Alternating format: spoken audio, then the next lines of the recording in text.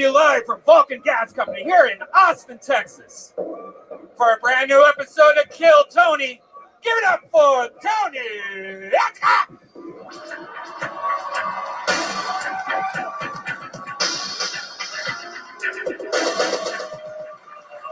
Austin, Texas, come on, this is a real live podcast. You have to make more noise than that. We're doing this shit tonight. Fuck yeah. We're doing this shit. It's Red Band.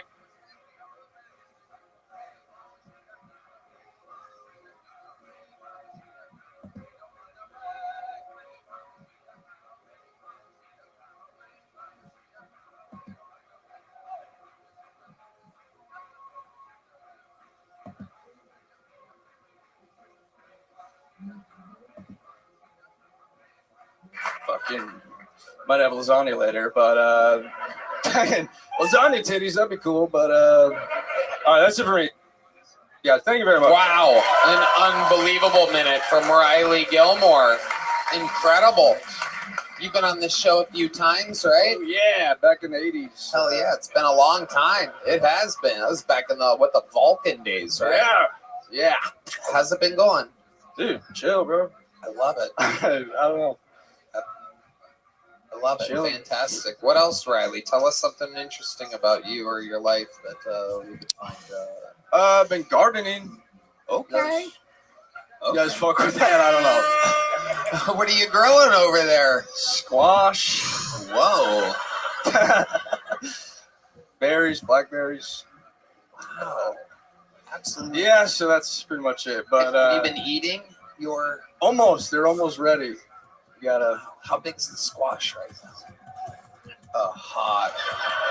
That's hot. Yeah. Reminds you of anything? Okay. Yeah. This is a great look for chasing children out of your berry farm. I'm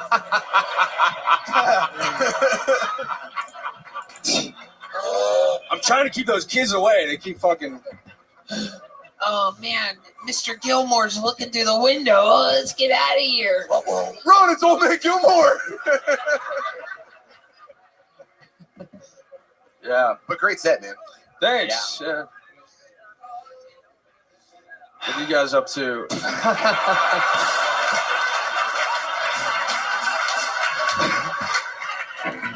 That's one of the all-time great moments in this show's history.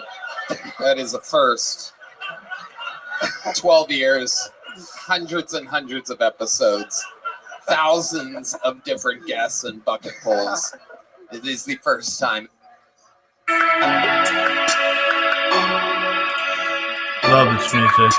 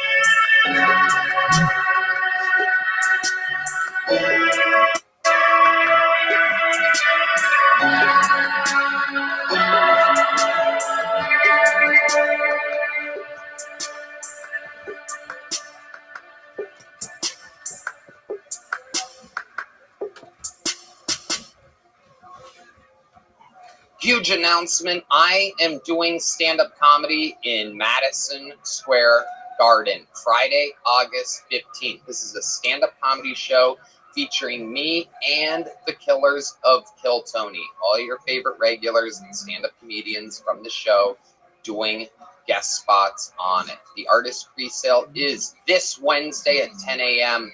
and it goes till Friday, May 2nd. The special password is Tony25. That's Tony25, all one word. Local pre-sale starts Thursday, May 1st at 10 a.m. Also, the ticket drop for the Kill Tony tapings at the Mothership is this Tuesday, April 29th at noon. This is your warning. Those tickets are available at comedymothership.com. The tickets for the Killers of Kill Tony plus Tony Hinchcliffe at Madison Square Garden on Friday, August 15th are available at TonyHinchcliffe.com. And there's still a few tickets available for the huge stand-up comedy show at Resorts World Saturday, May 10th at 8 p.m. Those tickets are available at TonyHinchcliffe.com. So Vegas, New York City, and Austin, Texas, the chambers are loaded and ready to be shot off. Go to the respective websites and buy tickets and see stand-up comedy and new tapings of Kill Tony upcoming for the months of May, June, and July at ComedyMothership.com, the stand-up shows at TonyHinchcliffe.com. Now, a brand new episode of the #1 live comedy podcast in the world. This is Kill Tony.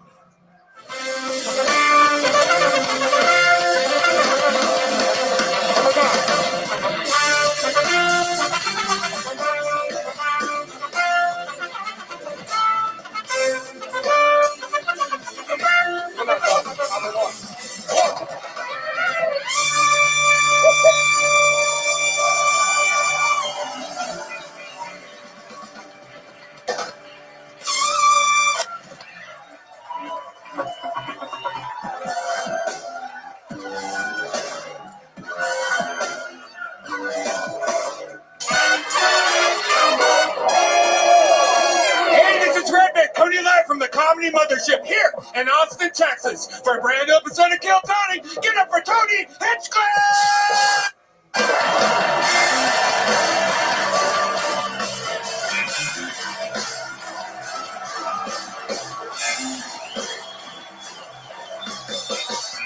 Who's ready for the best fucking night of their lives, huh?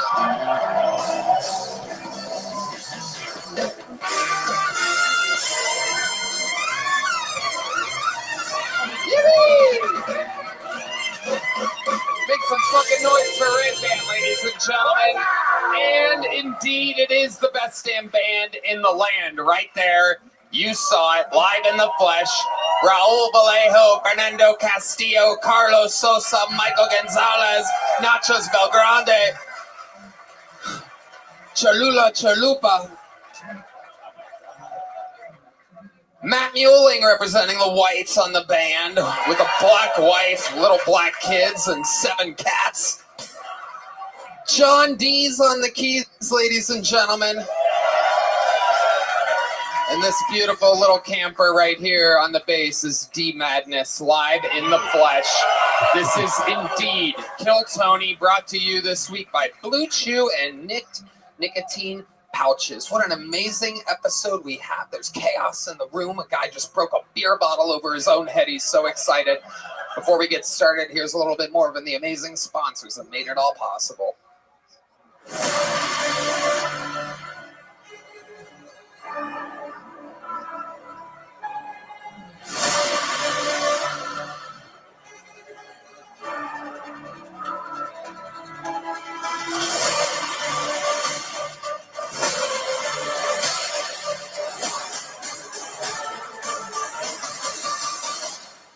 Are you guys ready to start tonight's fucking show or what?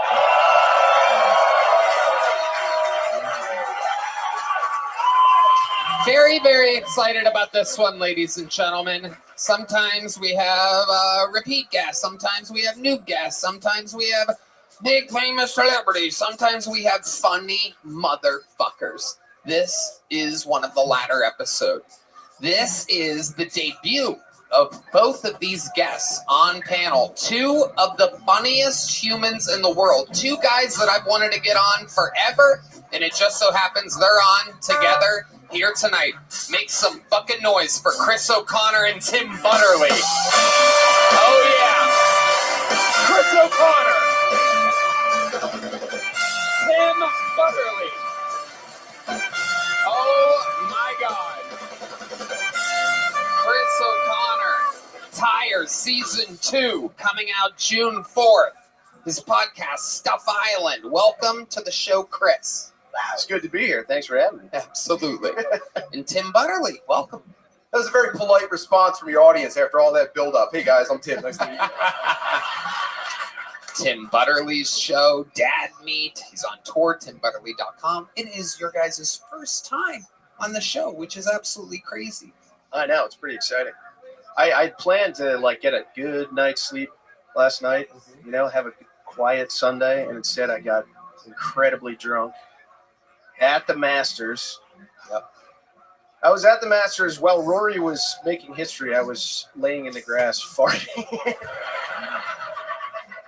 300 yards away from whatever he was doing. My farts got a big roar from the crowd. Hell yeah. Well, you look great. You don't look hungover or inflamed whatsoever. So it's going to be awesome. We're happy to have you. Since it's your first time, I should tell you, 275 people signed up for the chance to get on this show tonight. If they get pulled out of the bucket, they get 60 seconds. Uninterrupted. Their time is up and you hear the sound of a kitten. That means they have to wrap it up then, or else they bring out the angry West Hollywood bear. This guy has a tattoo of a spider behind his ear, so I'm going to let him pick the first one. Right off the top. Look at that. Yeah, looks good to me. And the show shall begin. To start tonight's show, we have a golden ticket winner making his third ever appearance on the show. Can't think of a worse time for that to happen, Dees. Really wasted that one tonight. Leaning on your keyboard, just high and falling asleep as usual. It's kind of crazy at this point. You would think you'd be able to survive 5 minutes into the episode without doing something absolutely stupid. But there you are. There you are. High and tired. John Dees, his debut album, High and Tired, coming out soon. Or you could see it live on the show every Monday as he falls asleep, leaning against sound effects on his keyboard. He wears sunglasses because he literally falls asleep during the show. Going up first tonight, the third ever appearance of a golden ticket winner that we like around here. Let's see how the third minute goes. The comedy stylings, 1 minute uninterrupted, going to Colin Sledge, everybody. Here we go.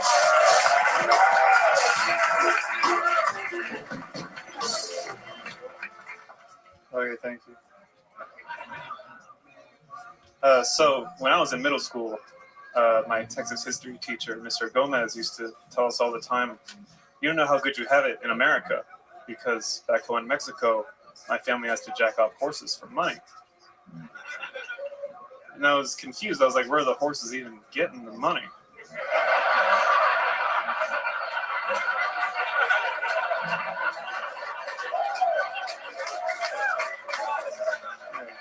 Okay, so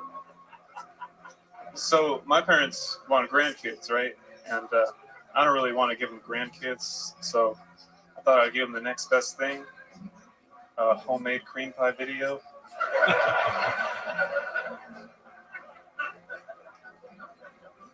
My parents hate to see me coming. Okay, so I'm in therapy now, right?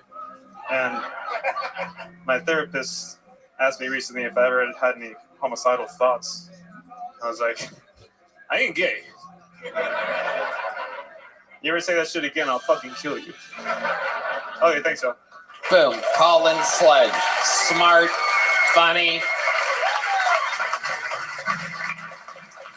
Such a serious man, Colin. You're having fun. You smiled there. I smiled this time. You did smile a little bit. Look at you. Adam Ray said I'm pretty when I smile. So. Adam Ray said that? Yeah, the last time he said that. Absolutely incredible. How's life going for you, Colin? It's been okay. Okay. Yeah. Yeah. Should I answer more? So I tell more what I've been up to, or you want to ask something? What did your therapist ask you if you're having homicidal thoughts? Oh, that was made up. That was a lie. It's pretty believable. Pretty fucking believable. Do you see a therapist? Well, my copay went from 50 to 90, so I haven't seen her in the new year. Wow. I emailed her my Kill Tony appearance, though. You did? Yeah, she says it was funny. Okay. All right. I'm going to go back soon, probably. Okay. Went from 15 to 90? 50 to 90. 50 to 90. I don't Yeah. know if you know this, my dear friend Colin Sledge, but the amazing people over at Talkspace, you can Talk to a licensed provider typically within 48 hours just by going to Talkspace.com/Tony and enter the promo code SPACE80 to get $80 off your first month. I love Talkspace. Yeah. Thanks, Red Band. Thank you. Absolutely. Thank you for Yes, setting you're us welcome. up for that. That's good. That's good. I could afford an extra 1,000 of your therapy sessions because of what I just said. Thank you.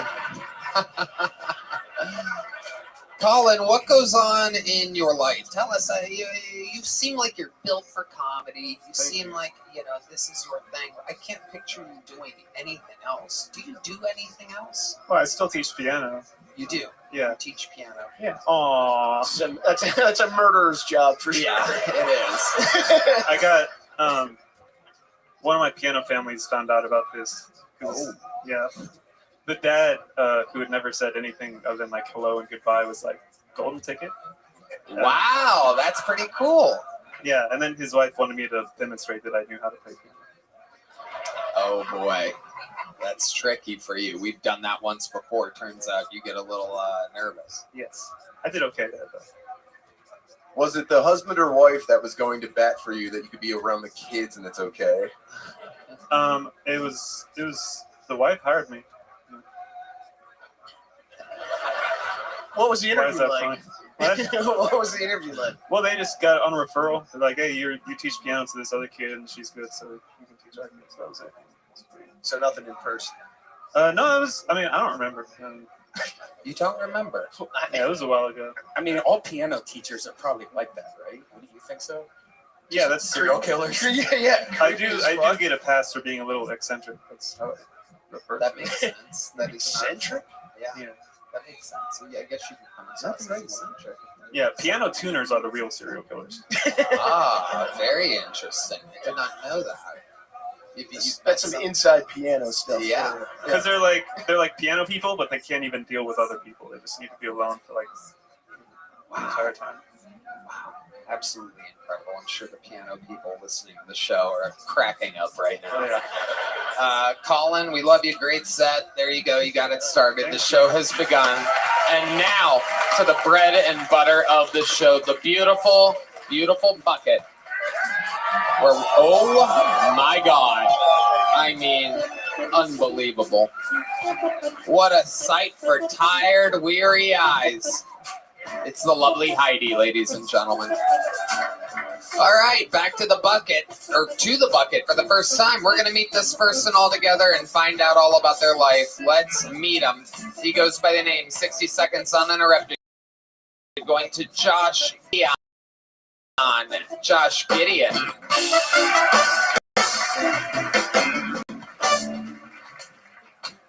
Have y'all ever broke y'all straw while trying and it ruins your drinking experience? Do you think babies feel the same way when sipping on pierced nipples? Is that the... Because they gotta take the piercing out, right? And when they do, you think it comes out in 3 like a Bellagio fountain? Is that the logistics? A little bit about myself, I am half Haitian. And y'all heard what Trump said, how we eat pets. I'm also half Korean. So I guess you could say I really got that dog in me, you know. Who knew a Haitian dad and a Korean mom would make a beige Hawaiian punch guy? Who knew it? I'm over here looking like crouching tiger hidden nigga.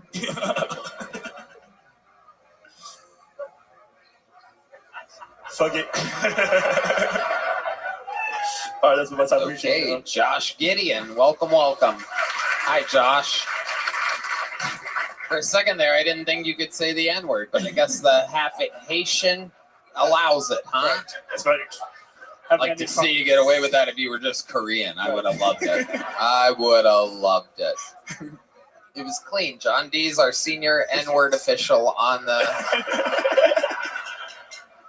scene. Absolutely incredible. Very Korean to be dropping a word like that, but here you are. How long you been doing stand-up? It's about to be 3 years in May. Where at? I started out in Newport News, Virginia, and just moved out to San Antonio in October. Okay. You were in the middle of Virginia. What do you do for work? I work at Foot Locker now. Wow. Perfect. Absolutely. Does he look like a Foot Locker guy? Does it? You walk into Foot Locker, you're like, this guy knows what the fuck he's talking about. Yeah. They cut your hair like that when you join the army. Yeah. They pick it out when you get hired at Foot Right, Locker. that's what I do. Wow. So you wear the referee shirt and everything. Yeah, everything. That makes Every day. sense. Half Haitian, half Korean, split black and white right down the middle. Wearing a referee shirt. That makes sense. Wow. So you help people find shoes at a Foot Locker. That's all I do. Are you good at it? I'm all right. Just go. I can find shoes in a couple seconds, I guess. Yeah. Is that what you're asking? Yeah, what would you recommend for a guy like Red Band if he walked in there? If he's like, "Hey, everybody says I'm fat and ugly, and I need two shoes," what would you say to him? I'd recommend some sandals, I guess. I don't know. Oh, wow! I'm like you to get to buy those for sure. Wow! Didn't know you guys have sandals? sandals there. Okay, what do you do for fun, Josh? Play basketball. Really? And then, Wow. Okay. basketball and I lift weights starting just now, recently. Just started lifting weights. Just now. You play basketball. Have you played basketball your whole life? Yeah, basically. Okay, so you play basketball. You say the N-word. Yeah. How about the Korean side of you? Still the N-word. That's right. What do you do that's Korean? Any Korean activities? I take off my shoes when I enter my crib. Oh, That's very good.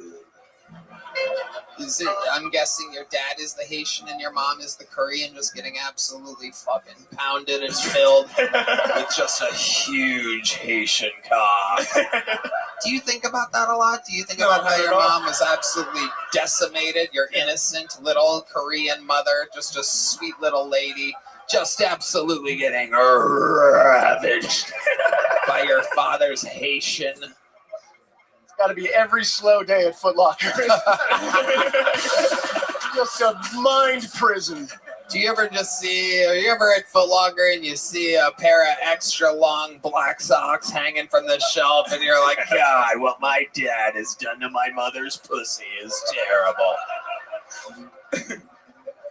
never. I don't. Okay. Wow. My goodness, Josh. So you live in San Antonio. Yeah. What made you go from Virginia to San Antonio? So I got out the military. I did 4 years in the Air Force. Oh, wow. What did you do? Wow. Amazing. You went from the Air Force to Air Force One. This is Yeah. absolutely amazing. That's right. Absolutely incredible. I didn't realize Kept that. crashing the planes.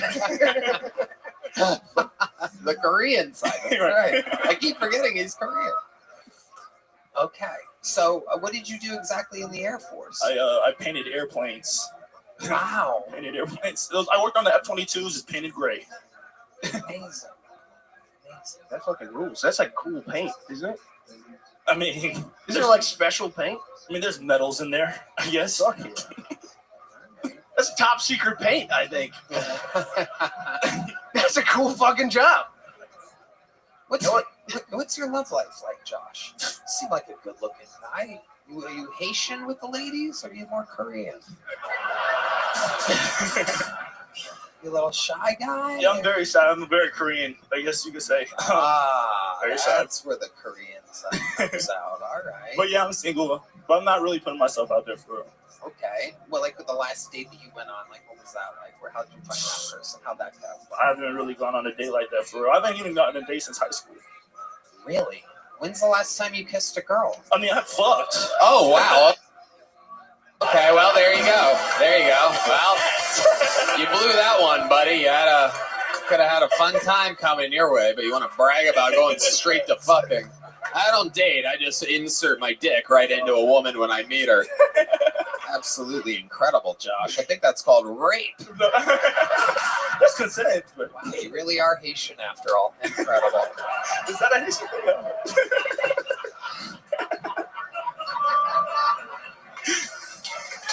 No, don't do that. No, I don't want that. This isn't a fucking one-man show. Anything else crazy we should know about you? Not just chilling, dude. Doing comedies. What do your parents think about you doing this? They're actually high key supportive. You know, The what? They're high key supportive. They're supportive. High key? High key. High key? The ancient Korean art of supporting your son. Try reading a fucking book sometime, Tony. We are very hikey of you. Selling Nike, we are hikey. There you go, buddy. Congratulations. Welcome to Kill Tony. That is your first bucket full of the night, Josh Gideon. And the show shall continue. This podcast is sponsored by ZipRecruiter. According to a recent ZipRecruiter survey, 76% of employers plan to expand headcount for 2025. That's a lot of time spent hiring. If you're one of these employers who's ramping up hiring this year, don't miss out on this advice. Add ZipRecruiter's latest feature, Zip Intro, into your hiring plan. It lets you post jobs today and talk to qualified candidates tomorrow. Best of all, it does most of the work for you, so you save time. And right now, you can try Zip Intro for free at ZipRecruiter.com/KillTony. Right, Dan? Tony, I love ZipRecruiter. It's the greatest hiring site out there. Zip Intro gives you the power to quickly access excellent candidates for your job. Assess via back-to-back video calls. You simply pick a time and Zip Intro does all the work of finding and scheduling qualified candidates for you. Then you can choose who you want to talk to and meet with great people as soon as the next day. It's so easy. It's so easy, a red band can do it.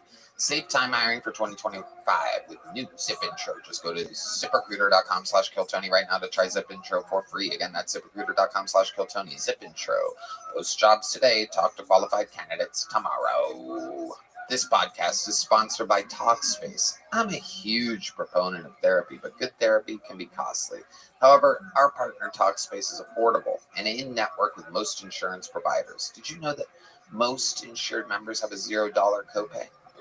That's right, Tony. Talkspace, the leading virtual therapy provider, makes getting the help you need easy, accessible, and affordable. Accessible. If there's a C, it's A. If there's an S, you know what I'm talking about, guys. I think Talkspace is providing some of the best quality mental health treatment out there. Yes, indeed. Red band. You can easily sign up online and get paired with a licensed provider that's the right fit for your needs, typically within 48 hours. You can also switch providers at no extra cost. Talkspace makes getting help convenient because you can take your appointments from the comfort and privacy of your own home. You can even talk it out in between sessions by sending messages to your therapist. And as a listener of this podcast, you'll get $80 off your first month with Talkspace when you go to Talkspace.com/Tony and enter promo code SPACE80. To match with a licensed therapist today, go to Talkspace.com/Tony and enter promo code SPACE80 to get $80 off your first month and show your support for the show. That's Talkspace.com/Tony, promo code SPACE80. With your second bucket pull, and here we go. She goes by the name of Audrey Scott, everyone. 60 seconds uninterrupted going to Audrey Scott. Well, I was up all night. I'm very good at Spanish. What's good with you? Hola. How'd you find out about me? But I can't roll my R's. Unless I'm saying the N Very word. cool. We're watching Kill Tony. And I was like, oh my gosh, you can roll her R's. It's a Like, new one. distraction. I'm going to be honest with y'all. I don't like child porn. You were helping him with like the. So funny about that, you freak. Right, because every time I watch it, right? Every time I shove that flash drive right into my fucking PC to watch my CP. Acting's too immature. Kids are always like, oh, where am I? I'm hungry. Grow up. It's show business, baby. How the fuck did you think Bieber made it? He got ushered into the diddying. Baby, baby, baby oil. Diddy did it. Hot take. The brand of the baby oil was Johnson and Johnson and Johnson and Johnson and Johnson and Johnson and that's it. Thank you. Okay, Audrey Scott. Welcome, Audrey. Hi. You look like a half Korean that was in the Air Force.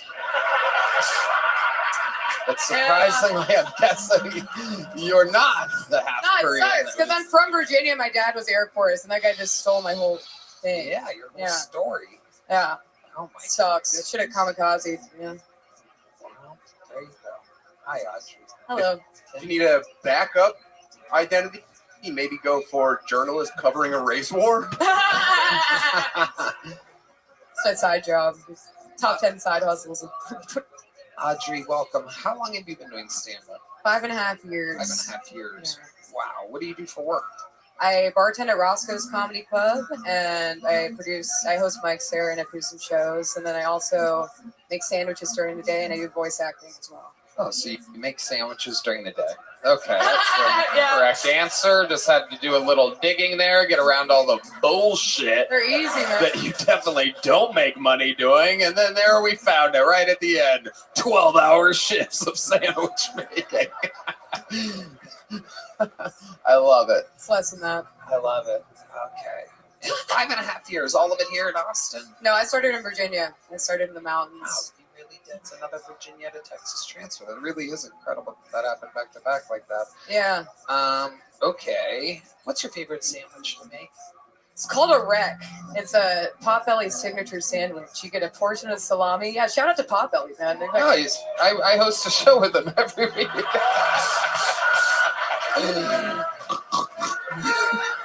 It's the best open mic in Austin, you know. Free sandwich on the way. Yeah, it's roast beef, salami, turkey, ham, and then Swiss cheese on top. It goes pretty hard, actually. Yeah, it's amazing. Audrey, what do you do for fun? Sauces on? I've been hula hooping recently. I got a hula hoop at Walmart when I was buying roach poison for roaches in my house because I have roaches in my house. They're really bad. But the hula hoop's been like really helping out. Okay. Yeah. All right. Have you learned any cool tricks yet? Not like the EDM like slutty level yet, where I'm like, we're just wearing sequins and shit. But I'm getting like an hourglass figure from it. I just go like this in my backyard. What kind of tricks should she know? You can like throw it and catch it. Yeah, dude. There's a whole fucking show you can do with that thing. You can hoop it everywhere. I can She's do still that just working on the hips, though. It turns out. I can do the neck and the arm, but now I'm mastering the hips. So it's a new challenge. Get rid of that thing. Get rid of that thing. It's the worst person at every festival. sorry. It's the hula hoop lady. Why? It's fucking hula hoop. Dude, it's not. It's a really good exercise. Like I don't want to go to the fucking gym and get filmed How by an was your day? influencer. Or, like No, have a sweaty fat person. This is correct here. The hula hooper is Excellent. Are you ready? one level away from the person with like the ball. All right. Just one moment. One invitation coming up.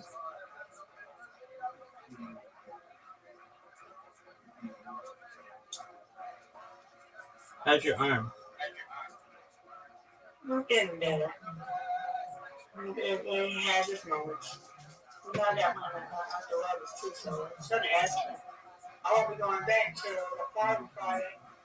I got something to do this Friday, and I got to go to a dermatologist appointment on Monday. So I won't be able to go back till the following Friday. All right. So then, I got some more appointments, and I'm going to get some more. So I feel all better. So I got to get my legs strengthened too, so yeah. All right, Mr. Aquarius. I'm ready. Let's go.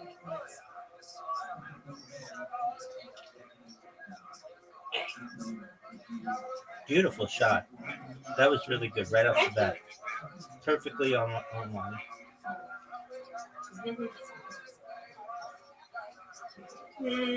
Okay, good job. I did nice. Right? Okay. Rabbi, I get it. Whoa. Okay. Huh. Get it. Oh, no.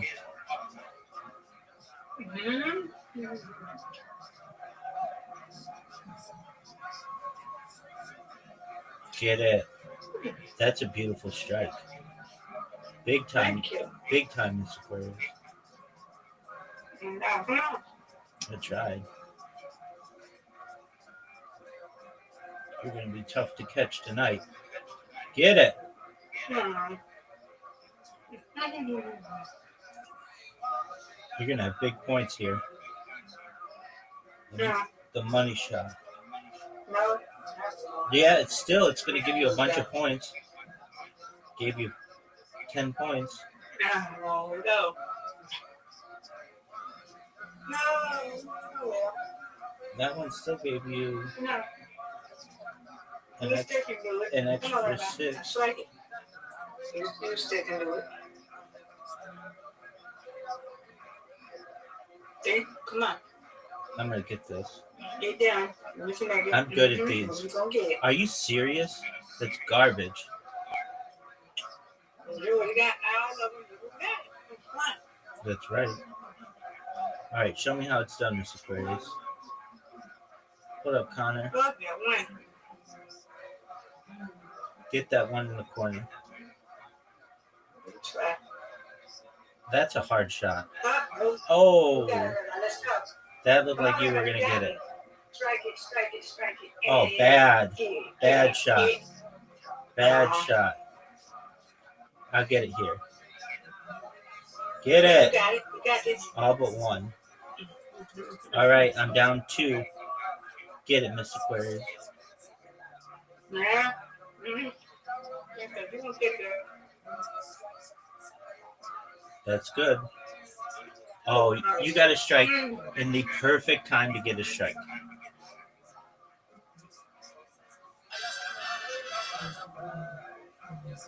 You got a You got strike. this. Come on. You got a You strike. You got In the this. it's your shot. What's the matter again? Oh my God. They doing it again.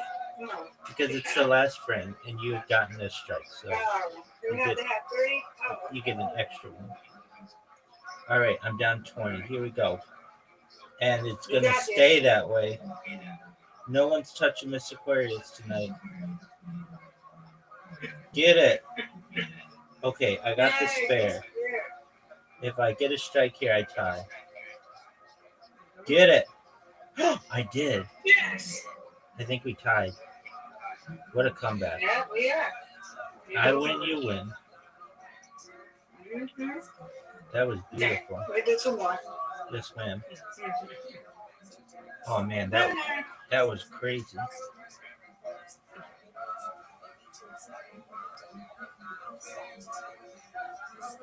All right, show me how it's done. I think I scared him away. No, you're fine. He's here also.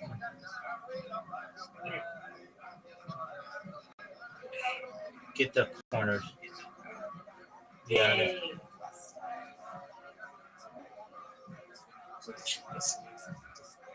Look at this one.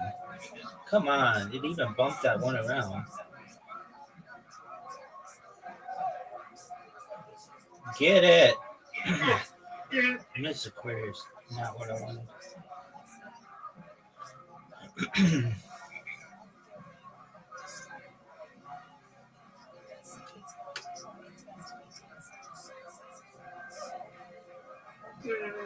Get this one. You got it. You got it. Nice and easy. Got it. Good job. Nice spare. Nice spare. Come on. All right. I'm getting these. No doubt, no doubt.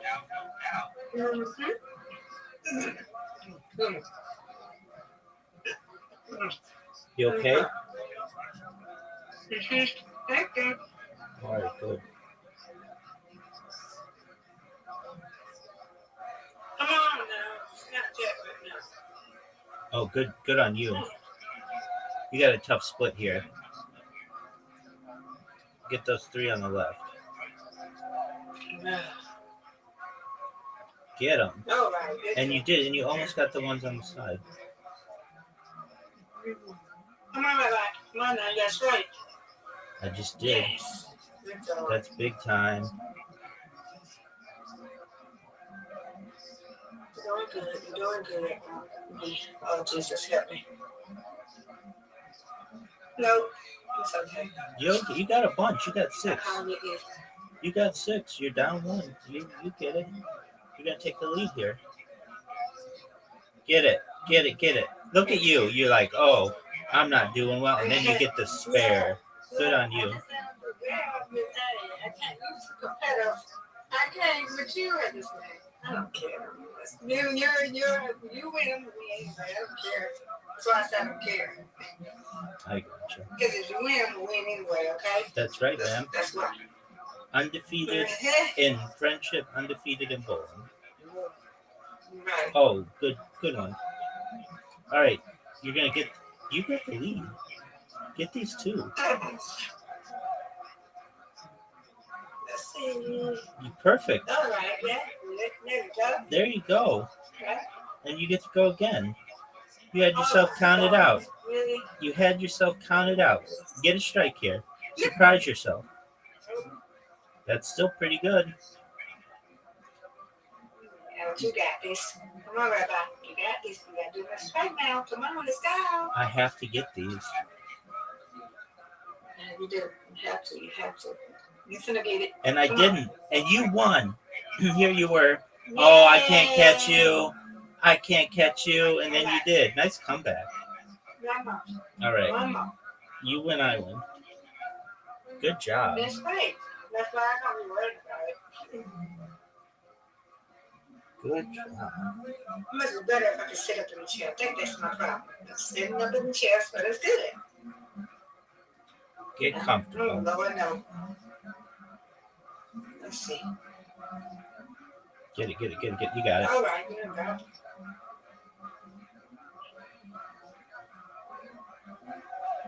Got it. Whoa.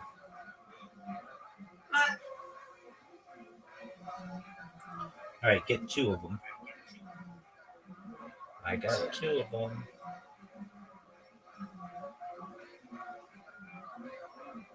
All right, get them all. And you did. I said get them all, and you listened. Get it. I tried. Now this is tough. You got this. No. Get it. I only got 2.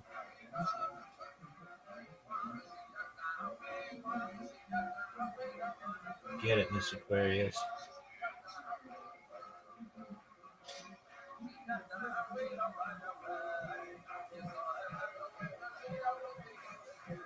No. You got it. You got one more?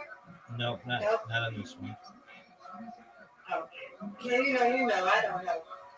Okay, so the way it goes Let me know when I get is you get 2 frames, No. or you get 2 shots on each frame It's there. for the first 4.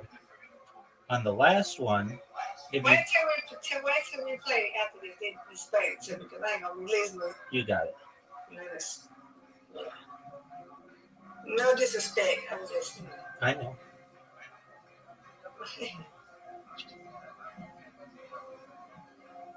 Let's go. Go. Get it. Rabbi got it. Come on, Rabbi, you got this. Yes, ma'am. Strike. No, I have a tough split. Like an impossible one. Just get 1. All right. Oh, we're tied. All right, this is the final frame.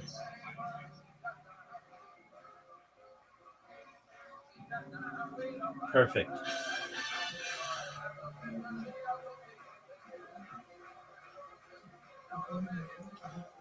And then get this.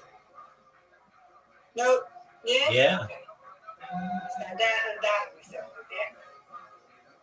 Okay, you got this, Rabbi. Come on, strike. Nope. We're You probably get it. You get it. we're gonna tie. Get it. No, we're not. You're gonna win.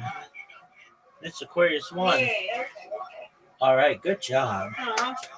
Okay, the way it works, Now, how I go now? the way it goes, you get 2 shots per frame. Unless something happens, which is you get a strike on your first shot. If you get a strike on your first shot, you don't go for a second shot. You've already knocked them all down. Now, what helps is when you get a strike in that first frame, then the points from the first frame double in the second frame. So it's like carryover. It's like a bonus. Okay. Okay. But you did what? 2 strikes, you said? No, if you just get one strike, then you only get one shot during that frame. But then the next time you go up, let's say you only hit one pin on your second frame, well, you actually get 2 points for it because you got a strike in the first one. Okay. And then the other thing is in the last frame, in normal bowling, that's the 10th frame, but in how we play, it's the 5th frame. If you get a strike or a spare within the first 2 shots, then you get an extra shot. And so let's say in the 5th frame, you get a strike on the first one and you get nothing on the second one. You get a 3rd shot.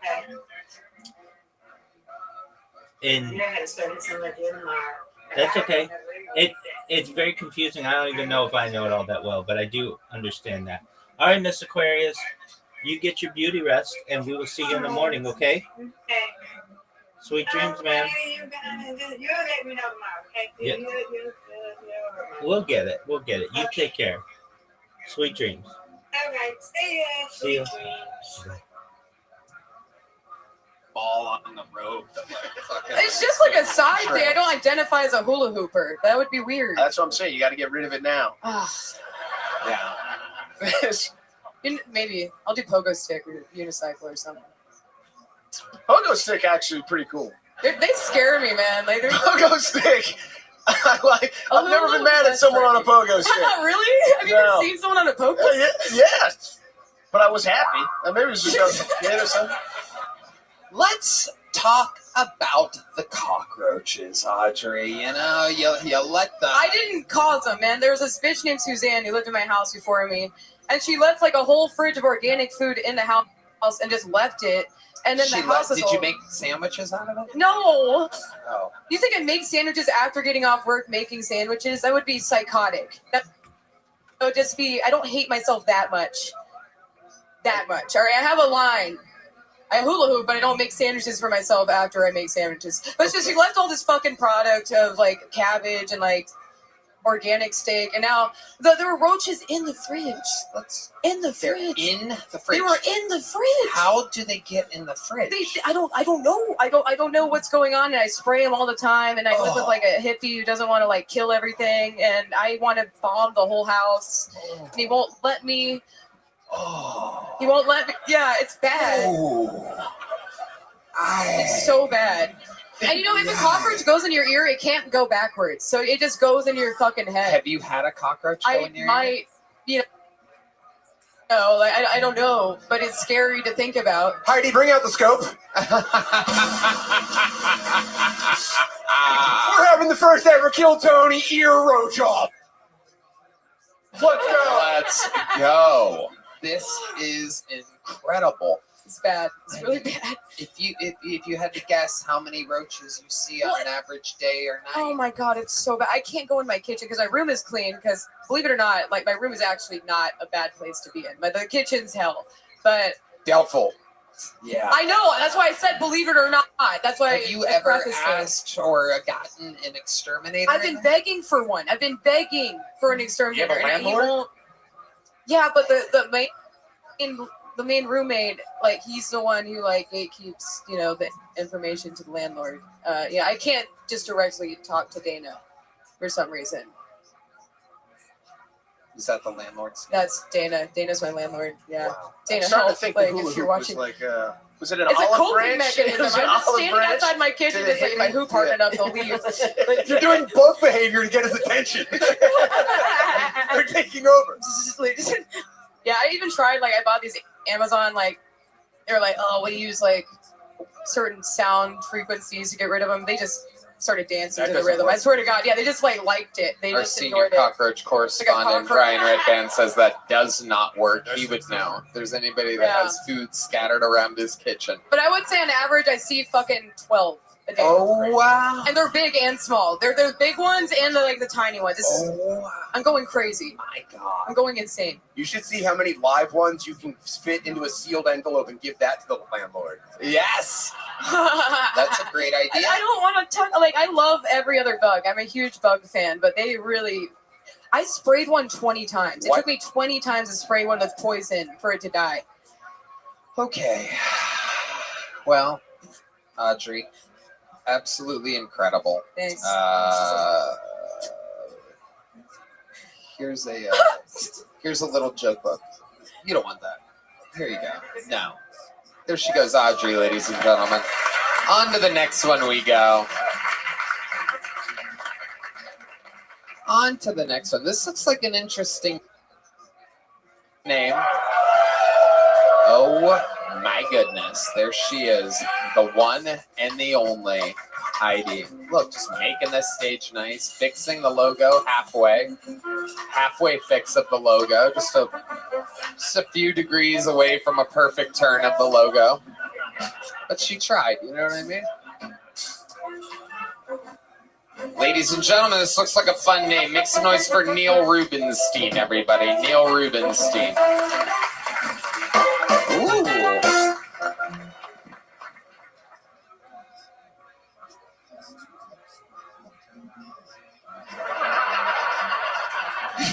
Everyone's good? We're good? All right. Yeah. No, I get it. Because you guys saw me, you're like, this guy ain't afraid of nothing, you know? And then you heard me. And you're like, oh, he's afraid of the dark. That's what that is. I was told I sound like the person I look like I kidnapped. So, that's okay. You doing all right? Okay. I don't mind being a big guy, you know, usually pretty safe, right? Like I remember one time I was walking in Brooklyn, and this is before Brooklyn was a yoga studio, you know, so streets are so riddled with crime and gluten. And this dude popped out to mug me, and I was like, nah, man, get the next guy. And he was like, okay, thank you. I just straight up, I was like, this is mint, everyone should give this a shot. Oh, all right, cool. You are adorable, Neil Rubenstein. Is it Rubenstein or Rubenstein? Whatever's comfortable. Okay. I love it. That's a All good right, answer. all right. Good. Just spell it right, you know? So, Yeah, incredible. So Thanks, you're man. Jewish? yeah. Is that... And you're also a deli. That's incredible that you could be both. You're a Jewish deli, all under a one-stop shop. I don't get that, but all right. Okay. It is All right. because you're filled with food. Oh, yes. Oh, a very... You truly are a Great. Rubenstein. Yeah, great. You are filled with Rubens, as Yeah. in the sandwich Killing that the it. cockroach girl makes during the day.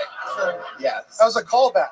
Yes, indeed. Thank you. Look at you. Yeah, he's killing it. I Yeah. love it. Neil, you're very funny. How long have you Thanks. been doing stand-up? 10 years. I love it. I could tell. Where at?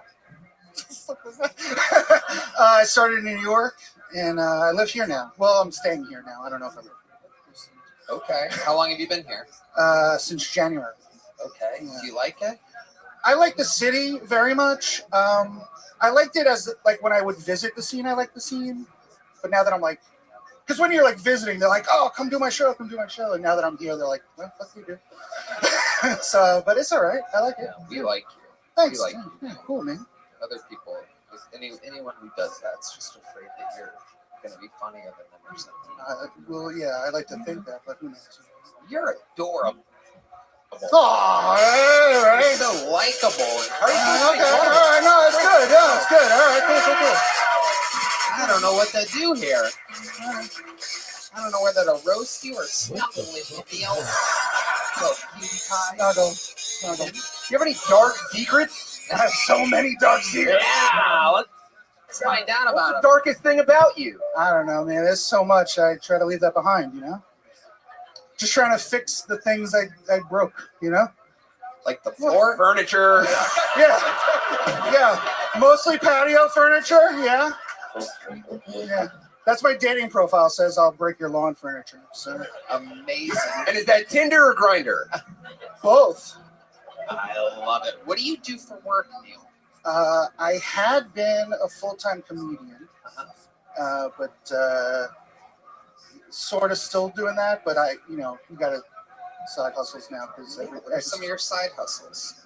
I just PA, like not PA, like personal assistant stuff. I used to tour manage bands, so I have like that skill set. So I help out a bigger comic on like some of their scheduling and itineraries and stuff. Very cool. So yeah. We like that.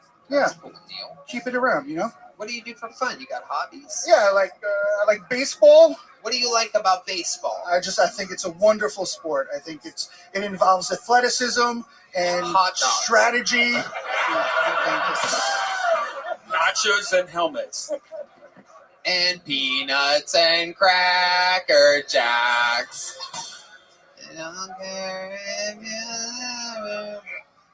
Baby back ribs. Yeah, I like going to baseball games because I can have someone rub sunblock on me.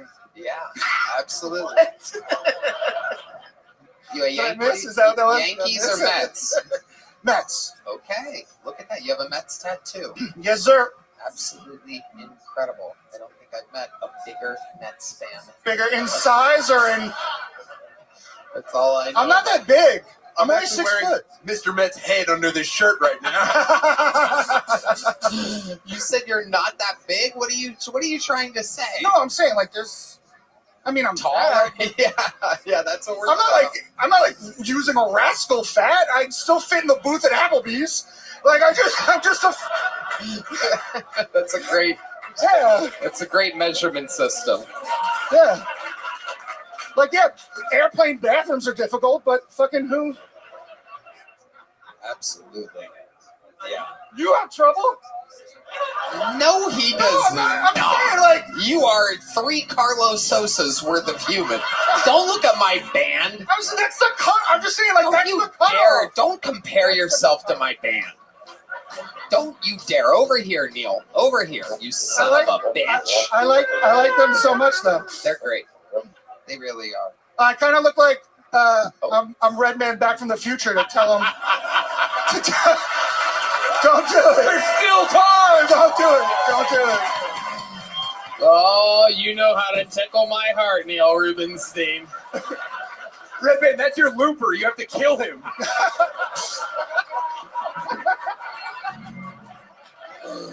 I'm sorry. It is your destiny. Absolutely incredible. Neil is a baseball hat away from being the new co-host of Kill Tony. This is incredible. I couldn't fill those shoes. I'm sorry. Well, we'll find. We know a guy that works at Foot Locker. We'll find out about that. Neil, tell us more about your life. Oh man, I don't know. I don't know where to start. You've been married? You have kids? Yeah, married, no kids, raised by wolves. What do you mean raised by wolves? My parents, everyone's got a thing. I played and toured with some rock bands, and then. When you say you played with some rock bands, what do you mean? What did you do? I was just in a hardcore band a long time ago. What did you do? Sing? Play Sing. guitar? You sang? Let's play some hardcore music. How many of you want to hear Neil sing a little bit?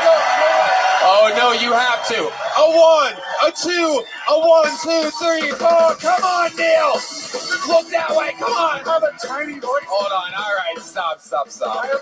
I have a tiny little voice now. What are you talking about? Don't pull a fucking Val Kilmer on us right now, motherfucker. Oh, I destroyed my voice. Did you not always sound like this? No, I destroyed my voice. He damaged his vocal Yeah. cords, Tony. Yeah. He's technically disabled. Finally. Can I get one of those little placards for my car? What? What? There's a guy just saying same. Did you miss the whole thing? We just did a thing about not doing that. My goodness. So what happened to your voice exactly? Just screaming a lot, growing up. So you in can't bands. sing anything I anymore? can't really get louder. I can do a little bit of projecting, but I can't sound cool. You used to sound cool. Maybe it depends Were on you your screaming kind of like screamy and shouty. A lot of shouty. Did you sound like this when you had to quit the band? No. Hey guys, I don't know if I can sing that song anymore. It's been real, guys. Peace out, everybody. I gotta hit the bricks.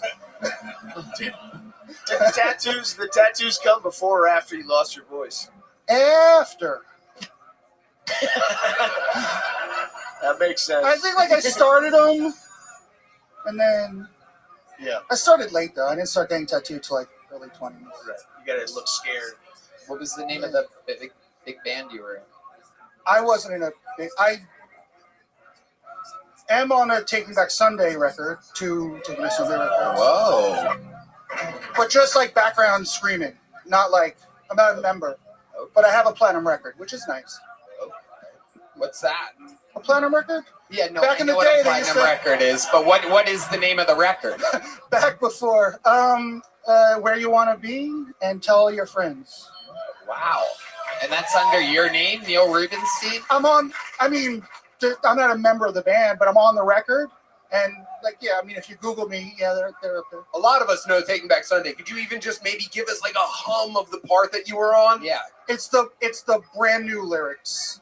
Oh no. I did that. What do you mean? They were this song is about Jesse. What the fuck is that? Somebody shut that fucking lady up back there? Jesus, how do I have to say that? How many times would she have to just be annoying before somebody sends somebody the fuck back there? Jesus fucking Christ, people. That's 17 staff members just fucking watching. Okay. Would someone please mosh that lady right now? Literally begging for it. Spin kick that broad. So annoying. So what were the lyrics? What is lyrics? It's have another drink and drive yourself home. I hope there's ice on all the roads. And you can think of me when you forget your seatbelt, and again when your head goes through the windshield. Let's go! Hell yeah! Wow. A fucking classic! Wow. I was a bad guy. What's the first thing you do when you wake up in the morning? Go back to sleep.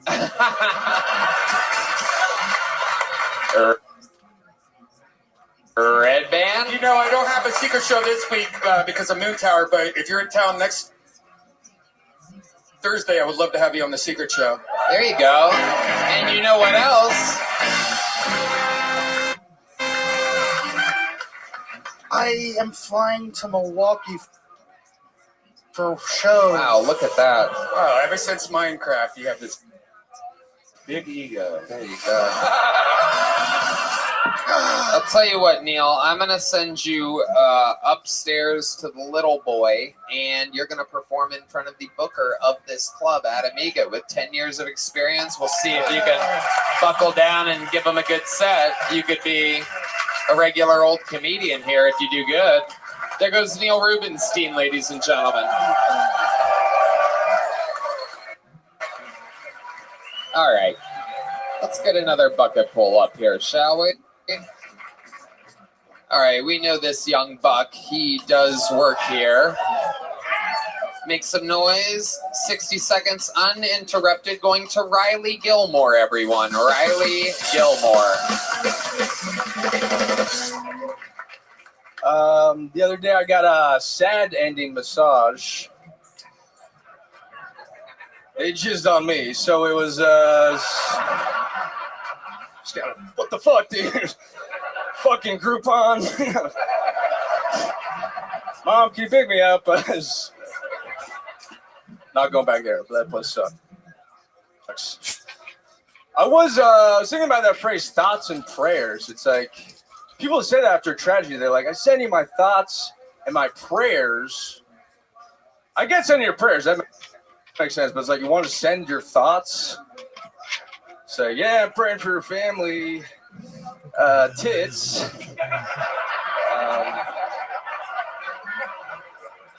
Thinking about getting a bike. What else?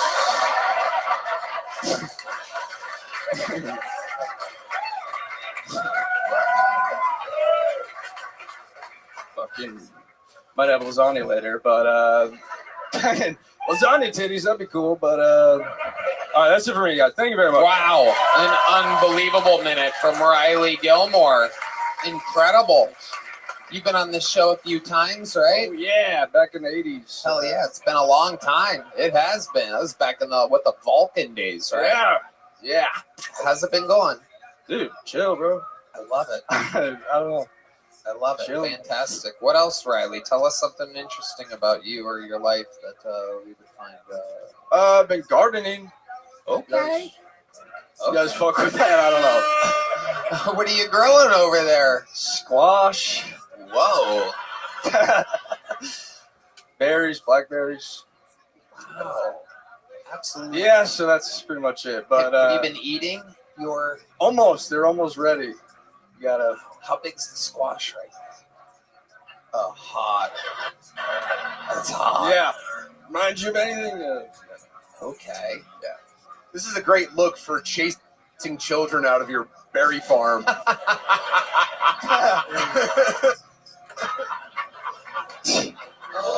I'm trying to keep those kids away. They keep fucking.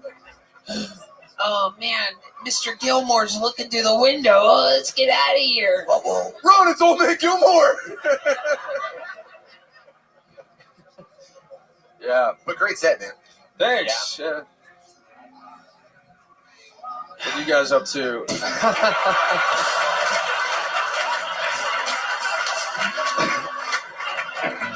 That's one of the all-time great moments in this show's history. That is a first.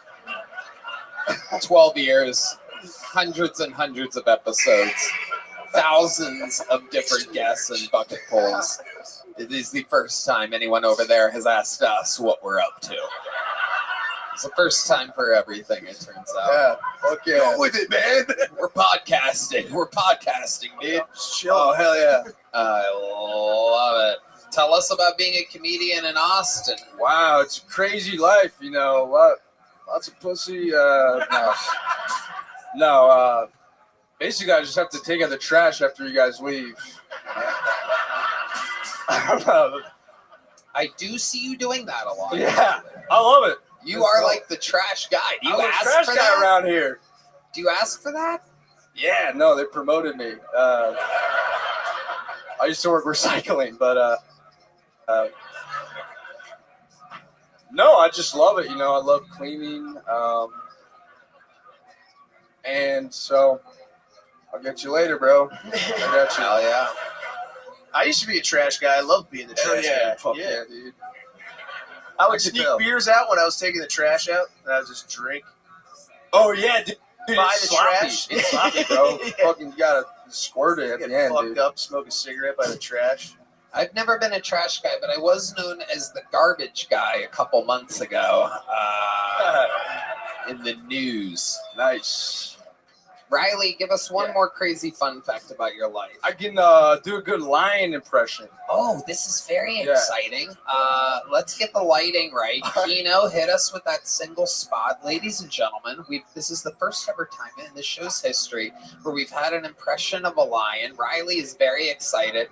He has a lion's mane filled with carrot top's pubic hair, lining his chin. There's nobody better to do a lion impression than him. And this is that moment. Riley Gilmore does his lion. And this is what it sounds like.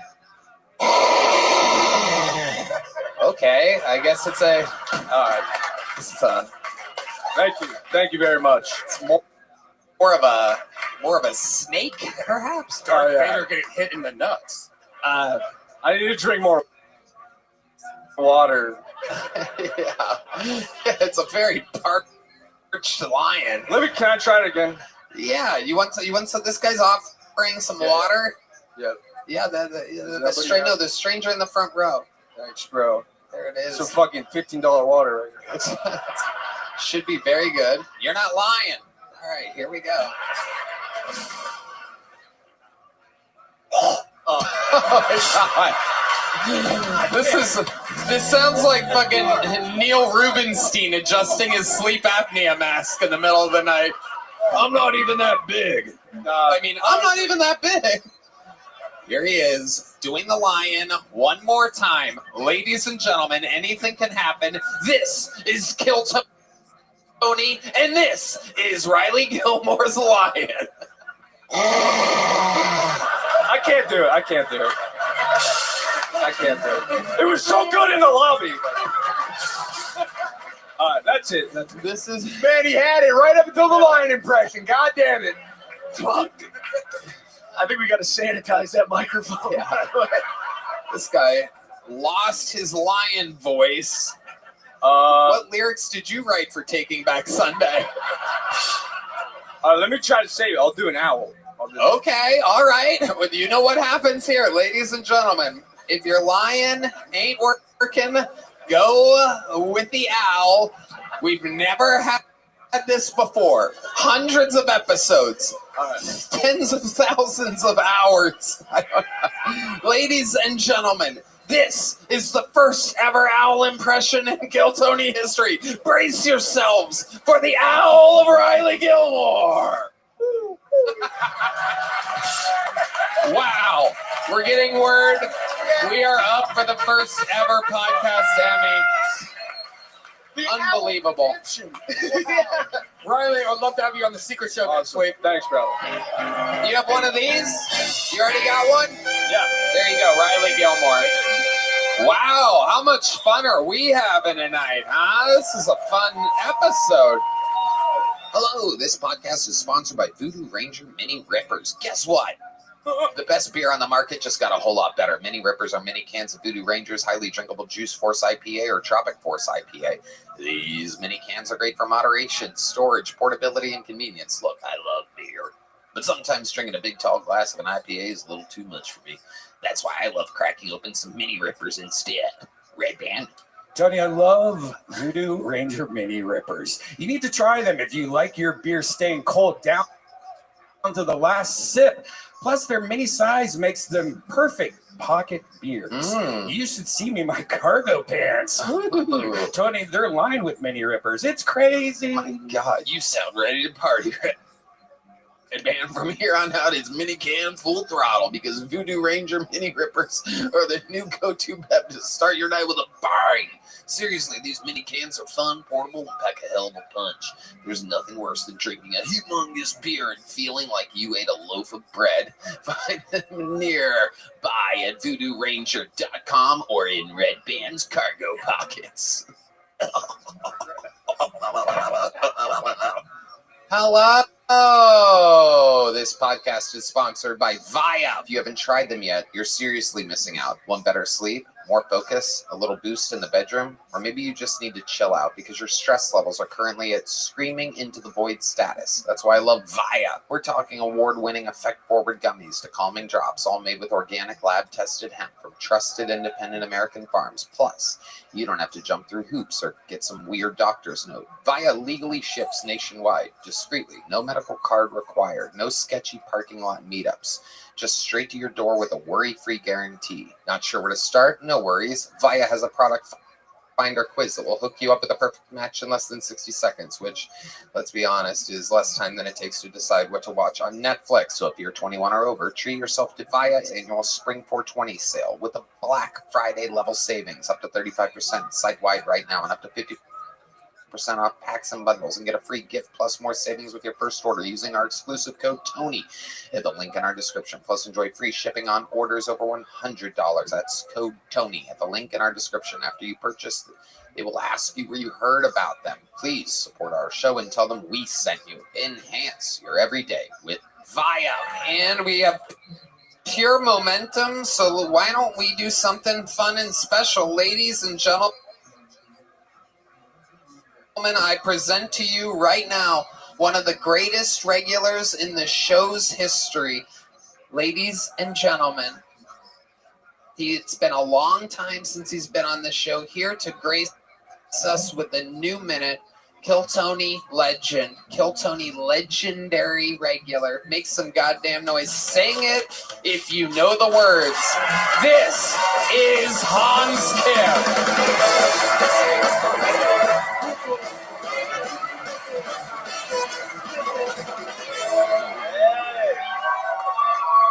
What's up? It's good to be here. Thank you, sir. I am Hans Kim. That's right. And I am Asian, or as I'm known in Texas, I'm Chinese. So there will be 145% tariff added to your bill tonight. Take a good look at this shirt. You're going to have to make it soon.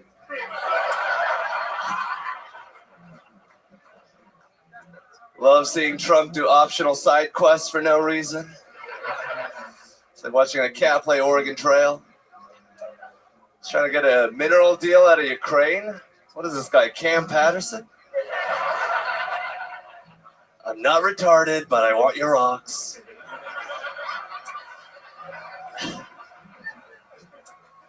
I blame the Democrats. Why would you send a woman out against Trump?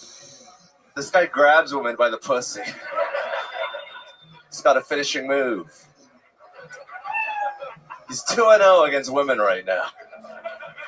He's the best transgender athlete we have. All right, that's my time. Thank you very much. That was Hans Kim. That was Hans Kim. That was Hans Kim. That was Hans Kim. Hell yeah, Hans, welcome back. Thank you, Tony. A fantastic set. Good to be back. Everybody loved it. Absolutely amazing. One of the greatest interviewees in the history of the show. Look at the way that you look at me. Look how it just perfect. You are. You're focused. You're ready for anything. Let's check in with the panel here. Chris O'Connor, what do you think about I was just going to say, it's hard to see. It's hard to see the way he looks at you. He's incredible. He looks like he's in round 15 of one of those old boxing matches. His eyes are swollen shut. It is absolutely incredible. It looks like he's wearing like racist disguise glasses. That's nuts.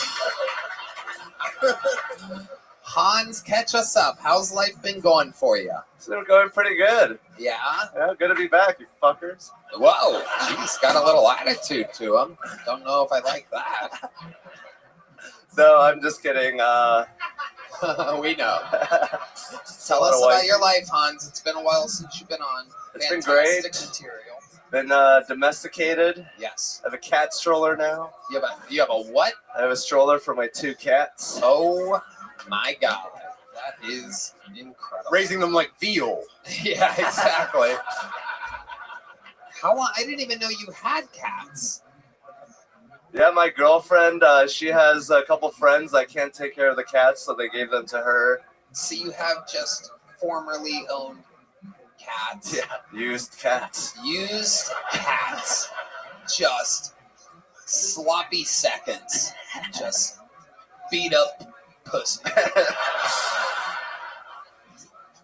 Are they nice? Are they nice cats? They're very nice. They're great cats. One's fat and old. It's like a dog. It's kind of dumb. Huh. Yeah. I can see. It's like us. It's like us, Red Man. One's fat and old. The other one gay as fuck.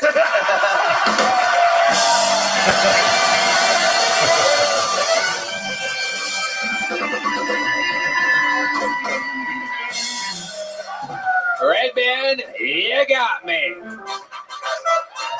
Wow. Boom. I don't know if I'll ever recover from that one.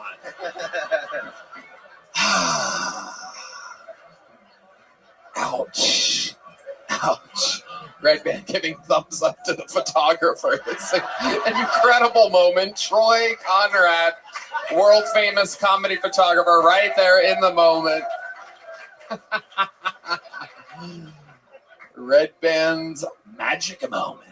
All right, Hans, catch us up with what else has been going on. You have a cat stroller, so you walk your cats? Yeah, they hate it. Why do you do that? It seems like they wouldn't like that. They're house cats, right? Yeah, but it's like every creature dreams of freedom. You know? And it's like you're taking them out in a rolling prison, though. They can't get out. Yeah, they're Chris O'Connor, what do you think about this? It's fucking psychotic. Walking cats in a cage. Also, what if someone sees you? It's the gayest shit in the world. Are you at all worried about your reputation? The paparazzi saying we got Hans TMZ, and we got Hans Kim walking two cats down 6th Street. I feel like that's content, you know? It's like, you know? Breaking news. This is up there with the hula hoop. It's incredible. Perhaps you can let the hula hoop girl borrow your cats, and they can chase down the hundreds of cockroaches that she has. Hans, anything else we should know about you before moving on? I hung out with Heath yesterday. We got drunk. Heath Cordes. We love Heath Cordes around here. Fresh off of playing Elon Musk's son on the Netflix Kill Tony. Yeah, he drinks a lot of alcohol. He does. This is not a joke. That little shit fucking pounds him down. There's Jello shots last night, which is weird. Doing Jello shots with someone that looks like a child. Yeah, it is crazy. He's a fun guy to drink with, and he does. He fucking throws them back. It doesn't make much sense, but the boy can drink. He's a good guy. He's a good guy. Yeah, I put him in a Waymo, which is cool. No driver. Also not a good look.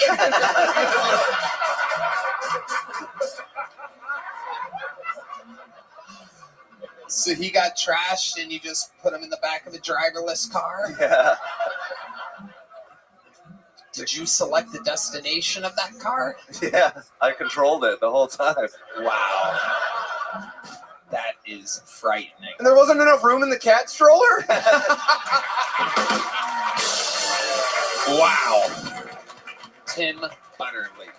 I love it. Hans, you did it again. Fantastic fucking set. Fantastic goddamn interview. One of the legends of the Kill Tony universe, Hans Kim.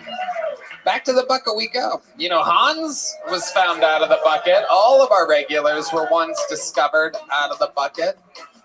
And your next comedian could be the next big discovery. Anything can happen. Back to the bucket we go. It's a one-word name. Make some noise for Poncho, everybody. I do believe it's the Kill Tony debut of Poncho. You know what's the worst time to be a... When you're hiding it from your wife and kids. Oh!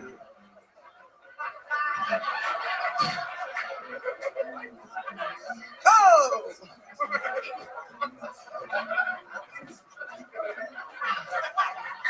That's all you get for free. Thank you. Poncho, you have 34 seconds left. You're All right. killing.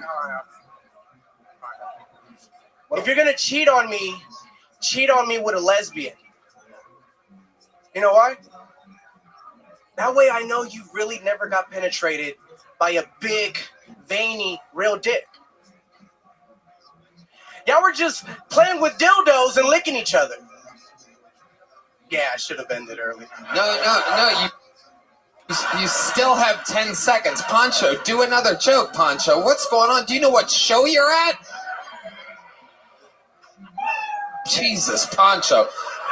What kind of Mexican named Poncho tries to do 1/3 of the necessary work and then leave? What the fuck is going on here, Poncho? I'm doing this for free! This is free! This is what you get for free! Yeah. Even if I was paying people to get pulled out of the bucket, I wouldn't give you anything right now. True. Okay, Poncho, let's talk about it. How long have you been doing stand-up? 3.5 years. 3.5 years, and you literally have 20 hot seconds of material. Where were these 3.5 years at? LA, and I actually performed part of my minute in front of you when you were in Ontario. You brought me up. I was one of the people on the stage, and you're like, I can't believe you thought this was going to work. And then everyone laughed. And then... God, I don't remember this. Yeah, I'll show him. Because you asked me, like, you asked me, like, hey, what do you do for work? And I'm like, I do comedy. And you just laughed at me. I do remember this. Yeah. And you gave me a minute, and I fucked it up. At the end of the show, I gave you a minute. Thank you for that. And yeah, that was bad then. I remember now, Pancho. This was many years ago, right? Like 2 years ago. It couldn't have been 2 years ago. I remember every Ontario Improv? Ontario or the other one? Brea. My bad. I get Okay, it doesn't really matter. Doesn't matter. Let's talk about it, Pancho. What do you do for work? Valet. You're a real ballet guy. In Long Beach. Here in us in Long Beach. I'm from LA. Okay. So, what's your favorite car to ballet? Driving the cars rough. I love to do that. Yeah, don't valet your cars because you get a Mexican like me to do it. I don't care about my job. So. Pancho. Oh shit. Pancho. What's the nicest car you've ever taken a joyride in? That's a good question. Lamborghini Urus. Oh my God! You drove somebody's fucking Lamborghini? Yeah, and then I figured out it was just an Audi. It just feels like an Audi. So I would prefer an Audi R8. You know, like an RS. Yeah, over. And what do you drive in real life? A Toyota Solara. 2005. Shit's clean. Clean title. It's just like an Audi. No, don't compare it. If it was up to Trump, you'd be Audi the country. So stupid. I just came from Mexico. I actually visited Mexico. The Mexicans that are going to get deported, they're going to be all right, bro. Mexico's awesome. Okay. Would you stay at a resort somewhere? No! What did you win? An all-inclusive vacation? You're like, this isn't bad at all. I went to the rancho to go visit my family. My mom's from Tepic, Nayarit. And Tepic, Nayarit. I hate when they switch like that. Yeah. Doing that fucking Avatar talk. Mexico, shut up. My mother's from Huevos Rancheros.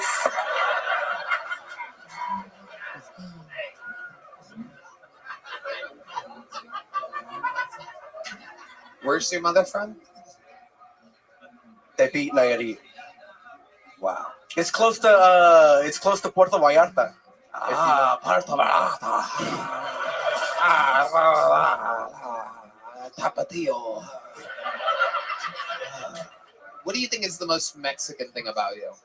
That's a good question. I think I'm lazy. Not his work ethic, says Michael I'm Gonzalez. really lazy. I'm really lazy. Michael throwing his own people under la autobus.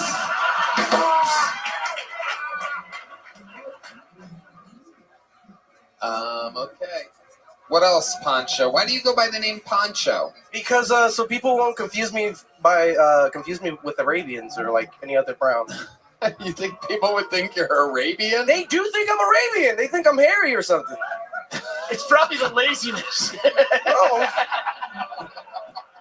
So I say Pancho, so people are like, oh no. The only time people would think you're Arabian is if they see you joyriding around in a Lamborghini.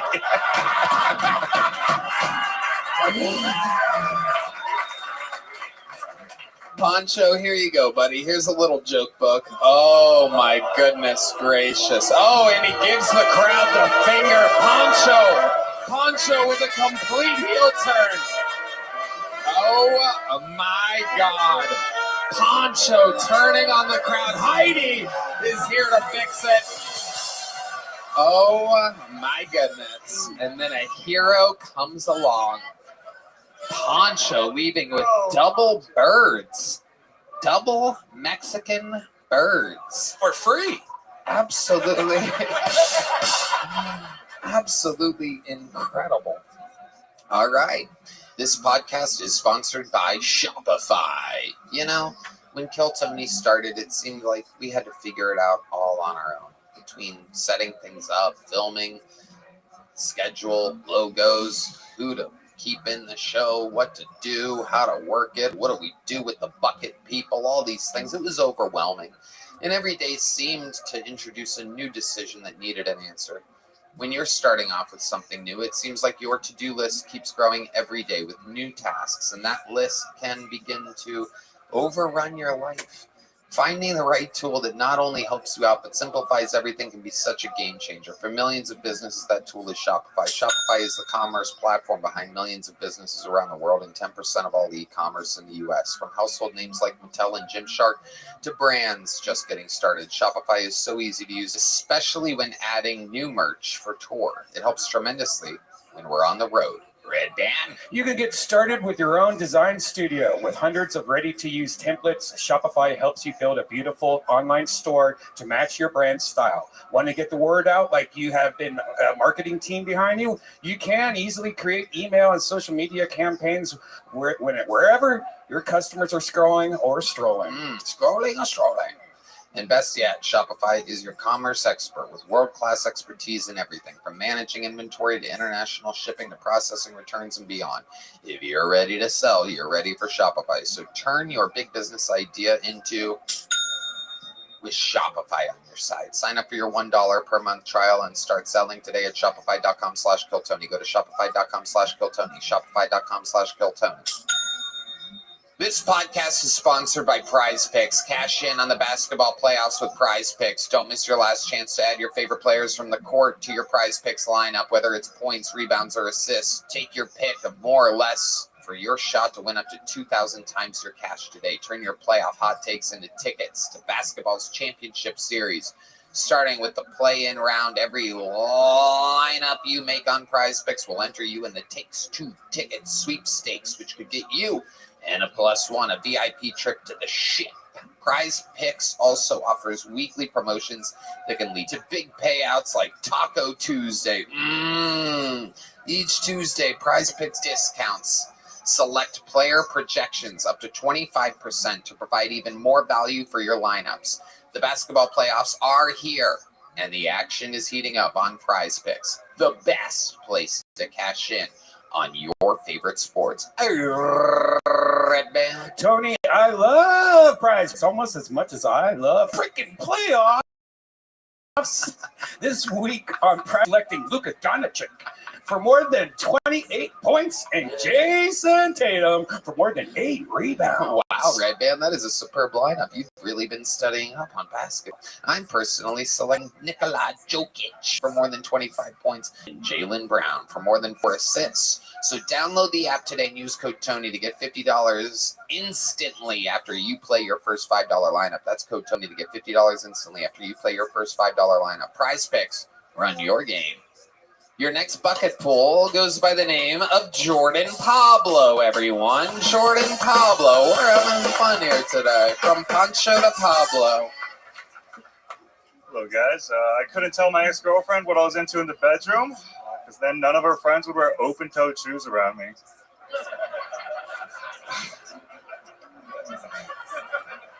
I've been in the closet for a long time about my foot fetish because I was smelling all the shoes.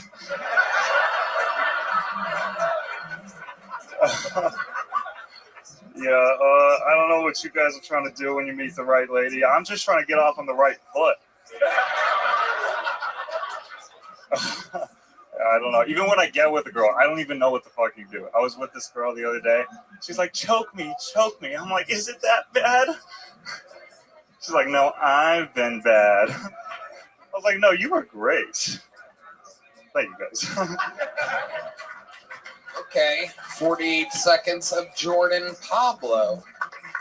Jordan, welcome to the show. This is your first time here. Yes, sir. How long have you been on stand-up? 5-ish years plus. Years. Where at? Colorado. What do you do for work? Waiter. Back there. Now I have no job. DoorDash. Yeah. You're a waiter back there. Now you have no job. DoorDash. So you live here now? I'm trying to put this together in order. That's a weird answer. Yes, sir. Yes, sir. Okay, you live here. Yeah, I just moved here. How long have you lived here? A week. Okay, a week. All right. What have you seen about the city? What do you know? What have you seen? I don't know. If you're interested in a valet job, I think you'll just open up. I don't know. I did acid Wednesday, and I went to the little room over there, and I was talking just like you. I had no idea what I was fucking doing. Wow. Wow. Well, that's the end of your career. No. All right. Jordan, what do you do for fun? I like to go see concerts, comedy shows, LSD. Sometimes I try to talk. Footlocker. Are you really into feet as much as you've implied? No, I that's crazy. You noticed that? Like, I only like. No, I just want to give my girlfriend a massage after a long day. My algorithm shows me a lot of them. But other than that, I'm kind of, I don't know. I don't like What? tits. I just like that they You're look not cute. into feet, but your algorithm's showing you a lot of feet. Because Like- you're staring at the pictures of feet. Yeah. And liking them and messaging girls. Yeah, I don't know. I like them, but like, it's hard to admit that to any girls. So I ease my way into it. I tiptoe into it. Oh, gross. Okay. All right. What else about you, Jordan? Any hobbies or anything interesting? My parents own cattle and a ranch in Mexico. Are you Mexican? I'm Mexican, yeah. Okay. Hablo español y todo, eh. Okay. What'd you think of the last guy? Yeah, that's my cousin, yeah. Okay, Jordan. So you're door dashing. How's door dashing going in us? Horrible. Like, the pin, like, is, like, just, like, way off. I fucking never know which apartment number to go to. The building numbers are just all blah compared to Colorado. Really? Yeah, I don't know. They're not in, like, order here? A weird order. I don't know. That I don't understand. Really? Yeah. Okay. That's interesting. You find this to be a thing? Are you doing it downtown? Is that you're door dashing downtown? No, freaking north side. A lot of stuff there. Pflugerville? Yeah, Pflugerville. Whoa. I'll be on my Nest cam. Yeah. Yeah. Oh, okay. Okay, it's Red Band that you've been to. He's the Duke of DoorDash. I love it. Jordan, what's your love life like in real life?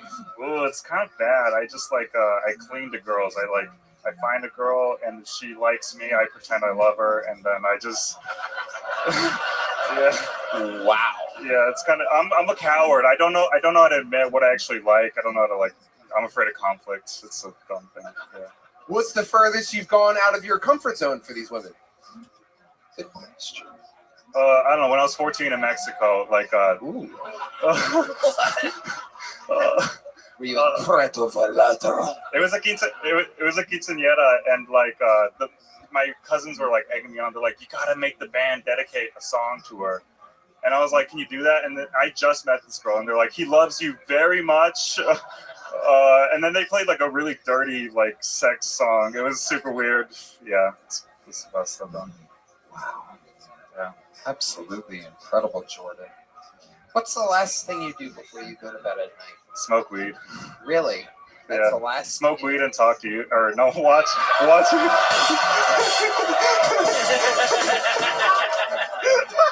Smoke weed and talk to me? Is that what you just said? Am I hearing this right? Am I fucking tripping? I'm starting to think this feet thing is really just cock. Yeah. Yeah. Loves cock. Yeah. You gonna tell these girls about your foot thing? No. I watch you. I'm a huge fan. I watch TikTok. That's my last thing I do. Yeah. So you fall asleep watching the show. Yeah. Adorable. Adorable. You should have lied about that. That's what you should have lied about. Makes my dick hard, man. Yeah. Incredible. Do your parents support you doing comedy? They do. They haven't heard a lot of my jokes though. How old are you? 25. 25. Okay. Well, there you go. You're right on pace, Jordan. Here's a little joke book for you. There you go. Congratulations. On to the next one we go. Ooh, some Mexican music. That means the band likes Jordan Pablo. Notice Pancho did not get that kind of treatment. All right, your next comedian goes by the name of Gordon Dixon, everyone. Gordon Dixon.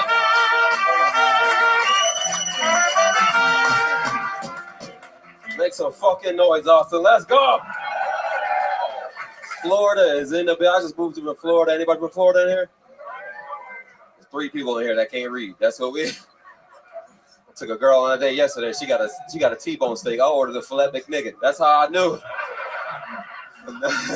She's like, "Oh, you're from Florida." I said, "Bitch, you racist." Anyway, Austin's weird. I've been here a year now. I just found out that my roommates were swingers. That's awesome.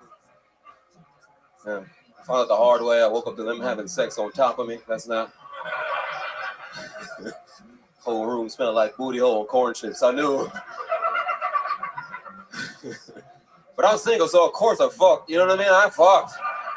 Raw, too. I didn't give a fuck. That is what you do when you have old people with dementia. That's what you do. You fuck old people. And after I came to my senses, I was like, "Listen, Mom and Dad, y'all got to get out of here, all right? That is..."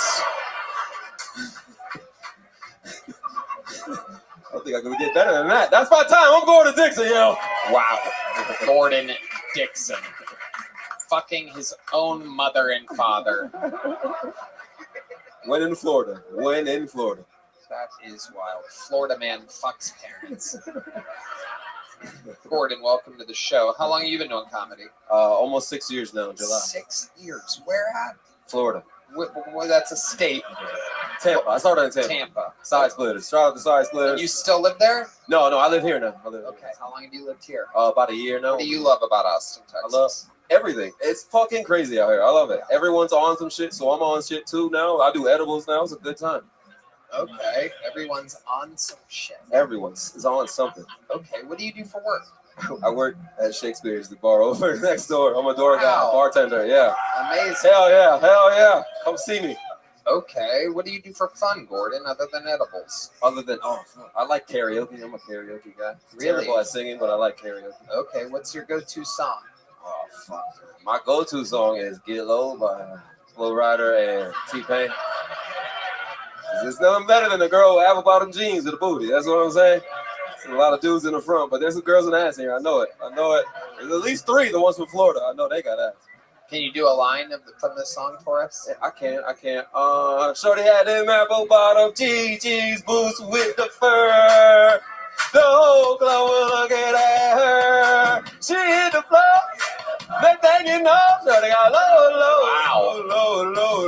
Wow. Yeah. Perfect. Just out of tune enough for us to not set off the algorithm on YouTube that will dock the entire payment of the episode and give it to T-Pain. Oh, yeah.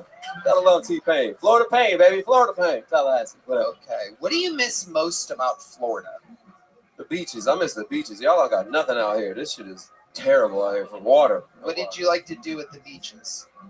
I like to just be on the beach. I'm 40, so I like to watch people. I'm a creepy old 40-year-old. I'll just be, yeah, girl. Especially and they got a thong and ass. I'll be like, yeah, girl. 20 years ago, I'll fuck you. Now I just beat off to the memory. I'm like, yeah, bitch, this is wow. Absolutely wild. I love it. Incredible. Tim. I'm not a watch guy. Is that a very nice watch he's wearing? That is a watch off of Amazon that looks like a very nice watch. Am I right? Airfile. Yeah, it's a fake shop. It's a fake shop. Yeah. It's F shop. That's what they call it. Yeah, it cost me $10. Fuck all y'all. This shit look good. He thought it was real. I just want white people to think I have some real shit. That's all I want. Yeah. No, I knew the second you came out here was the first thing I noticed. Well, I'm like, look at that fake ass watch, probably from Florida. And there he goes. I'm from Florida. What's up? It is. Straight Cam told me it when I met him in Orlando. Cam was like, I got a watch for you. You want to watch? I was like, I'll take it. He didn't. Gordon, what's the craziest thing you've seen over at Shakespeare's right next door here? 6th Street is crazy. This is famously 36. This is insanity all the time. I think a black blind guy is the craziest thing I saw. No, I saw a homeless dude jerk off for 30 minutes outside. 30 minutes? Outside of Mothership, by the way. And I had to, jerked off. I was looking at him because I didn't know what the fuck he was doing. And he was jerking off and looking at me. And we made eye contact and came together. That's how I knew this is Austin. I Just literally lying to the people seeing you look at him. Yeah. And he. Why are you looking over there? I just can't tell what he's doing. It's crazy that a guy is horny enough to jerk off on 6th Street, yet not horny enough to come in under 30 minutes. Yeah, I know. That's and I was amazing. watching them too. I feel like my eyes are good enough for you to come whenever I watch you. That's great. Well, I mean, What was the last 5 minutes of that like? It was ecstasy because my Were you edible kicked hopeful? in. Were you kind of like rooting for him to not finish? I was hard as shit, so we were having fun together. no, but seriously, did he come? Did you see him I come? don't know. I called the cops right. I was like, that's crazy. It's front of Mitzi's, man. You disrespecting Mitzi like that. That's crazy, bro. 30 minutes into it, you're I should probably call it.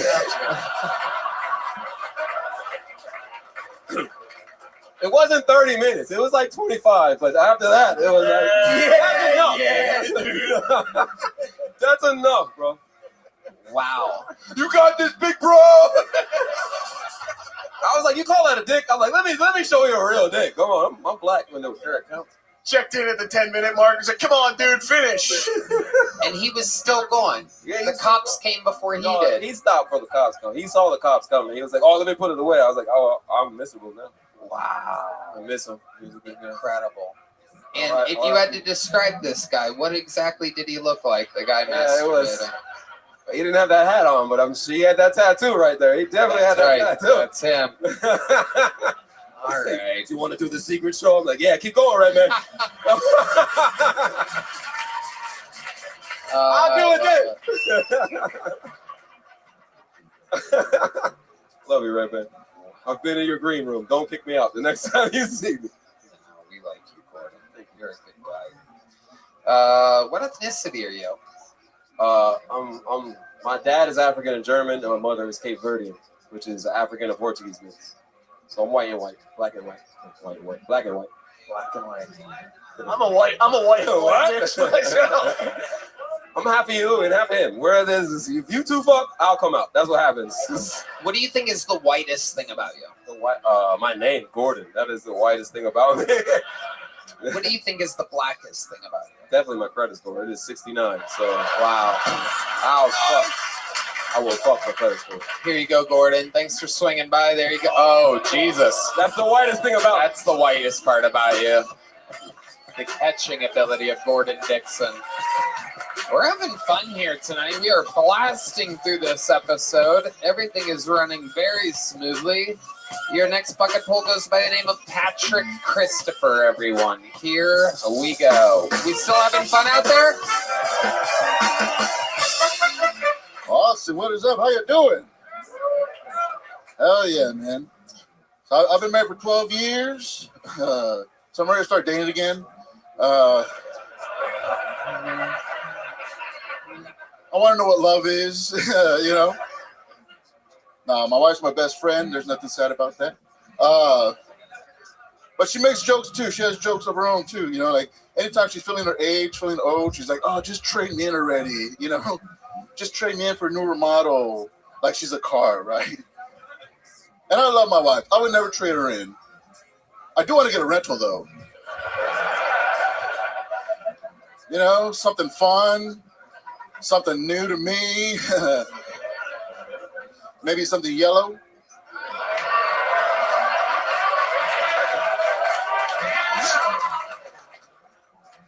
A lot of people don't get that joke, man. I had one lady yell out, "What about a blue one?" It's like, how do you know I like choking bitches? Fuck yes. Patrick Christopher. Hell yeah. Thumbs up to the band. Woo! Patrick. Welcome. Chris O'Connor. What do you think about this guy? Patrick Christopher, I did not expect you to walk out. Yeah. Yeah, dude. I get a lot of gigs that way. Sometimes they think they're getting a black guy. I was like, well, I say it. All right. I love it. You're funny. How long have you been with stand-up? 7 years. 7 years. Where at? San Antonio. Okay. Yeah. Actually, Do y'all remember? I did Kill Tony like 7 years ago. No, I don't remember Yeah, that. Red Band knows. We had a moment. And, You guys remember each other? Would you guys eat food together? Eat food together? Roast God, Tony. What did you guys eat? Writer of 13 Comedy Central roasts. What did you eat? All right. Patrick, what do you do for work? I work for a medical clinic. I do insurance. Yeah. That's a lie.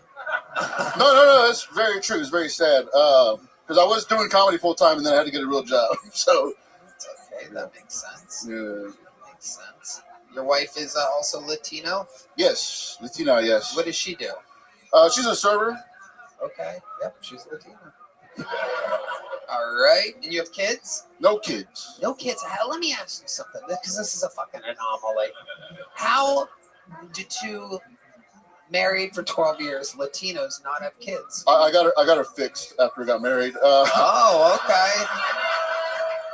You got her fixed, or you got fixed? No, I got her fixed. Oh my goodness gracious! Look at what she had cancer. We had to deal with it. Really? Oh, don't fucking back up now, bitch. No. 12 years in remission. Oh yeah. 0 kids. 0 kids. So she had what? Ovarian cancer or something? Yeah. Okay. Was that tough to go through? How long were you not allowed to fuck her for? It's been 12 years.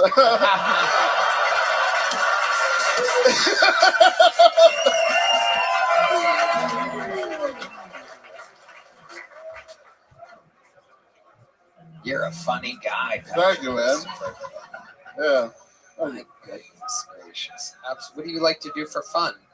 When I'm not doing comedy, I play drums. No fucking way. No way. A Mexican that plays drums and is funny. This is a Mexican drama. You guys know how this works. Patrick does about a 20 to 30 or so second or so solo. If the audience decides that his solo is better than Michael Gonzalez's solo, then my friends, Patrick Christopher will have to move from San Antonio to Austin to be the full-time drummer of Kill Tony. If Michael Gonzalez loses, he will have to move to San Antonio and fuck the barren vagina of Patrick Christopher's wife. Anything can happen. This is Kill Tony, and this is a Mexican drum off, and this is Patrick Christopher.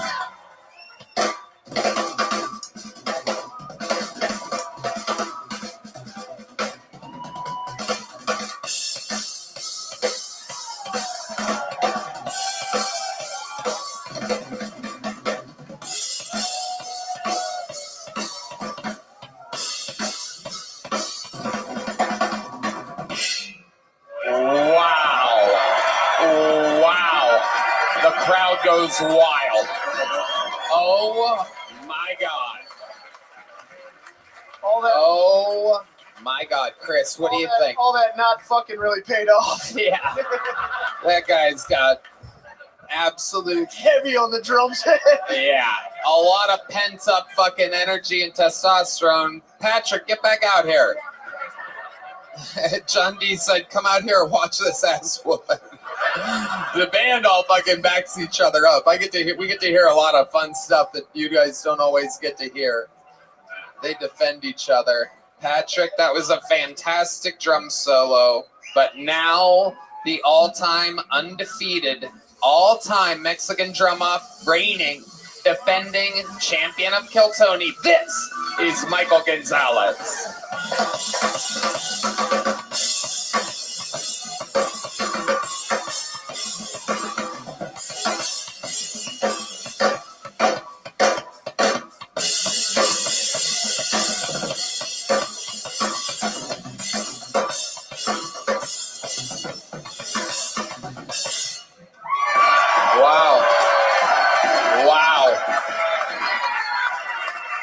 Wow. We'll be right back after these messages. All right. Come on. All right. How many of you have Patrick Christopher winning this Mexican drama? How many of you have Michael Gonzalez winning? No doubt about it. No doubt about it. Patrick, get back up there. Yeah. How do you feel right now, Patrick? Out of breath, dude. I'm fucking out of shape, dude. I said I play drums. I don't play drums currently. It's fucking.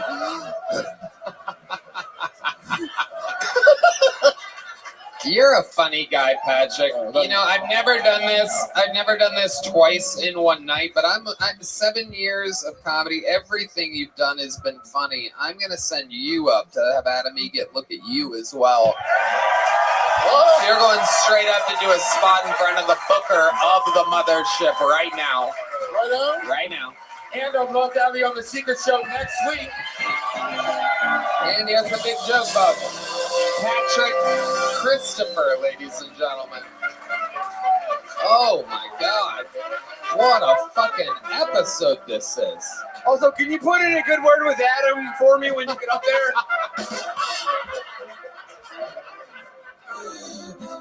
Even Tim hasn't gotten to perform in front of the booker of the mothership.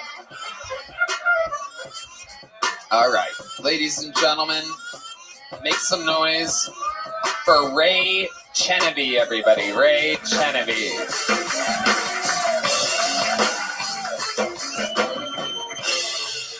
Hello. I had sex with my first goth girl recently. That was pretty cool. I could tell she was goth because when she took a shit on my chest, the shit had a piercing. She told me she didn't think cum was good for your skin. Can you believe that? I told her, no, I know that cum is good for your skin. Because my belly button is glowing. Look at this shit, bitch. Take a look, fucking idiot. I do mass shootings. But it's with a t-shirt gun. I'm the mascot for Texas State. You know, give it up.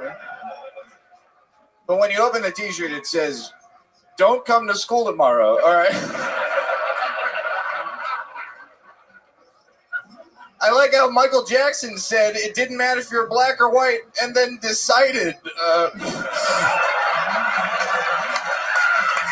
Wow. Ray Chenevy. My God. Unbelievable. Fantastic. Yeah. You've been on this show before, right, Ray? Yeah, it's been a couple years. Yeah, you're much better now. Yeah, thank you. You've been working hard. Yeah. How long have you been on stand-up? Almost 4 years now. 4 years. All of it here in Texas? All of it in Texas, yeah. Yeah. Is this where you're born and raised? I was actually born in New York. Yeah. That makes sense. Wow, says a absolutely retarded woman in the middle of the crowd. Her mind is completely blown at the fact that you could be from one of the most populous places in the United States of America. He doesn't even look that gay.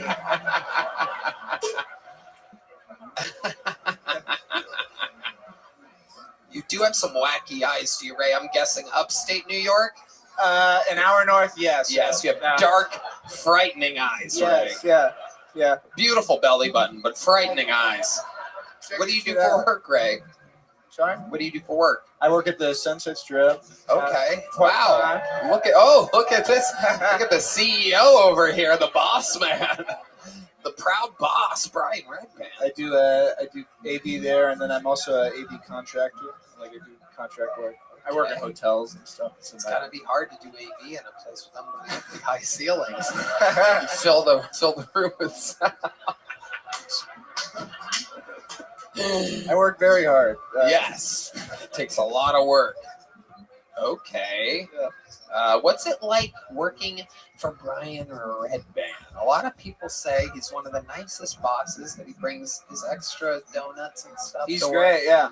The my main positive feeling is that after Secret Show, I get to steal goodies and weed drinks. So that's nice. There you go. I don't think by the looks of his face, he didn't know that you were doing that. Looks as though give him 4 weeks off. All right. I'm fucked. Holy shit. I'm gonna lose my job now. Ray, what do you like to do for fun? Looking absolutely frightening. Let's see. Right now, I'm trying to learn Spanish really hard. Is that lame? No, it's good. What do you know so far? Just the basics. I can't really even communicate. It's taking a long. We just thought it would be It's more really hard. like letting people shit on your chest. Yeah, I only know those words. What do you know how to say? I could say like, fuck. I was trying to like talk to people in the fucking lair over there about just like The Shakespeare's. Yeah. Doesn't know English that well. I was just trying to talk to them about like I was in Cuba for a couple of weeks a long time ago, and that's like the one phrase that I know how to talk about is like, oh, I was in Cuba a long time ago, and then they're like, yeah, really, and then they start speaking to me in Spanish, and then I'm like, all I do is like I just yeah. Oh, See, I do the Chinese eyes or whatever. All right. So absolutely nothing. You know how to say nothing in Spanish. No. That's the answer to the question from 2.5 minutes ago. You know what's funny? I never met a Duolingo dropout before. I do Duolingo obsessively, but also like I'm pretty good at listening to it because I listen to I like listening to I listen to like Tom Segura in Espanol over and over again, the same episodes just to like learn, and that's mainly what I do. So I can't really speak, but I can like understand when they're talking shit about me in a line at the food truck. You know? Right. Yeah. Right. Anyways, How do you say the guy with creepy eyes ordered multiple tacos? Nothing. What's your love life like, Ray? What do you stare at? Nothing right now. Working on finding someone to stare at. It's been a couple months, yeah. Yeah, with like a date. Like, what's the last date you went on? Like, how does that go down? Are you on the apps? I am on the apps. I'm on Hinge. I'm a big hit on that fucking thing. What does your bio say? Does your bio say that you work at Sunset Strip? No, I try and pretend I'm not a comedian because I mostly hook up with liberal chicks that think they think I'm a white supremacist. If I'm even a mile within, if I'm even remotely close to this place, so I lie the whole time. I talk about Palestine and art. I really know how to con them into fucking me, and then I go back to I lie about shit. He's using pussy cheat codes. I talk about communism. I talk about the Berlin Wall. I do all that shit. Just every picture on the Hinge profile is eyes closed. Yeah, for a long time, my profile was really scary. I didn't adjust it the correct way. Weird. I didn't smile in any of my photos, and then I showed my friend it, and they're like, "What the fuck is wrong with you?" So, like, it's so frightening in this photo. What did that look like? What does you not smiling look like? Show us the. That is scary as hell. Yeah. Have any of the liberal girls that you've hung out with found out that you have common sense? Have you ever been like caught? Well, it's like I'll always go into dates, and I'll go into it and really I'll try and talk about how I like speaking my mind, use certain language like that, and then I test the waters, and sometimes they'll be like, "Oh no, that's not okay." I'll just be like, "Oh fuck, Please fuck me, please fuck me. I'm gonna shoot up a school if you don't fuck me, right? Please help me." I have to I give in eventually. I'm just wow. Do this for the people of insert high school.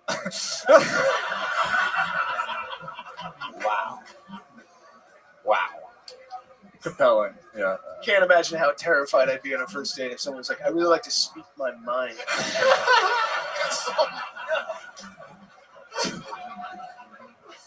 Thinking they're being clever. Ray, anything else crazy we should know about you before letting you go? Shit. I guess I'm trying to become a citizen of Slovakia right now. Wait. Oh shit. This is some fucking crazy. Heidi, grab the map.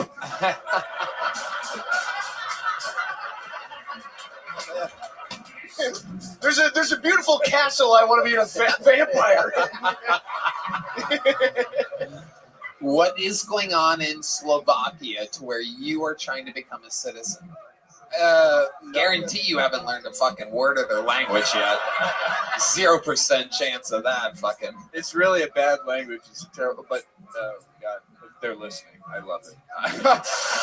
Let me in, please. What is it about Slovakia that you want? So I have like my ancestors are from there, and I want to be able to get citizenship there, so I can like own property, and then also be able to like work there. So as like a comedian, it's like just a good idea.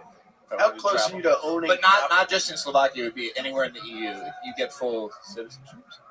God, I'm not going to get in now because of this shit. You want to own property in Slovakia? No, you could own it anywhere in the EU.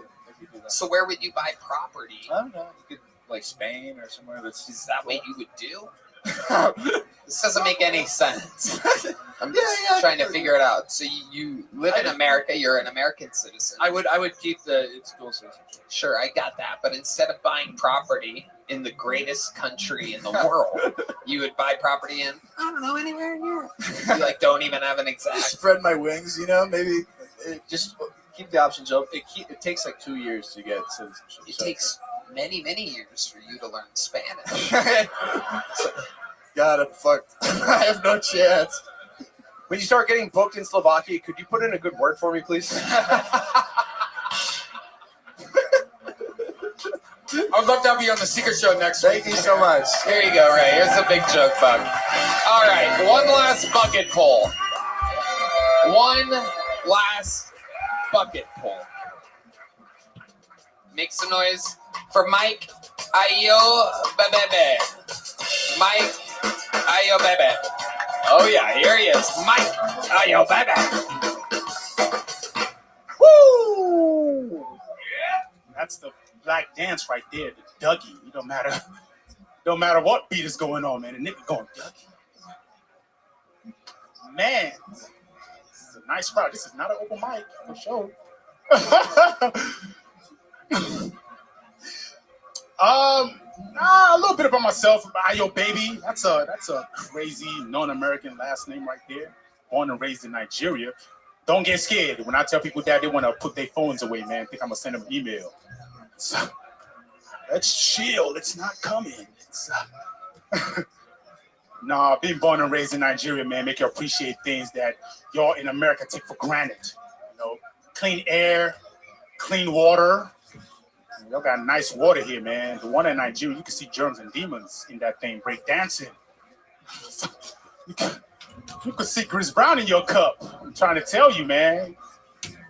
You take a sip, you don't know what you're going to catch. You might catch a demon or a disease. You might need a doctor or priest, to relieve you of your pain. That's what you might. Okay, that's my time. Mike Ayo Baby? How do you say that? Ayo Baby. Ayo Baby. That's a crazy last name for a black guy because it's also the perfect thing to scream at your dad as he's leaving you. No, I got a father, unfortunately. All right, you guys have a good night. Hey, Ayo Baby. Got a father, unfortunately. Both of them, dad and mom. They both stay together. It's the African thing, man. Really? Yeah, man. When you poor, you stay together. You don't. Okay, and they're in Nigeria right now? No, they're in Minnesota, freezing their ass off. Wow. Yeah, that's where I landed first, in Minnesota. My goodness, what made you guys go to Minnesota first? You saw the George Have you been to Nigeria? What? Have you been to Nigeria? I've been to Minnesota. I'd rather go to Nigeria, to be honest with you. You go to Nigeria, you're going to want to leave and go anywhere but Nigeria. I think I would fit in just fine there. Oh, Tony, they're going to smell you right from the plane, man. What does that mean? We can smell Tony. What's that mean? Yeah.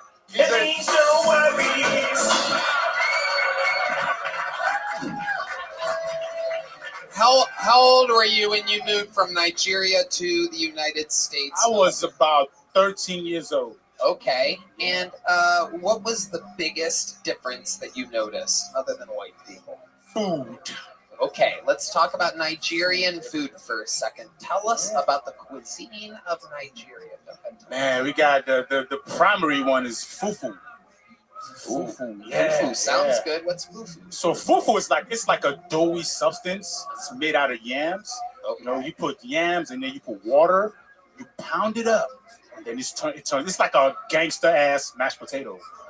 Hell yeah! Oh, Red Band has the sound effect of flies all around the fufu. Oh no! Get out of here! Get out of here! Oh man! Hey, you know it be like that, man. You know when it's hot, the flies come around. Absolutely. Yep. Absolutely. But yeah, fufu, we got that. Food again. It's a doughy substance, and then the different kind of soups that you get with it. I love it. I love it. What how did your parents get American citizenship? Are they part of a special program or something? Lottery visa. Yeah. Lottery visa. Yep. That must George have been Bush.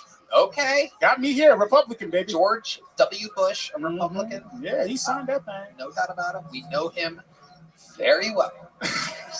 So, you went from the bush because of a bush. I was waiting on that. I love it. George Bush took me out the bush. Have you ever seen a lion? Oh, man, we ate them all in Nigeria, man. They ran out. They bounced. Really? They went to freaking Botswana and then where the white people at. It was nice over there. A lot of Nigeria, whites. who was grilling them. A lot of whites in Botswana. That's right. Hell yeah. What did your dad do for work in Nigeria? Oh, my God. Crazy. He worked at a Foot Locker? I imagine there's a lot of them out there. No, ain't no Foot Locker in Nigeria. Hell no. We'll eat that too. He was a photographer in Nigeria, which didn't get him a lot of money. That's why we left. Like of animals and stuff? Of hungry people.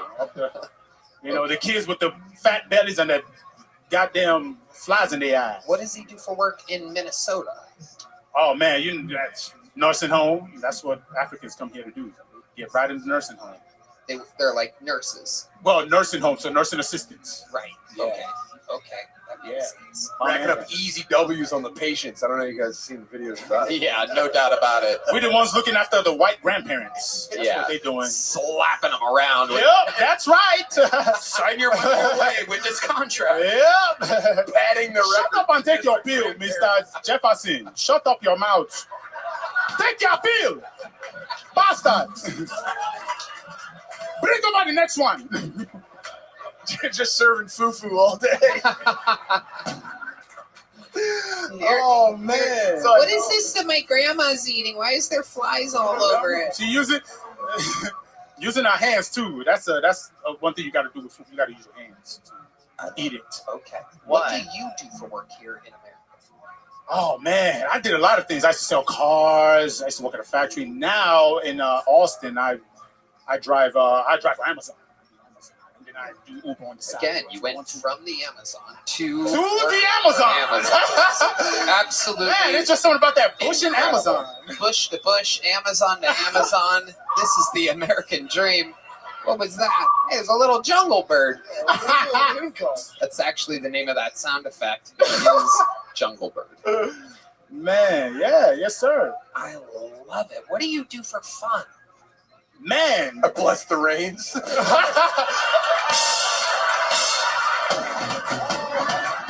Oh my goodness gracious, he's doing it live. We're getting word it just started raining outside. It is a downpour here in Austin, rain right now, yeah. Hopefully y'all got your goddamn umbrellas. Absolutely. I just summoned them motherfuckers. Absolutely incredible. Man, I don't know. I try to stay away from the police. That's what I do for fun, you know. Yep, that's a full-time job. Stay out of them, man, you know, so regular things. What are our thoughts about fat-bootied white bitches? Man, it is very good. I like it. You like big it? Booty. I saw a lot of big booty black women in Nigeria, you know. What do you prefer, black or white? Man, my dick don't discriminate, man. I accept any pussy I get right now, you know. Amazing. When's the last time you got pussy? You seem like I got some coming this weekend. So you got some coming. I got some pussy.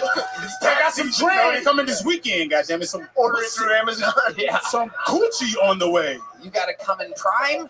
Huh? Where's it coming from? Where's it coming from? Yeah. I bet you know she's Spanish. She's Spanish. You know what I mean? I try something new. Try a little Mexico.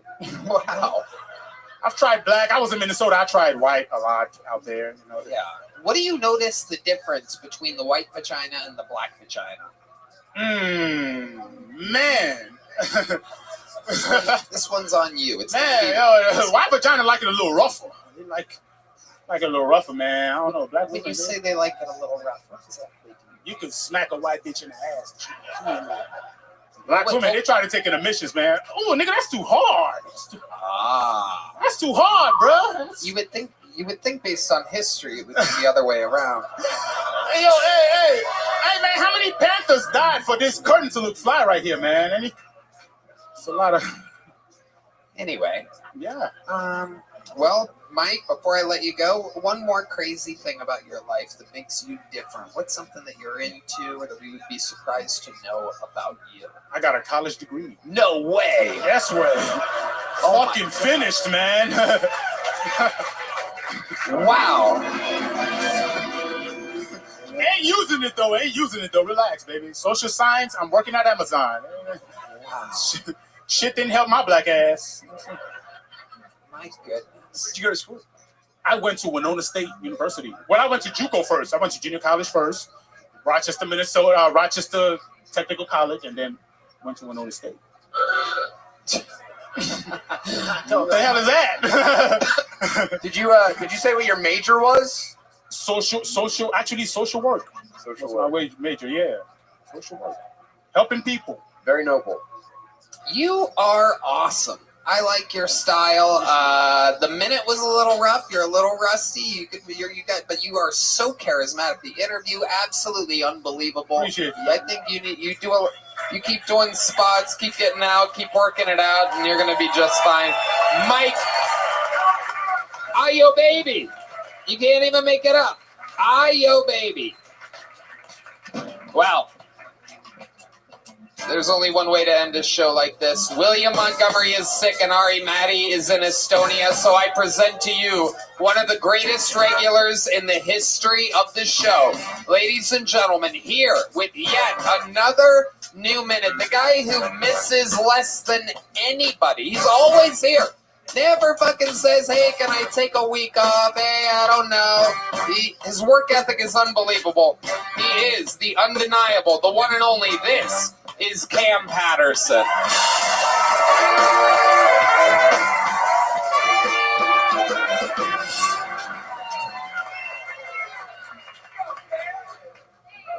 Without slavery, I could have been that nigga. Yikes. I be going to clubs and shit. I go to clubs a lot. And I went to a club recently back home in Florida. And one of the bouncers had one of the wand things. And he wanded at the bottom of my feet. And I left that line immediately, dog. Because I don't want to go nowhere they getting foot pistols in. That's crazy. That's psychopathic. And I also have a theory about bouncers. Not the bouncers here because they are regular people. But I think bouncers anywhere else are all gay. That's what I think. They big gay niggas. That's what I think. Big undercover gay niggas. So every time I go to a club, they pat me down. They always touch my dick. My dick get touched every single time. And if the club is full, they probably touch 200 dicks. It's a lot of dicks to touch as a straight man. Gay ass nigga, that's crazy. It's gay. And if I was a bouncer, and I'm not, because I'm not gay, but if I was a bouncer and I patted you down, you had a bigger dick than me, I would not let you in the club. No, my girlfriend's in there. No. No, bucko. There's going to be a bunch of little dick niggas doing little dick dance and shit like that. You know what I'm saying? I can't appreciate y'all. That is... They big gay niggas. That's what I think. Big undercover gay niggas. Because every time I go to a club, they pat me down. They always touch my dick. My dick get touched. I feel bastard. What does that mean? You can't smell to What's that mean? Yeah. say that you work at Sunset Strip? No, I try and pretend I'm not a comedian because I mostly hook up with liberal chicks that think they think I'm a white supremacist. If I'm even a mile within, if I'm even remotely close to this place, so I lie the whole time. I talk about Palestine and art. I really know how to con them into fucking me, and then I go back to I lie about shit. He's using pussy cheat codes. I talk about communism. I talk about the Berlin Wall. I do all that shit. Just every picture on the Hinge profile is eyes closed. Yeah, for a long time, my profile was really scary. I didn't adjust it the correct way. I didn't smile in any of my photos, and then I showed my friend it, and they're like, "What the fuck is wrong with you?" So like, what it's so frightening in this photo. What did that look like? What does you not smiling look like? Show us the. That is scary as hell. Yeah.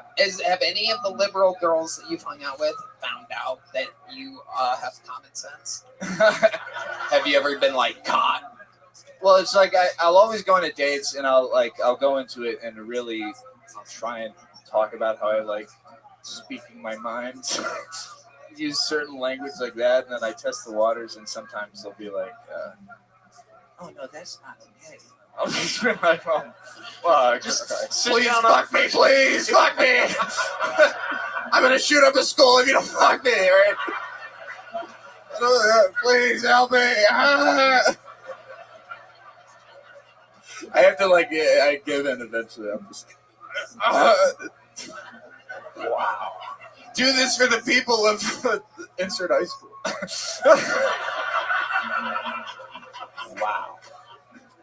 Wow. Compelling. Yeah. Can't imagine how terrified I'd be on a first date if someone was like, "I really like to speak my mind."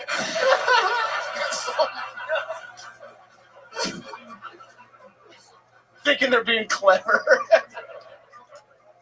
Wow. Ray, anything else crazy we should know about you before letting you go? Shit. I guess I'm trying to become a citizen of Slovakia right now. Wait. Oh shit. This is some fucking crazy. Heidi, grab the map.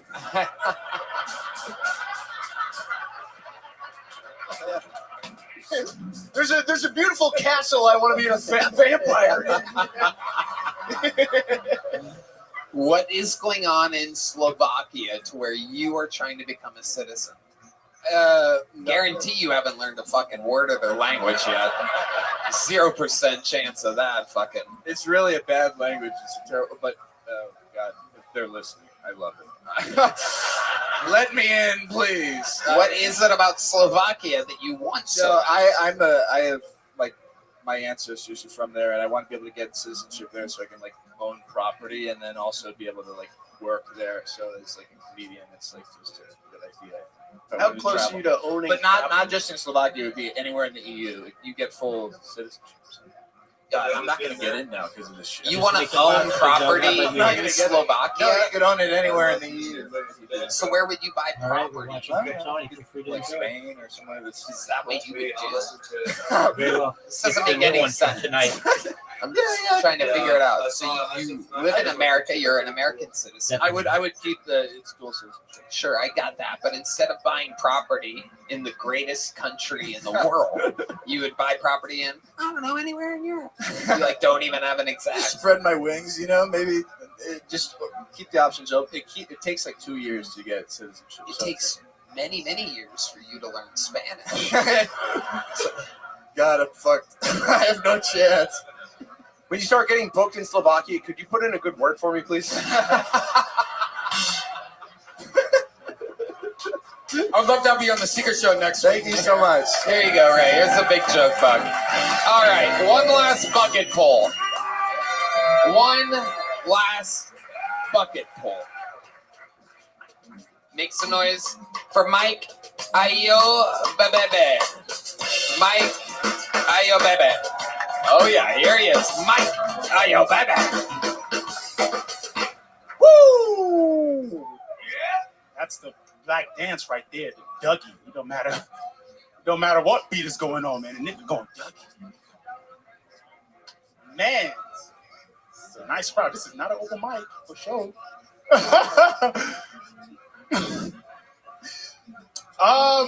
A little bit about myself. Ayo Baby. That's a crazy non-American last name right there. Born and raised in Nigeria. Don't get scared when I tell people that they want to put their phones away, man. Think I'm gonna send them an email. So, let's chill. It's not coming.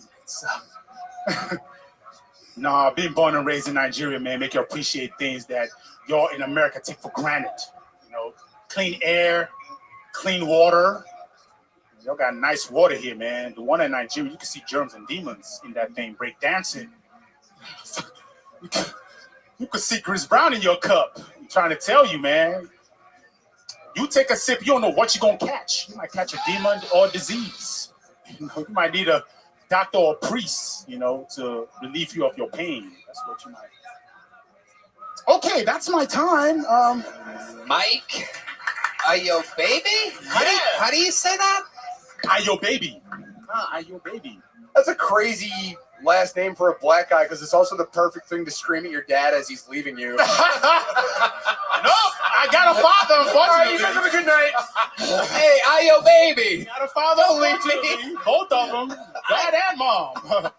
They both stay together. It's the African thing, man. Really? Yeah, man. When you poor, you stay together. You don't. Okay, and they're in Nigeria right now? No, they're in Minnesota, freezing their ass off. Wow. Yeah, that's where I landed first, in Minnesota. My goodness, what made you guys go to Minnesota first? You saw the George Have you been to Nigeria? What? Have you been to Nigeria? I've been to Minnesota. I'd rather go to Nigeria, to be honest with you. You go to Nigeria, you're going to want to leave and go anywhere but Nigeria. I think I would fit in just fine there. Oh, Tony, they're going to smell you right from the plane, man. What does that mean? We can smell Tony. What's that mean? Yeah.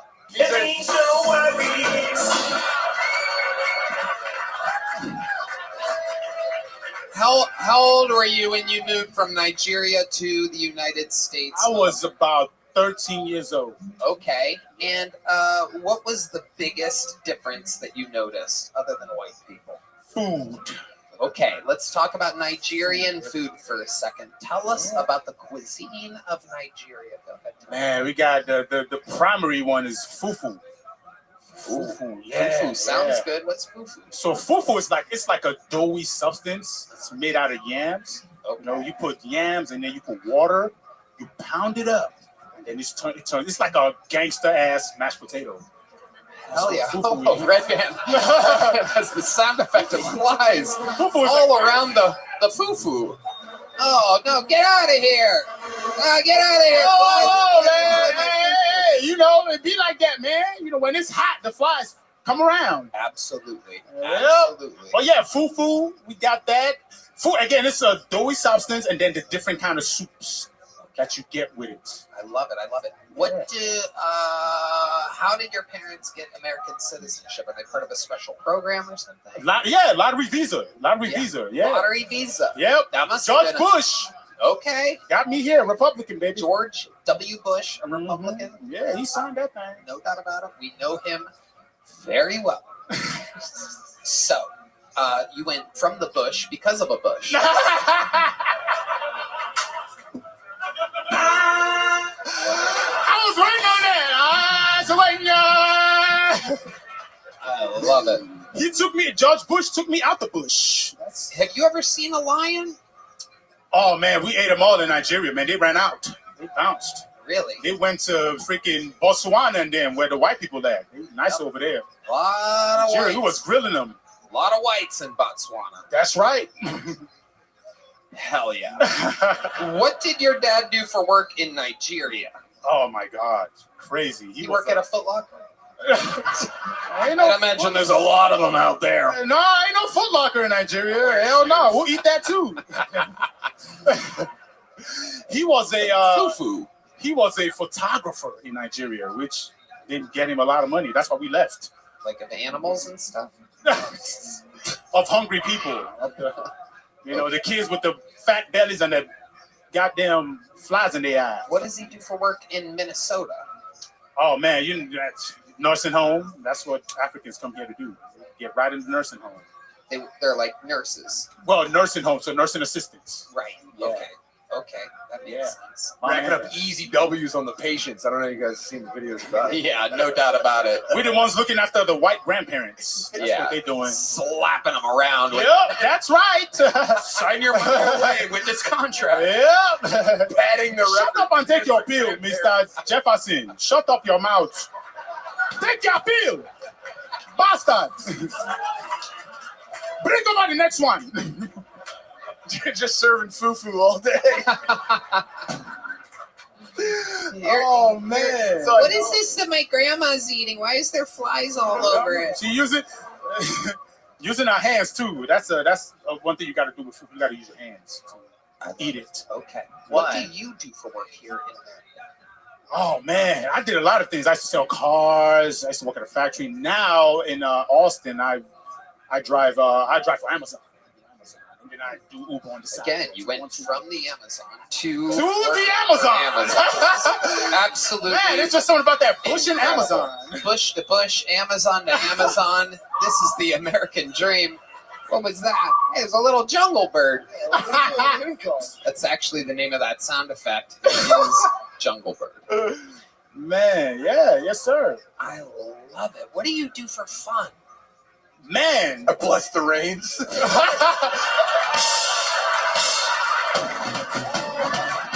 Oh my goodness gracious, he's doing it live. We're getting word it just started raining outside. It is a downpour here in Austin, rain right now. Yeah. Hope you all got your goddamn umbrellas. Absolutely. I just summoned them motherfuckers. Absolutely incredible. Man, I don't know. I try to stay away from the police. That's Yep. what I do for fun, you know. Yep, that's a full-time job. Stay out of them, man, you know, so regular things. What are our thoughts about fat-bootied white bitches? Man, it is very good. I like it. I like You like big it? booty. I saw a lot of big booty black women in Nigeria, you know. What do you prefer, black or white? Man, I don't. Man, my dick don't discriminate, man. I accept any pussy I get right now, you know. Amazing. When's the last time you got pussy? You seem like I got some coming this weekend, so you got some coming. Yeah, I got some You pussy. I got some drink coming this weekend. Goddamn it, some Ordering through Amazon. Yeah. some coochie on the way. You got it coming prime? Huh? Where's it coming from? Where's it coming from? Yeah. Oh, but you know, she's Spanish. She's Spanish. You know what I mean? I try something new. Try a little Mexico. Wow. I've tried black. I was in Minnesota. I tried white a lot out there. You know. Yeah. What do you notice the difference between the white vagina and the black vagina? Man. This one's on you. It's Man, white vagina like it a little rougher. They like a little rougher, man. I don't know. Black when women, you say they like it a little rough, what exactly do you can smack a white bitch in the ass. Black women, they try to take in the missions, man. Oh, nigga, that's too hard. That's too hard, bro. You would think based on history it would be the other way around. Hey, yo, hey, man, how many Panthers died for this curtain to look fly right here, man? It's a lot of. Anyway. Yeah. Well, Mike, before I let you go, one more crazy thing about your life that makes you different. What's something that you're into or that we would be surprised to know about you? I got a college degree. No way. Yes way. Oh Fucking finished, man. Wow. Ain't using it though. Relax, baby. Social science. I'm working at Amazon. Shit didn't help my black ass. My goodness. Where'd you go to school? I went to Winona State University. Well, I went to JUCO first. I went to junior college first. Rochester, Minnesota. Rochester Technical College, and then went to Winona State.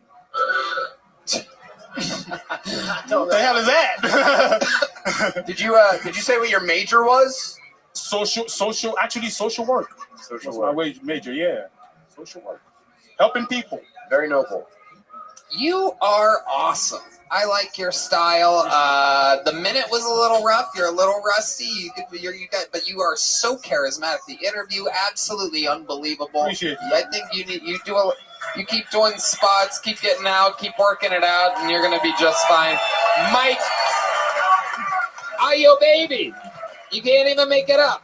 Ayo baby.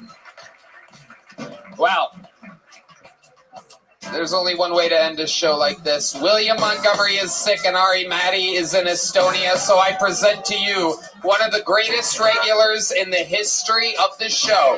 Ladies and gentlemen, here with yet another new minute. The guy who misses less than anybody. He's always here.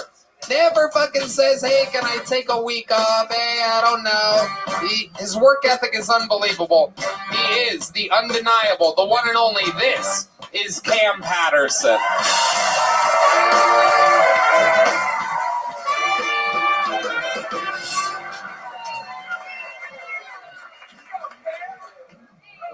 Without slavery, I could have been that nigga. Yikes. I be going to clubs and shit. I go to clubs a lot, and I went to a club recently back home in Florida, and one of the bouncers had one of the wand things, and he wanded the bottom of my feet, and I left that line immediately, dog, because I don't want to go nowhere they getting foot pistols in. That's crazy. That's psychopathic. And I also have a theory about bouncers. Not the bouncers here because they are regular people, but I think like bouncers anywhere else are all gay. That's what I think. They big gay niggas. That's what I think. Big undercover gay niggas. Because every time I go to a club, they pat me down. They always touch my dick. My dick get touched every single time. And if the club is full, they probably touch 200 dicks. It's a lot of dicks to touch as a straight man. Gay ass nigga, that's crazy. It's gay. And if I was a bouncer, and I'm not, because I'm not gay, but if I was a bouncer and I patted you down, you had a bigger dick than me, I would not let you in the club. No, my girlfriend's in there. No. No, bucko. There's going to be a bunch of little dick niggas doing little dick dance and shit like that. You know what I'm saying? I can't appreciate y'all. That is how it's done. Yet another new minute and some change for Cam motherfucking Patterson. Oh, man. Absolute anomaly. Yeah, how are you, Cam? I'm good, man. How you feeling? Great. Hell yeah. This was such a fucking fun great episode to watch, tonight, right? Yeah. Yeah. Shit been cool to see, dog. That one Mexican nigga that came out and said immediately was crazy. Yeah. And that was psychopathic. That was crazy as shit, dog. And then it all went downhill from there. He tried to get out 23 seconds into his set. He's like, appreciate it. Thank you. Good night. That was incredible. That nigga retarded, man. This all started. It may have been one of the wildest, though he started with pure heat and then he left with a barrage of booze and double birds. He meant that shit too. Oh, yeah. Oh, man. He turned on this crowd. Cam, my God, you have been a relentless regular on this show. Appreciate you. And yet you did it again. What's going on in your life? Now I got a new car. I got 2 new cars. Yeah. Oh, you have 2 cars. Okay. Yeah. Well, that's not the way that we were hoping you would. You don't know where they are, though. You don't know where they are. Oh, well, I'm sure when I find out what they are. Yeah, you'll be more excited. One is a Chevy Impala. Yeah. I know that. Yeah, I bought that. 20-inch rims. No. 19. 24. 24. Yeah, go. Yeah. 24. Yeah, 24. Yeah. Okay. Yeah. And you 96, fuck, nigga. That's right. It is an unbelievable car. He insisted that I go to the parking lot and check it out when he got it. And I got to tell you, I was really proud of you. It was incredible. The rims are shiny. The inside is classy as hell. A lot of space. Hell yeah. For fucking. Yep. I'm fucking that car. Yep. I'm fucking that car for sure. Yep. That's the fucking car. Have you done it yet? No, but I'm going to. I'm telling you, I'm fucking that car. All right. And I got sauce in them too, so the seats rattle, so her pussy get wet. It's like a vibrator, all right. Yeah, nigga. Okay. Yeah. I'm fucking that car. Okay. And you have a new car. Yeah. Okay. Yep. What is this one? I'm on Facebook Marketplace too much. It's a problem. It's a 2014 Infiniti. Okay. What made you get an Infiniti? I don't know. Genetics. What did he say?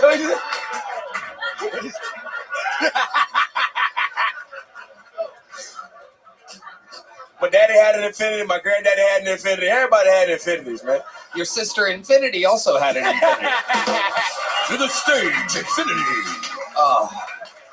Oh my God. Cam, Yeah. why would you get a second car? I don't know. Have you thought about buying property? Yes. But you I thought about it. I ain't. That's all I did. I thought about it. I'm getting that. We're doing shit. Okay. Well, how do you feel about Slovakia? What is that?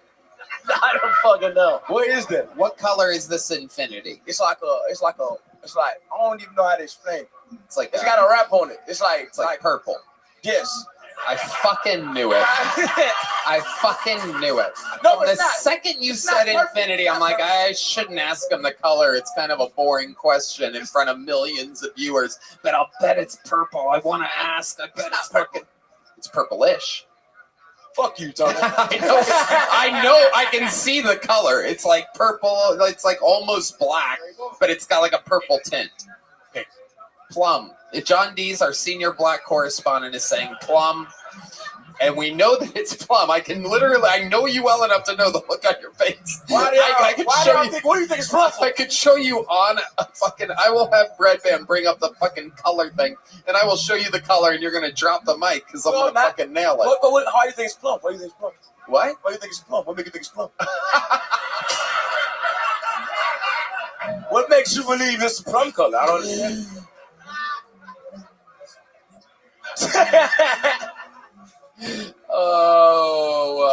Okay.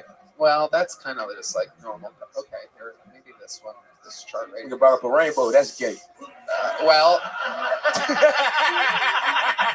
dude with a purple car. Fucking rainbow's gay. Stupid gay. Super gay. Purple is cool. It's not purple though. It's not purple. But if it was purple, it'd be fucking cool. It's not plum. You fuck. Cut that out. I'm gonna pick this square right here. How close am I to correct? That's the fucking color. Go up a little bit. It's plum, dude. Pink? No, not pink. It's a little darker than that, but it's got that. You're wrong. If you had to say the color of the car, how would you describe it? Purplish.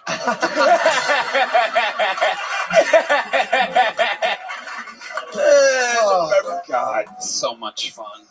What else, Cam? Anything else we should know about? That's it, really. Oh no. Oh no, there is no. So I was going to Canada. We went to Canada this weekend. It was in Toronto, and my dad been to Canada a couple times, like a lot with me. Oh, Kenny Patterson, like a lot. The legend of Kenny Patterson. It gets stronger today. So he go to Canada a lot, and then we went through the immigration, whatever the fuck, what them niggas is. Yep. Customs. Yep. Customs. Went through customs, and the dude was like, "Y'all got to go inside for a second." And so it's me, my dad, and my sister, and we go inside. Cause we drove over there from Buffalo, and we went inside. And the lady just called my dad over. And then she was like, "Yeah, you got like a domestic abuse charge from '99."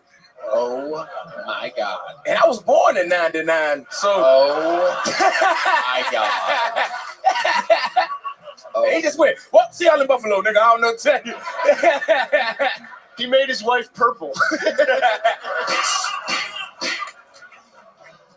Oh. And then they made a walk back to America. Really? Yeah. You can't go to Canada if you have any kind of charge like that. He got in 3 times. And he told the lady that. He was like, "I got in 3 times." She was like, "We didn't see the first couple times." He was like, "You're a dumb bitch." And I was like, "Wait a minute. Don't do it again. Not here." This ain't the place to do it. Cam, you are the man. Thank you so much. Cam Patterson, ladies and gentlemen. Wow. Killing it, Cam Patterson. How about one more time for tonight's guests? Tim Butterly is on tour. TimButterly.com. Tim Butterly Show. Check out Dad Meat. One more time for Chris O'Connor, everybody.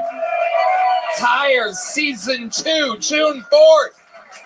Stuff Island is his podcast. Thank you to Blue Chew and Nicotine Pouches. These guys are on tour. Check them out. ChrisO'Connor.com and TimButterly.com. The drawing from Ryan J. Feld is in. Thank you very much for having me, Tony. This is a fucking pleasure, dude. Tim Butterly. Dreams come true. Chris O'Connor. Fun times, gentlemen. How about one more time for the best damn band in the land? Red Band. Check out the Sunset Strip, ATX.com. Love you guys. Go rewatch the Netflix special. Shout out to our good friend Shane Gillis for holding it down as the great Donald Trump, and Kyle Dunnigan and Adam Ray and everybody, Rogan, Segura, all the special treats, Jeff Ross, everyone. Live audience, thank you so much. We love you. Good night, everybody.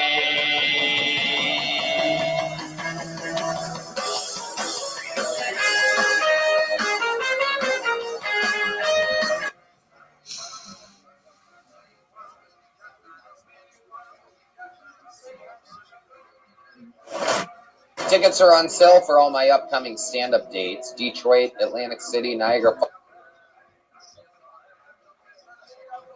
Was it solid, loggy, wet, runny? I thought it was South Korean soft serve at the time. Wow. But it turns out it was what? Filipino pudding. Okay, Red Band. There's your part sound effect for the episode. And now, ladies and gentlemen, the number one freakiest thing that Jason Best has ever done. I unintentionally gave a Mexican gentleman a foot job to completion on a Greyhound bus en route to Biloxi, Mississippi.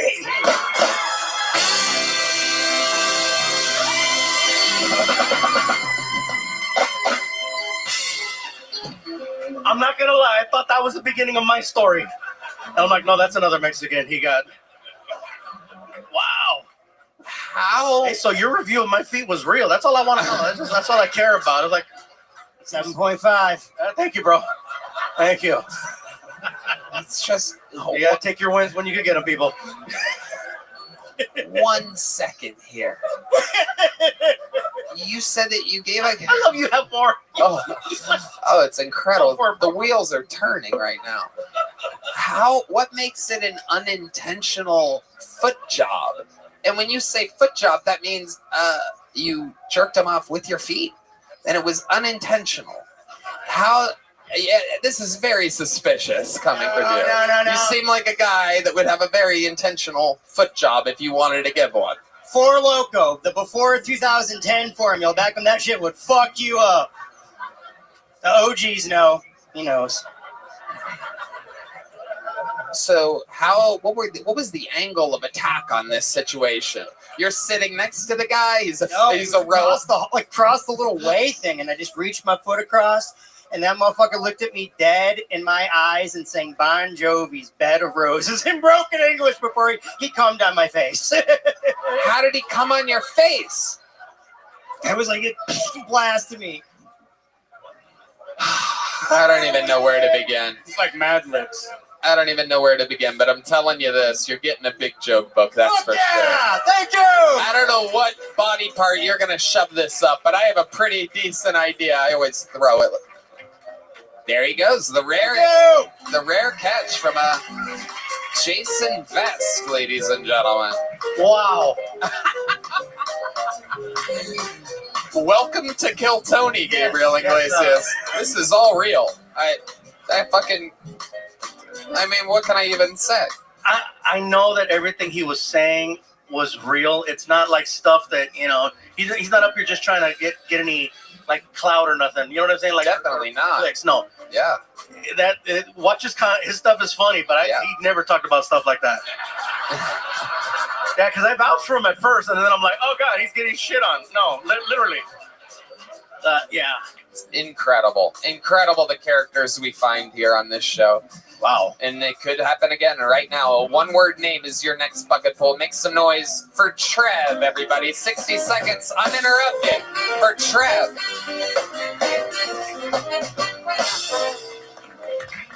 Oh, what's up, Austin? Oh no! I'm already cut off. All right. Man, I lost my virginity to a deaf girl. And it caused this really weird fetish for me. I don't like deaf chicks, but I am a sucker for that accent.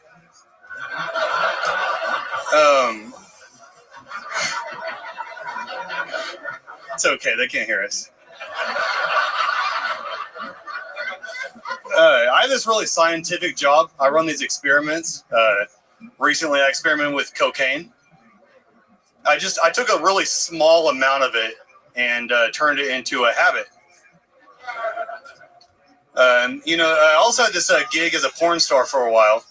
I did these courtroom themed porno adult films. My stage name was Pro Bono, attorney at Raw. I was just going around introducing bitches to the penal system, pounding that gavel. All right, cool. Okay, Trev. Hell yeah, started strong. You lost me there at the end. You said you were doing porn? Yeah, regular porno. Where were you doing that at? That was a lie, as a joke. Okay. Okay. Is the cocaine thing true? You probably have any cops here. About. What's that? He said he probably has a job where he can't be honest about the cocaine thing. He doesn't look like he has a job he could lose. He looks like he would get hired if they find out. All right, he's willing to work overtime. This guy might get a raise if he does cocaine. What do you do for a living? I work in high-tech security. Oh, wow. Yeah, okay. Below while you're protecting something. Yeah, look at that. That's incredible. So, okay. How long have you been doing stand-up? I started in 2018, but I've only, I didn't get serious until like 2021. What made you get serious then? I had kids. I couldn't act anymore. I didn't have time for that. You had kids? They passed away? No. How many kids do you have? 2. Where are they at now? San Antonio. San Antonio with the baby mama? Yep. Okay. And you guys are separated? Yep. How long did that last? 11 years. You were with her for 11 years. How old are the kids? 11 and 15. 11 and 15. Okay. So you were there for a while. Oh, yeah. All right. Is she the deaf one? She wishes. Oh. Sorry, bro. Why did it end? What made the relationship end? Oh, man, that's complicated. Okay, you're a dude. We're guys. What's up? Yeah, come on. You make it complicated if you're talking to fuck her. Yeah, I don't know. We just, we got older. We got together, early 20s, and then got older and realized, fuck each other. Fuck each other. Okie dokie. Where are you originally from? I was born in Oklahoma, grew up in Colorado. Okay. All right. And what do you do for fun? For fun, comedy. What else other than comedy? Pretty much the only thing I ever do is just, so I like to ride my one wheel. I go out, Okay, now we figured it out. All right. We just found who could be the gayest person that's been on the show so far here today. Somehow you just destroyed Jason Vest as the gay comedian. I go out on my one wheel. Is that a cool name for a fucking unicycle? Go out on my one wheeler. You have a unicycle? No, it's like an electric skateboard. One wheel. Come on. No, I don't. It looks do like weird shit like that. It has a wheel and it has a bunch of lights around it. I get it now. So it's a fancy unicycle. Yeah. Instead of pedaling, you have a remote control or something? No, just lean forward. Control, yeah. Wow, that seems like it's the one that they show those pit bulls on riding on the beach, right? Yeah. Okay. I know which one he's talking about. All right. How do you get into I do not get on those. You can get on a normal skateboard. It'll end up with one wheel. My friend. You make one wheelers on a normal skateboard. How do you end up getting into one wheeling, Trev? You had a friend that was doing it? I skateboarded, as a teen in early 20s, and then got, dad bod, couldn't skateboard anymore. Okay. What's your favorite thing to do with your kids? You got an 11-year-old and a 15-year-old. What are they into? How do you maintain being a cool dad? You live here in Austin and they're in San Antonio? No, I live in San Antonio. Okay, so you see them a lot? Oh, yeah. Like a lot? Yeah. Like every day? Every week, yeah. Okay. How do you entertain them? What makes you a cool dad? We do video games a lot. That's their main thing, yeah. Okay. All right. What do you think's the most interesting thing about you? Maybe it's just because you're going up after Jason Vest, who is one of the freakiest motherfuckers we've ever had in the show's history. But I gotta tell you, this interview is unbelievably boring compared to, I like comedy for hobbies, and I raise my kids. We play video games. Come on, motherfucker. You're right. He had his chest shit on by not a woman, a Filipino man. 47. He found out at a Walmart. Finger up his butt at a Waffle House. Yeah. Pick a 2, Mississippi. Accidental foot job. Greyhound bus. Yeah. You got anything like this up your sleeve? Oh man, I mean, I hooked up on a Greyhound one time. Okay. Yeah. It's just a woman? Yeah, just a regular. Boring! Jesus, live your life, buddy. My God. Let me ask you this. You've been separated from the baby mama for how long? 5 years, 6 years. 5 years. You've been now dating a little bit? Oh yeah. Okay. How do you do that? Do you just meet people? Are you on any of the apps or anything like that? I did apps for a while, and then just kind of nothing was happening now you there. just So roll now out on the one-wheeler, look at women in the eyes, and just be like, what sup? catch along the way, yeah. Want to hop on? Like, what your favorite hookup that you've had recently? How did that happen? Oh man. Take us through the evening. I'm gonna try to make you interesting here, The Trav. evening. It's a lot of heavy lifting. I have another sock.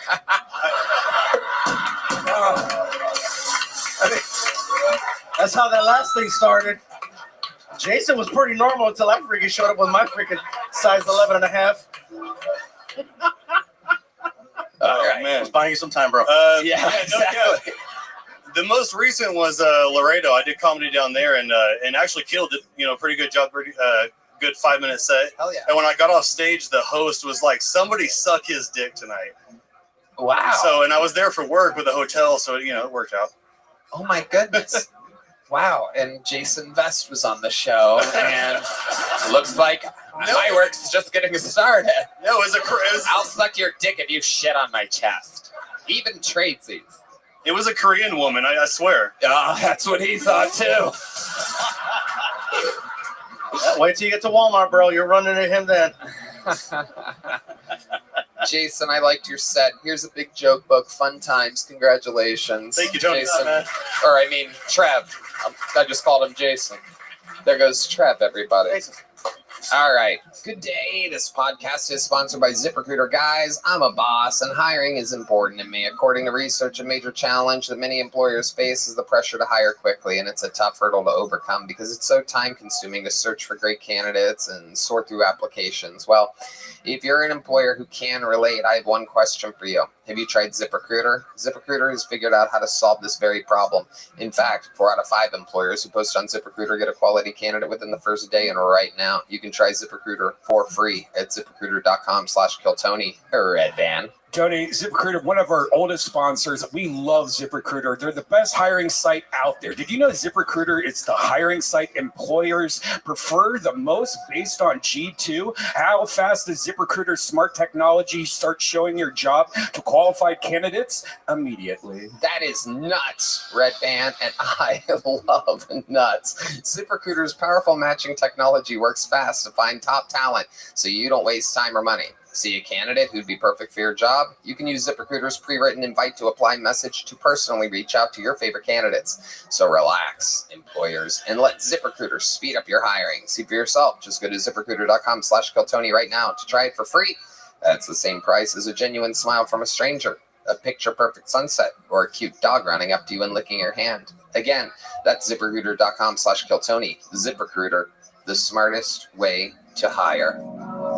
This podcast is sponsored by Blue Nile. Guys, are you popping the big question? Sure, it's a huge moment, but what they don't tell you is how many decisions you'll have to make when choosing the perfect engagement ring. Shape, size, style, setting, cut, color, clarity, carat. If you're like most people, you may have no idea, but trust me, she knows exactly what she wants. So it's time to learn fast. There's no better place to start than BlueNile.com.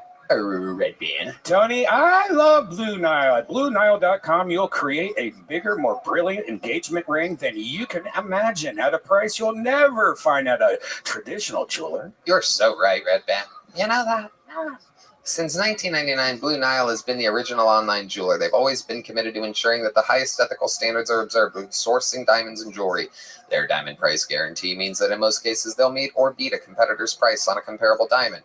Your surprise will stay safe because every Blue Nile order is insured and arrives in packaging that won't give away what's inside. In most cases, even delivered overnight.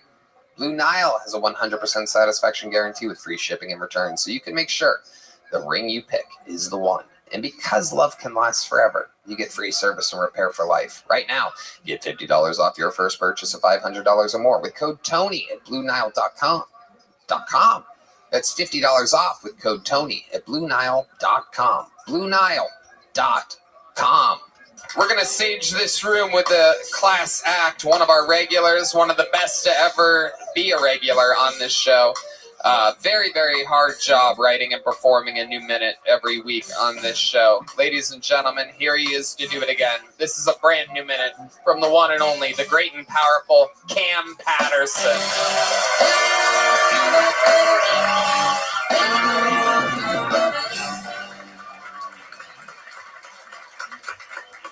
I don't even want to touch this microphone, nigga.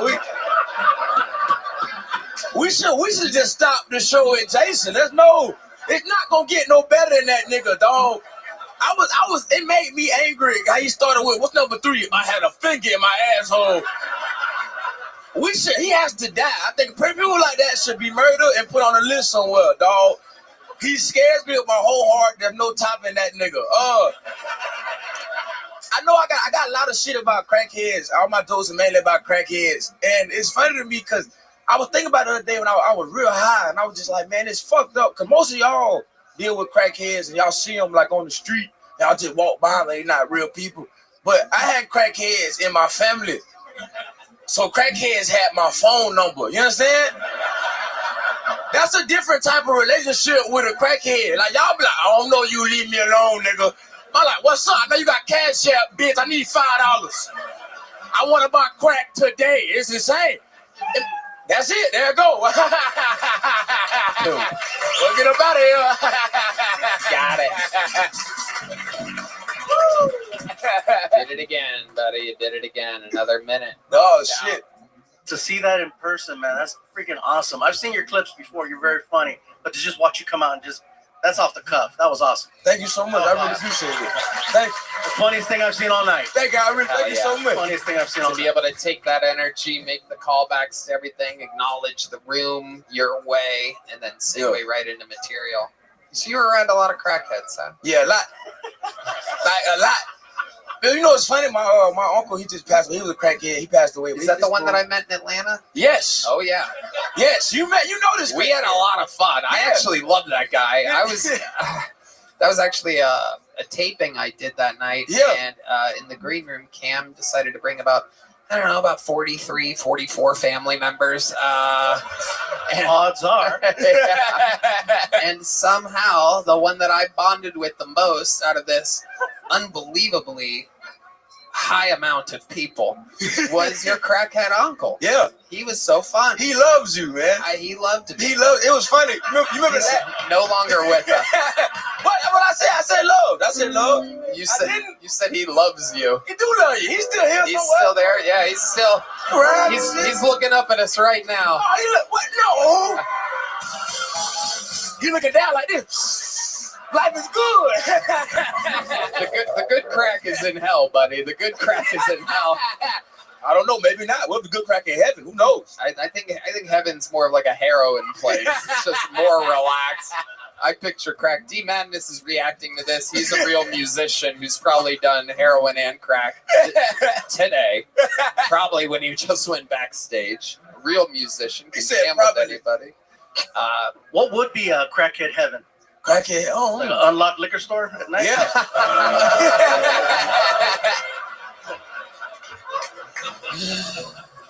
Yeah, just a bunch of unlocked cars and shit like that. Hell yeah. Hell yeah. Just a bunch of unlocked everything. Yeah, really. Just go in anywhere. It's like a video game, like Sim City or something But like that. He was the funniest nigga like ever, dog. I remember I was when I first started on stand up, he came back on stand up with my dad and shit. And I told him, I said, you want to come downtown with me and like, you know what I'm saying, like just watch some shows? He said, where your shows at again? I said, they downtown. He said, I can't do that, nigga. If I go with you downtown, you gonna be doing your little funny shit, and you gonna look back, well, okay, I'm like, smoking crack somewhere. So I really can't go with you. But I loved him. He was great. That wasn't as funny as I thought it was gonna be, but that's fine. That's okay. Sometimes it don't hit that well. Yeah. Well, you did the crossed eyes to us. You faced us when you did the crossed eyes. Okay. There you go. See, you got to do it to them. That's the trick. Yeah. play it forward. You can't make the funny faces to us. I wanted y'all to see me be retarded for a second. That was fun. It was good, man. This guy look aggravated. What's wrong with you, dickhead? I'm tired of this nigga, man.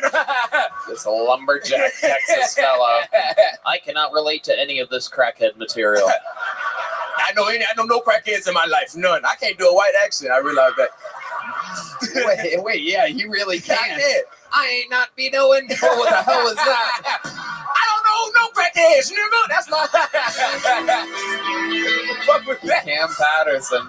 Cam Patterson playing a white guy. Oh my God. Absolutely incredible. We've never learned this about you before, that you cannot do a white impression. Wow. I What can only do one impression. Yeah, what is it? It's you know, you ever seen Chowder? Chowder? Yeah. Like On his ass. clam? Yeah, corn. Nah, it's an old cartoon show, and there was a dude down there, his name Schnitzel, but he don't talk. All he said, rada, rada, rada, rada, rada, rada, rada, rada, rada. That's all and he was black. That's all he said though. Wow. That's all. Look it up. That's all he said. Rada, rada, rada, rada, rada, rada, rada, rada, rada. I believe you. And he was black though. He was black. No, I believe that for sure. Wow. What was that on? Cartoon Network. Okay. Hell yeah. All right. She was 5 foot with it. I liked it a lot. It's just a black cartoon. No, it was a white. I mean, it was for everybody. They just had one black character? I mean, it was all like fictional niggas. They was like, you feel me? Like That's in the description, by the way. You hit the guide? That's exactly what it says on the guide. Even I knew that. Absolutely incredible. Wow. Well, Cam, so much fun. You fucking did it again. Another monster performance. Another new minute from Cam Patterson, ladies and gentlemen. Business is booming. We're flying through it here tonight. Your next bucket pull, ladies and gentlemen. Ooh. The great Heidi gracing us with her amazing presence yet again. Ladies and gentlemen, your next bucket pull goes by the name of Eddie Lursa. Make some noise for Eddie Lursa, everybody.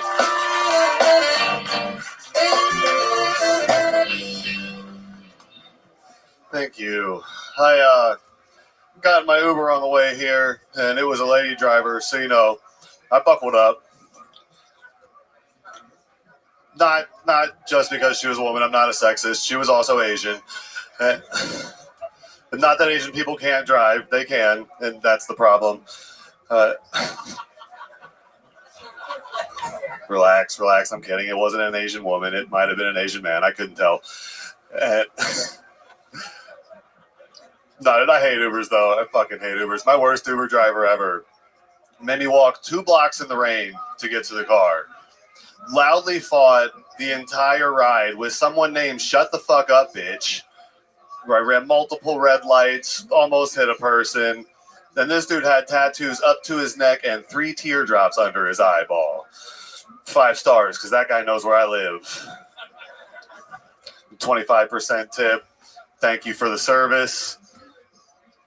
I actually found out when I want to leave 1 star, I started getting dropped off down the street at my bitchy neighbor's house. Because she's kind of got it coming. All right, that's my time. Thank you. I'm Eddie Lursa. Eddie Lursa. A lot of Uber material there. Here we go. Welcome. Is this your first time on the show? 3rd time. Okay. All right. Welcome back, Eddie. How long have you been doing stand-up? Almost 2 years now. 2 years. All of it here in Austin? Yeah. I started in West Palm, Florida, but I wasn't there very long. I moved here like 6 months in. Is that where you're originally from, West Palm, Florida? No, I'm originally from Virginia. I lived in Florida for 6 years before I moved here. Okay. What do you do for work? Bartend. All right. You still do that? Yeah, bartend. I produce a lot of shows in town. Anything I can, but bartending is my main money How right often now. do you perform? As much as I can. I mean, ballpark it? Five spots a week. Okay. And what do you do for fun? For fun, I mean, out here mostly stand-up. I like writing. I used to write fiction a lot. Back in my early 20s, I had a little self-publishing company in DC. I wrote a bunch of short stories, a couple self-published novels.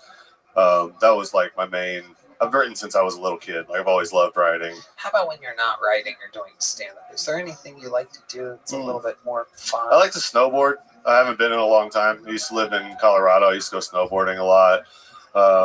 You ever snow one-wheel? Never snow one-wheeled. All right, Eddie. You have any pets? Yeah, I have one dog. Okay, what's his name? White Claw. Why did you name your dog White Claw? Gay dog, huh? One note red band over here. It's a gay this, a gay that, gay, gay, gay, gay, gay. Fart noise, gay. All right. Why is it called White Claw? Because he's all black on White Claw, and I was drinking White Claws heavily at the time when I got him. Coincidence, yeah, right? When you're doing a full, now what's the longest amount of time you spent on stage? On stage, 15, 16 minutes. It's the longest set I've done. 15-minute set is your longest set? Okay. When you're doing a full 15-minute set, what is your opening usually like? My opening? Like when you when you're coming out, you know you're going to do a full set. You know, because usually like right now, I feel like you came out and you're only given a minute. So you jump right into it versus giving the people a split second to try to understand where you're coming from. Jason didn't have to explain himself when he came out. Yeah. You knew some shit was going to go down when he came out because everything about him told you that. Yep. You, on the other hand, look very, very normal. Like you said, you're a bartender. Like, I totally believe it. I see it. But you only had a minute to perform. So what is your normal opening? That's a great question. I would love to know. Like, let's say you were doing a 15-minute set. What is, what does the first, 30 seconds look like to you? I mean, you want me to do it? I have when there's no 30 yeah, yeah, let's do it. His opening bit. Let's pretend like I just brought you up, ladies and gentlemen. This is him doing a 15-minute set, but not really. Make some noise for Eddie Lursa. Make some noise for Eddie, everybody. Thank you. Thank you. Happy to be here. It's a new year. Trump just got inaugurated on Monday. You know, some people are happy about it, some aren't. I didn't vote for Trump, even though I look like this. I love with you. But I also didn't vote for Kamala. I didn't vote. And some people feel a certain type of way about that. I stand by my decision, and I'll tell you why. I didn't vote because I am a felon. This is perfect. Where my felons at? Not only did that answer our question, how you open a set, but that also brings me to the most interesting part of the interview. That was fantastic. How are you a felon? Assaulting police officers. Oh, okay. I'm guessing this was in Florida because that shit don't fly out here. This was in Virginia. Okay. Towards the end of my time, I was in college for 6 months. I assaulted police officers, and I wasn't in college anymore after that. What provoked that, dude? Yeah, you look like you could get away with something already. So why would you not go with the flow? It was I was eating acid heavily at the time. I thought you were just. I thought he said ass. Yeah, me too. He's just like Jason. Like, here we go. Was it at a Waffle House? Yeah. All right. Actually, sorry. I did go to a Waffle House immediately upon getting out of jail. Hell yeah, that's where everyone goes. It was great. No, I was in college and I ate acid one time for like 2 months straight, and I lost my mind. I drank a bunch of Everclear jungle juice, and there was a cop in my dorm when I got back, and I didn't like that, I guess. I don't really remember exactly how it happened, but... What did the report say? It was a 15-page police report. We were together for hours. Wow. I busted. I thought when they finally got me to the police car... I remember telling the cop that when he had me on... in ankle cuffs and my hands back, that's how I had his wife on the ground and just being as disrespectful as possible. When he got me in the car, I thought that if I went to jail, or if I went to the hospital, I wouldn't have to go to jail. So I got this scar because I busted my head open on the plexiglass between the front and the back of the police car, and then went to the hospital, caught a felony at the hospital, and had to go to jail. Wow. Yeah, that was just pages 1 through 3. I don't know how many of these. Absolutely incredible. You need to talk more about stuff like this, dude. That's way funnier than whatever you did at earlier. That whole "because I look like this," and you should follow it up with, "and I didn't vote for Kamala either because I look like this." Because at first glance, bro, I wasn't sure. Yeah, it could have. I understand that. You could have gone either way without. You're really funny. You just needed an opportunity to get comfortable in front of the audience. That's what I noticed. Like, okay, something tells me there's more than just that minute. So I'm glad we gave you that chance to do that. For sure. Eddie Lursa, ladies and gentlemen, we're going to keep flying through. You already have a joke book, right? There he goes, Eddie Lursa. Third or fourth time on the show. This podcast is sponsored by Shopify. Guys, there's never been a better time to start your own business. There's so much power to starting a new company in the new year. Shopify is how you're going to make it happen. And let Red Band tell you how. Tony, the best time to start your new business is right now. Shopify makes it simple to create your brand, open for business, and get your first sale.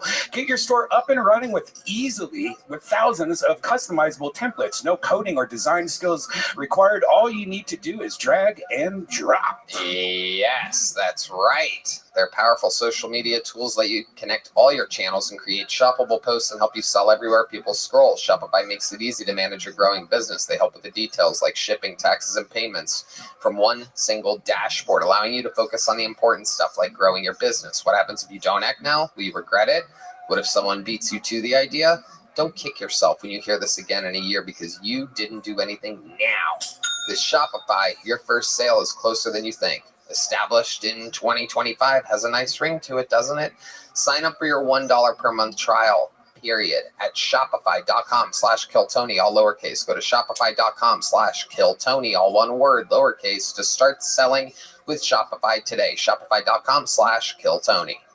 Your next comedian goes by the name of Michael Scott. 60 seconds uninterrupted for Michael Scott, everybody. Make some noise for Michael Scott.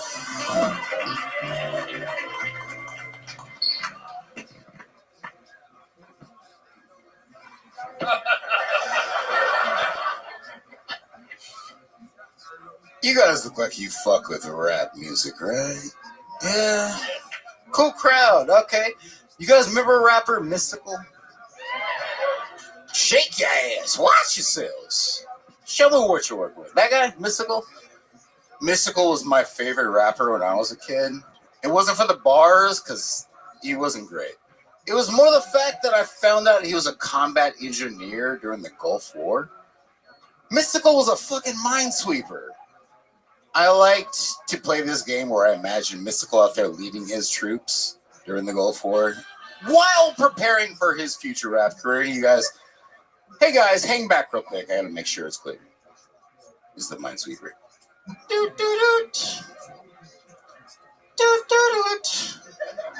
Danger! Watch yourselves! Get on the floor! All right, that's all I got. Michael Scott, doing good. Doing good. Some super topical, mystical material. At the height of his career. Some references from, I think, 22 years ago or He so. got accused of rape recently, so it's back in the news. Okay, I guess Again. Yeah, but you're not talking about that. You're talking about the lyrics to the song. Yeah, I guess. That's what got me thinking. Michael, how long have you been doing stand-up? 8 years. 8 years. Where at? California, Bakersfield. I started. I'm from Fresno. I started in Bakersfield. Nice. And you live here now? Yes, for a year, December 30th. Yeah. Okay. Where in Fresno did you get to perform? When you said you started in Fresno, right? I lived in Fresno. I started comedy in Bakersfield. Okay. 661, whereabouts in Bakersfield? The Well Comedy Club. Okay. They're gonna love that. They're gonna love that. Daniel Betts. All right. Is that the one where it's like a little cube that you stand on, not a stage? It's like a box. I once performed in Bakersfield on a box. Oh, I did. You don't forget gigs like that. Do you remember where, by chance? No, I remember. It was like, you drove a few hours. It was like a couple $100. This was 15 fucking years ago or whatever. And I got there and you had to it was like high enough to where you literally, there wasn't like a staircase or anything. You had to like body yourself up and like throw a leg over and like, hey, what's up, everybody? And just like be confident and cool after that. You never forget having to, but you wouldn't have had a fucking chance at this place. You would have been like, oh, I guess I'm standing next to a box for this performance. It was so fucking weird. It was like 4.5 feet up in the air, like crawling up this fucking. All right. So grew up in Fresno.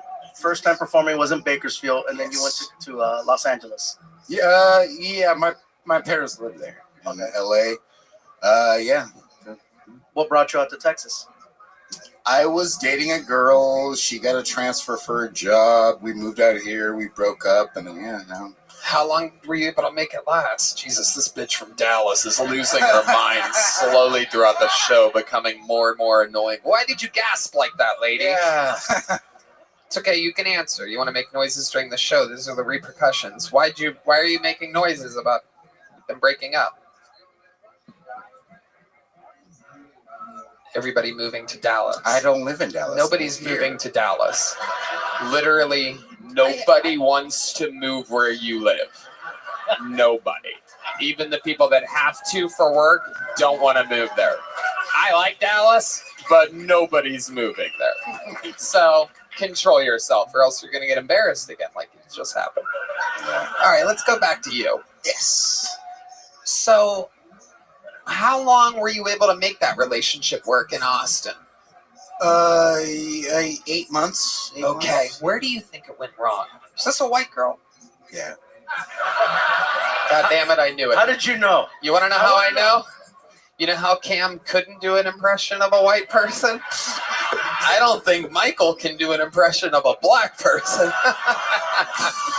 I'm a white guy that was raised in an all-black neighborhood. I have a good ear and eye for these things. Michael Scott. We did this last time I was on. Oh, we did? This makes sense. I'd imagine so. Yeah. Like, if you close your eyes, he's a white guy. Everybody close your eyes. Michael, say some nice things. Thank you for calling customer support.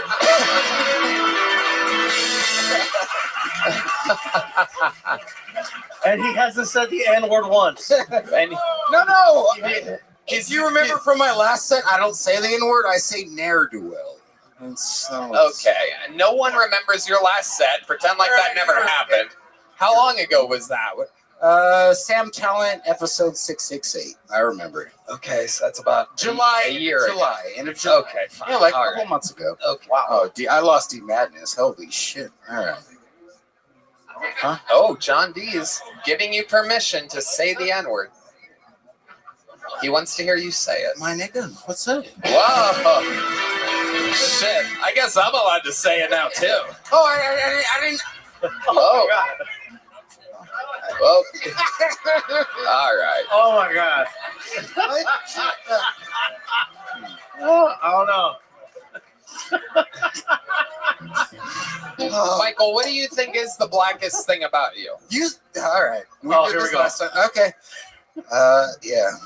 Oh, a woman out there just yelled to dance. Can you do dance like a black guy? Let's see this. Give me some music here. Come on. Play some mystical, guys. Bad knee. I swear to God I can't. I swear to God I have a bad knee. I can't dance right now. I swear to God, I tore my Achilles tendon. Come on. Hey. Oh, there's the lighting They want you change. to say danger. Oh, shit. White guy. Go white guy. Go white guy. Hey. What do you want? Welcome to White Dance Party. So it's the Carl. Oh, all right. It doesn't. Oh my God. My grandma's gonna kill me. You dance for those white people? That's what she's. I bet that's exactly what she sounds like, too. What in the world would put you in that conundrum to where the white people are asking you to dance for them? My dear sweet Michael Scott. Your name is whiter than anything about you, by the way. My mom was gonna name me Jarek, actually. Like, wow. Not Jared, not Derek, but Jarek. Well, so I'm Michael Scott the second. My dad is Michael Scott. Wow. Yeah. Jarek. Jarek. Should be named Donald because you dodged a bullet there. My middle name is Donnell. And he danced like Donald Trump. I'm like, he did kind of dance like Donald Trump. Dude, I we have know who one he leg. voted for. He's like, I could totally dance like a black guy.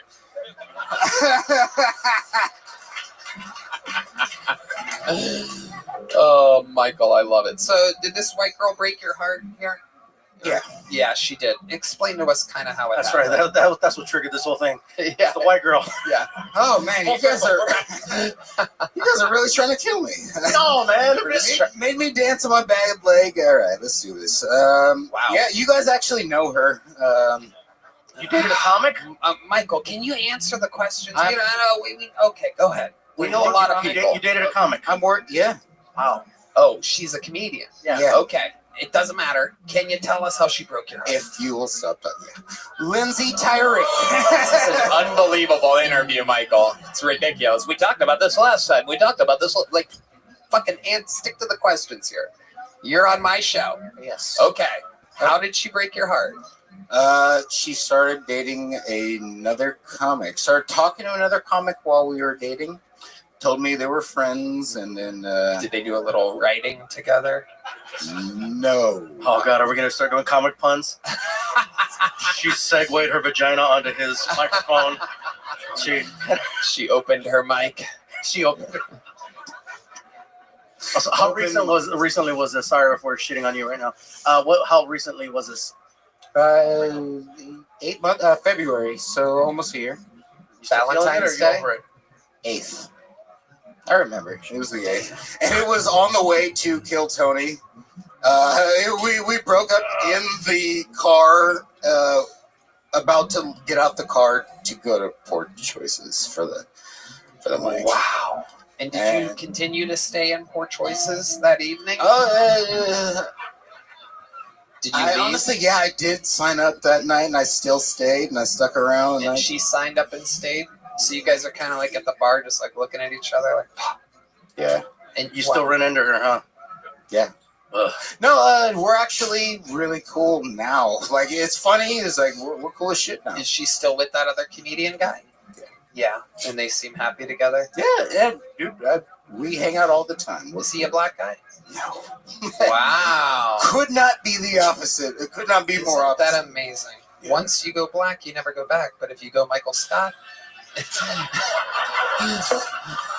you can go anywhere. You'll try a lot. I just want somebody that can dance. How'd you hurt your knee? MMA. Wow, look at that. You can fight, dude. Careful. Yeah, this is incredible. Yeah, before I did comedy, I was a fighter for a while, for a good while. Oh my goodness! Wow. He's good. I see him spinning quick. Yeah. What kind of fighting were you doing? Jiu-jitsu was my specialty. Purple belt. Yeah. But yeah, I love kickboxing. I love to kick. I keep breaking. I'm fragile. I keep breaking. Wow. Yeah. What was your record? 2-2. 2-2. 2-2. 2-2. I started off great, and I had a habit of taking fights on short notice. Every promoter knew they could just call me Old John straight off the couch. Broken Bones Jones over here. That's fucking solid. Yeah. It's just So I never went pro. I was an amateur. Amateurs don't get paid, but if you're willing to take on anybody, you get paid a little bit under the table. So I would get like timely. So you made a little bit of side cash. Yeah, so I'd make $400 a fight. Promoters knew they could call me, but I started off 2-0, and then I took my last 2 fights 6 days notice, and then 8 days notice, and I got my ass. Just cannot for the life of me picture this. Like, would you do your walkout with like the gloves and your glasses still on? You hand them to your coach right as you get in the octagon? Really? Yes.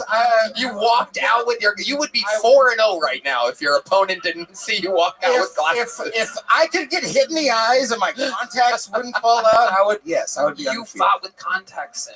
I did that one time, and then I got hit, and it went. I felt it. I felt it under here, and then So what I would do, I never would fight with him. I just hand him to my coach, and then I have him lead me to the cage. Your eyes don't seem that bad with those glasses on, by the way, though. Like, your eyes don't seem that bad. With I still think D Madness would beat the shit out of you right now.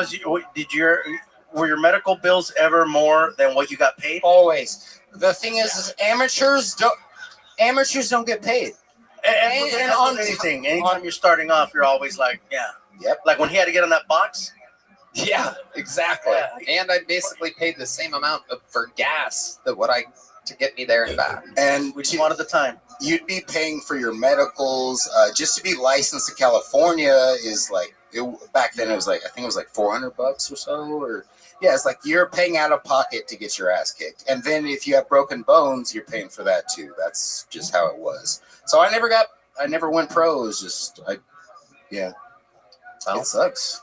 What are your future goals, Michael, other than I work at Hotel Ella. I don't know if you guys ever heard of it. It's a hotel here in Austin. It's a little boutique hotel. I'm a valet. 35? Yeah, right off at 35. Is that connected to that new sushi joint? No. Oh, okay. No. There's a new all-you-can-eat sushi joint. It's fucking Machi Sushi. Unbelievable. Yeah, So that's not that hotel? Oh, okay. No. Oh, yeah. Dude, you're about to be in love. I've gone like 3 times in the past 2 weeks. It's brand new. Out of a food combo. This is fun. They have a full-size transformer out front, too, for you to like stare at when you're digesting afterwards. Which It's amazing. transformer? Bumblebee or something? It is. It's Bumblebee. Oh, you've been there. Oh. A man known for his heavy protein intake, Big Michael Gonzalez, has been there. Bumblebee's a Volkswagen. All right. Well, Michael, congratulations. You already have a joke bug?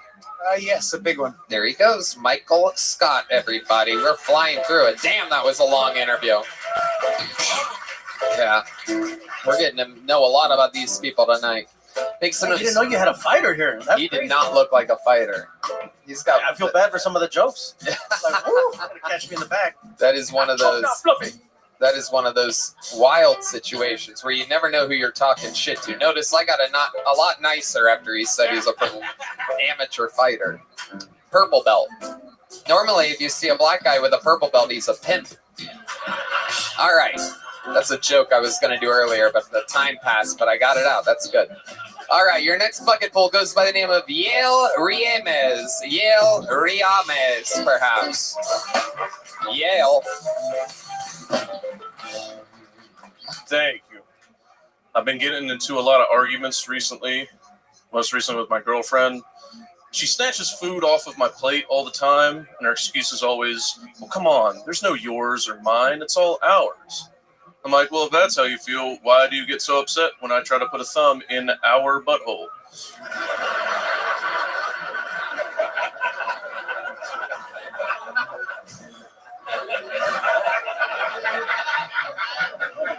I also got into it with a friend of mine. I thought she was telling me a joke. She told me that her cat had feline AIDS.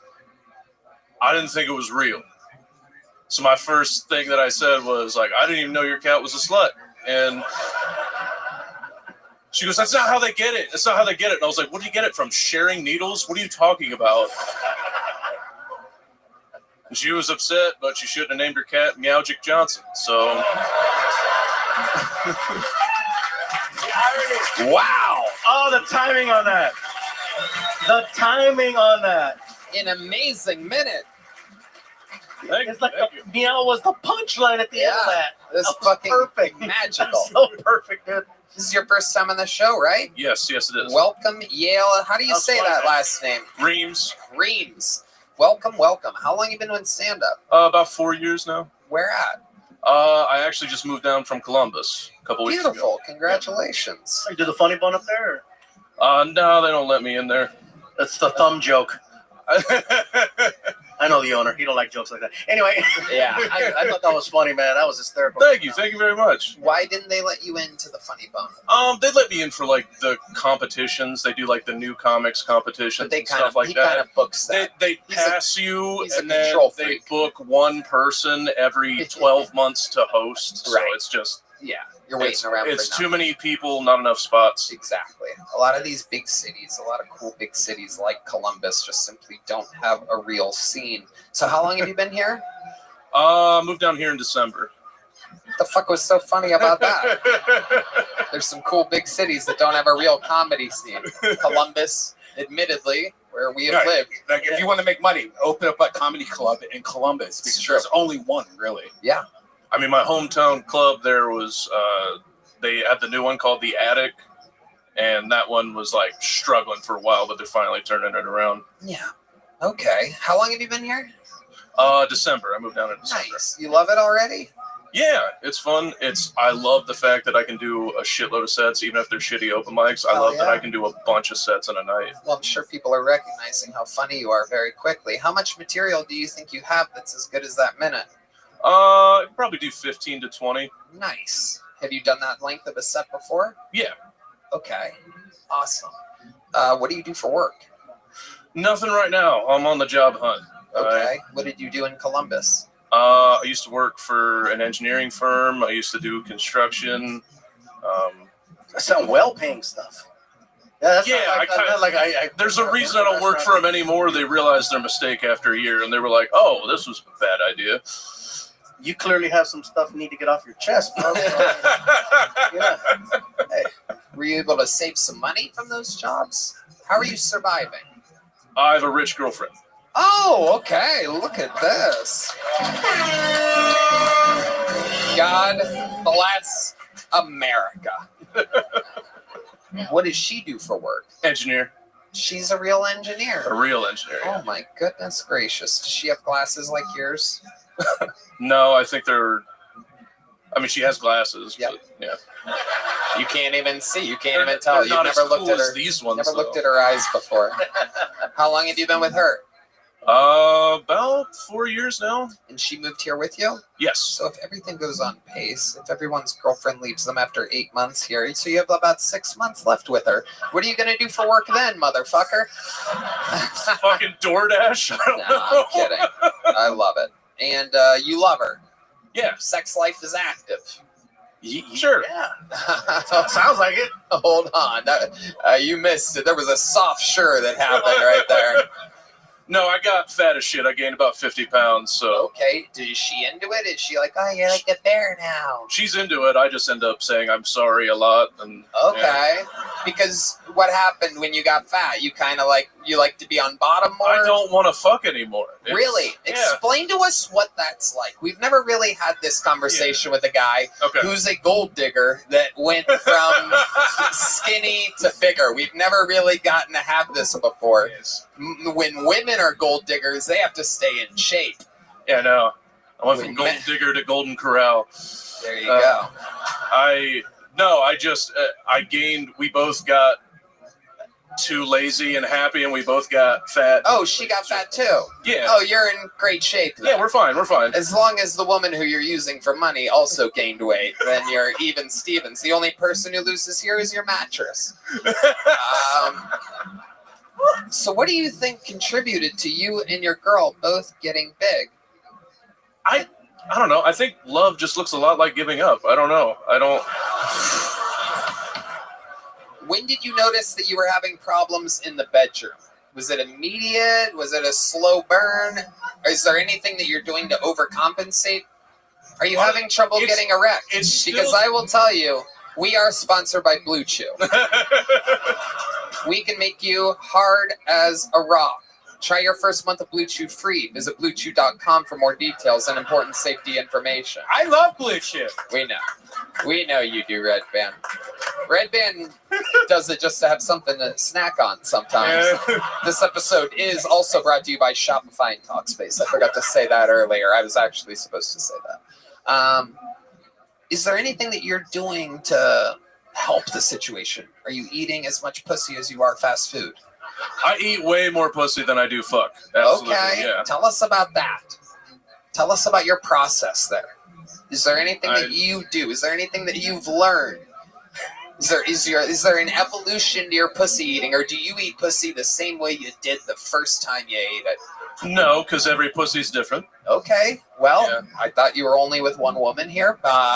You might need to literally start looking for a job. I thought you meant the first time ever. Sorry. Okay, right, yes. So, tell us about your evolution of pussy eating as you've gotten fatter. Why did you look at me when you said that? Motherfucker. Hey, can I order a drink since we're talking about freaking eating pussy here? Another tequila for my Yeah, girlfriend. please. Thank you. I feel you run all these questions. By the way, hey, you asked me to be on the show. I didn't know. Can I get some of that medication too? You want some? What is this? A nicotine pouch No, from our friends over at Nicked NYKD? I don't have a problem with cigarettes, man. What's that other the pill? Where's the pill? Oh, Blue Chew. Yeah. Oh, we don't actually have any on us. We were reading off of the. Never mind. I love the party though. Can I have a tequila and an erection, please? No. Hey, I got plans after this. I got your back, bro. Don't worry. I love it. So again, tell us how you eat pussy. Let's hear about it. Let's get the spotlight on him and take us through it. The truth is, I just don't eat it laying down on the bed anymore. I sit down off the side of the bed because it's easier. Wow. You are just taking the shortcut in every single way. Okay, now the light is on you. Show us how you eat pussy. Look directly out into the audience. Oh, wow. Hey, guys, what does pussy eating music sound like? Yeah, can we get some pussy eating? Can we get a little diddly there? Oh, he's already exhausted, ladies and gentlemen. We're going through the process here. Okay, her thighs are over your shoulders right now. You're doing the hard lean. It must not smell bad for you to stay in the mix like that. All right, this is it right here. This is it right here.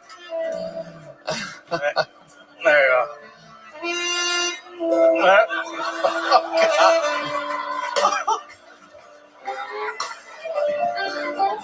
Hell yeah. Oh my goodness. He's doing the dolphin move. Wow. He ate her pussy and her ash. He ate her ash out. Kill Tony ashtray. That was incredible. What's the longest you think you've ever eaten your girlfriend's pussy? It's just torture.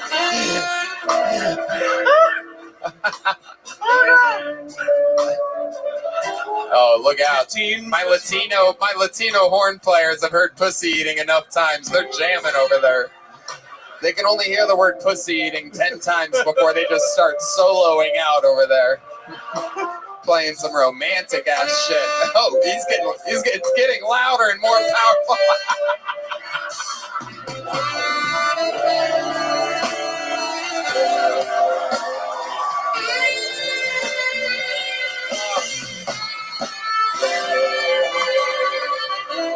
Fuck yeah, Carlos Sosa, Fernando Castillo, and Raul Vallejo. All right. Yale, tell us something else crazy about your life that we would be interested to know about you. Any fun facts about Yale Reams? You have a great name. Very original fucking name. We have Michael Scott before you. There's like a billion Michael Scotts. There's only got to be one. I mean, I was named after a guy that died, who was named after a Pro Football Hall of Famer, NFL Hall of Famer. Reams. Yale. Oh. That makes sense. Since No, I got that one from Dad. Right. Okay. Any other fun facts about you before we should let you go? I was in the Army for a few years. Oh, what'd you do in the Army? I was 35 Mike. It's an intelligence collector, interrogator. Okay. Awesome. He wasn't a recruiter. No. Yeah. I gotta tell you, when you came out, man, you feel very comfortable, very polished. There was no hesitation. As soon as you started performing, man, you were funny out the gate. Thank you. So Thank you. That means a lot. Yeah, Appreciate that. I noticed that immediately. Thank you very much. I had somebody start over earlier because I felt like there was something there, but right out the gate, you felt very comfortable. So 15, 20 minutes, man, I feel like you got more, but Thank you. That's just me. As long as your set is longer than your pussy eating, I think you're gonna be okay. Yeah. Focus on that, dude. Everything else will fall into place. I loved the minute. Congratulations, Red Band. You know, because you're from Columbus, Ohio, and you're a funny guy, I would love to have you on the Secret Show Thursday. Hell yeah! And you're getting a big Kill Tony joke book. Yale Reams, ladies and gentlemen, has arrived to Kill Tony. How exciting! A real gig he just got out of this. Oh my goodness! Thank you. How lovely. This is going well. Jazz. Make some noise for your next bucket full, ladies and gentlemen. 60 seconds uninterrupted for Sandy, everyone. It's Sandy. Let's see what happens here with Sandy.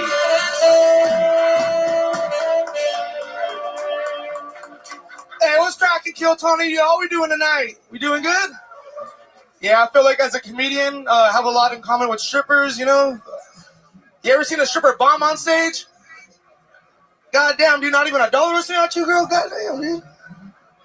I remember one time I told the stripper, I was like, hey, girl, you know I can save you from this lifestyle, right? And then she showed me her bank account, and I was like, hey, actually, hey, can you save me?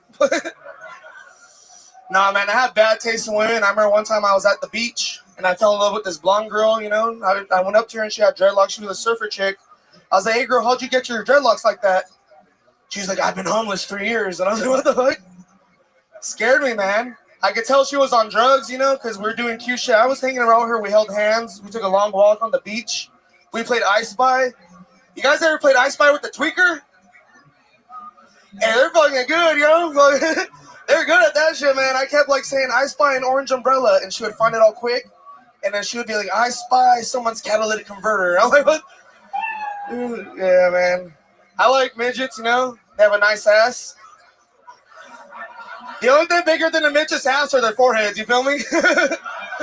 Hell yeah. Sandy, welcome, welcome. A minute from Sandy. Is this your first time on the show? Sir. Hell yeah. What pot farm were you raised at? Look at you. Pink Floyd shirt, that fucking head. I love drugs. And I love how comfortable you are. You are Fluffy's here. What the fuck? How did I not see you? Hell yeah. I have never snuck up on anybody. Thank you, man. Hey, I should wear black more often. You look good, brother. Good to see you, man. Yeah, you're very comfortable. You came out here and just felt chill, you know? Yeah, no, I've seen you. I grew up. My family loves you. I've seen you at the Citizens Bank Arena or Toyota in Ontario. Thank you, man. I'm from the IE, so it's cool to see. I know you started at the Ontario Club, so it's cool. This is about you, bro. Yeah, no, You're funny, man. Thank you, man. I appreciate you, Fluffy. If you guys have ever wondered what people from the Inland Empire look like, it is these two. Yeah. That is your hair, right? What happened? That is your hair, right? I think so. The only reason I ask is because it's impressive and I haven't had it in a long time. Incredible. There's a lot there. Yeah, what do man. you do for work, Sandy? I gotta know. I'm a service technician at an apartment complex, so I fix air conditioners. I do plumbing. You know, that's cool. Hey. I love it. So you're just walking in there stoned, just fucking, high as hell every fucking day. with electrical sockets. You know how many times I've been shocked, you know, because I was like, fuck, this is because I got Can't to even imagine. goddamn. Do you live at the apartment complex that you manage? 30% off rent. They only give you 30% off. Hey, California, it's fucked up out there. 30% is a lot in California. Oh, damn, it is, dude. It's good, man. Shit. But it's a full-time job? Full-time. Been there 6 years. So sometimes you get awakened in the middle of the night and this and that? Yep, and I got to go stop, fix things. What are some of the crazier calls that you've ever gotten? Have you ever... One time I was at Buffalo Wild Wings, and they called me like, there's 2 apartments on fire. Can you come help? And I'm like, no. What? They're like, hey, let's just see if we can get the kid to put out the fire. There's a fire. Who do we call? Call fucking Sandy. Holy shit! Yeah, that's how they manage fires in Southern California. I don't know if you guys have been watching the news at all. But we got a fire in the Pacific Palisades. There's 20,000 cubic miles on fire. Who do we call? Sandy. Sorry, millions of people. He's at a Buffalo Wild Wings right now. Gavin Newsom's first call. Did we try Sandy?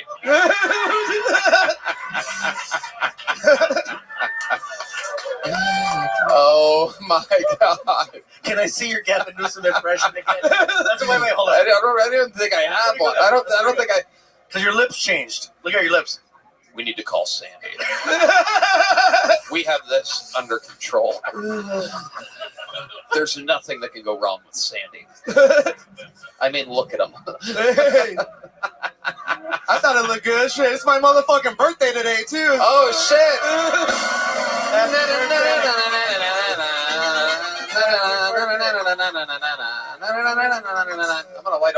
tapestries. So how long have you been doing this? 3 years. 3 years. January 20th. And where'd you start doing stand up? The IE. So I do. You know, I do. I'm like always at the improv. Yeah, right there. Yeah, I started in the IE. I'm always in Riverside. Just everywhere. You know, LA. Try to hit Hollywood as much as possible. And so I grew up, man. So, That's cool. And then so you're living out here now? Or you just No, I just came to visit. My friends live out here, so it's cool. They let me sleep on the couch for like 10 days. That's freaking awesome. Thank you. Thank you, Fluffy. Damn, I never thought Fluffy would be passing me a goddamn blunt, dude. This is cool. What birthday is this for you? So if you want to take a wild guess, because people will get it wrong all day. I'm gonna assume you are 7-8. Well, I'm gonna say 23. 22. 29. Wow. Yeah, no, people have been saying I look 43. I was pissed off. What the fuck? Yeah. People are like, he's the Mexican Danny DeVito. Right? Hey, I'm the penguin. Hey, look, I'm the penguin, dude. There you go, Red Bed. Hell yeah. So, tell us more about you, Sandy. You've been asked to put out fires. You're an apartment manager. How long have you been doing stand-up? Let's talk about that. 3 years. 3 years. Yeah. That's right. Yeah, my first job, I got my finger cut off at work. So, yeah. Wait. Oh, my God. Holy shit. Oh, gross. Oh, no. Oh, we have a lot of fainters in the front row tonight. Won't do that again. Yeah, never finger a fat chick, you know? That's the last time I do that job. I got paid $10 too, shit. Oh, my God. She ate you out. That is incredible. How did you lose that finger? Finger and fat girl. No, I'm just kidding. Fireworks. UPS. UPS? Dude, I was 18 years old, first job ever. Fucking 2 weeks into it, lost my finger. It was fucking... But pretty embarrassing. What? Yeah, exactly. And why is it missing? Yeah, just a cart squished it off, and I had to pull it. I pulled off the glove, and it just ripped it off even more. So I was like, oh my God. They tried to say they could save it. They couldn't. Oh they my God. What can Brown do for you? Yeah. So did UPS pay you well for that? Fuck no. Guess how much? Why do I have to guess everything? I don't know. What's going on here? What is this, a circus? You got free shipping for a week? I don't know. Hey, they gave me 30% off. $4,000. $4,000. Apparently, did you just settle immediately? No, I try to fight, and they're like, no, this is as much as you get. Even the lawyers are like, no, this is as much as you're gonna get. Oh my Dude, God! Dude, you had a lawyer? Was it a lawyer off a bus in the Inland Empire?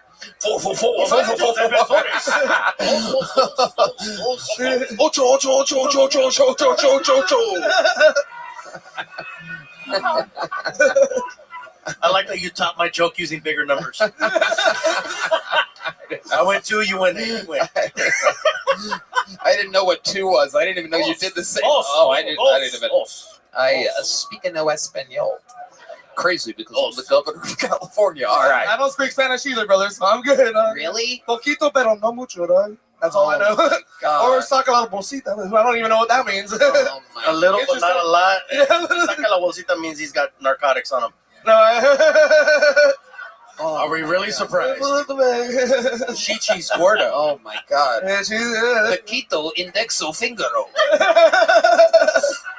Sandy, what do you do for fun? You seem like a guy that has some hobbies for sure. He seems fun. He seems very fun. Yeah. Shit, just comedy, dude. That's all I do. Work in comedy, you know, just getting that time in as much as possible. That's why I fall. What are you doing right now that you're not, like during the day before you got here tonight to do stand-up? What do you do just to entertain yourself? Drink. I don't know. It's my birthday, so everyone's been buying me drinks. I mean, shit. Thank you, girl. Wow, listen to the dumb bitch from Dallas, everybody, who just realized that it's his birthday because she's so deep in her own bullshit world that she found that out 7 minutes after everybody else did. Oh my God, fucking happy birthday. Please don't move to Dallas. Jesus Christ. She's hot. At least she's hot. I'll take that shit. Go, girl. Get it, girl. Hey, At least she's hot. You're high. Yeah. You're high. For a match made in heaven. Someone's about to get the lightest fingering of her life. I use it for the clit. I just vibrate on the clit like. You put 200 pussy and let it vibrate on the clit. They love it. It works. You've heard of finger bang? That's like finger poof. Wow. It's my trigger finger too. I'm left-handed. So I was like, oh, You're left-handed? Yeah. Oh, fuck. That is so sad. Oh my god. I thought that was like positive. Like, at least it was a left hand. You know? It's like, that's probably how you got that in there, huh? Yeah. That's how it happens. What are the times where you notice it affects you the most? Other than, like, obviously shooting a gun, is it hard to write? It's hard to do my job, you know, just fixing things at work, trying to get a screw. Yeah. Again, it's hard. Right. It's hard to write. Yeah, of course it's hard to write, but I've always had sloppy writing. It's a left-handed thing. What else is it hard to do? Jack off. You know? You are truly left-handed. Left-handed all the way, man. Wow. Absolutely. All my cousins are left-handed too, which is kind of crazy. You never really hear that my sister's left-handed. Whole family's left-handed. Absolutely amazing. Which explains why I look like this, probably. Goddamn. Someone said I look like a witch earlier. I'm like, what? That doesn't make sense. Someone told you that you look like a witch? Yeah. Then what did you go? You went. If I had a finger like that, I would be using it all the time. Oh, dude. It'd be like, oh, Tony Hinchcliffe, you mean the index finger guy? It would be my identity. All right. Well, that's been fun, man. I fucking Hell best birthday of my life, man. I bet it Happy is. birthday. Happy birthday, my friend. Congratulations. What are you doing Thursday?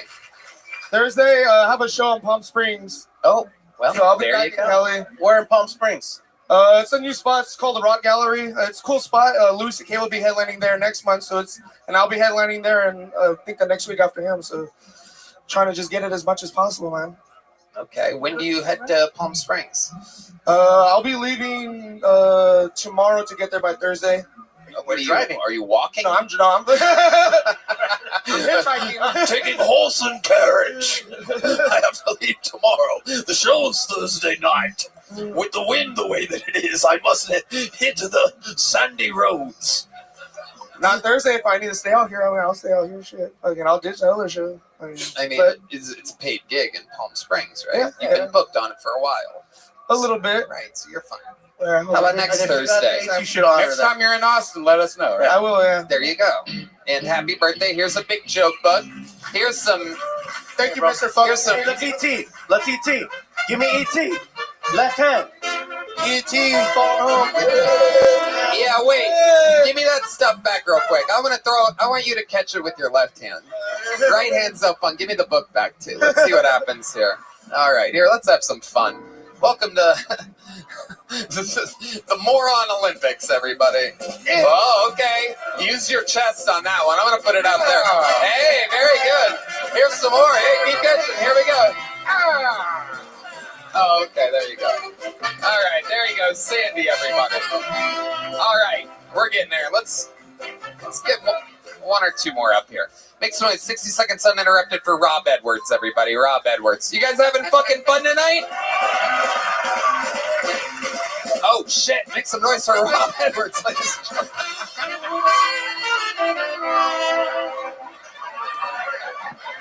Greetings, motherfuckers. How y'all doing? You good?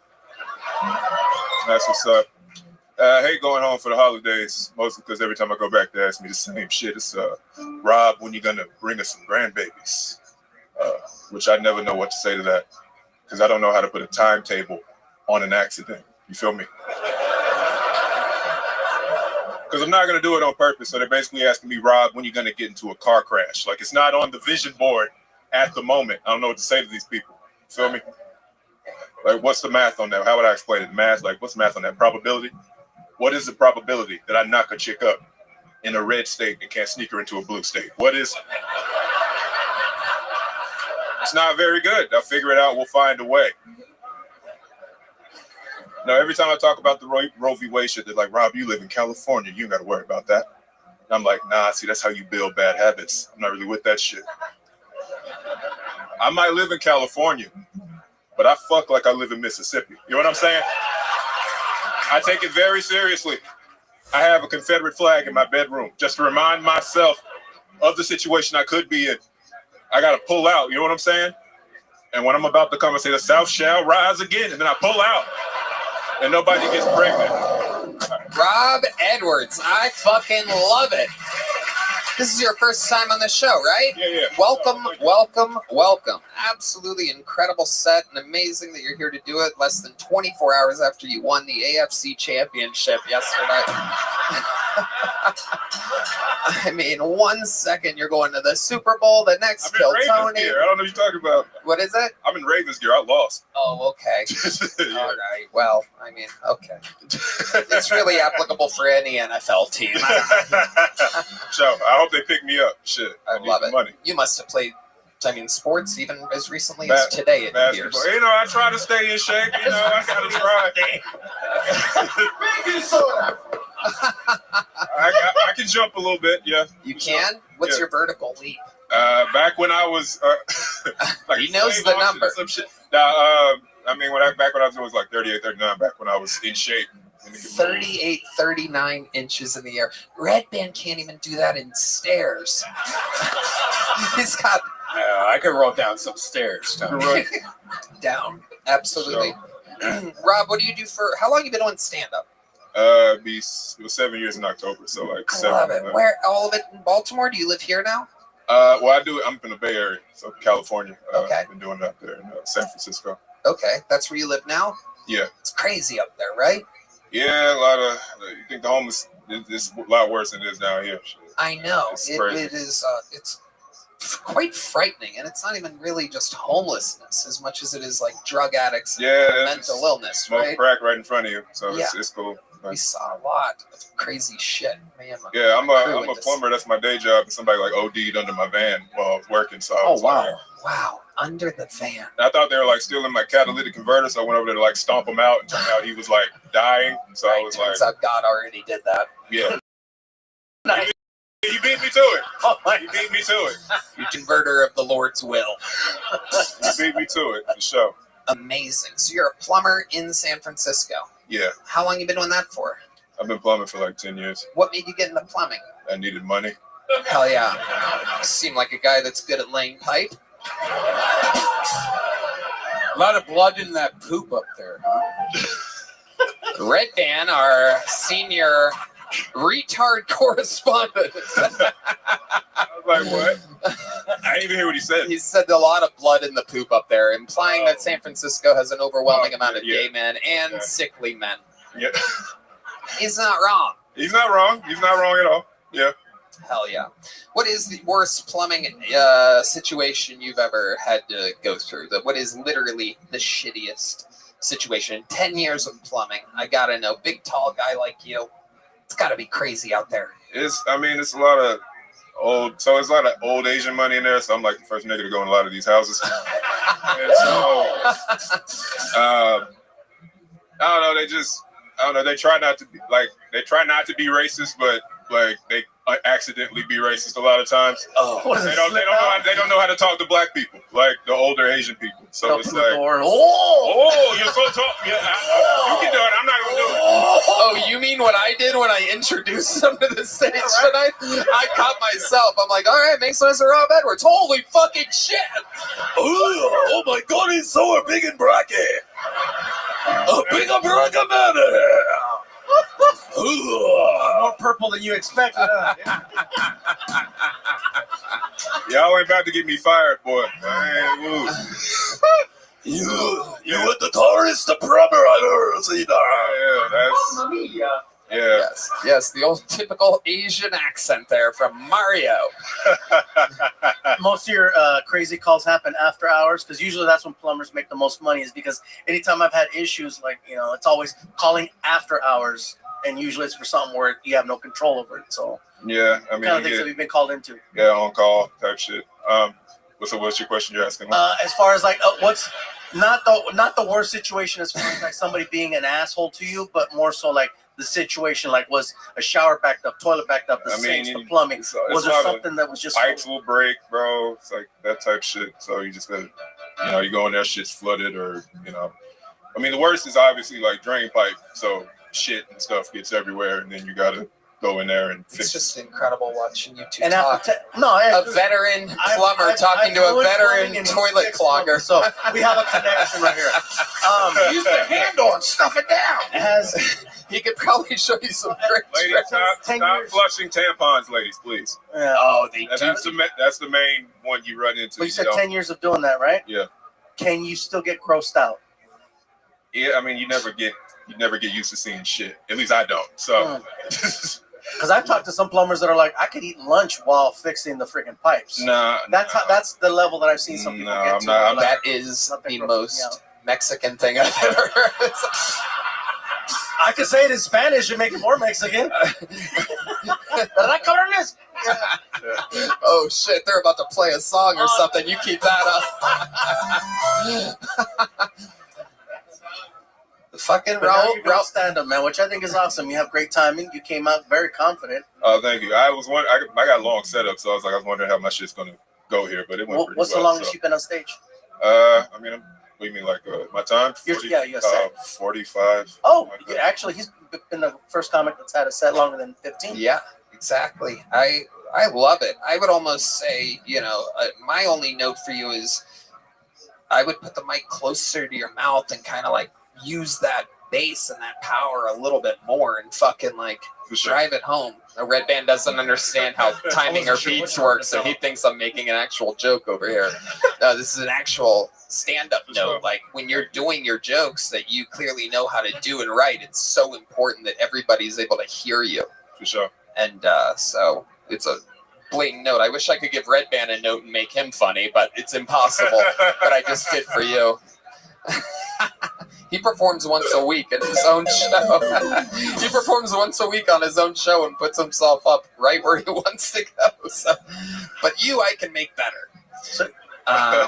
So from California, you just came out here just for Kill Tony? I was in Dallas all week with my cousin. Dallas? Uh-oh. But where is he from? Where was he at? Where do I live? All right. Rob, what kind of girls are you into? Big bootied what? I'll take care of the first part. There's one part I'm positive of. Flat asses do not fly in the world of Rob Evans. You talking about like color, race? Yeah, sure. Exactly. That's what he meant. Honestly, the only color I care about is pink. So absolutely unbelievable. So is there anything you wouldn't fuck? Let's talk about that. Race-wise, I don't think, as long as you're attractive and okay. How about mentally or shape-wise? There was someone that talked about loving midgets earlier. You would. I can't do crazy chicks anymore, but yeah. What makes a girl crazy to you? What's a situation where you've had with a crazy woman? Tried to cut me. So a Latina. She was Puerto Rican. She was Puerto Rican. Can't make it up. We love the Puerto Ricans. We already know how you feel about Puerto Ricans.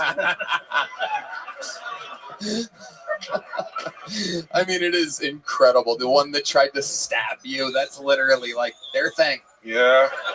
It's amazing. Don't argue in the kitchen. That's was in the kitchen. Yeah. Was she cooking? Were you cooking?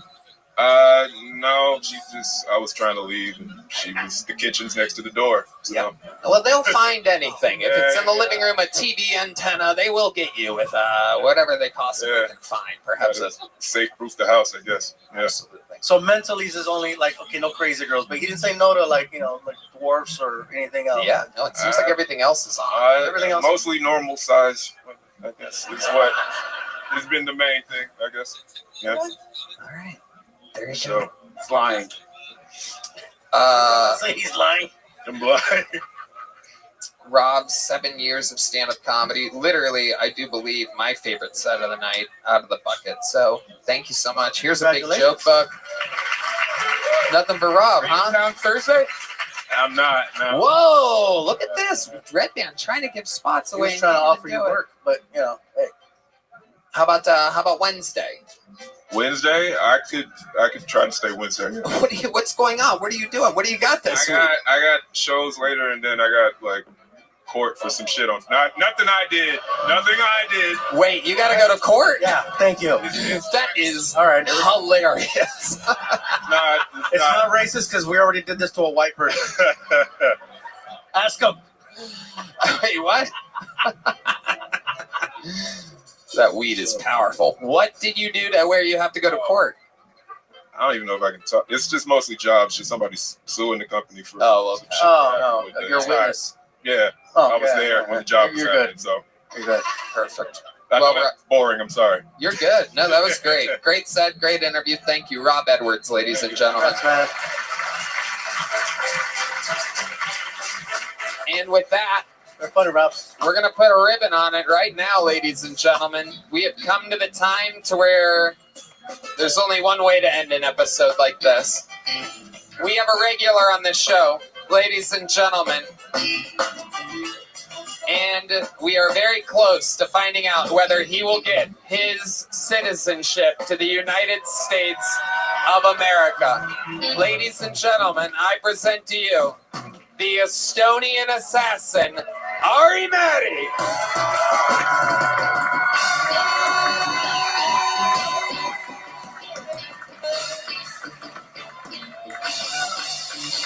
Hello? Hello? Hello? I went to North Carolina, Asheville this weekend. It got hit by a horrible hurricane. It looked like a post-apocalyptic movie. But then I went to the hotel room and I looked at Asheville before. I gotta tell you, the hurricane didn't do that much. Even the hurricane was like, oh shit, somebody already did this. LA's on fire, LA, oh my God, so sad. Where are the pedophiles gonna live now? Oh my God. Where are we gonna fuck the kids now? Eat my ass, LA. They asked me for $1 at Whole Foods yesterday for the relief fund, LA. Eat my ass. Who's that dollar gonna go to? Mel Gibson? Fuck you. I don't feel bad for people who lost a house because I wish I had a house to lose. You know what I'm saying? I wish I got a new start. I wish I had a start. That's probably the best part about being poor as shit, huh? And renting, I don't give a fuck. If I go home after this gig and my apartment's on fire, the only thing I do is I put my hands out for warmth. I look at the landlord like, I guess the lease is up now, motherfucker. Our curse has been lifted. Thank you. Wow. Hey, Gabriel. What can you say? This is a superstar right here. I love that you're getting all this. I'm still poor material out of the way before your fucking arena act. I'm still poor, Gabriel. This is insane. I don't have a plane. This is the whitest foreigner I've ever met. He is. This is my love goes out to you.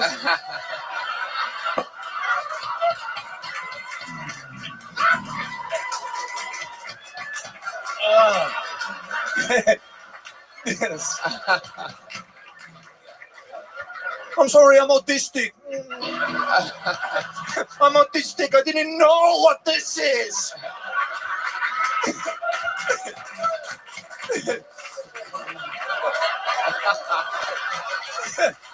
I'm sorry, I'm autistic. I don't know what this is. Oh my God.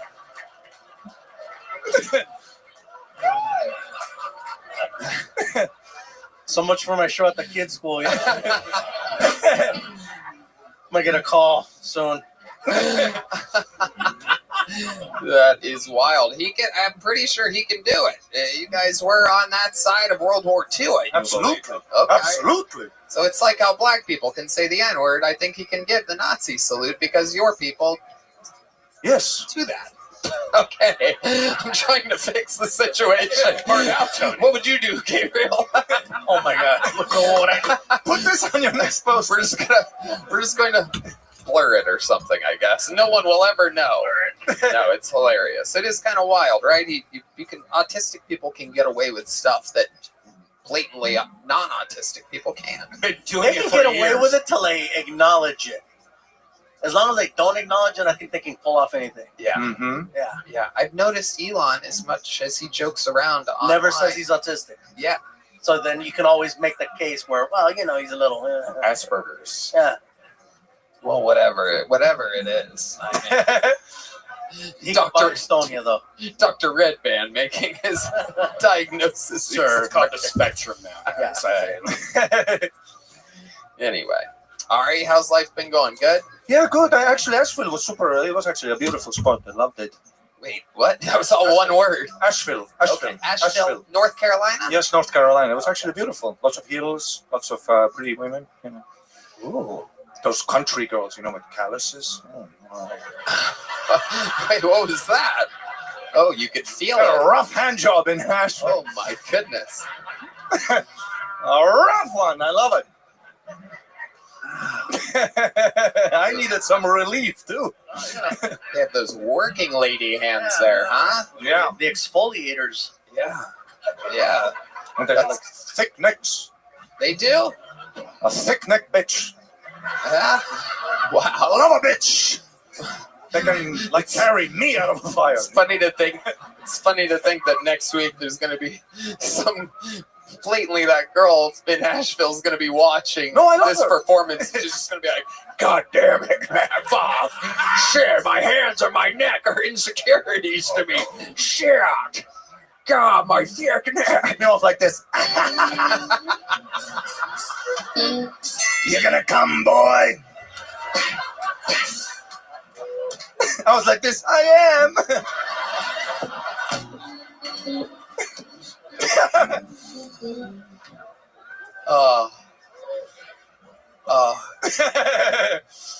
It's a shame nobody's gonna see this because they stopped watching after all the Nazi salutes. Now we only have the cool people. That's true. That is true. Actual comedy fans. I love it, Ari. My God, so funny. Asheville, North Carolina. Yeah, she was awesome. What else? You got a real Texas shirt, making sure you don't get Texas. I love it. Making sure you don't get deported this week. I gotta practice my accent, dude. ICE is out to get me. I am from Texas. Texas, Texas, Texas. That's what I say. Just like everyone else from Texas. I don't know that he could get deported. Maybe to Dallas. Yeah. They're not really gonna kick him out. I'd rather you just send me to Estonia. Anything but Dallas. It's like Asheville without the calluses. Did you start off doing stand-up in Estonia? Because I know. Yeah, you went there. I was at the show. I was on the second balcony so far. You were there at my show in Estonia? Yeah, awesome. I remember. It was awesome. You did a lot of jokes. And then you left, by the way, boxes and boxes because my former manager, Louis, see ya. He's great. Shout out, Louis. I love you. He brought you out, and I remember you had a lot of merch that you just left. I've never seen a performer you left boxes. I left merch? Boxes? Dude, don't do that. Boxes? Yeah, you boxes. You actually do leave merch. I still have 2 bottles of fluffy Cholula. That's or Tapatio. Tapatio, and I fucking love it. And I swear to God, I even had to look on the thing because I swear it tastes better than actual Tapatio. No, but where do we need the merch? You left that here. You left it here at the mothership. You left some in Estonia. Right now, this is the look of a man that is finding out he has left $9.5 million worth of merch all over the world. Somebody screen grabbed that look he had on his face before. What person gets fired? I left it here. Dude, you left so many boxes of T-shirts. Dude, there's children in Estonia running around with fluffy T-shirts. Dude, we gave out hundreds of T-shirts. The whole country is fluffy, fluffy, fluffy. You know who else is running around? Is merch guy up on that balcony right now. Like, oh, fuck. I've been living my fucking dreams, mijo. I didn't want to carry that shit back to the van. You're so rich, dude. You don't even need it, dude. You don't even need it, bro. You could be performing on a box in Bakersfield. You have it so good, dude. What do you need that Tapatio for, dude?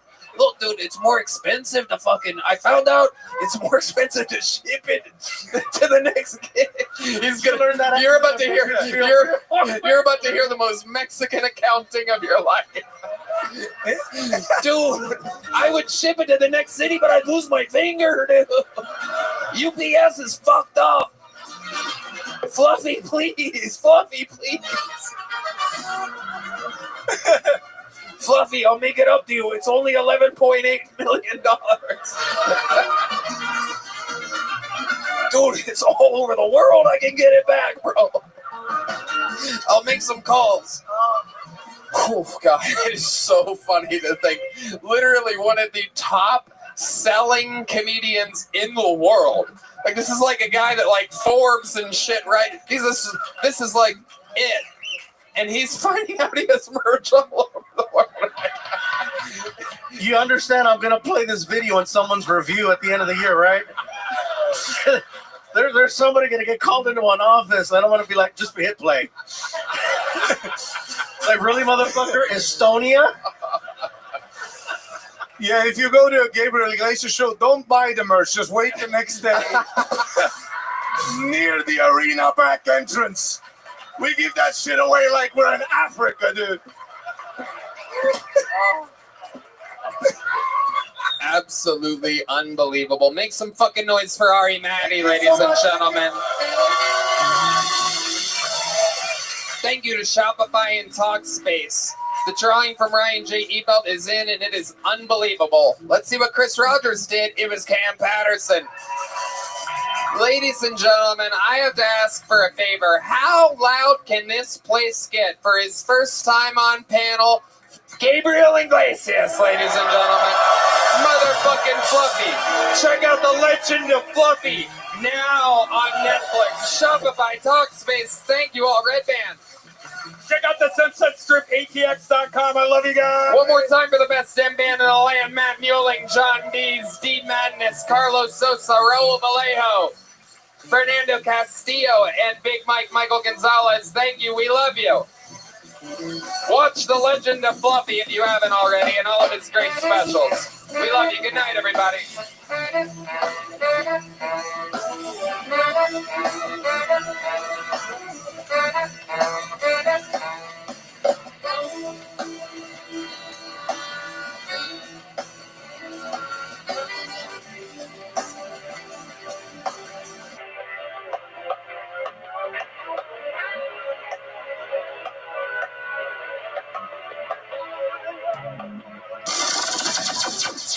The Sunset Strip Comedy Club in Austin, Texas is now open. Check out Red Band's secret show every Thursday. Go to sunsetstripatx.com for tickets.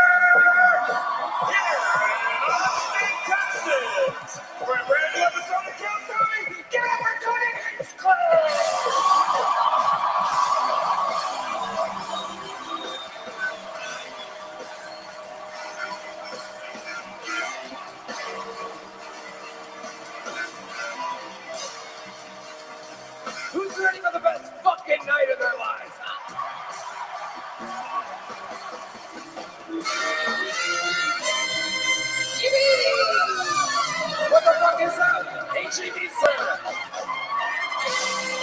Welcome. Make some noise for the great Brian Redband, everybody. What a fucking Monday night delight this is. What's up, everyone? Welcome. How about a hand for the best damn band in the land? Raul Vallejo, Fernando Castillo, Carlos Sosa, Nachos Belgrande. The great Michael Gonzalez, a.k.a. Big Mike, on the drums. Joining us tonight, the great and powerful Marcus King on guitar. Unbelievable. Matt Mueling also on the electric. John Dees on the keys. And that is indeed the one and only D Madness on the bass guitar, everyone. Holy moly. How exciting is this? How many of you traveled to be here in Austin, Texas? You know, everybody says it. Everybody says it, but I really mean it. We have the best damn fans in the world. True fans of real comedy.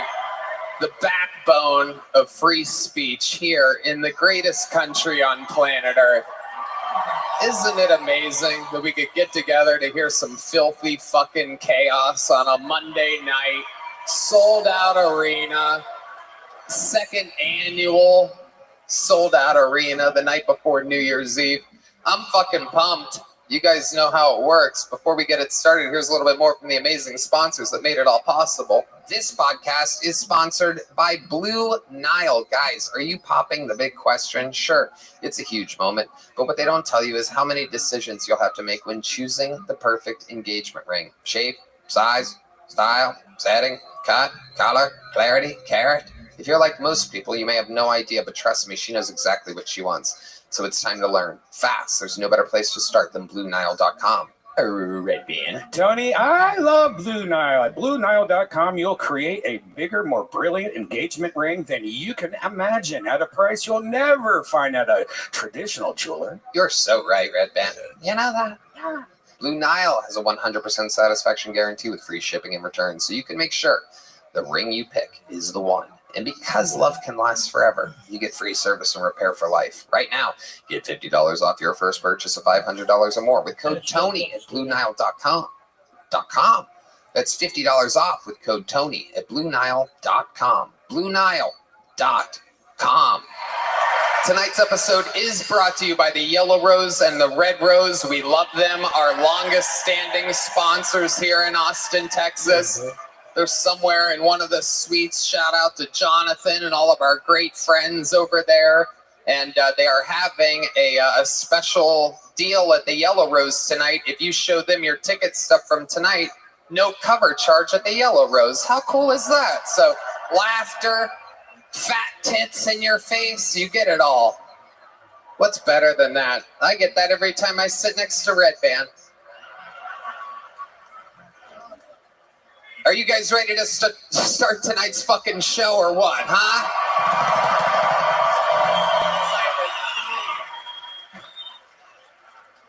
Well, tonight we have 3 guests, ladies and gentlemen. I'm going to bring them out one by one. Does that sound like fun or what?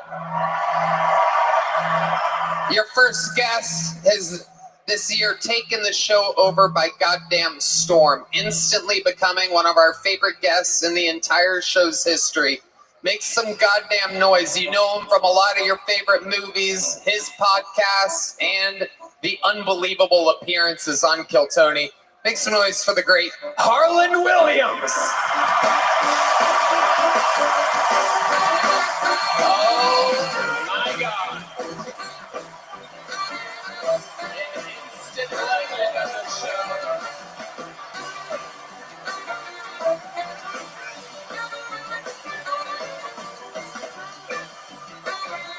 There he is. You want to say something? Go ahead, say something. Tony, thanks for having me here. And I just want to say I have 7 brothers and sisters. My brother Chris, who I hate, he's here tonight in the top. He told me he was suicidal. Jump, you prick. have fun tonight and Wang Chung tonight. Let's go, Harlan Williams. Your second guest is not only a Hall of Famer on this show, not only, I mean, he's just taken over the entire industry this year of comedy, but he is still, as of this day, the current reigning President of the United States of America. This is Joe Biden.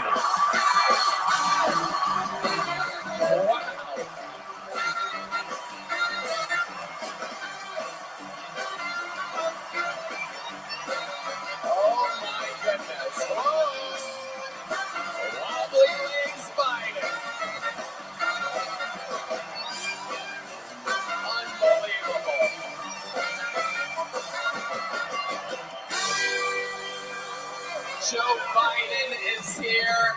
Oh, whoa! Those knees are holding strong. Someone's been chilling on beaches. I'm on NAD, CBD, and HPV. Joe Biden has arrived. Good to see you, America. I got a catheter in my cock, Tony. Make this quick. Good to see you, Carlos. One more guest, Austin legend. A man who I can't even believe was able to fit it in his schedule. Probably one of the busiest human beings on planet Earth. One of our favorite comedians. The legend who got this whole Austin, Texas shit started. It is Joe Rogan.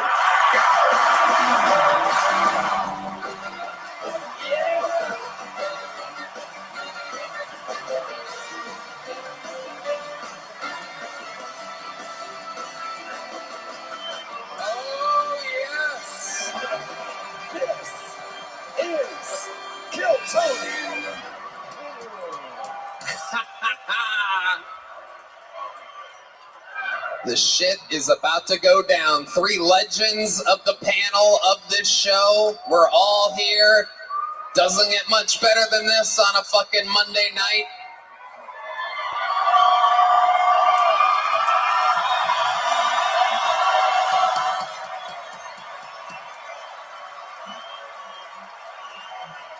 We have a bucket filled with hundreds of names. The comedians are all around us somewhere. I don't know if there's a section there. They are back there. I'm gonna pre-pull a name. You guys know how this works. If I pull their name out of the bucket, they get 60 seconds uninterrupted. You know their time is up when you hear the sound of a kitten. That means they have to wrap it up then, or else they bring out the angry West Hollywood Bear. And I think we have a West Hollywood Bear. There he is. It's Drew Nickens tonight, everybody. That's the real Drew Nickens. How about a hand for Drew, everyone?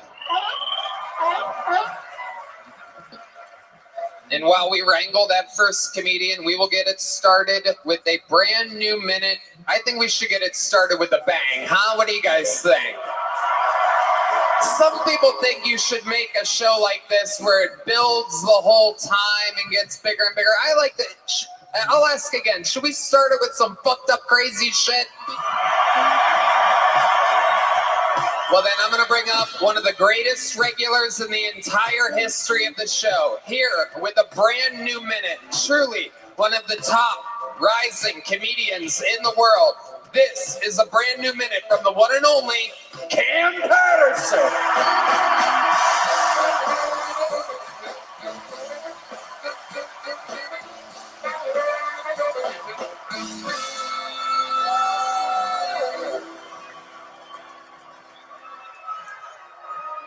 Well, I gotta follow the Star Spangled Banner, nigga. This crazy. Now, you know, I went back home for Christmas. It was great. My favorite thing about Christmas, I got a little money now, so I like to go get home people food and shit. But I like to play games with them. So I went and got 100 pieces of chicken wings, and I went to a park with a bunch of homeless people, and I gave all the chicken wings to one homeless nigga. And I called it Cam's Hunger Games. May the odds be in your favor, nigga. My favorite thing was I realized that me and my family, we can't play charades. We don't play it right. It's not a good game for my family. Because in charades, you can't really talk. You got to just act shit out. And my uncle got a card, and this is all he did, I swear to God. He just went. And then my auntie went 2004. What the fuck that mean? I have no idea. My grandma just said cocaine, and then nobody got it right. And I picked the card up, and the card said penthouse. And I said, how did that even make sense to be a penthouse? And my uncle went, you don't get it? We got cocaine, strippers, and you upstairs. That's my time. I'll do that. Cam Patterson. What's up? That's a good I'm good. This shit is crazy. It is. The arena thing is becoming casual. Yeah. How do you feel? I feel great. I got slides on right now, nigga. Life is good. Like, pretty great, man. You do have slides on. Every time. Nigga, we did Madison Square Garden, but this shit pretty cool, though. Yeah, it is. It's basically the HEB garden. There is his feet. Tight shit. Covered in socks, thank God. You can almost tell by the shape of the socks that there's some weird shit going on with those feet. I was finna get a pedicure, but my toes need armor. I realized that. Yeah. Your toes need what? Armor. Armor? Yeah. Spell that word. Fuck you. Harlan, what do you think about the young buck? I was gonna ask, bro, that whole run you did about the chicken in the park. Yeah. Is there any chicken left? Cause Daddy's starving. Okay. Y'all just say the weirdest shit, man. Yeah, coming from a guy who's dressed like he works at a strip club in a video game. Do you sell cocaine, Joe Biden? Why you dressed like that, nigga? Because I got this on Temu. Spell it. I can spell that. I can spell that real easy. T-E-M-U. Very good. Yeah, nigga. I feel fucking phenomenally. Joe Biden got his outfit off Temu. He also got his vice president off Temu as well.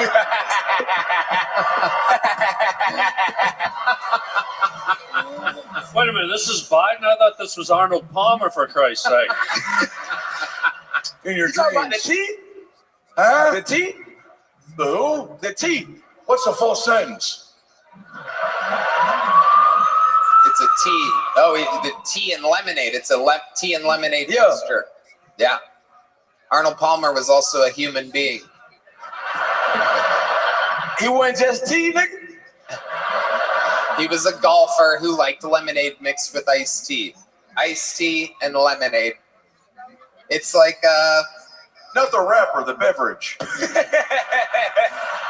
lemonade. It's like a lemon flavored Kool-Aid, if you will. And iced tea is a drink, not just a rapper. I know iced tea is, nigga. Okay. Sometimes I translate things for you. Would you call me the N-word on my birthday next year? You're not gonna be here next year, nigga. That's your opinion. That's, you know what? You know what? No, that was hilarious. You won yourself a fruit by the foot. Type shit. I love it. Cam, what else is going on? Shit, nothing really. I did a show this weekend. My cousin brought her boyfriend, and she 22 and he 36. So we were trying to figure that out. I thought about killing him, but he was scary, so we couldn't do that. Yeah. That wasn't a good option. Have you met him already? I just met him. Yeah, I met him this weekend. What was that like? I mean, It was strange because he threatened to kill her brother, which is my other cousin, and I didn't know how to talk to that. You know what I'm saying? So that's going on right now. wow. There's a lot going on. I don't know what. I can't even make that funny. That's just life, nigga. What's that in your hand? He gave me a fruit by the foot. The old president, nigga. He just gave me a fruit by the foot. Yeah, when you leave the Oval Office, they give you a bunch of snacks. And they That's a told me, retirement home, nigga. huh? Nothing. They told me, they said, give a fruit by the foot to your favorite new black guy. You got it, baby. Buy you some shoes for your birthday. I won't eat that, man. Ron Jeremy does the quality control on those. Who is that? He makes iced tea.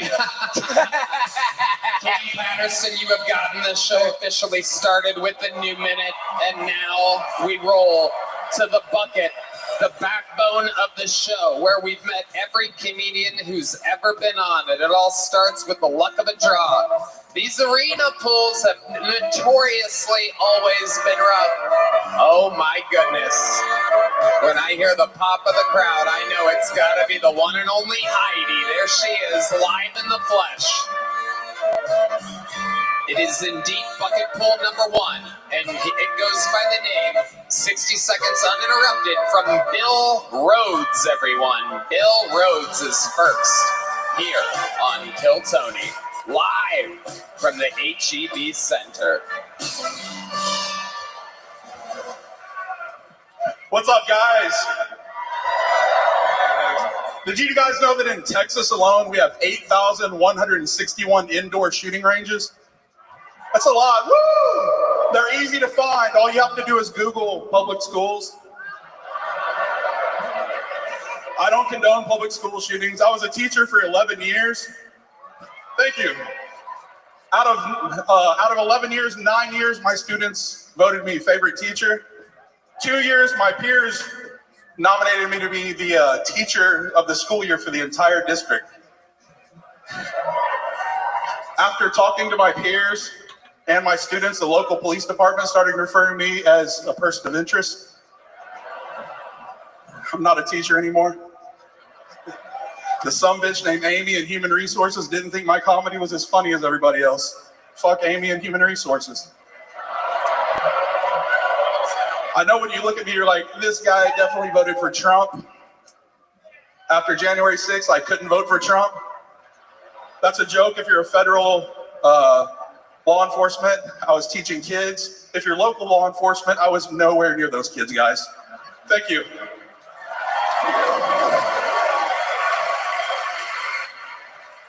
Bill Rhodes. Welcome, Bill.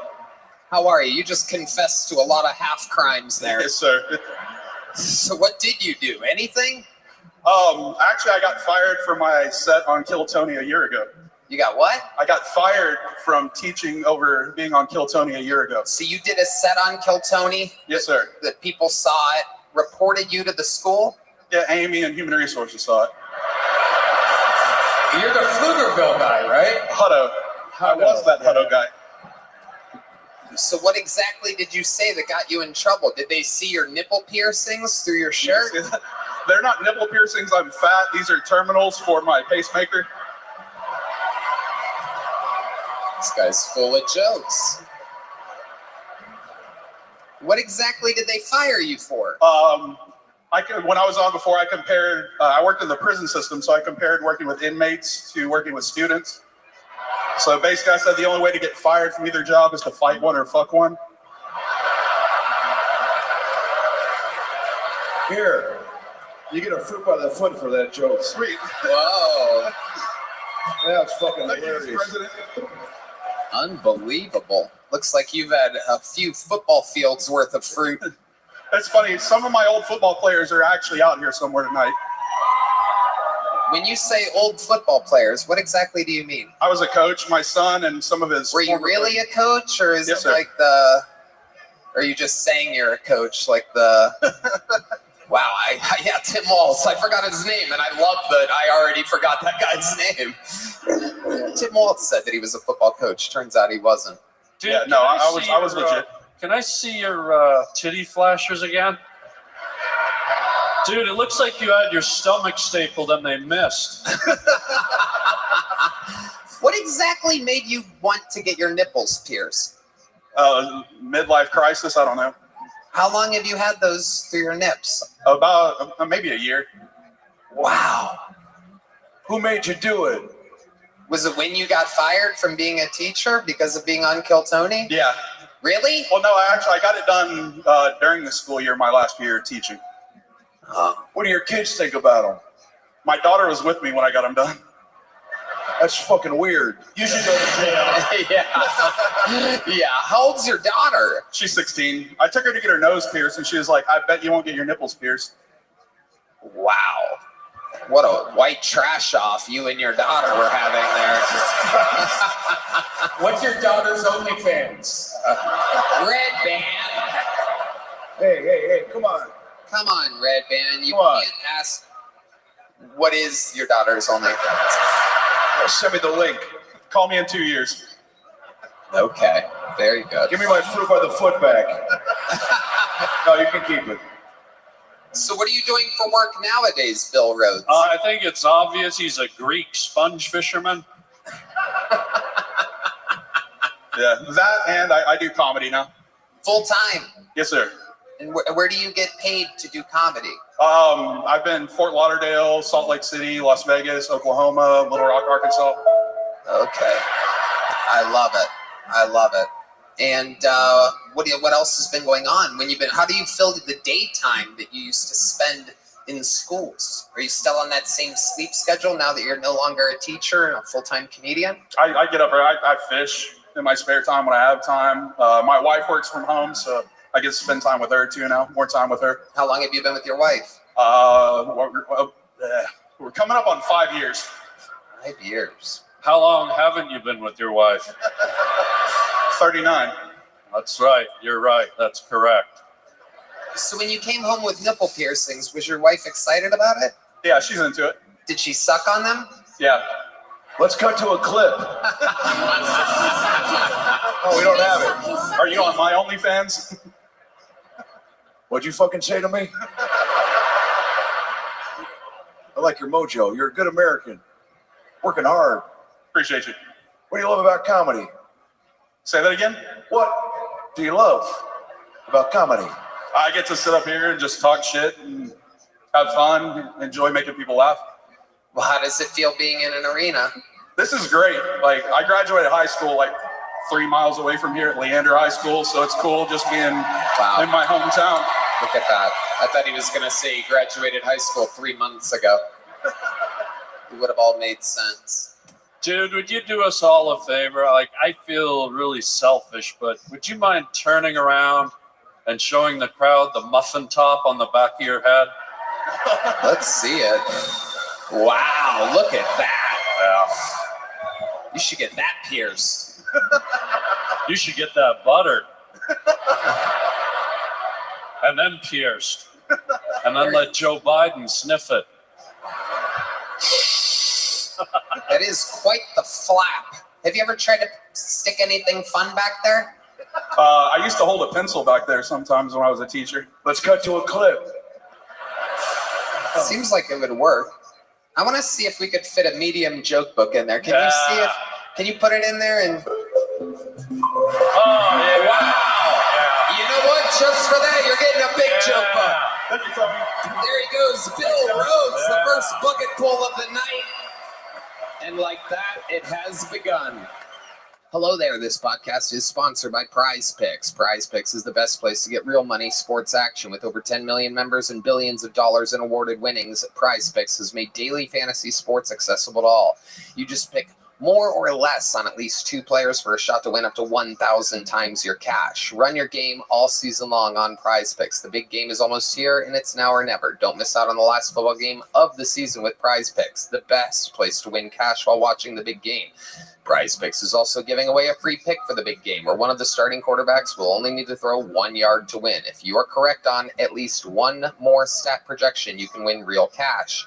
Check out the promos tab to tail any of our Super Sweat Millie winners big game lineups. If you tail a lineup that goes 3 for 3, you can win a split of $1 million in promo funds. Sign up today and get $50 instantly when you play $5. You don't even need to win to receive the $50 bonus. It's guaranteed. Red Band. Tony, I love Prize Picks. There are so many great opportunities to get in on. This week on Prize Picks, I'm looking at the football board and selecting Jared Goff for more than 230 passing yards and Saquon Barkley for more than 1 touchdown. Saquon Barkley, indeed. That's very, very good, Red Band. Download the app today and use code Tony to get $50 instantly after you play your first $5 lineup. Again, download the app today and use code Tony to get $50 instantly after you play your first $5 lineup. Prize Picks. Run your game.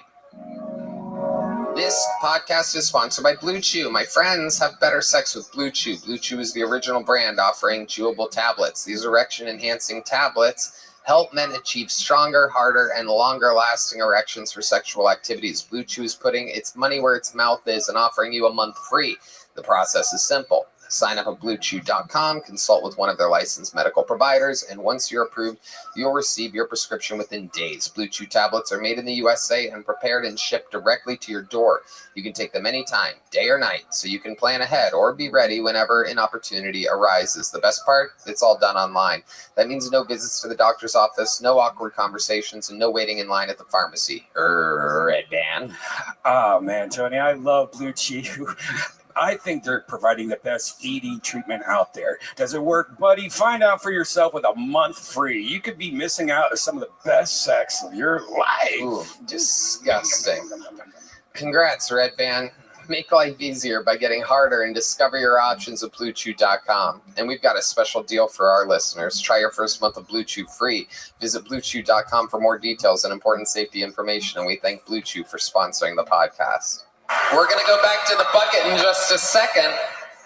But before we do, we have the return of an old character on the show. Someone that we haven't seen in a very, very long time. Because this young buck, who's going to do a new minute, put his golden ticket on the line a year ago versus Hans Kim and lost in a best out of 3 super tournament minute-by-minute competition. This is the long-awaited return of former golden ticket holder Rick Diaz.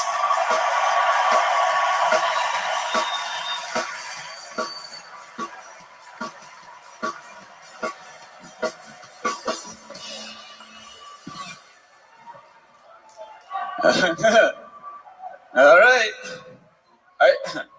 I went to a nightclub and the waitress told me, "Be careful, because people have been getting drugged." And I was like, "Oh no."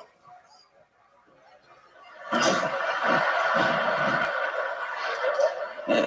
Then I went to the toilet, and at the urinal next to me, there was a guy peeing, and he was staring right at my dick. And I noticed because I was staring right into his eyes. We don't talk much in my family. We don't talk much. We don't even have a group chat. I tried to set up the group chat, but everyone in my family was like, there's already a group.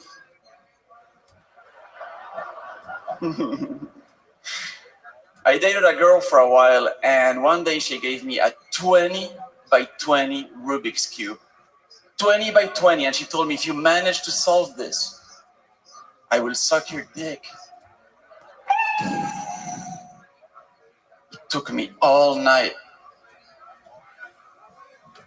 to unglue and re-glue. Thank you very much, Rick Diaz. It's been a long time, Rick. How's it been going? a long time, sir. Welcome, welcome, welcome. Thank you. Exactly the same, just as thin and malleable as ever. I am beautiful, breakable piece of human flesh. I am very brittle. Absolutely. I don't know what it is with your physique, but I want to make love to you in a corn maze. This can be arranged. I was fucking around, guy. I was not. Okay, what time and what field? I will find it. We'll find it. I'll send you a John Deere letter. No, please, sir, do so. I love it. So, Rick, what's been going on? Anything crazy? A few things have been going on. I went shooting guns for the first time. How far back did you blast? First shot, bam, dislocated my shoulder. Yeah. They made me fill out a mental health questionnaire. Uh-huh. And according to American gun laws, I'm stable. So was the guy before you's tits. That's mean. I thought Canadians were nice. Wrong. Yeah. President Biden, what do you think about America's current gun laws? Hey, well, everybody's got your body, your choice, right? I mean, clearly, look at you. You look like fucking Gumby. What's your diet like? What'd you have for breakfast this morning? What'd you have for Nothing. dinner 2 years ago? Nothing. What does your cum look like? Transparent. No further questions, Tony. I love it. Well, what else? Anything else, Rick? I have some news. Okay. Yeah, thanks to you and Red Band and Harland, I can now work in the United States. Wow. Look at that. Yeah, it's all thanks to you. I tried to reach out. I was, doing all my paperwork and all the application, and I wanted to message you to update you on how I was doing before I got my papers. And then I see you at the Trump rally, and I'm like, oh no.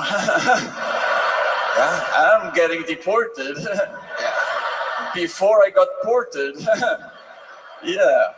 But the thing is, to come to the country, you have to go through immigration lawyers. Mm-hmm. And the first law firm I got in touch with refused to work with me because they said that Tony Hinchcliffe is a racist. And they wrote a little letter. Do you want me to read it? No, we're okay. All right. It's a good letter. Is it a good letter? Yeah. Okay, sure. Read the letter. All right. It's definitely nothing I've never fucking heard before. How long is this letter? No, I got it. Okay. Don't worry about it. It's gonna be short enough. My staff recognized that your primary purpose for coming to America is to work with Tony Hinchcliffe. Sorry, Red Band. Apparently, co-creating the biggest podcast in the world was not recognized by these people. Yeah. Tony Hinchcliffe, a comedian whose work has a strong connection to racist material. Tony's not racist. He's about as racist as he's gay. It's actually true. I seem it from far away. Then you get to know me. Yeah. And I'm not at all. Quite the opposite. Exactly. I actually asked ChatGPT, is Tony Hinchcliffe racist? And ChatGPT said, there's no sufficient evidence to support the claim that Tony Hinchcliffe is racist. That's good. Here comes a twist. Then I also asked about Red Band. Okay. And ChatGPT said there's no sufficient evidence to support the claim that Brian Red Band is a comedian. Oh my God. Look at that. Oh. N-word. I owed you one. This guy's gotten cocky since he's legal, huh? Yeah, you watch it. I got 2 more weeks in office. I could get you deported, motherfucker. You just closed the government, so... Huh? That's 3 hours ago news, sorry. You don't know what you're doing, so... Is that the end of the letter? No, you want more? Is there more? A little more. Is it worth it? It's pretty worth it. Okay. Rick Diaz, finishing the letter any second now. Yeah. As an employer, I do not want my staff to have an ongoing relationship with his staff. Well, which is crazy. Obviously, they had no idea that Heidi was working on the show. Because we all want an ongoing relationship. Yeah. And Heidi is now getting a restraining order from Yeah. Is that it, Rick? I have 2 more. Okay, let's go. Jesus Christ. I know. I wish you the best in your work and aspirations in the American market, the market that is most befitting for your art. I guess the most befitting American market for my art is a motherfucking arena. Yeah. Screw that law firm. Exactly. You almost had a bunch of stupid liberal lawyers. Yeah, then I found lawyers that wanted money. Well, Rick, you did it. You made your return. Congratulations. Thank you very much, ladies Tony. and gentlemen. Rick I appreciate Diaz. you. Back to Great the job. market we go. Great job. Wonderful. Great job. All right, your next bucket pull number 2, goes by the name. Oh, there's the great Valerie Vaughn, Heidi with some drinks. You gotta love it. These ladies have been with us through many arenas. Now, how about another hand for Heidi and Valerie, huh? All right, your next bucket pull, 60 seconds uninterrupted, going to Thomas E. Miller. Thomas E. Miller, everybody. And here we go. One more time for Thomas Miller. Hey, Austin.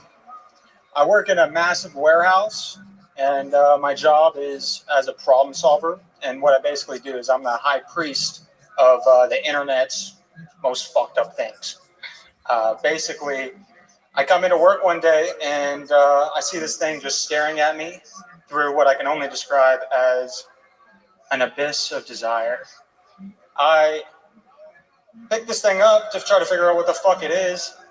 And I kid you not, it's 65 pounds of just pure, straight silicone sin.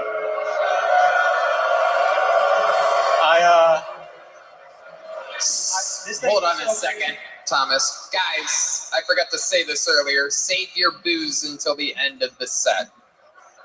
Keep going, Thomas. It's also not Thomas. It's Jacob. Talk right into the mic. Okay. You got his name wrong. So there's this giant. That was a very Thomas thing to do right there. Apparently. So go ahead, David. Damn. Okay. I'm digging myself a hole. So the warehouse I work at, there's this. So I'll cancel it there. See if I can save myself in an interview. Come on, Thomas the Train. Keep going. Okay. So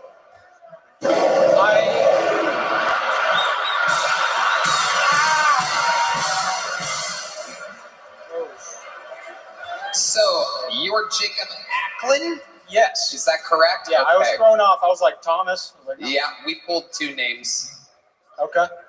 And I guess we sent you out in the wrong order. So. Are you okay? Man.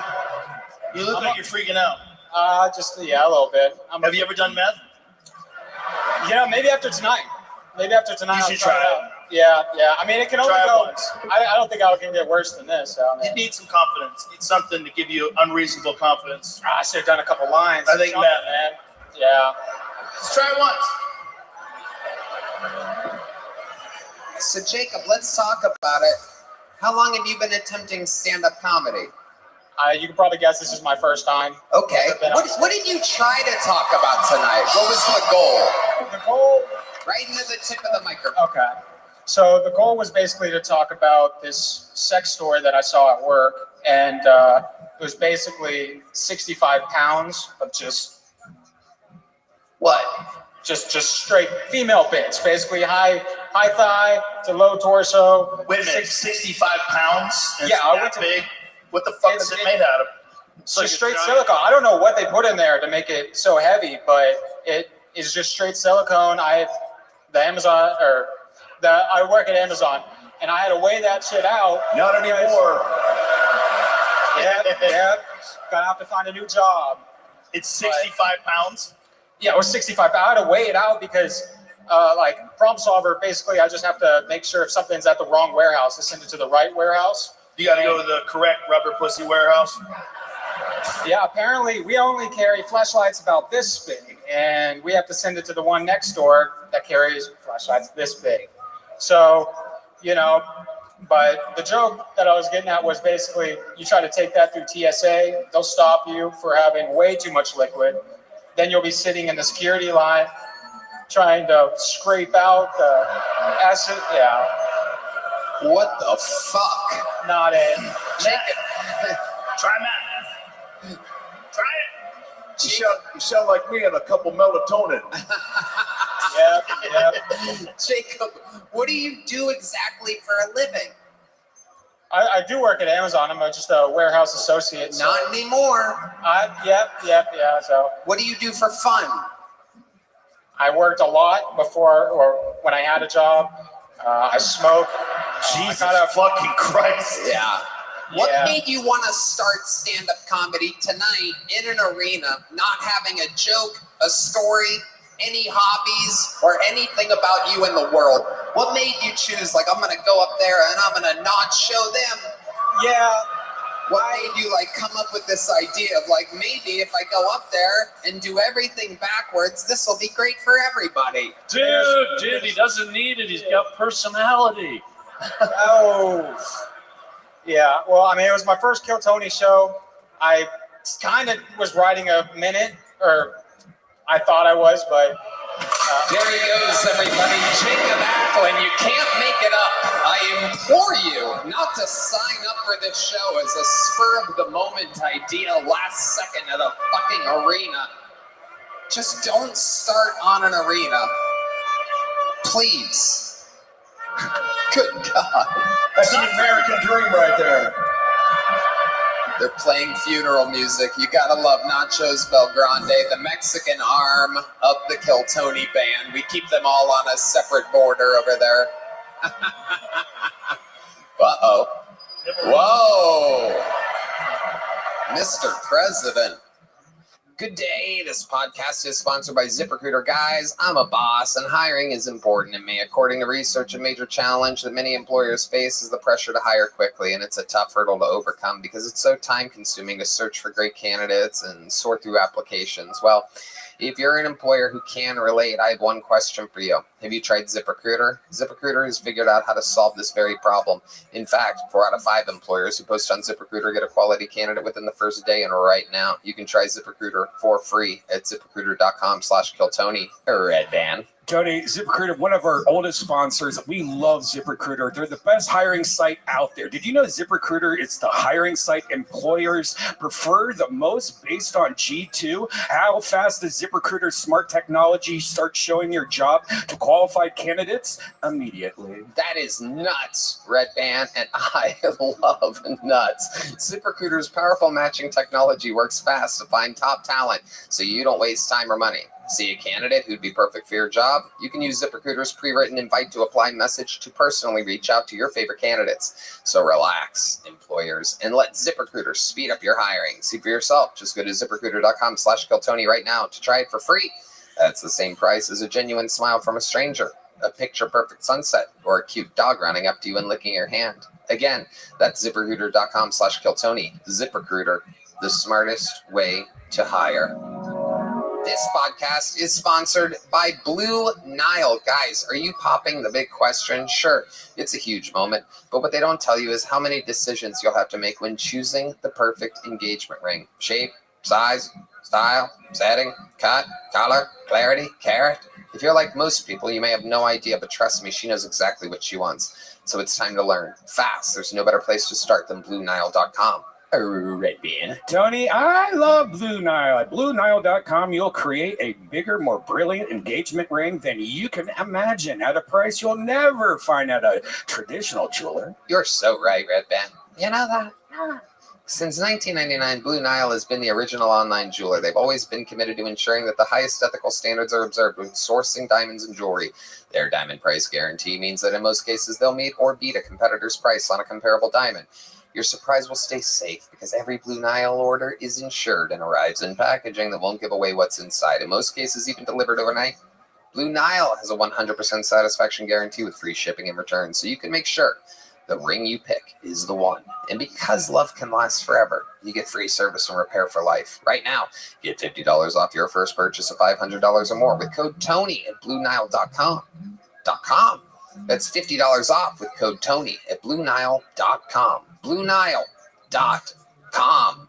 Okay, well, we have a professional comedian who won this spot on a normal Monday taping at the mothership of Kill Tony. He did so good that I said I want his first time in an arena to be tonight, the 30th of December, 2024. This is one of the top future comedians, a buzzworthy door guy at the mothership. This is a brand new minute and the second ever appearance by Law Coker, everyone. This is Law. a whole different vibe than Jake. So I'm glad schools are banning racist books. Because my white middle school teacher would read the N-word out loud from a book he wrote.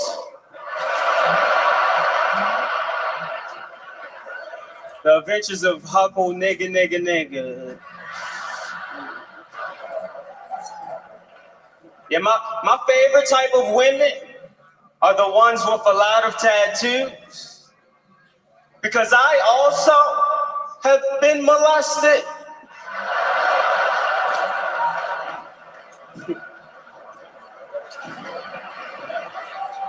Yeah, but I still believe in God.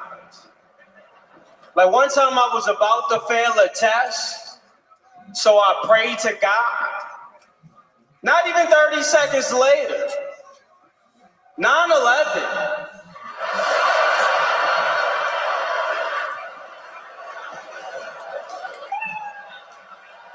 Thank you, God.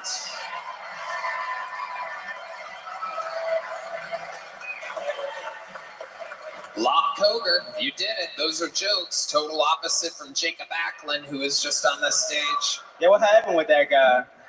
You were what? I said, what happened with him? It's not what happened, it's what's gonna happen. Don't kill yourself, bro. By the way, he had a tattoo of you getting molested. Yeah. Let's cut to a clip. Let's cut to a priest. Actually, it was a woman. What? It was a young lady. You were molested by a young lady? That's called making out, dude. Yeah. Greatest day of my life. Was she older or younger than you? She was older than me. How much older? Like a senior? It was like, she was probably like 8 years older than me. I was like 11. Oh, so she was a teenager. Yeah. Wait, she was what? Whoa, dude. You were molested by an underage girl. I was an underage boy. An underage boy? Yeah. So she was trans? What the hell's he talking I was a little kid. Can we bring the last guy out? I understood him better. Law. So she was 8 years older than you? Is that what you said? Yeah, so she was like 18, 19. What exactly did she do to you? Oh, she the greatest head. Wow. And you were 11. Yeah, I was, you know, like when you growing up, you in the hood and shit. I know all about it. Yeah. I mean, I remember getting my dick sucked by 18-year-olds when I was 11. Let's cut to a clip. I can airdrop it to you. Okay. Law, what's your love life like nowadays? It's pretty trash. I'm not gonna lie. Yeah? Yeah, I think I have autism. What does that mean? You know, just socially awkward. Mm-hmm.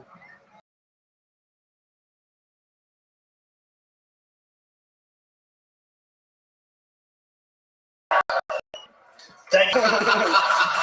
Okay. Have you always felt this way? Nah. I mean, I got an uncle who's like very, very autistic. Mm-hmm. And we act just alike. How much older was he than you? Oh, that guy's like 70 years old. Okay, so Yeah. could still happen. Keep it in the family. No thanks, I'm busy. Law, you've been killing it on this show. So fun. How's everything else going in life? How were your holidays? They were terrible, actually. Tell us about it. Yeah, I don't do shit. I just read books. Yeah. I just read books. I cry. What do you cry about? Forrest Gump, the ending? Nah, Huckleberry Finn, the ending. Nah, I just be chilling. Like, I don't really be doing like nothing crazy. You know what I mean? What was the last book you read? What? Yo, all right. It's called Yo? That'd be a great book. Who wrote it? The Hulk?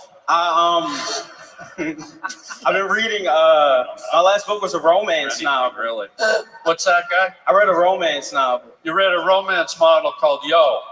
No, it wasn't called. Yeah, I've been trying to get like my banter up. Well, you might want to start with words with more than 2 letters. Yeah. So what was Yo about? What was the book about? What was the romance novel book about? it was about like you just meeting somebody. Like it was a woman who met a guy at like this coffee shop. Some high school love affair. 50 Shades of Grey. Pretty close. And yeah, they just ended up just fucking. Wow, how romantic. Wow. What a book. Sounds like the dream. Well, sure it wasn't the Bernstein Bears. It's a great book. Bernstein Bears. Was it black people? No. It was pretty disappointing, actually. It was a book about white people fucking. Yes. And you're just sitting there reading it. I'm just sitting there reading it. I picture them to be black. Right. Me too. Yeah. That's what Disney does with all the movies nowadays. They Exactly. take white characters. Mm-hmm. All right. Well, Law, how did it feel? Your first time in an arena? It felt great. It was cool. You did it, Law. You handled it well. Law Koger, ladies and gentlemen. Appreciate you guys. And it keeps moving along. Ooh, this looks like a fun new name. Ladies and gentlemen, your next bucket pull goes by the name of Deepak Sahota. Deepak Sahota. Bucket pull number 3 is Deepak Sahota. Here he is, everybody. Make some noise for Deepak, everyone.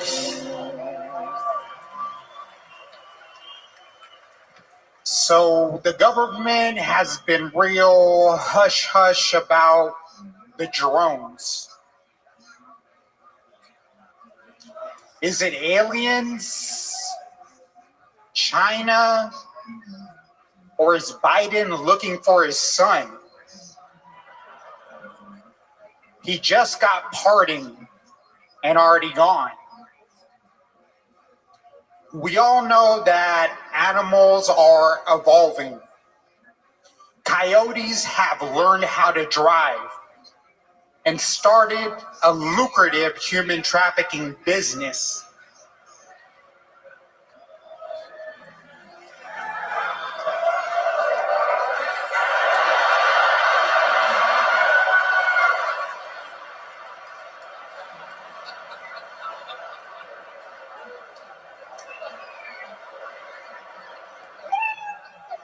As you grow older, it gets difficult to find your inner child, especially if you had an abortion. All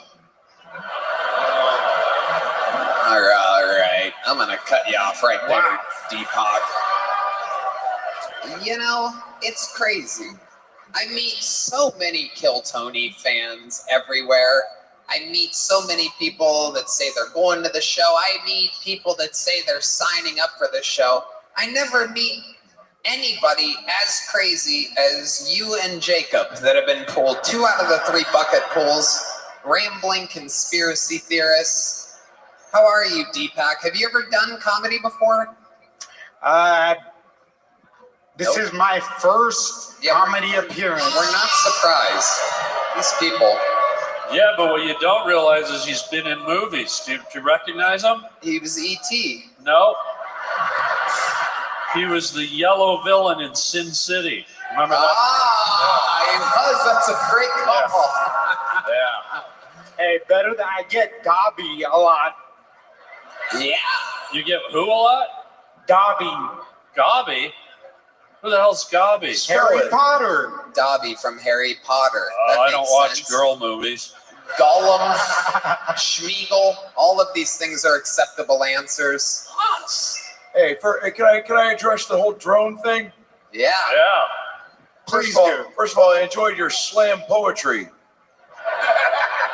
That was funny. The abortion thing was funny. Your body, your choice. But look, the drones, it's just me having a little bit of fun before I leave office. Who cares if they fly a little low, they sniff your head, they finger your butt? Come on. It's a free country. Are you afraid of drones? You afraid of robots? What's your favorite color? You don't need to answer any of the president's questions. Let All me right. ask you this. Plead the fifth. Oh, okay, thank you. Deepak, I have a question for you. You kind of have like crazy eyes. They're going back and forth, left to right. I don't know if we have a shot at Tony, I'm happy you asked that. Oh, okay. Why don't we show the people? Why don't you look out at that camera? You see that big red dot out there? Not at the humans, Deepak. Look at the camera. Nope, down, middle, up. No. Deepak, look straight at me. ahead. Deepak. Those red lights, straight ahead. You see that? No, look straight out, Straight ahead. Deepak. No, not. Oh my Look God. at the screen. This guy's completely fucking insane. Right there. Stare at it. No, keep looking at it, Deepak. Look at the red light. Right there. Lift your head up straight, Deepak. It's kind of tilted. There you go. You guys getting that? That wobbly eye shit that I'm seeing there? It's like he's constantly looking at a mosquito. Yeah. Fine, just President? whip. I'm terrified. First of all, let's go to our senior medical correspondent, Joe Rogan. What do you think that is? If I was a referee, I'd stop the fight.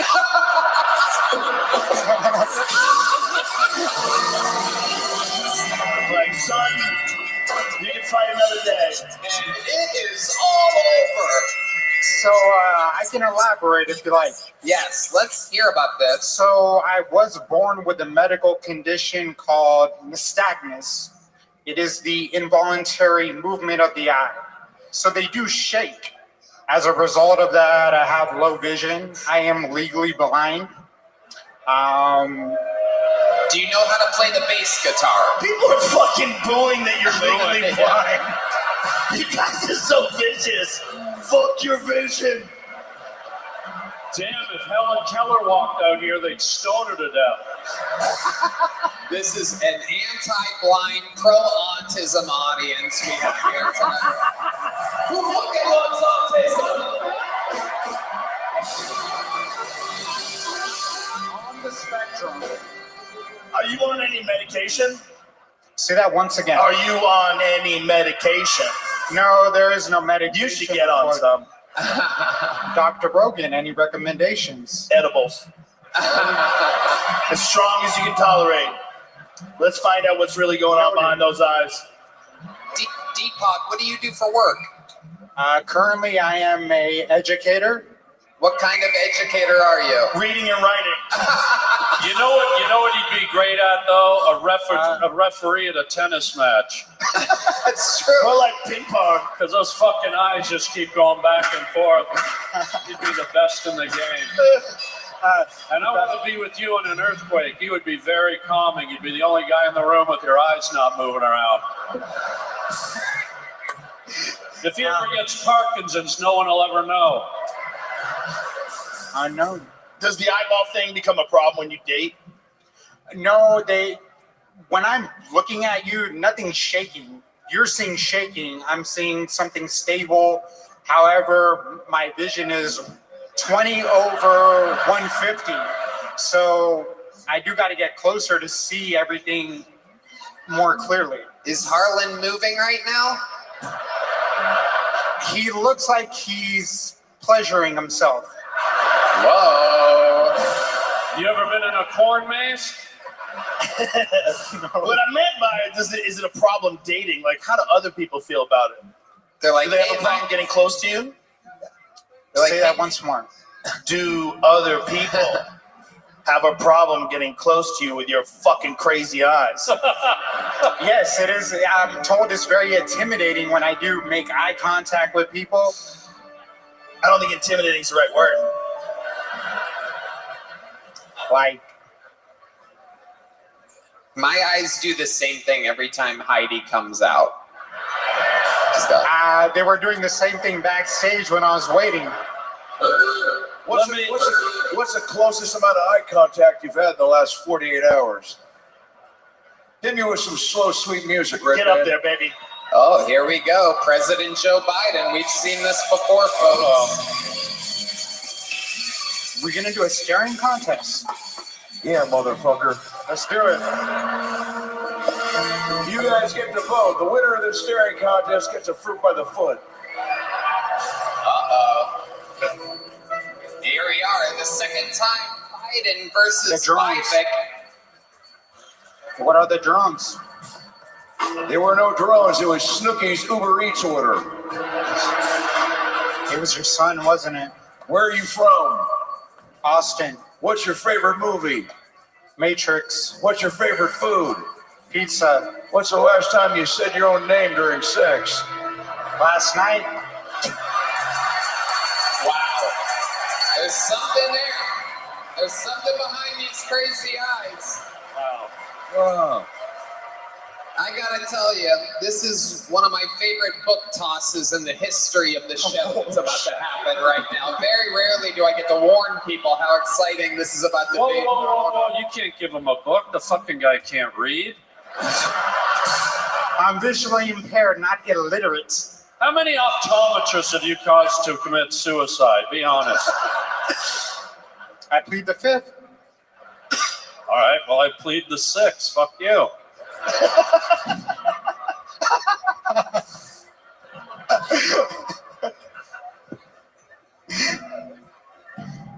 Okay. So the great people over at Prize Picks, we have found out, have set the over-under. The odds of him catching this are plus 3,500. Throw it that way. I am an unbelievably accurate, a famously accurate joke book thrower, and now I will hit the chest of Deepak. Stay right there. You ready? Come on, Deepak. Here we go. Whoa! Oh, yeah. Here it goes. Legally blind my ass. Wow. Yeah. You want to see Legally Blind? I'll show you Legally Blind. Watch this. That's Legally Blind right there. No fucking chance. Right off D Madness's elbow. There he goes, Deepak Sahota. Later, Deepak. Legally Blind. This podcast is sponsored by Shopify. Guys, there's never been a better time to start your own business. There's so much power to starting a new company in the new year. Shopify is how you're going to make it happen. And let Red Band tell you how. Tony, the best time to start your new business is right now. Shopify makes it simple to create your brand, open for business, and get your first sale.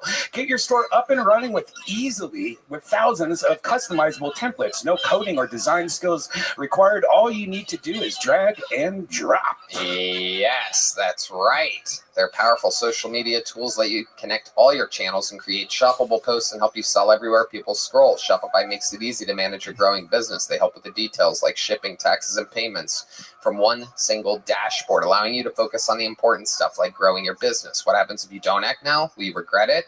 What if someone beats you to the idea? Don't kick yourself when you hear this again in a year because you didn't do anything now. With Shopify, your first sale is closer than you think. Established in 2025 has a nice ring to it, doesn't it? Sign up for your $1 per month trial period at shopify.com/killtony, all lowercase. Go to shopify.com/killtony, all one word, lowercase, to start selling with Shopify today. Shopify.com/killtony. That was fun. We have a golden ticket winner, ladies and gentlemen, and this is a very, very special golden ticket winner. You know this young lady very well, one of the greatest golden ticket winners in the history of the show. First time in an arena from Nashville, Tennessee. This is Fiona Cawley, everybody. Make some noise for Fiona, everyone. Baby girl's first arena. Woo-wee. Is that really cool to give someone a standing ovation? No, Marlon, you gotta wait. This is the part. One more time, everybody, for Fiona Cawley, everyone.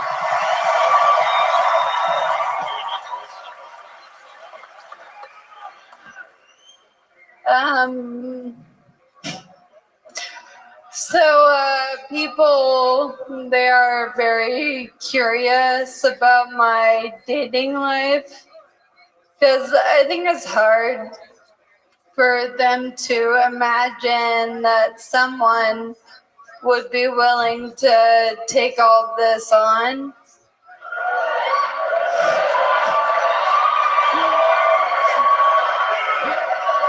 But I'll let y'all know, men fucking love women that can't run away.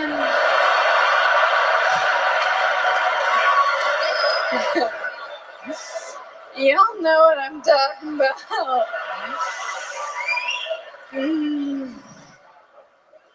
Rape.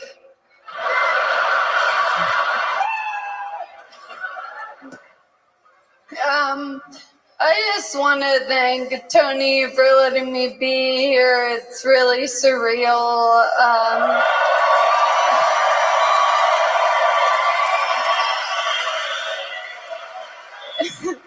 Like, if a 16-year-old me could see me now, she'd be like, Fiona, why the fuck are we in a wheelchair? Fiona Colley.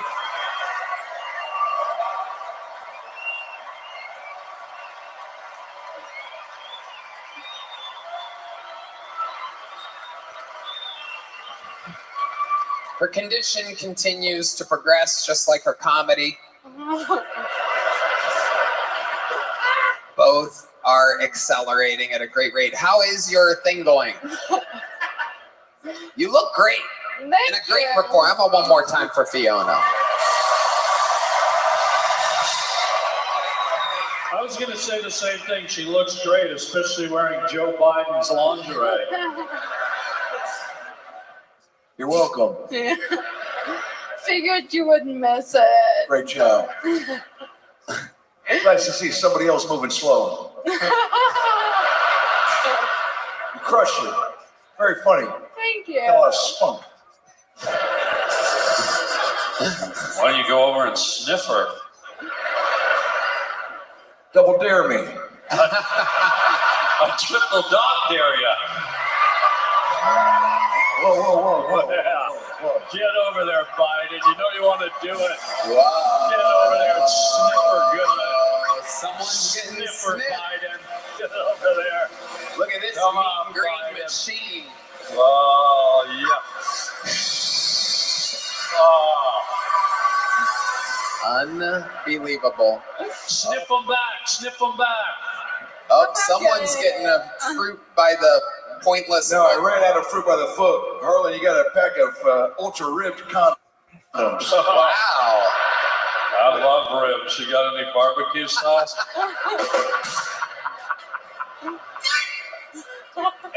It's so stupid. Ultra ribbed. I want barbecue sauce. I love ribs. What the fuck? That's me. Stupid. So Fiona, how's everything going? How was your travel here? It was better. I got a new wheelchair again. Hell yeah. You got new wheels. What's the difference between that chair and the old chair? You got a cup holder there? Yeah, I put a cup holder on all of them. Okay. Someone's got a drinking problem. Drinking and driving problem. Yeah.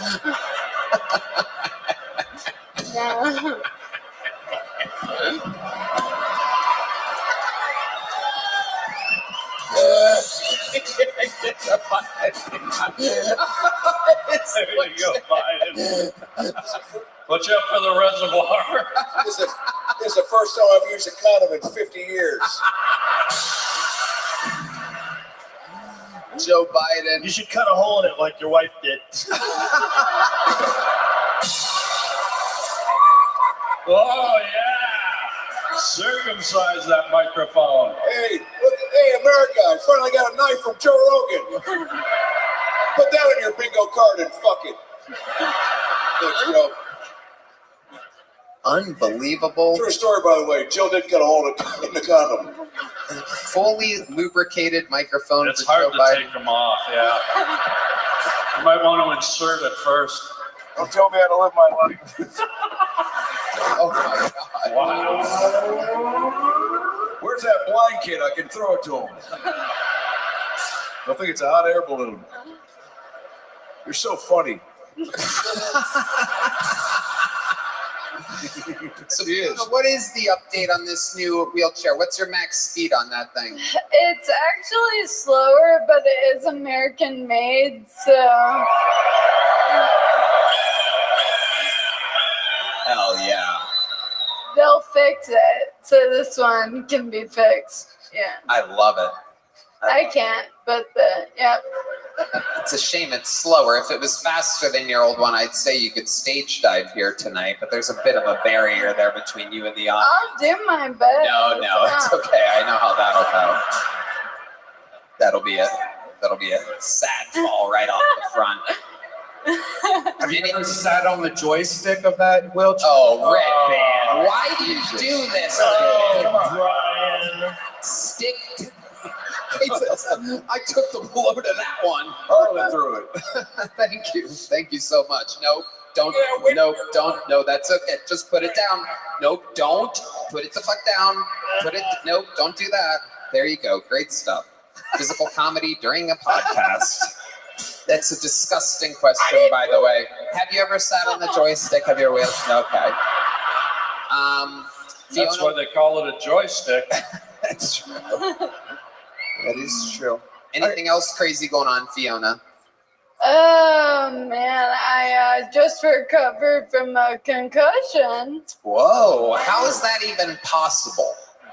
It seems like out of all the people that will not get a concussion, it should be you. Someone stable in a chair that probably gets laid down softly into a bed at night.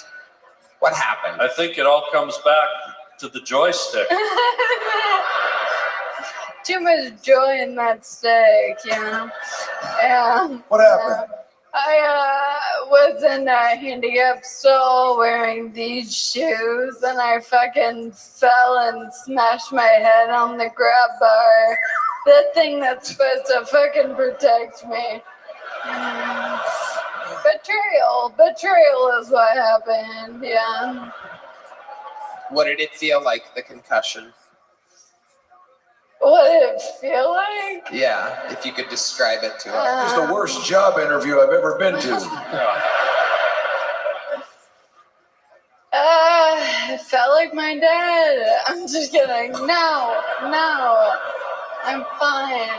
No one hit me.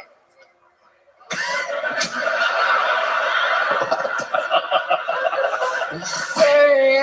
I'm lying right now. Fiona, you're absolutely crushing it. Tomorrow night, we announce where the next arena stop for Kill Tony will be. Historically, on night 2, we always announce it. And tomorrow night, on New Year's Eve, we will announce where the next huge arena show is. And I'd like to be the first to tell you that it is going to be the highest attendance in the history of Kill Tony, and that you will be on that show. You will catch her there. You'll find out where tomorrow night. Ladies and gentlemen, make some noise one more time as loud as you can for Fiona Cawley. Great job, Fiona. Great job. They're coming. Grab the mic. Oh, Red Band. Come on, Red Band. Red Band, you don't have to make that noise. Back to the bucket we go, everybody. We're going to meet this person all together. Even though the name kind of looks familiar, let's see what happens here. 60 seconds going to Chuli Joy. Chuli Joy, everyone. Here we go. The comedy stylings of Chuli Joy.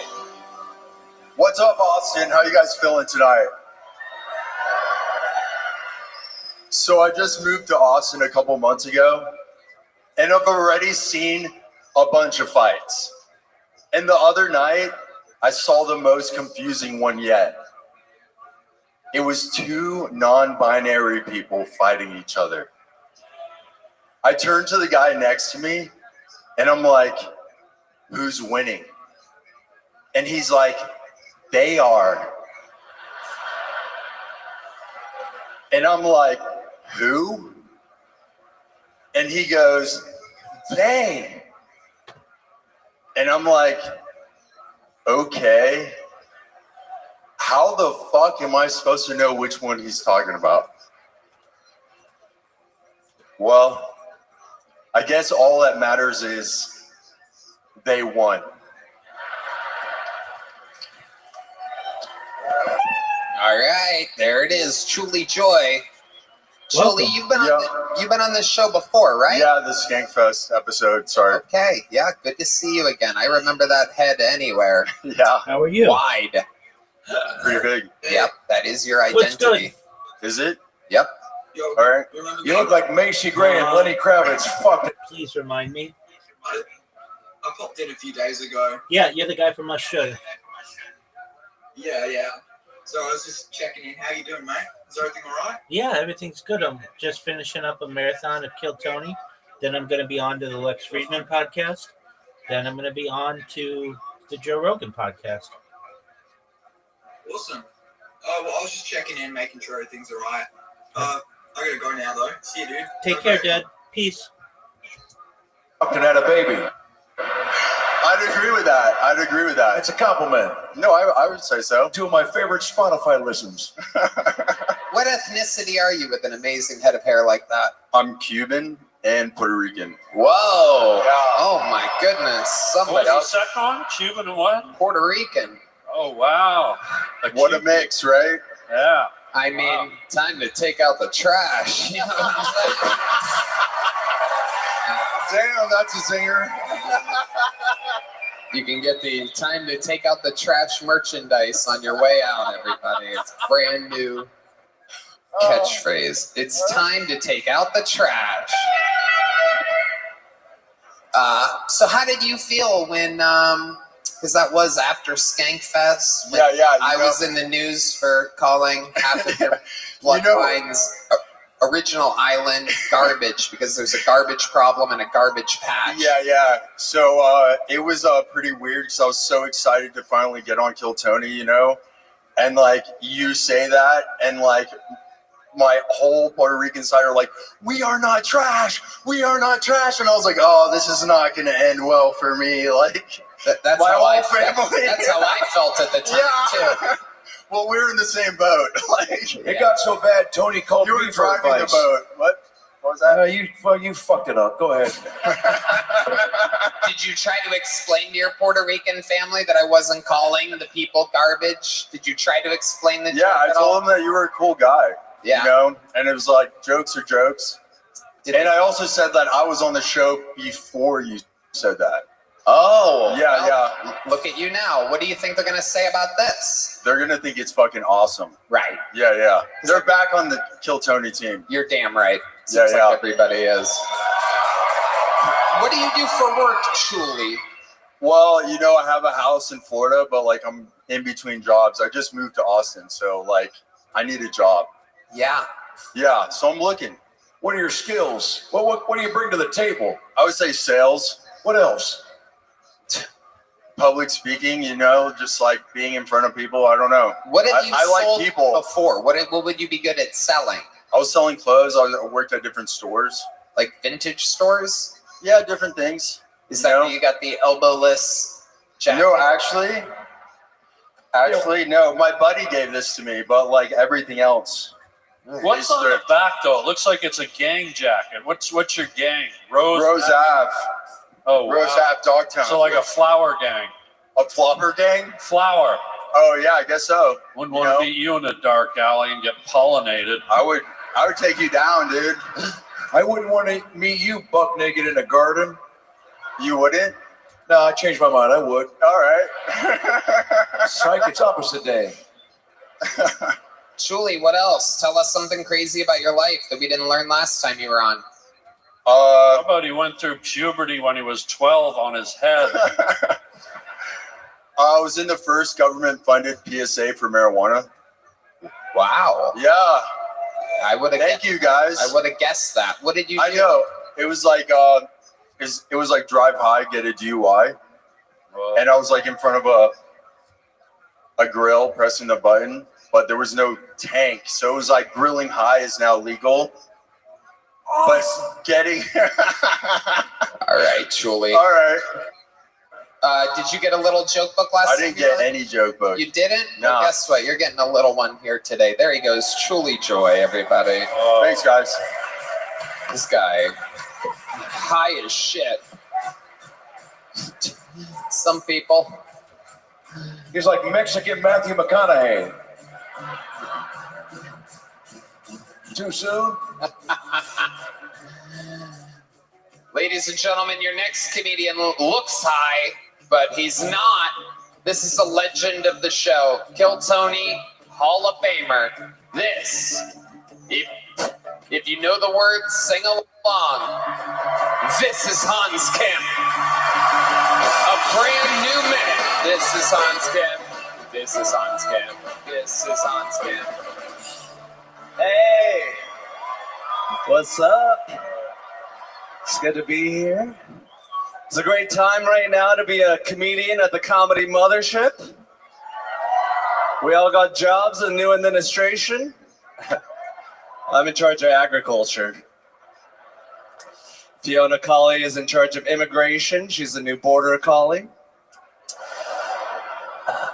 Tony Hinchcliffe recently got in trouble for calling Puerto Rico an island of garbage, which is a compliment. He's from Ohio, which is landlocked garbage.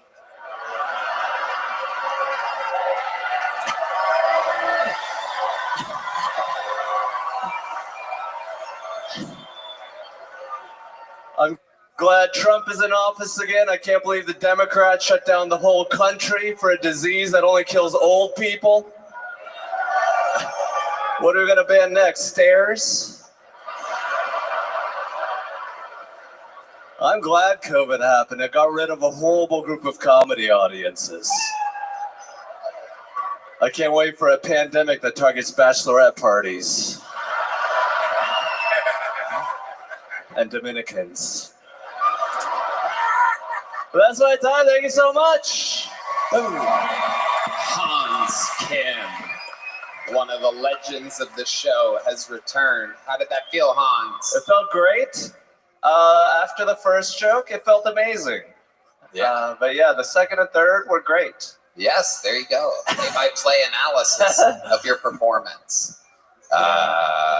Fun. I had a lot of fun. You're lucky that people from Ohio all speak English and have a good sense of humor. Yeah, unlike those Puerto Ricans. Whoa, nobody said that. Jesus Christ, Hans, you're gonna get me in trouble over here. So how's life been going? What's going on? It's been great. I have just been, as you said when I saw you on Friday, I've just been staying at my house, farting on my girlfriend for a couple months. Yeah. I recently went hunting. Ooh. I was in a blind next to a feeder, so not really the kind of hunting that Joe does. But yeah, I actually killed a whole deer, and it was kind of small. It was a small deer, which is even harder to hit, so I think. You killed a baby deer. Yeah. Oh my God, Hans, that is not cool. Did anyone tell you how old they thought the deer was? Did they analyze the size of it? No, we just were shooting out there. I missed 2, I hit 1. Dude, how bad of a driver do you have to be to drive through a zoo? Do you notice he's always smiling no matter what? You've got a permanent, happy grin. Have you ever really hit, a kid in a wheelchair and you're just like... Yeah, I only have 2 expressions. Eyebrows up, eyebrows down. He has 2, too. Pants up, pants down. Hans, you look like the accountant for the Squid Games. That's a compliment. Thank you, man. I'm pretty good at math. Hope I can count on your vote in 2095. That is true. A lot of pandemic-themed jokes. They are trying to say that there's a new pandemic happening right now. England said to stay at home. Bird flu, they're calling it. I believe this one comes from... There it is. I got it. This is patient 0 right here. Just starting. Is that the bird that flew into the jet engine? No, I'm just sorry. How dare you? How dare you? So Hans, how does it make you feel I'm sorry, I don't know. There's a billion of us. We're just out here coughing on each other. We're like, we're a petri dish for new pandemics. Sorry about that, but we did give you gunpowder, so. That is true. What else is going on, Hans? Anything else crazy? I recently went to Cancun with my girlfriend. We stayed in a resort. It's beautiful. It's like a whole nother country down there. Was it one of the cheaper resorts in Cancun? No, it was quite expensive. I told her I got the cheapest room, and then I got her the most expensive room. It was $7,000. But I shouldn't say that. I should say that in front of a sold-out arena. I also have started playing Carcassonne as a board game. Oh, Carcassonne, yeah. And, I recently was in Nashville. I enjoy having sex with my girlfriend. Okay, wow, Hans just short-circuited there. Whoa, one of my favorite things to do is hotel sex. Well, what's your favorite position when you're in Cabo with your girl, with that guy? What'd you do? You spent $12,000. What'd you guys do? What'd you and that guy do? We did a lot of missionary. Let's cut to a clip. Oh, we don't have it. What else did you do? We did sideways sex on our sides. Wow. She likes to make it casual. She faces the other way? Yeah. So it's just super lazy doggy style. It's like a dog that fell over. Yeah. It's like the baby deer that you shot. How old was this deer? I know that you went with somebody that probably has some hunting experience, and they were like, "Oh fuck, this isn't right." I want to know exactly how terrible of a deed you did. It was a female baby. It was about that tall. It was like a cat. I felt like I killed a cat. Well, then it couldn't have been that tall if you felt like it was a cat. A Maine Coon. But no, yeah, I killed it. I did a little neck shot right through the neck. Oh, absolutely terrible. Hans, you should never go hunting again. You gonna get a taxidermied and put it in the living room or something, guy? Yeah. It'll fit in a corner. So. Huh? It'll fit in a corner. Doesn't take up too much space. It's your house. I'm gonna check in with our senior hunting correspondent, Joe Rogan here. I want to call a game warden right now. I don't know what the fuck you did, but this is America. We don't eat dogs, and you can't shoot babies. Piece of shit. Jesus Christ. That is correct. Well, Hans, you did it again. Another great minute, and you, as always, made us feel super awkward and weird during your interview part, but it's always full of insane information. Out there shooting baby deers, having sideways sex. Hans Kim, ladies and gentlemen. Tony. Yeah. Can I ask a big favor? Yeah. Stop the music, guys. Hold on. Hold the music here. It's a new year, right? Uh-huh. I think I want to send the message we go into the new year helping people. Uh-huh. This may be unprecedented, but for 30 seconds, could you bring back out the guy with the kooky eyes? I want to help him. I want to cure him. Do we have the guy with the kooky eyes anywhere? The guy with the kooky, wiggly eyes. There he is, Deepak. Can we bring him back up? Here he is. Bring him back out. Just give me 30 seconds. I got a cure for this guy. Bring him out on stage. I want to go into the new year helping, solving this guy's. I have a feeling someone's about to get an ultra-ripped condom rubbed into his eyes, everybody. Oh, I want to help this kid. Here he is. Wow, look at that. Backstage cameras, the great Notorious Productions. Bring him How about out. a hand for the whole crew here working tonight? Bring him out. The great Anthony Giordano in the truck directing it. We've never had backstage cameras before. This is actually exciting for me What to was see. his name again? His name is Deepak Sahota. All right. Here he Deepak, comes. Here he comes. Here he is. Here's Deepak. Come on over, Deepak, all the way across here. Come on out here, Deepak. I want to cure you, dude. Harland Williams has an idea on how to cure Deepak Zoom in again on those eyes. Zoom in again on his eyes. Let's see if we can get a zoom on these crazy eyes. There they are. Can we get a little bit tighter on those absolutely crazy eyes? Little tighter. Oh my God. Now let me ask you, buddy, do you want me to cure you? Keep looking at the camera, Deepak. I'm over here. Just say yes. Just say yes. It's fucking show business. Say yes. Do you believe in me? Do you trust that I can heal you, Deepak? Give me the cure. Okay. All right. Harland is looking at him directly in the eyes. Oh my God.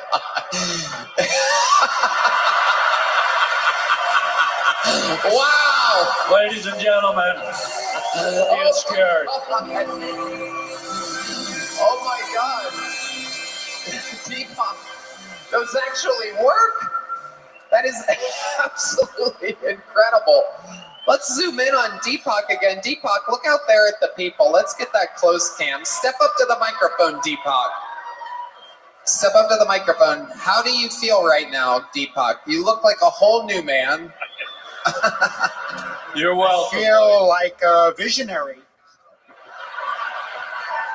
I'm telling you right now, if we could just brown up the skin around those straight eyes a little bit, you would be unstoppable. You actually look better with those glasses on. I never before have we ever seen in the history. Keep looking out there. Keep looking straight out You're there. never going to make it into Sin City 2 now, unfortunately. Never before in the history have we ever seen anyone put on comedic glasses and become a good-looking man. These are great glasses to challenge somebody to a staring contest in. I beat you at that, for the record. Whoa. Deepak, just for old time's sake, put your finger on the glasses like that. Hold them steady. Yeah, hold them. Now shake your head. Yeah. Yeah. Just for old time's sake. There he goes. Harland Williams has the touch of a god as he has cured Deepak Do I get to keep the glasses? Those are for you. You are healed, my man. Welcome to 2025. Wow. 2025. Healing is alive in 2025. Deepak has been cured of his old shaky eyes. And now we roll on to the fifth bucket pull of the night. Make some noise for Andrew Champion, everybody. Here's Andrew Champion. Bucket pull number 5. One more time for Andrew, everybody. What the fuck is that, Austin?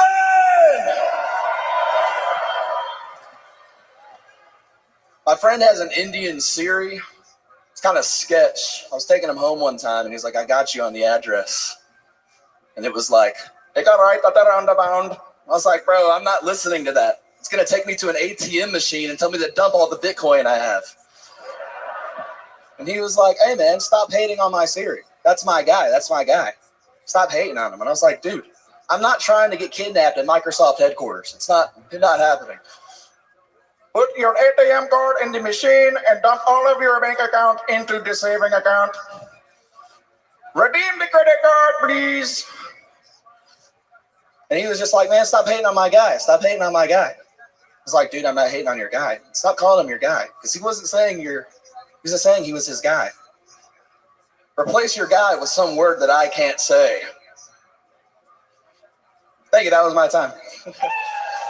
Okay, bunch of Indian stereotypes used in the form of a Siri to deliver the jokes. Andrew Champion, look out there straight at that red light out there, and let's just take note that he has the exact same eyes as the glasses that Harlan just put on the last guy.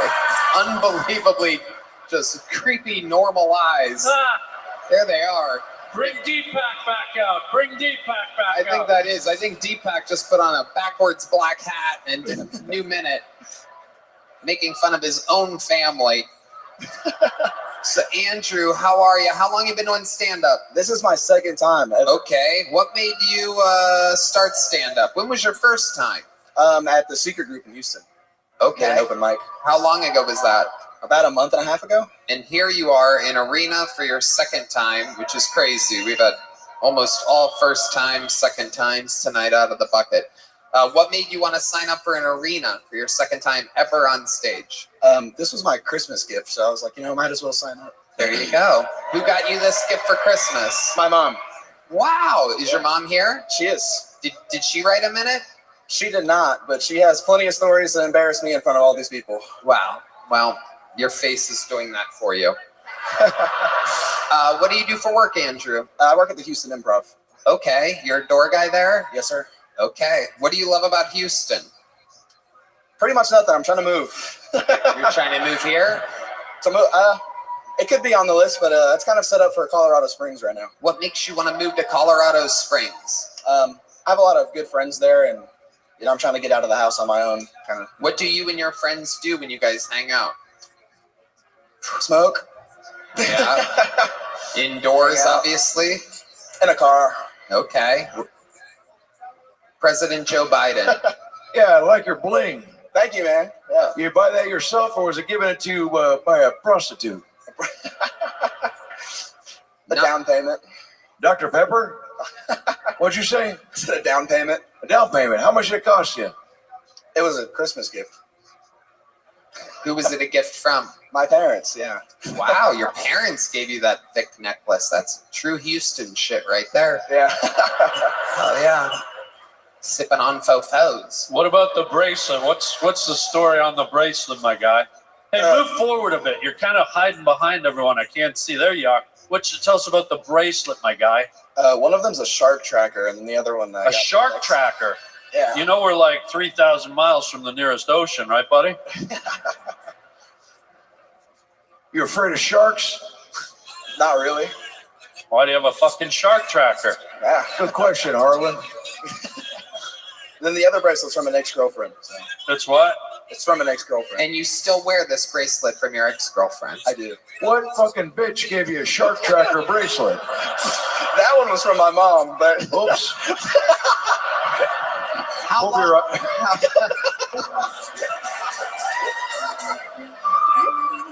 How long ago did you and this ex-girlfriend break up? Officially like 3 months ago. Okay. Did she ever give you any hammerhead? Occasionally, when I asked. If you could say anything to her right now, look at that red light down there and say something to this girl that broke your heart 3 months ago. And wiggle your eyes back and forth like you're in an earthquake. And put your hand on your head like you're a shark. I love you still, Michaela. We actually have hold on, we have her on, why don't you look at the red light?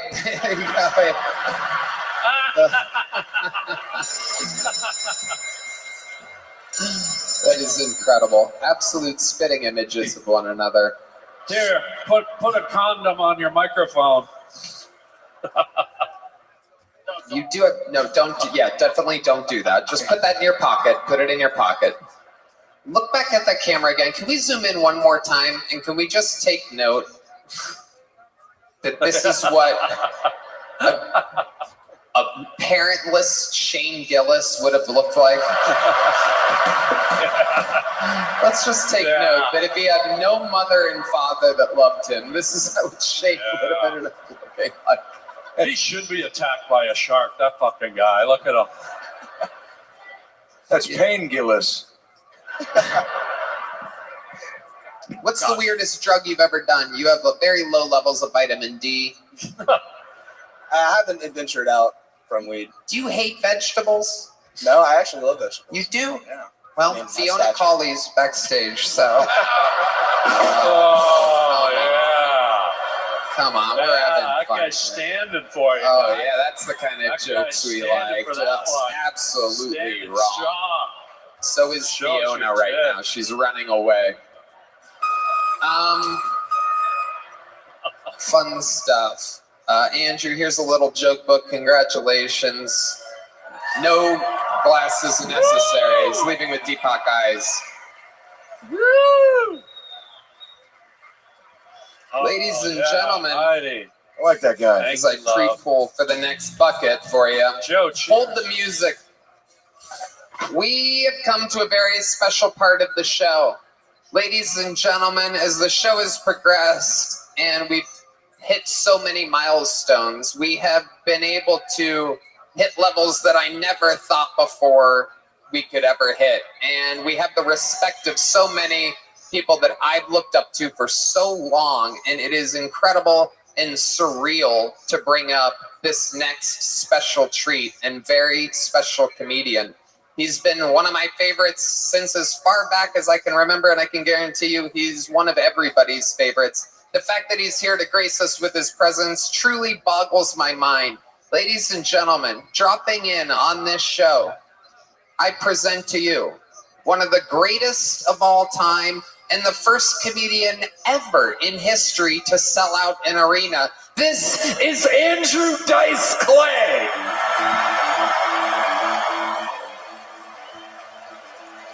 live and in the flesh, baby. Oh my God.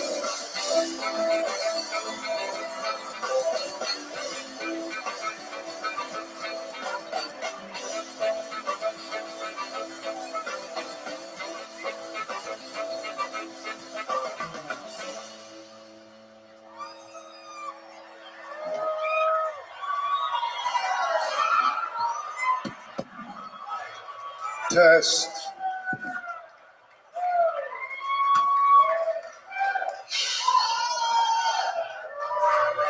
You know, I'll tell you the truth. I didn't even know I was going to make it here tonight, Tony. You know what I mean, Joey? Mr. President. You got to understand, half these planes don't even take off anymore. And I wanted to be here. So I'm walking around the airport, and I see this Spirit Air. Some guy there with a pit doodle trying to fucking check in. And I just cut him off, and I say to the lady, I go, look, I got to get on this airline. I see you going to Austin. How much for first class? She's going, $35. I go, 35? Here's 100. Keep the fucking change. And she goes, but the bags are going to be $750 a piece. Yeah, okay, good for me, right? So now I get on the plane. It's not even like a real first class. It's like folding chairs. And it's first class and last class. Like standing room, like a fucking train. And in the first class, there's no movies, there's no entertainment of any kind. I'm thinking, this is going to be a long fucking flight. Till about 45 minutes into the flight is when the MMA fights start in the aisles. Where some Karen says something to some guy, and then her husband, and everybody starts swinging it out. There's fucking blood splattering, and just when you think it's all calming down, some guy in last class goes, I just want to kill everybody, and he starts trying to open the fucking emergency door.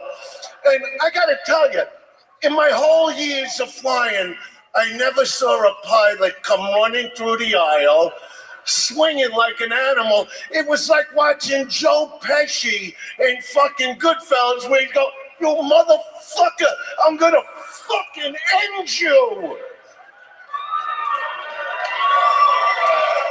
I'm telling you, I just can't take the fucking holidays, you know. 2 weeks, I'm in New York. My chick is from here, actually. And about 2 weeks into December, you know, she's like, she loves Christmas, but she's looking like under the tree. She's going, did you forget to put something there? And I'm going, did you forget to blow me? I mean, depending on how good you fucking blow me, I'll go into the 23-degree fucking weather, but it might be J.C. Penney, it might be Macy's, Nordstrom, or if it's that fucking good, Saks fucking Fifth Avenue. How does that sound?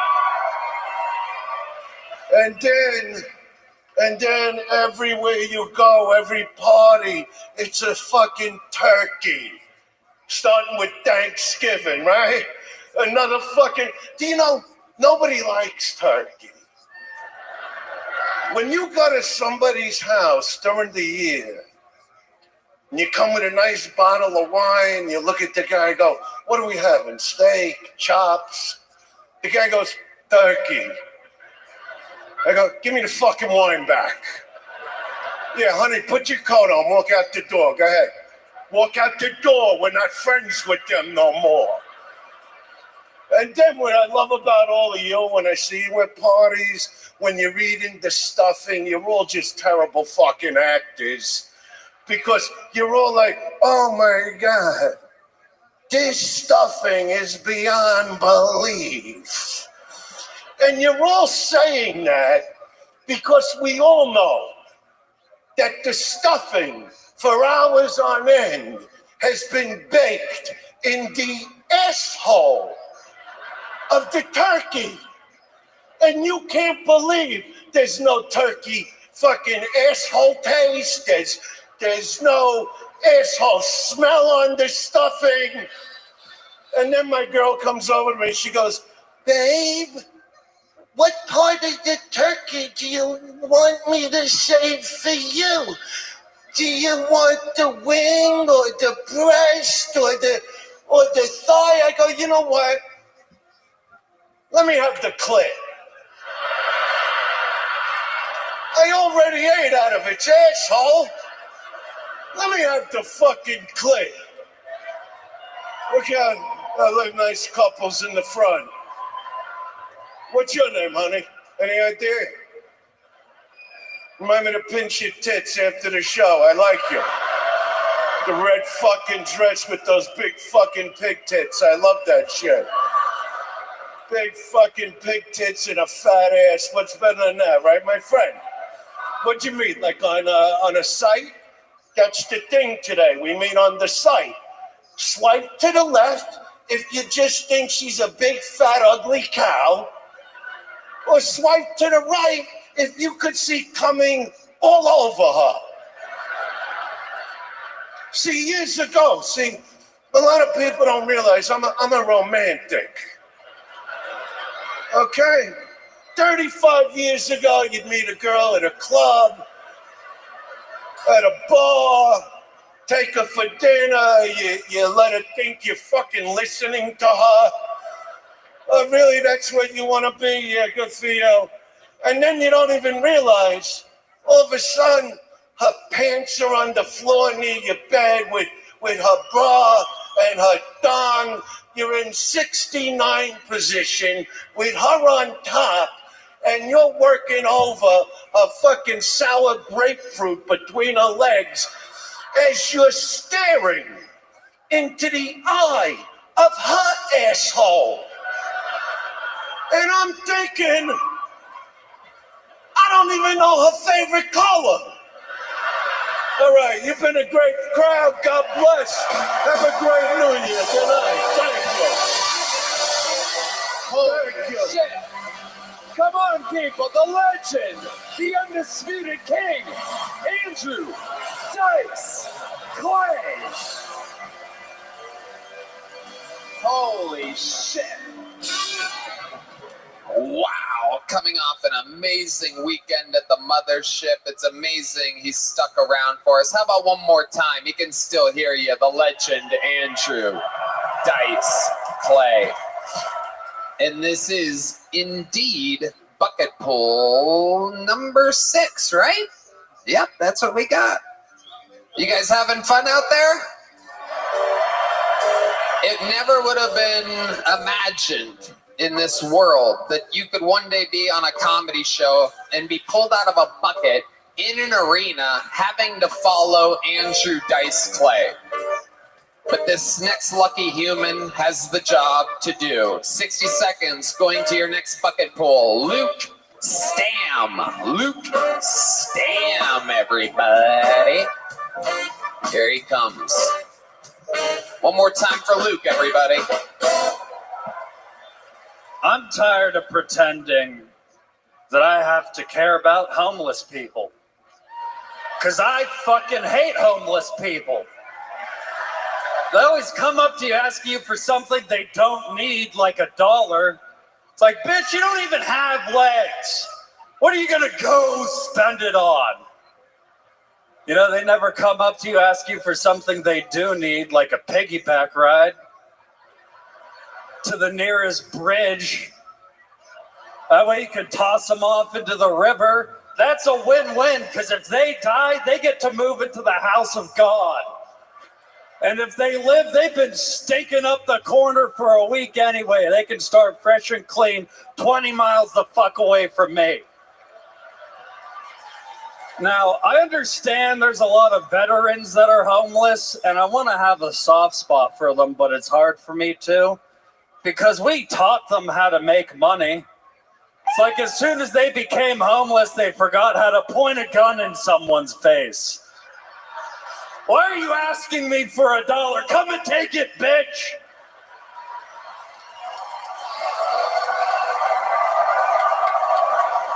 I fucking love it. A real bucket pool.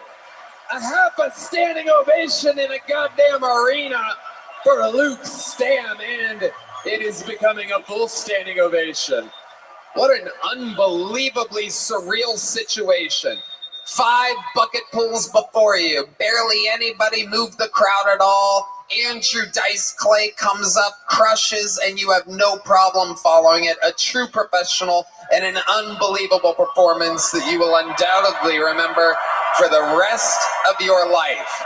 And you're going to remember you did it all with that stupid fucking mustache on your face. I almost trimmed it today, too. Welcome back to the show, Luke. You've been on once or twice?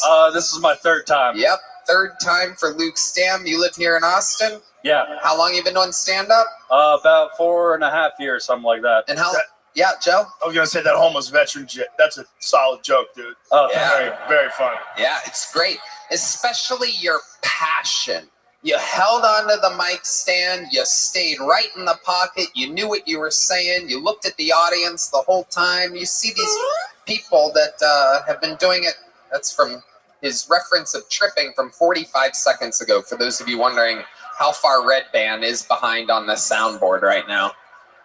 And you delivered it passionately. You believed in what you were saying. You thought it was funny to you. And you, that's because I hate homeless people. Yeah. You don't have to pretend. And you also played They're fucking disgusting. It is true.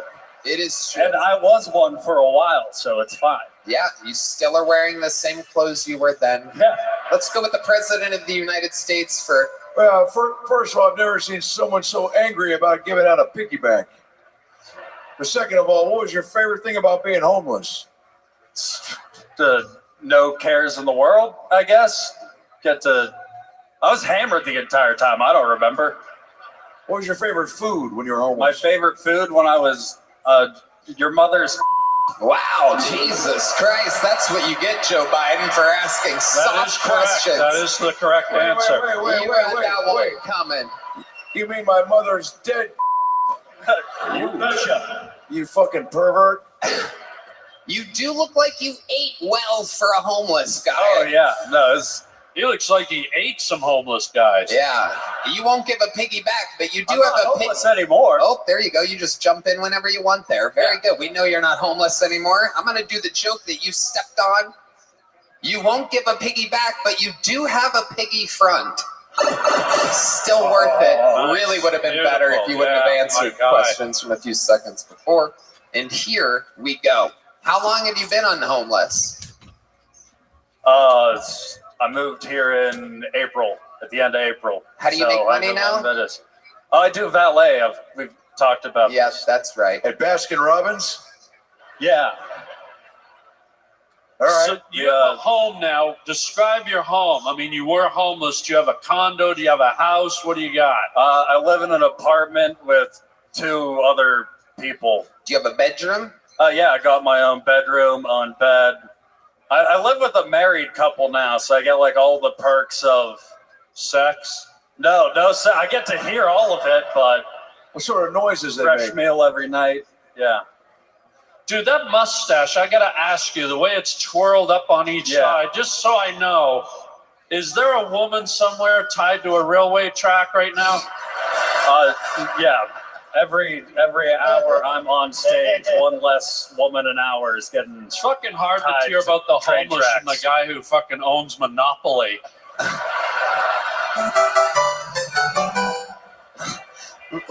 Let's go back for a second to this living situation. Yeah. So you said that you hear them fucking and stuff and having a bunch of fun from the other side of the wall? Yeah, it's the only way I can fall asleep peacefully. Amazing. So you've gotten used to it. Yeah. Right. Does hearing people have fun on the other side of a wall make you a Mexican? I hope not.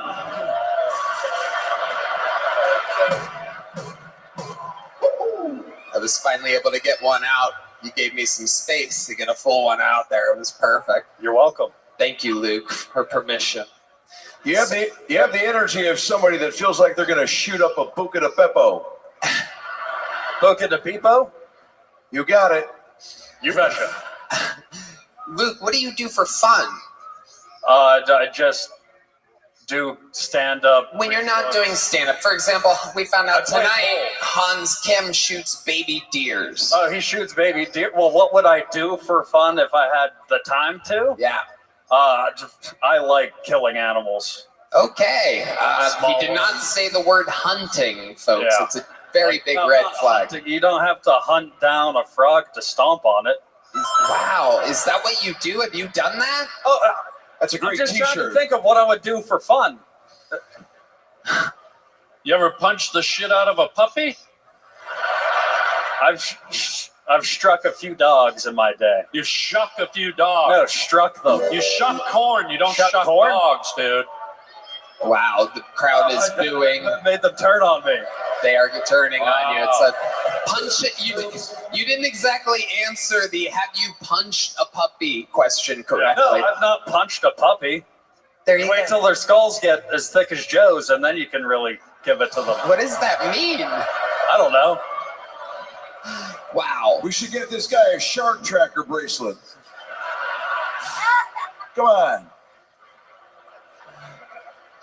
This is an amazing show where you could watch somebody make it and then slowly fall off the mountain right in front of your eyes over 7 minutes. Oops.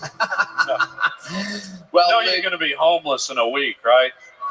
Can't wait. At least there'll be lots of strays you can beat the shit out of. That's how you get good at it. What'd you say about his mother again? I forget. Something about her twat. Oh, that's the one I used. Okay. You got a big joke book last time you were on? Yeah. Here's a big HEB joke book for you, Luke Stam. I'm going to try to remember the first 4 minutes of this whole interaction. Luke Stam, everybody. There he goes. The set of the night as far as bucket pulls go. And let's do another regular, ladies and gentlemen. You guys are about to go crazy. Ladies and gentlemen, I present to you one of the greatest regulars in the entire history of the show. A man who is destined, without a doubt, to eventually get his American citizenship. This is a brand new minute from one of my funniest friends in the fucking world. The real deal. The Estonian assassin. This is Ari Matti!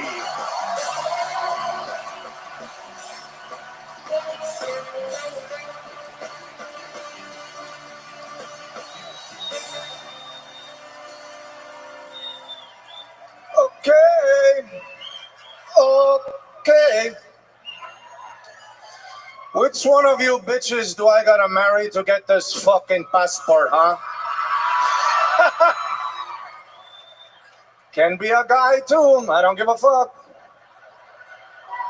I don't care about the gender. I care about the documents. I'll easily suck dick for freedom, you know what I'm saying? And I'm like a professional immigrant. I know everything about visas. I watch 90 Day Fiancé like it's game tape, dude. The key that I've learned, the key is pregnancy. That's why Texas is perfect. No abortion sounds like a guarantee. Who's trapping who, bitch? But to be fair, knowing my luck, it would be very me that I do get someone pregnant here, but then it turns out she's also an illegal immigrant. Now we give birth to a Mexican Estonian, the most useless passport in the world. Thank you very much. Hey, hey. The one, the only, the great, the powerful, the established Estonian assassin, Ari Matti, wearing a very fancy Estonian Fila full jogging suit this evening. Yeah, it looks like you just came from a badminton tournament. What the hell's going on? Badminton? Yeah. What's that? It doesn't matter. It's you make iced tea. I love a badminton. I don't know. What are some big Estonian sports? They don't have badminton there? No, we have like, oh my God. One time I said on this podcast that we don't have any athletes and all the Estonians lost their mind. We have a female disc golf. Whoa. Yeah. Ooh, what a sport. Yeah. This is a big disc golf crowd. What a stupid sport. Have you ever played it? Yeah, I tried it. Wow. What an experience. You did it with like the heavy disc and everything and people that knew what they were doing? Yeah, it's boring. I think it's cool. Walk around in nature like an asshole with my little discus. Even Red Band just said he thinks it's a cool sport. Yeah, of course, Red Band loves that sport. It's all in the wrist. It's like golf, but with a frisbee. He plays biscuit golf. Yeah. He throws biscuits into his mouth and he celebrates afterward. The biscuit. So stupid.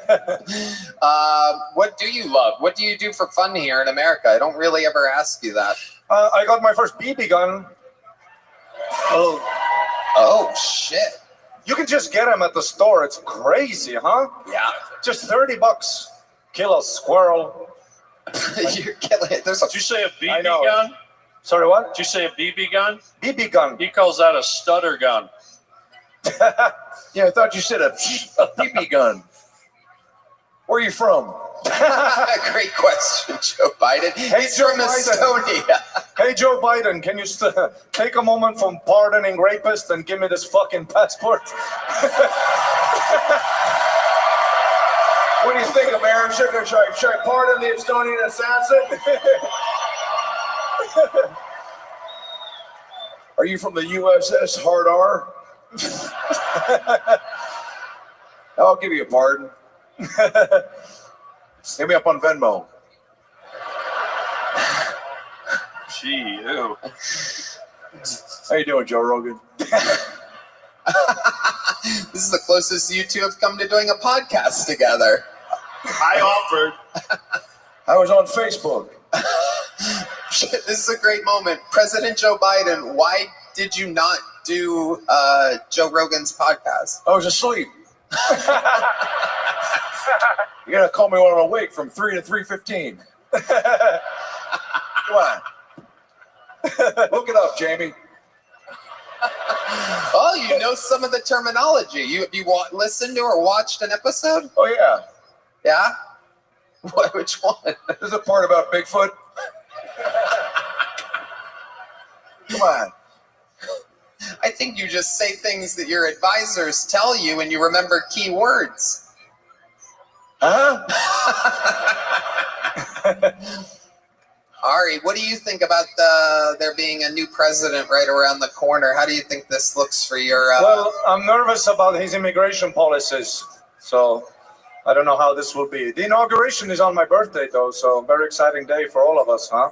Yeah, absolutely. I do love that Tony keeps saying we got you and that the visa things are fine. I haven't got an email, Tony. It's okay. March 15 is coming up. That's when my work visa expires. You're going to be just fine.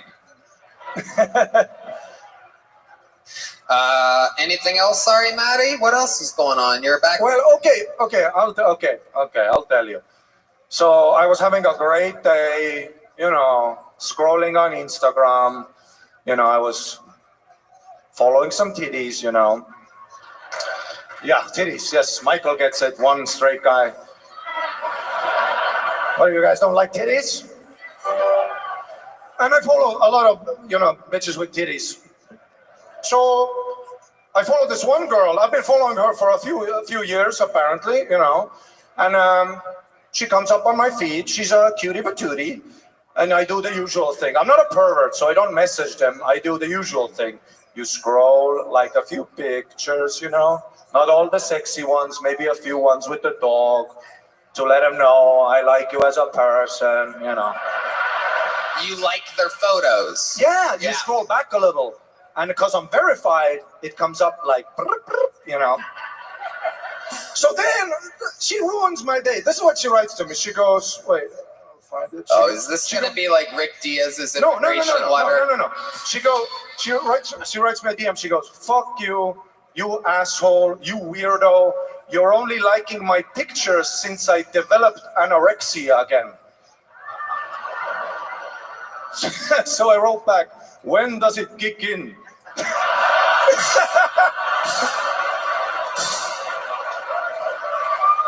Don't step into the snake pit if you don't want to get bit, bitch. No. This is what she writes before she reported me. She goes, you ruined my day, you piece of shit. So I wrote back, no, I didn't. Dinner is still ahead, XOXO. Oh my God. Fucking rude, bitch. I was trying to be nice. I didn't know you have fucking anorexia. Fuck you. Wow. That is anger in the air tonight. It's weird. Yeah. It ruined my day. I'm not a pervert, I'm a nice guy. I just like your pictures. Also, yeah, you post big titties. Of course I'm going to follow. That's a great t-shirt. It's incredible. I have a feeling her day gets ruined pretty easily. Yeah, probably, right? Moody bitch. Yeah. Amazing. Did you say she had big titties? Big titties. But she's anorexic. I know, right? That's what I didn't even notice. What's her Instagram? Let's look at it. Oh, Red Band's interested. Red Band. I don't anyway, want to do that. No, definitely don't do that. Rude, Definitely don't do that.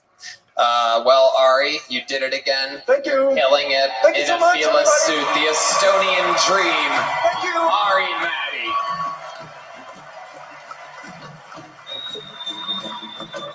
Here we go. Bucket hole number 7, ladies and gentlemen, goes by the name of Carly Rose.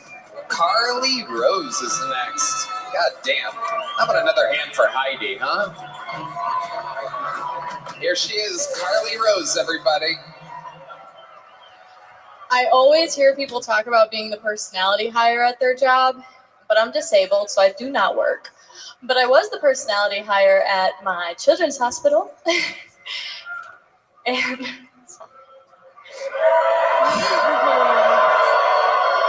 that's a lot to ask of a dying 13-year-old. Morale is super low, and my jokes just don't kill like cancer on the 6th floor. But honestly, being disabled is not that bad. I come with like built-in party tricks. I have 2 different options for body shots. And I also don't need any alcohol to black out. I'm really easy to date rape. You just have to make me stand still for 5 minutes and I will hit the fucking floor.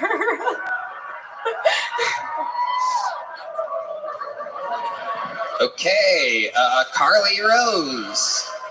There you go. Now I know why those other guys were angry.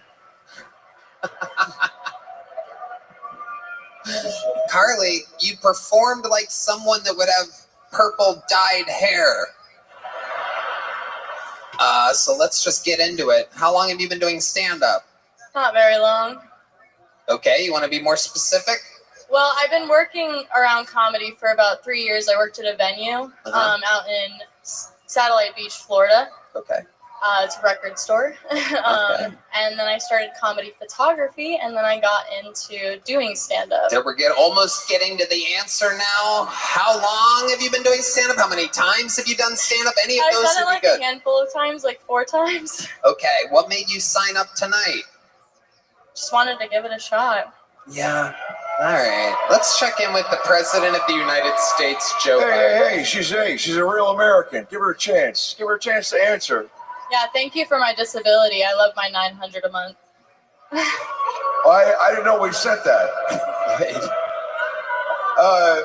What's with the second belly button? That was my next question. Yeah, it's from a feeding There tube. he is. The feeding tube? Mm-hmm. Why did you? I was starting to worry about you, big dog. How you living, pimp? Getting swole?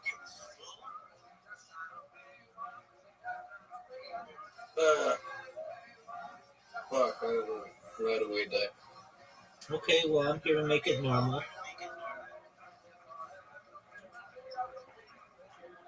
Now, you know my first question to you. You know what it's going to be. What? Minutes ago. Wait, you a minute ago? Yeah, are you? How many times am I going to beat you in a row in mini? One in a row. You said in a row. One in a row is not a thing. You just said it. Did you send it a request? Yeah, I did.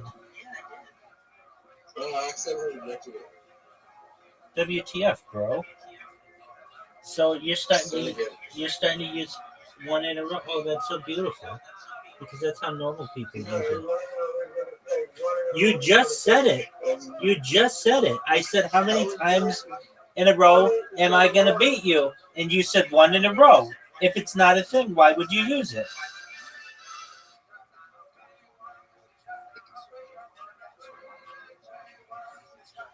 Dog, did you know that I sent you this invite like 8 times now? Yeah.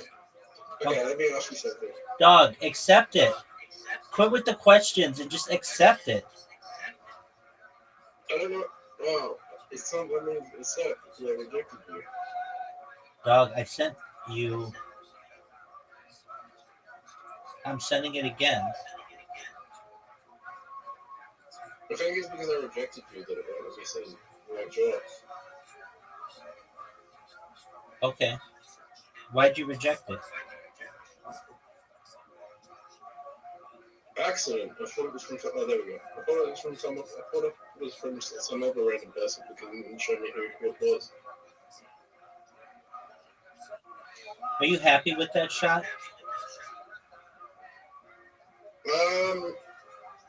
Not really, but I'm not too disappointed. You want to see an amazing shot? That was not good. It was phenomenal. Maybe one of the best shots in the history of mankind, of humankind. That was garbage. That was absolute trash. Dude, you know that's a trash shot.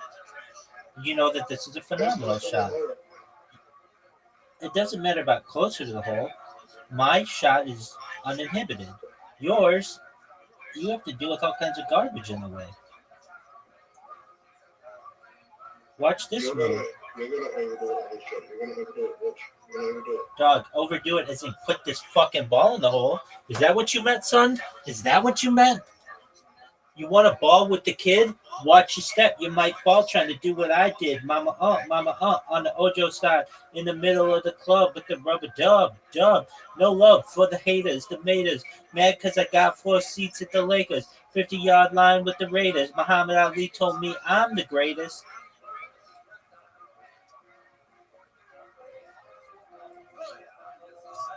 Do you know what rapper that is?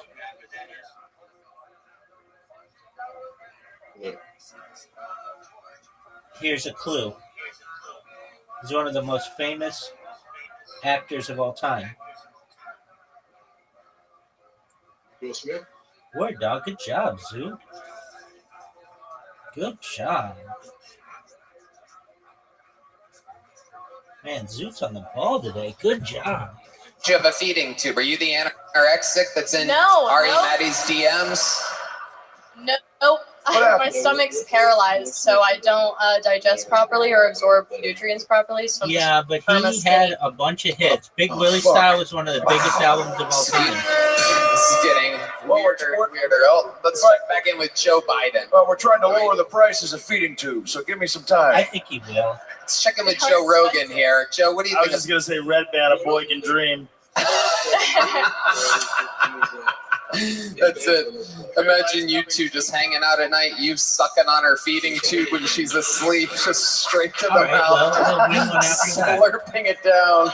It's like a never-ending milkshake. Baby Redman drinking out of his baba. Oh. I need an amazing You have an shot. iron Now, deficiency. It's the you're most gonna win. disgusting thing I've ever pictured. Yes, boo indeed, big sir. I love it. So, what do you do with lights now with purple hair like that? I bake a lot and I sing. What do you sing? Karaoke. What do you sing at karaoke? I like Crazy by Gnarls Barkley. Okay. Screw it. Anything else? Any redeeming qualities that might make this crowd? Yeah, I think he I don't know. You guys think we should hear us sing? Yeah. Come on. All right. Great call, Joe. Can I just start whenever? Well, you're going to hear the band. They're going to play, and you know it's like kind of the song. Kind of, yeah. Do you know how it goes? I'll start you. Yeah, I just feel like I'm gonna pass. I remember when. Oh, Tom Cruise. I remember when I lost Tom my Cruise. mind. There you go. Oh. There was something so pleasant about that place. Even your emotions had an echo. Yeah, So they should much just give him one. space. He's done so much. When you're out there without care, yeah, I was out of touch. But it wasn't because I didn't know enough. I just knew too much. That make me crazy. That make me crazy. That make me crazy. I think you get so big that eventually you just want to become your own. There you go. You did something tonight. Look at Dude, that. Scientology. Would you like to go to the secret show Scientology tonight in Pflugerville? So here's an interesting fact. You ready for this one? I have more data online than any person in global history. Do you know who has more writing than any person ever? Meaning the person who wrote the most ever. Do you know what their name is? You got it, man. And it's all like science fiction.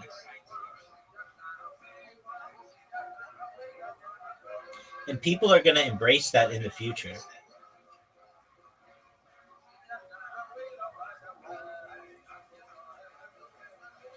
Bump me, baby.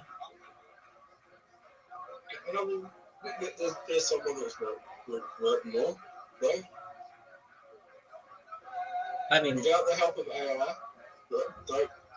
there's a lot of people that will write more than him, but 10 to 1,000 times more with the help of AI. Yeah, but you know what I mean. Like a classic science fiction author, he has the most.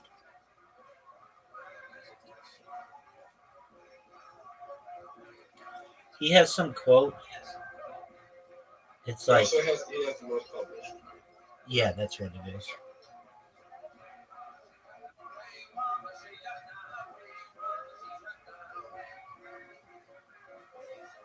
Dog, you almost got me this game.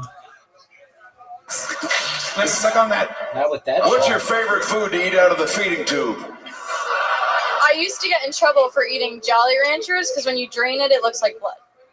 Oh my God! You used to put Jolly YouTube Ranchers channel? directly into your feeding tube? No, but I did do a shot once directly through my feeding tube, because why would you want No, to he taste doesn't. it? T-Series does. Oh. Jolly Ranchers and vodka. T-Series. Soaked it. Yeah, just like white gummy bear shot. Yeah, Yeah. I've Imagine never. her doctor It's being, called what the T-Series, fuck am I fixing you for? T-SERIS. Well, that's what they said when I It's took the tube out myself. It's the biggest YouTube account there is. Why is your hole infected again? Shots. No, he's not. Think about how many years he's been in medical school. No, he's not. Fucking carefully stitching her together. He walks into the medical room. She's just smoking a cigarette through her fucking stomach. Okay. When I take T-Series, Hey, has more doc, did my powers test to results you or come in? something like that. Just inhaling through the stomach, exhaling through the mouth. Jesus Christ Almighty! You ever fart backwards and suck a full hot dog wiener inside? All of that Mr. Beast shit is just bots. It's I not can't even say real I people. have. I can't say I don't know I if have. anybody can watch this. You will. You will. Like One day. regularly. Has Oh, that's a good has that shot. ever been done before? Did you ever get shot. sexual with it in any way? Did a guy ever shoot his load in your tube or anything? No, but I did get my uterus removed, and that has been very fun sexually because there's just no worries Wait, anymore. why did you get your? Wait, there's some barren women clapping in the audience. Woo! What made you get your uterus removed? All of my illnesses are genetic, and I just felt like it was a responsible decision to not pass this shit on. Wow, that's incredible! Amazing! You hear that, Latinos? You can do that. If you put your mind to it. You don't have You to could procreate. stop. The Latinos are actually nodding in agreement. I'm gonna I make see this it out there. They're like, hey, not a bad idea, dude. Tony, what did I say about doing the accent? It's hilarious. So how long ago did you get the uterus removed? How long ago? Yeah, ballpark. It was actually last year, Friday the 13th in October. Wow. Amazing. Jason Voorhees would be very proud. Thank you. So how exactly did sex change after getting your uterus taken out? I used to have a lot of pain with sex, so there's none Welcome, of Marty. that. And I knew I wanted to move to Texas, and obviously the whole abortion thing here. So it's really nice to not have to worry about that ever. You can't get me pregnant. It's great. You don't have to worry about having to get an abortion. For the next game. That is correct. That is true. There's a lot of horny men cheering for this right now. You can really tell who jerked off today and who didn't. Sorry to disappoint. I have a boyfriend. There's already someone loading shit in there. Wow. What does your boyfriend do for a living? He's a comic. He's a shop vac. Dude, you ready for this dick move? He's the guy with the mustache. He makes his money being a full-time comedian? He works at a dispensary as well. Right. There it is. Aren't you a dispensary in a way? Yes. Wait No, I'm like a bank. You ever squeeze out chocolate chip I'm more like- cookie dough and make fucking cookies? I'm more like a bank than a dispensary because you make deposits. Gotcha. All right. Well, very fun, in Carly. the water. You're leaving here what with a a beautiful medium-sized joke book. Fun interview. You saved it with all Great that job. crazy life experience. Stay safe in those streets. Oh, what a shot. I feel like I know too much. I feel like I don't know enough.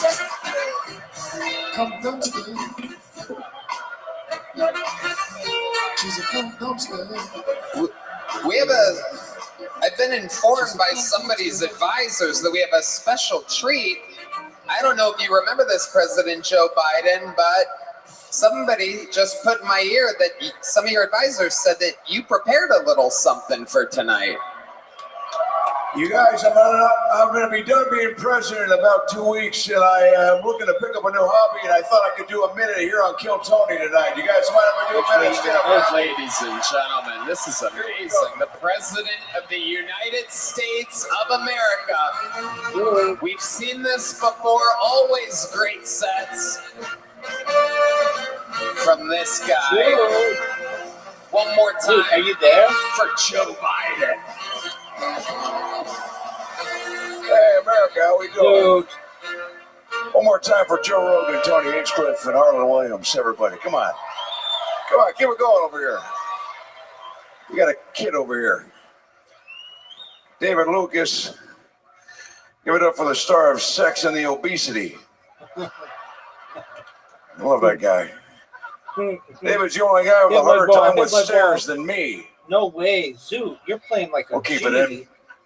You could win. People say I don't take the border problem seriously. I say, why do you think I moved David to Texas? You want to get in this country, you got to go through his fat ass. Come on. Oh, did I fuck you, Zoo? Keep it going for Hans Kim, everybody. Come on, he's still here. Keep it going for Hans Kim. Make a comeback. Hans is autistic, or as I call it, he's shot for a comeback. mentally retarded. What else we got? Ari Maddie. What are you doing here? Didn't I trade you to get Brittany Griner back?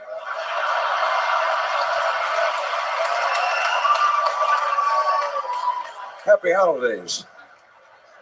Ari, you look like you have a 401 KKK. Ari looks like he watches Disney movies just to see the parents It all die. comes down to this hole. Roofie Hauser way MD. too hard, All right, dude. what else we got? Oh, man. I Red fucked Band's up. here. Red Band looks so sad. Dude, don't It's mess just this up. because he saw the list You of foods messed that it up, RFK is too. going to ban, I'm surprised we don't have this like bagels and fruit. Like, whatever the percentage is. I'm surprised we don't know. Red Band looks like even his knees have double chins. Hit I my love ball, you, Red BG. Band. Congrats on the Hit my engagement. ball, hit my ball, hit my ball. What else we got? Hans Kim buys his clothes on Amazon. Tony looks like Marty McFly got on the DeLorean and said it to gay guy.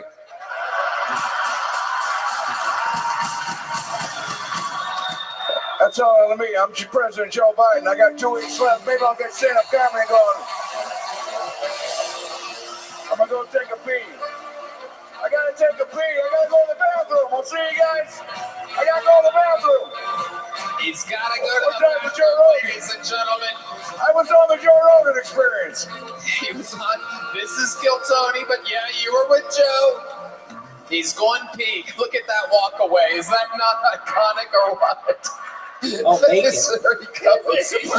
He's just in character every He step ain't of the going way. pee with that walk. I got Holy you. crap. He's doing Oh, like he a doesn't know he's on the backstage camera. That's Adam Ray, everybody. Look at that. Audie, do you want an invitation?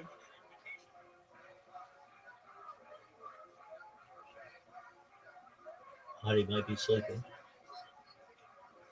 Oh no, she's up. What? You want an invitation? No. Yeah. All right, we'll send you one. There he is. There's What did Joe you say, Biden. Okay.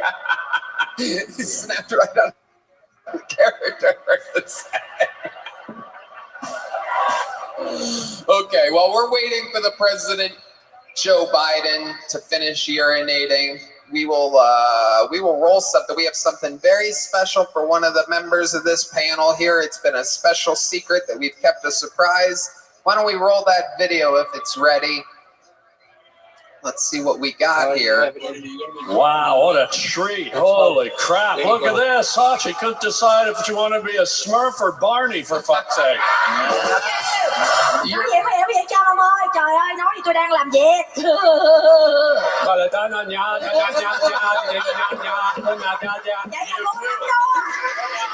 No, Harlan, you can't do that. No, Harlan. I present to you the great and powerful Harlan Williams. Oh, shit. Harlan Williams, first time on the show. We wanted him for 10.5 years. We got him. Harlan Williams. Harlan Williams. Harlan Williams. Harlan Williams. Is the only comedian on the stage with a degree from DeVry and coconut. Coconut. Coconut. Coconut. Coconut. Pie. Coconut pie. And let me interject here just real quick. Have you ever eaten a baby? There you go. Hang on, sorry. Oh, what do I know? Fucking Lyme disease. Cinnamon Angels Fly Away would like to write a check to help this young fella on his way. And he's writing out an actual check. collab. Can you describe exactly what it says there on that check? $300,000 with no name or nothing else. Yeah, I'm actually a member of a Dolphin Bank with no numbers, no. Let me read it to you. Fucked it up real bad, my guy. I mean, my fucking guy. How about all fucking 5 guys? Coconut pie. Harlan Williams, you look like Tyler Perry presents Back to the Future. Well, at least I'm not back to the fucking buffet. How about that? This is the only guy I know. Everyone else in the country has Lyme disease. This guy's got key lime pie disease. Yo, this motherfucker cooking. Fuck this old bitch. You're my bitch tonight. How about that? That's right. Surprise, surprise. The 2024 guest of the year is Harlan Williams, everybody. Congratulations. Of course, here to present you with the award, last year's guest of the year, Adam Ray / Dr. Phil / Joe Biden / Elaine / Jeremy. Make some fucking noise for the 2024 guest of the year. Much deserved. 180. Harlan There you go. motherfucking Williams. At 100%. Speech. There you go. Therapy. I'm very emotional right now. How could I know this was going to happen? Holy smokes, this was unexpected. I really didn't even have any idea that this was going to happen. That was not good. And to be named Comedy Sex Machine is unbelievable. I really had no idea this was going to happen. But honestly, I'm very grateful. You know, I just threw them on the ground. I don't care. Hang on, I got to snort some. Had to snort some color, whatever they are. I'd like to thank a few people, if that's cool. I'd really like, sir, if you could sit down. I'm in the middle of a fucking speech. I hate when my dad comes to these things. I'd like to thank Donnie's face braces. As you know, my sister's eyes were this far apart for about 4 years, and Donnie got the braces on her eyes, and her faces are back together. I want to thank Crab Legs or Us. My sister has demented legs and walks like a crab, so I want to thank her. Oh, Zoot. And I want to thank one of my earliest comedy influences. I didn't know what comedy was until I was a little boy, and I was watching Sesame Street like we all did. And there's someone I want to thank on Sesame Street, the Count. Who knew that even numbers could be so hilarious? 1.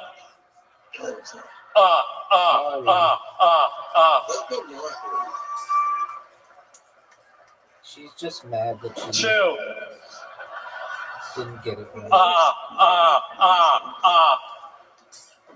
She's just mad that her last night.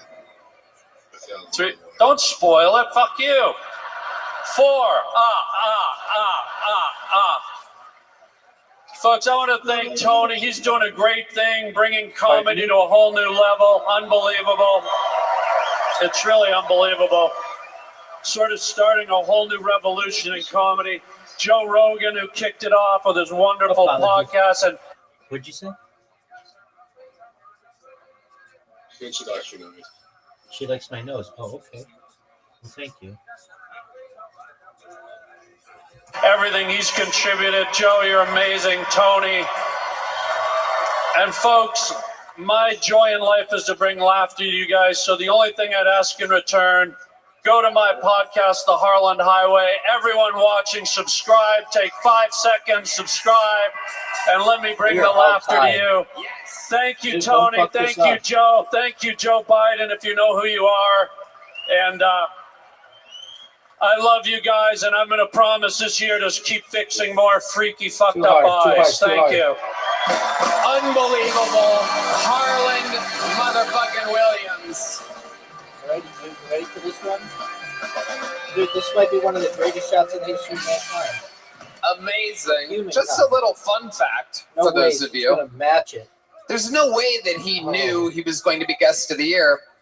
The funny part of that is that he's been sitting on and has had trophies shoved in his pants all night, literally not knowing that he was going to win anything. Just The for crazier thing is the eyes. Yeah, well, I brought the eyes. If I had to read a speech, I was going to say, let me put my glasses on. And I realized that guy with the shaky rattlesnake eyes was a godsend, and I had to give it over to him. So that's called comedy karma right there. Thank you, Lauren. Tell him about Dimitri. Dimitri. Okay, so when Joe had me on his podcast, which, by the way, give a hand to Joe and his fucking podcast, man. This guy. the best in the world. So when Joe had me on his podcast, I went in at the beginning. I had another thing in my pants. I had a big, long, like 2 foot long rubber snake. And when I sat down with Joe at the beginning, What do you mean? I It's told not him I even had a done yet? How are you tapeworm. going to give it a grade when And it's at not the even end done of the yet? show, it was sitting in my pants for 3 hours. I pulled it out at the very end. You gave it a 6 And out my of 10? proudest moment is Dude, how does Joe it get any left it better? on his table. We did it about 5 months ago, right, Joe? He left my little tapeworm named Dimitri it. on his table. And about 2 months ago, he did an interview with the most powerful man in the world, Donald Trump, the future president of the United Way too States. hard. Way too hard, dude. And I told Joe I was so happy because sitting between Donald Trump and Joe Rogan was Dimitri, my tapeworm. So thank you, Joe. I love you, Not the buddy. whole game, but the whole. Thank you, everybody. Harlan Thank you, Williams. Tony. Thank you, Red Band. Thank Joe you. Rogan, President Joe Biden. Indeed, check out the Harlan Highway. Harlan is hilarious all the time. Much deserved 2024 Guest of the Year. We've done a lot tonight. We've seen feeding tubes. We've seen it all. People with wobbly My finger eyes. slipped. Guest of the Year, the return of Rick Diaz, Locke Hoger, Fiona Colley, Hans Kim, Andrew Dice, motherfucking Clay. And I can think there's only one way to end an episode done, like son. this. Ladies and gentlemen, it is that time for the all-time record holder in appearances, the record holder in interviews, overall minutes on the show, the first ever living member of the Kill Tony Hall of Fame, and the reigning and defending most powerful regular in the history of the show. Some people call him the HEB produce manager, the crown prince of Cedar Park, the aardvark of Too hard. Austin, Just barely touch it. the pervert of Portland, the disclaimer of Des Moines, the Memphis Strangler, the Alaskan, the ZipRecruiter Zebra. This is the Big Red Machine, William Montgomery.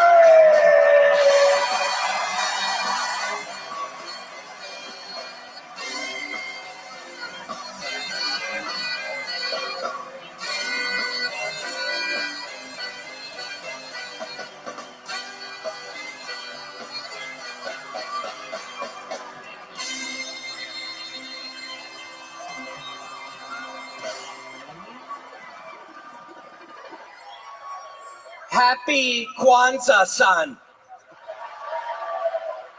Oh my How do you like gosh, kick 'em second Texas, it place is so 5 per wonderful to be here No, tonight. shoot. I'm actually No, wearing that this was- yeah, outfit 5 per second. as a sign of respect for the ancient Chinese tradition of Kwanzaa. And I would like, in accordance with the scriptures, to read some fortune cookies, if that's okay with you motherfuckers tonight. And take this, bitch!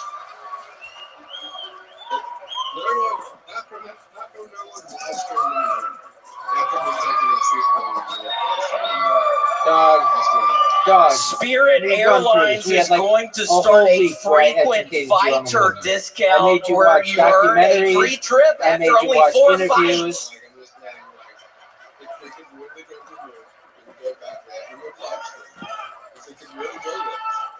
Okay, I've got 20 in here, so let me.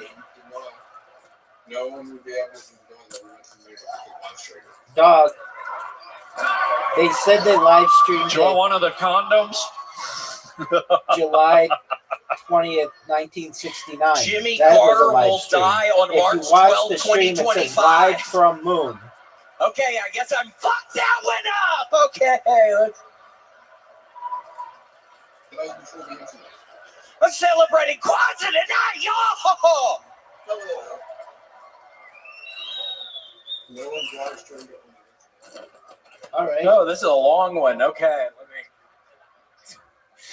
The way you talk about the hot Latinas in the movie Encanto will turn on your therapist so much she'll ask to lie on the couch next to you. Okay, let's keep moving. They said they have those probes on the moon that were like basically live streamed, but I don't. Fool me once, shame on My me. hands are Fool so me sweaty twice, right now. I'm shame on sorry. me. They're gonna have to prove a lot. In the year 2025, Lizzo will surpass 1,000 pounds. Okay, got to go back with that bitch. You can fuck me so badly here, and you fucked yourself. Dude, you fucked yourself.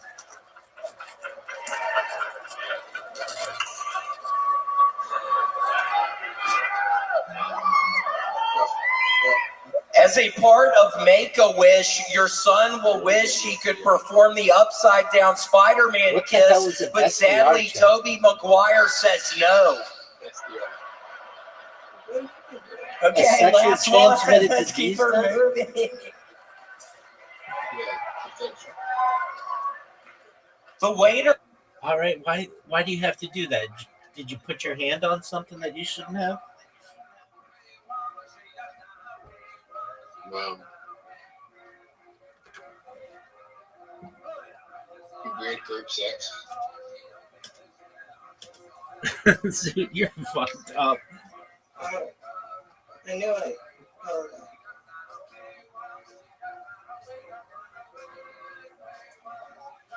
Dude,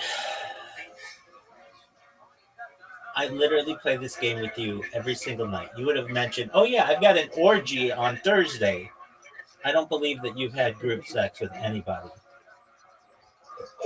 The only thing that you've had group sex with is your right and your left hand.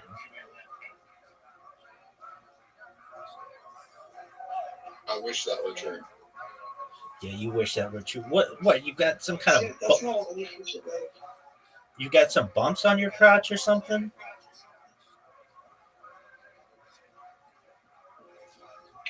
Did you get crabs? Yeah. You know they're becoming extinct?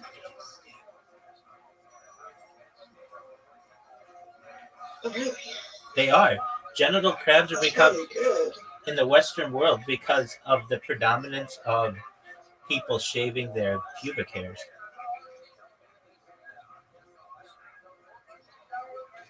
That is so interesting and disgusting. Oh, it's totally disgusting, but I find it interesting as well. You could get to my level that, I mean, I don't have anything. I've had tests for it, never had anything. But if I had something, some lady out there would be like, I want whatever he's got.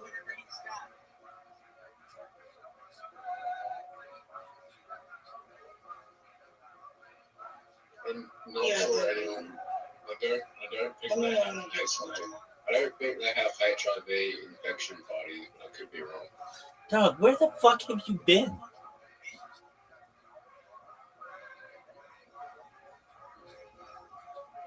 have HIV infection parties. Dog, what are you even talking about? What kind of fucked up parties are you imagining people have?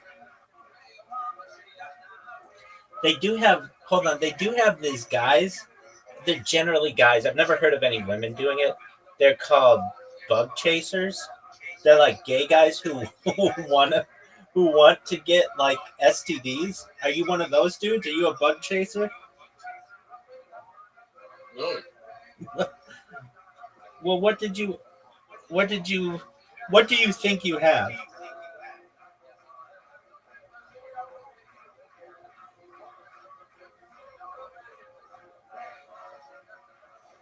Yeah, explain sometimes.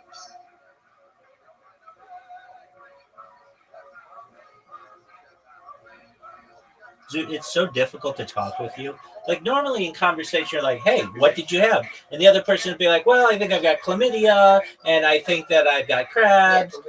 Oh, you think you've got? Does it hurt when you pee?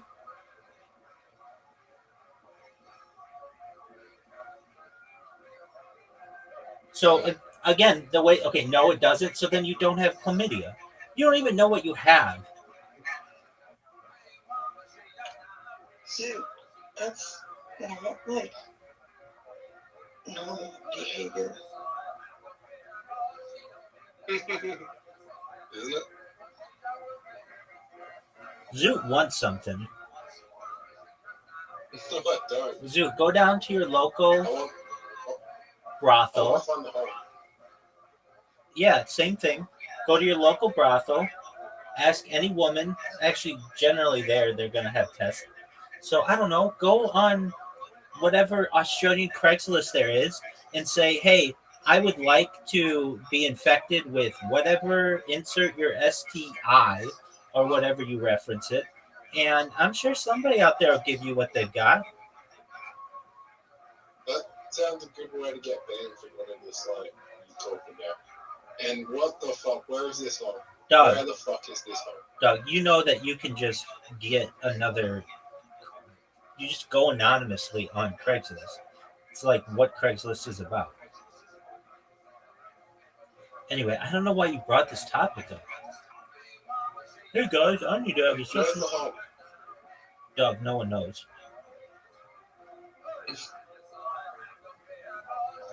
There it is. What the fuck? It's never there.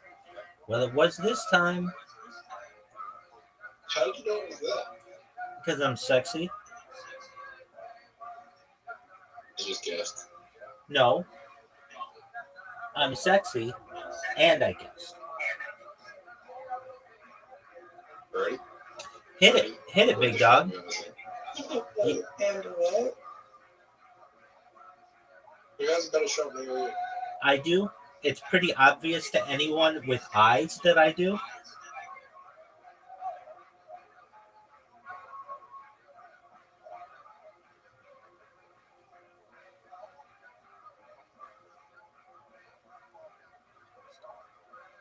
Zoot, you've neglected to answer a very important question, and it's fine if you don't want to answer, but you're the one who brought up this topic. What STD do you think you have? And you said chlamydia, but then it doesn't hurt when you pee, so it's not chlamydia. So what do you think you have? Hold up.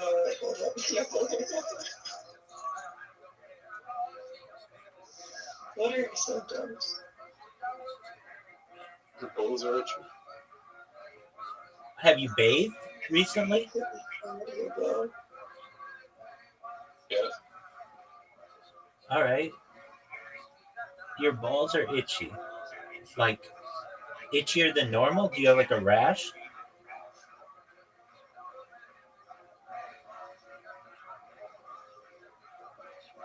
Is there any redness or bumps or rash of any kind?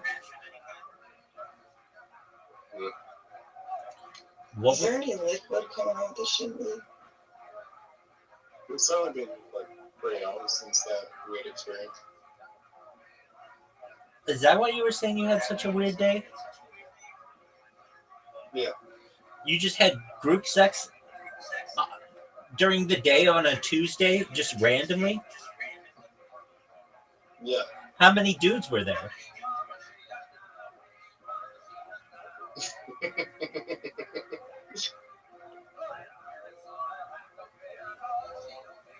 The fact that you're not answering, dude. What the fuck were you?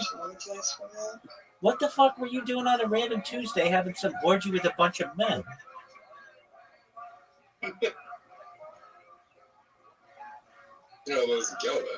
So there's one girl and a bunch of dudes, so you just ran a train on somehow?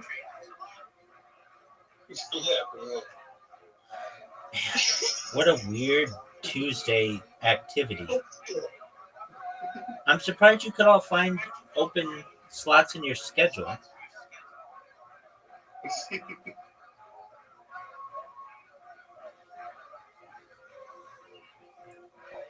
How'd you meet this person?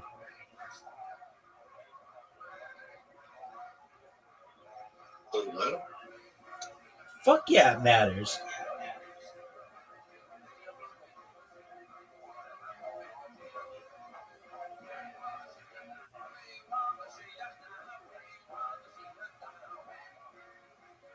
I don't know.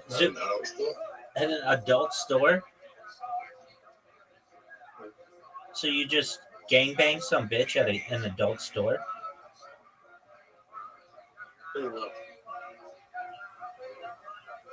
So, on a Tuesday? Yeah. All right, man. Well, whatever you've got going on in your pants.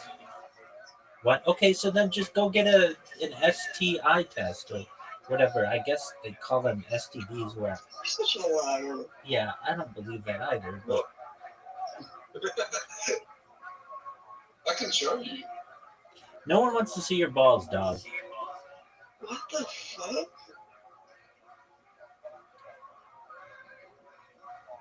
Did you use a condom, Sue?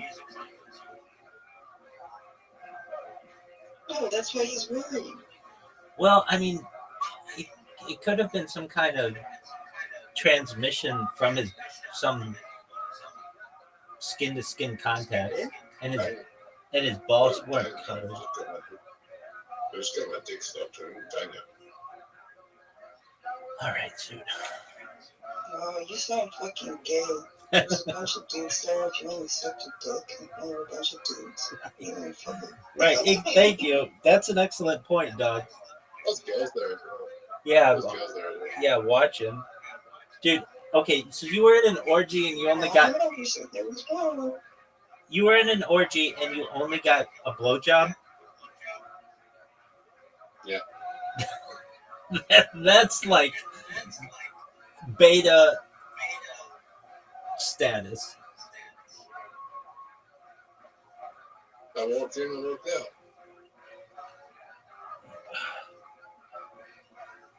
All right, man. Usually if you're at an orgy, you at least, go all the way. And it's like you went to a pool party and just stuck your toe into the water. If you're going to go, cannonball. I mean, she's fucking everybody, and you didn't even get to hit, so. It's right. And now you've got itchy balls. Dude, did you shower yet after your fucking...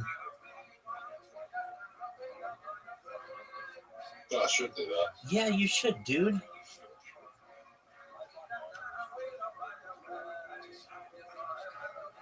Maybe that's my issue. Exactly. I mean, I asked, did you shower, but I didn't realize that you had, I don't know, some fucking glory hole party at your local bookstore.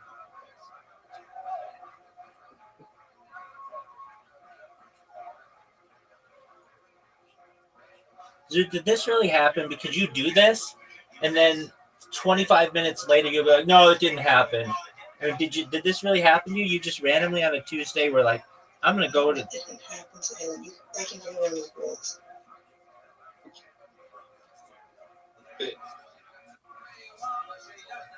All right, then go make an appointment to get an STI test.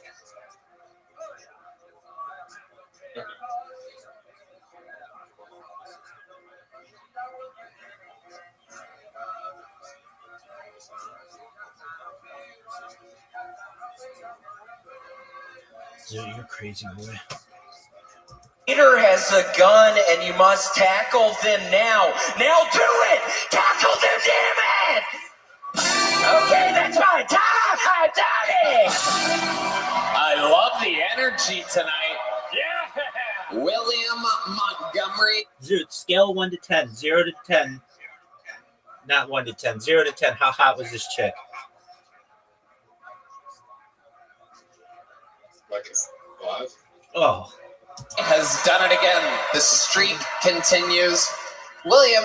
I'm making Joe sneeze over here! Did you make me sneeze? I should have COVID. We got a plan for it. Joe is allergic to overly processed fortune cookies flying through the air, obviously.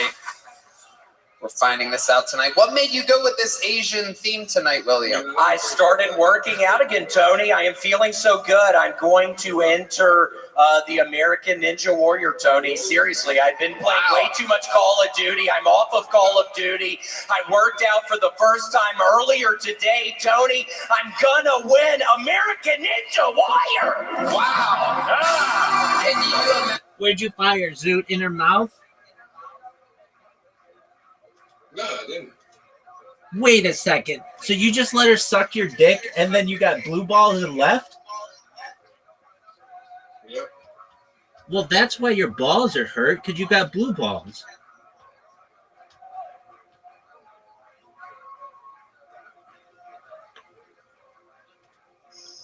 This is so fucking amazing. Zoot, have you ever had blue balls? What do you mean? Dog, then that's an obvious no. It's like, it's extremely painful. I mean extremely painful. But it's basically like when you have an erection, a prolonged erection without ejaculation. All that gets built up in your ball sack and it causes extreme pain.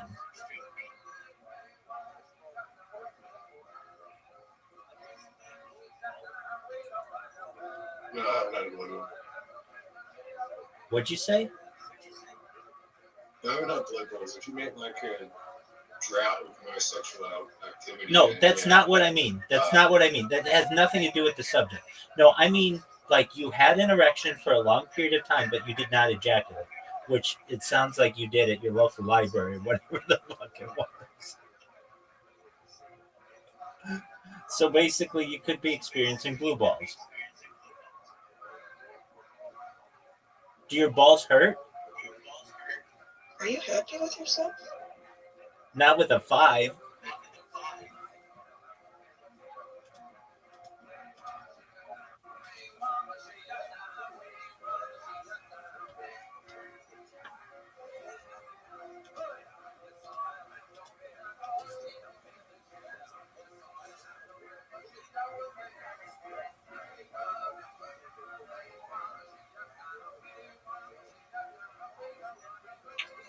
$883. Oh, yeah. But get this. For as big of a loser as that makes me sound, Zoot's played more games than I have. I just beat him a lot. Whatever. Yeah. I was trying to save them. Oh. 880 Wow. Those are wins.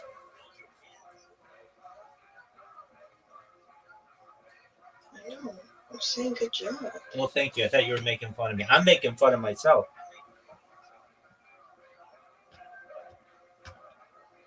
But I need to keep myself entertained while I give sexual education advice to people in Australia. Yeah, well, Zoot gives you blue balls. No, Zoot hasn't given me blue balls. In fact, okay, I've only experienced it like twice in my life, and it hurt a lot. I mean, like, I would imagine. Cody, you have to get a hole in one. You have to get a home run here. I would imagine, I don't want to say it's like the equivalent of this, but it's Tell like, me the percentage. I don't know what the percentage is. It's more about the angle. You're okay. It's more about the angle. More the angle than that.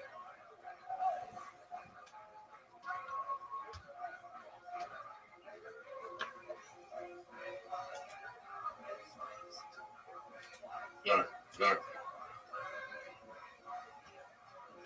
You want to angle the thing.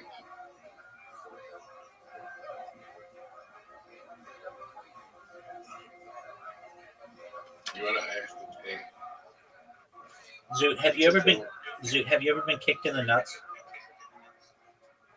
Yeah. All right. Does it feel like that?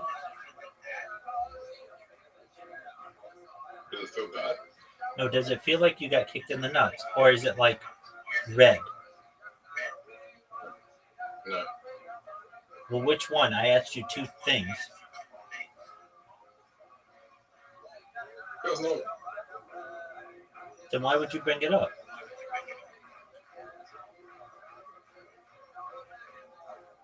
Is that how you tell people that you like quote unquote scored with a 5?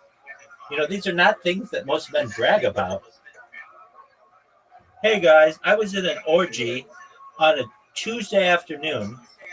There was a 5 there. I let her suck my dick. I didn't even hit it. And now I'm playing mini golf with you. That's not a normal thing.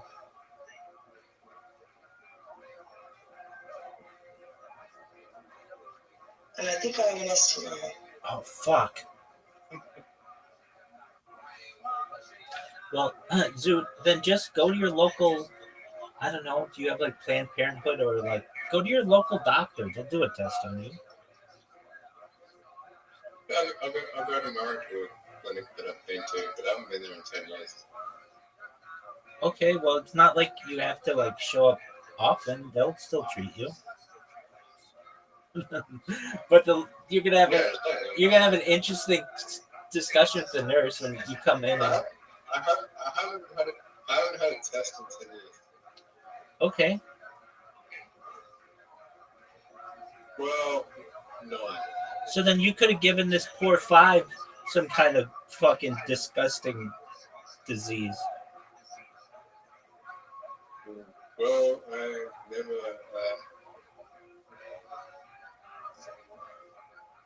No reason to get a test. Zoot, are you a I virgin? just got this video discovered about HIV from touching a predator. Wow. Zoot, are you a virgin? No. So you've had intercourse with a woman? Maybe so. Okay. Not often.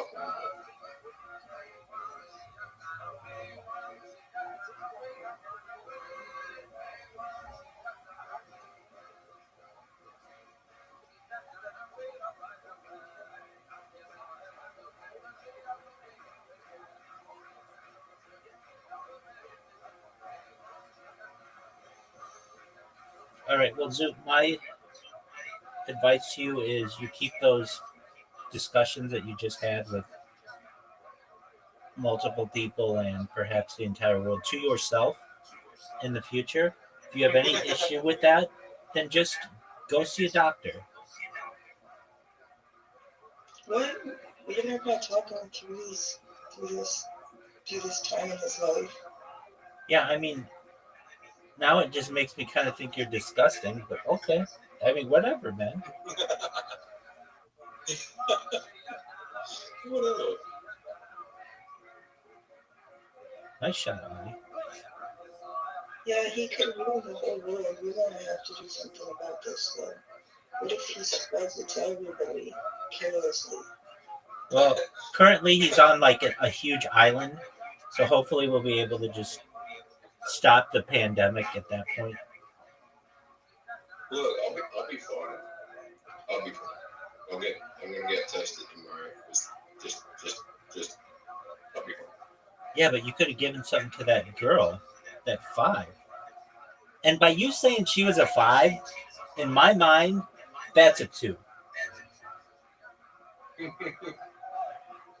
No, sure. Well, then she's not even a 5. She's probably like a good day 4. And, well, she probably was having a better day than most people. She's definitely not. Well, 100%.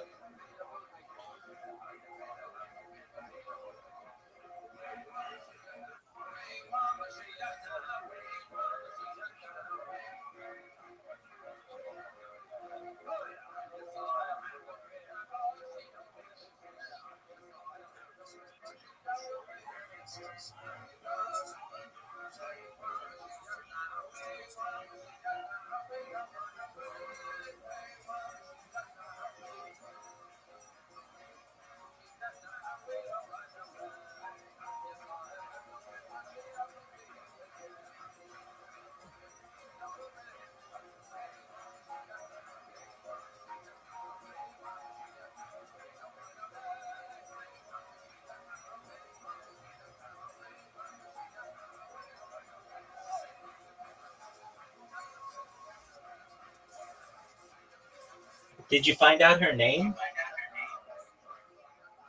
Yeah, I Who learned somebody's name in an orgy? Did she like introduce herself? Hello, my name is Bonnie. I'm a 3. I'm here to suck your dick. You're gonna want to get an STI after this? No, I posted it on Reddit. You found out from this girl on Reddit?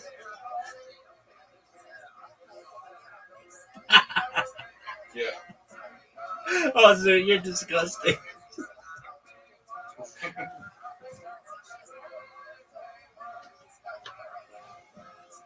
What was it? Australian swingers? Yeah, Pretty much. All right, well, let me ensure that I don't ever join that subreddit.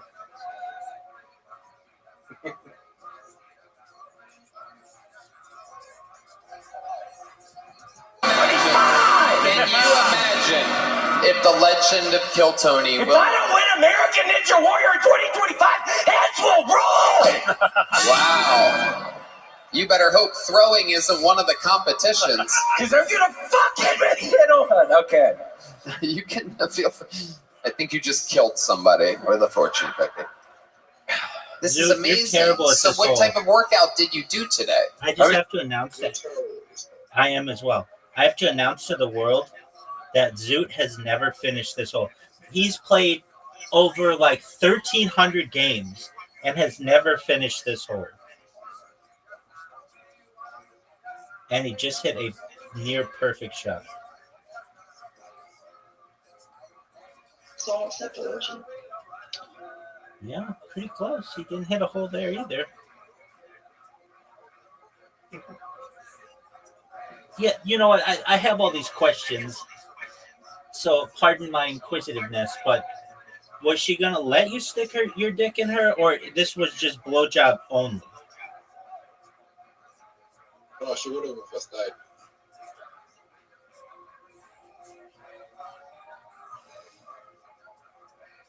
Why did you leave?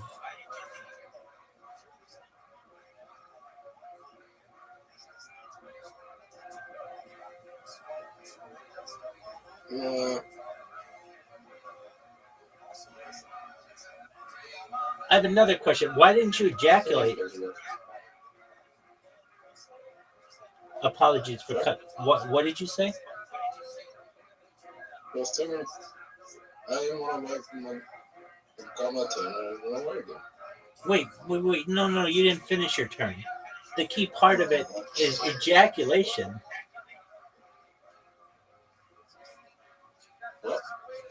Dog, this wasn't Sesame Street sharing is caring. The goal of a blowjob is to ejaculate.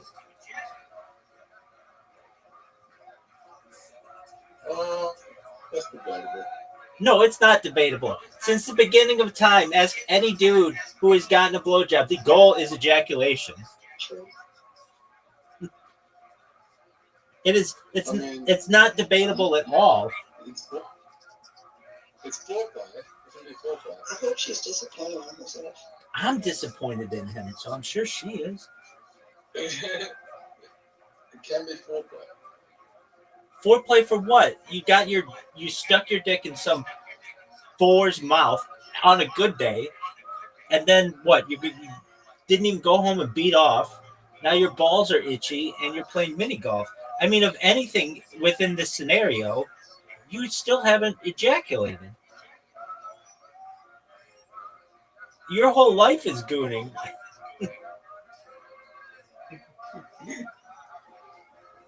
Dude, I don't understand what makes you happy in this world. Dog, the goal is to have ejaculated. You did not do that. You said that you were, I don't know, waiting your turn or allowing other people to go. The key would have been to fire and then leave. You should have just, what you should have done, you should have asserted dominance. Agreed. But you didn't do. Exactly.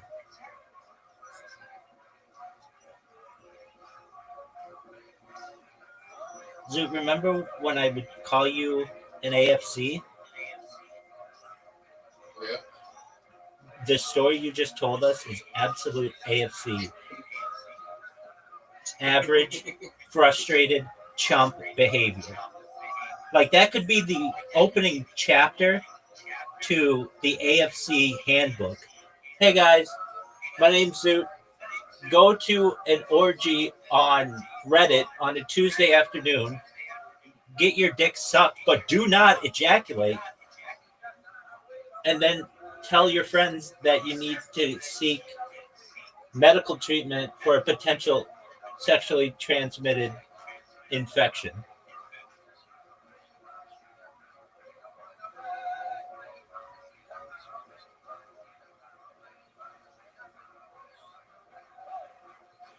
What if she gets pregnant? I don't think that's how people get pregnant. But I mean, How many guys are there? so you still haven't scored on this hole. But Audie asks a very good question. How many guys were there?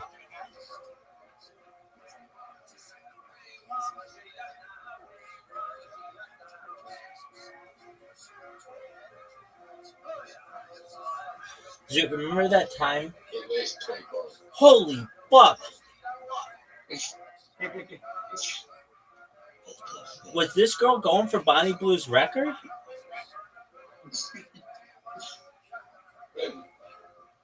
There were 25 guys there. How many women were there?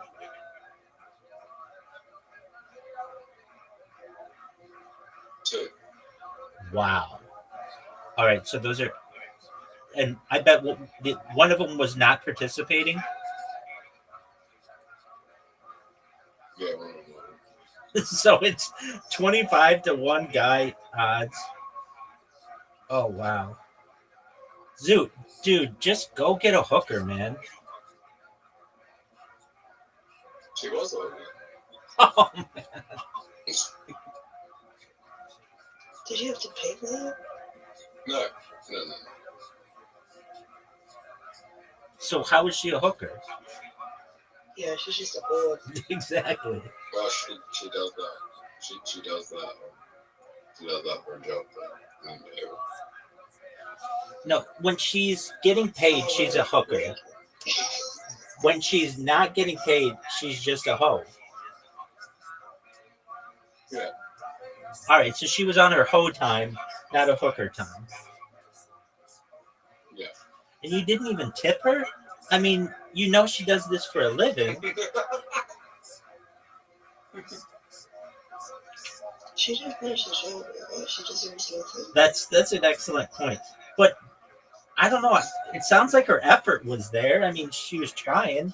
Zoot just got stage fright in front of 24 other men.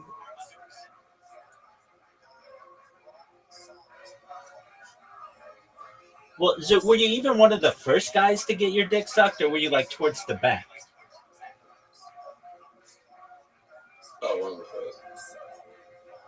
How did you get such a good draw?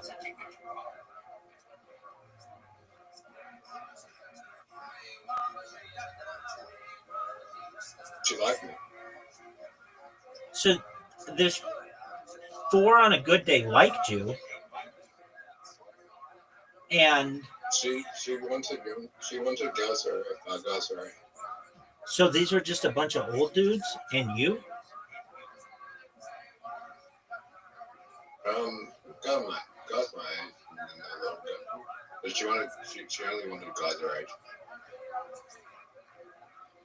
Okay, so why didn't you let her finish the job?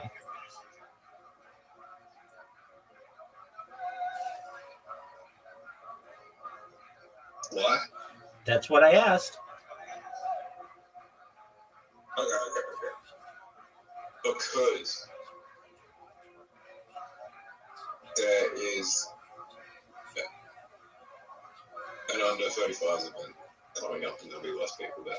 What? No, dog. That's not how it works. It's not like, dude, I'm holding in my ejaculate days in advance of another under 35 event. No, dude, you could fire and then refire within 10 minutes.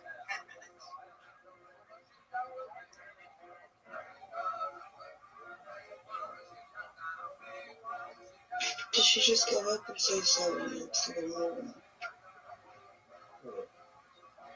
Is that what happened? You got stage fright and you couldn't ejaculate, and then she just moved on?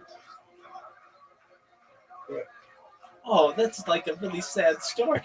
I went from making fun of you to like now feeling sad and making fun of you. So you couldn't ejaculate. I know from other people's it.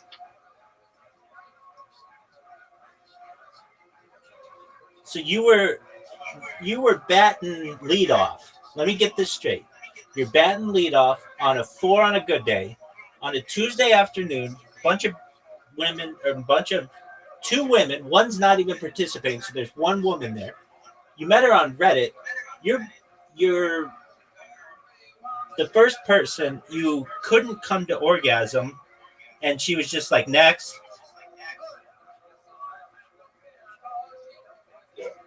Oh, Zoo. You need to go get a hooker.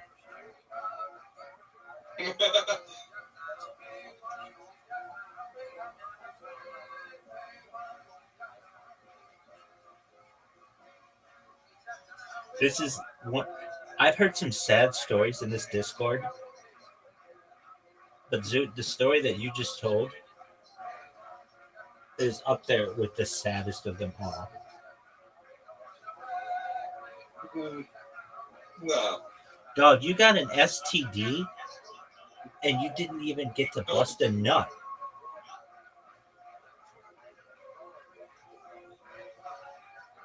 I'm sure that's happened in human history, but I bet it's rare. Usually it's like, oh yeah, I got AIDS, but at least I fucked a chick. It's like, no, you didn't even get to do that.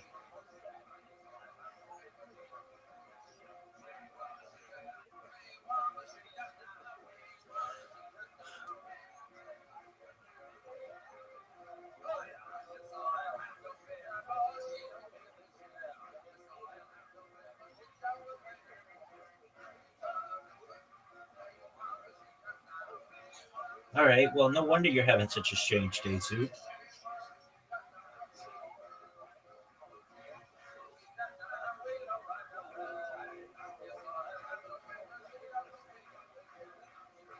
I gotta get on Reddit. I gotta read this Reddit post.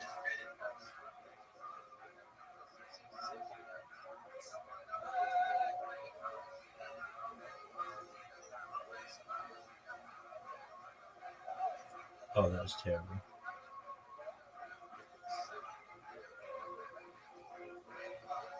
Oh, wow, you both stole points from me. Garbage. I'm distracted by Reddit. Doug, I don't care if you won 100 games of mini golf in a row against us. You, my friend, were the loser of today.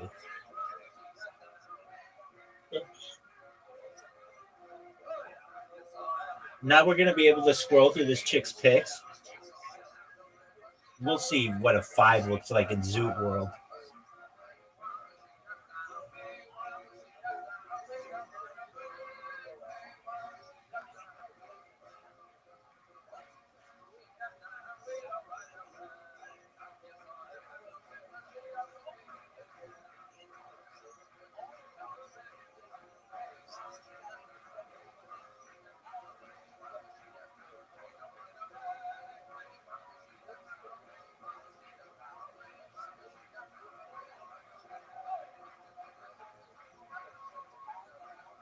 He's gonna be rich.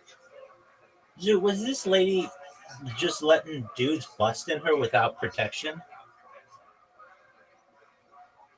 No. So you had to wear a condom to fuck her, but not to get a blowjob. Yeah. All right, and just learning her rules. Everybody's got boundaries. I understand hers. That's pretty standard.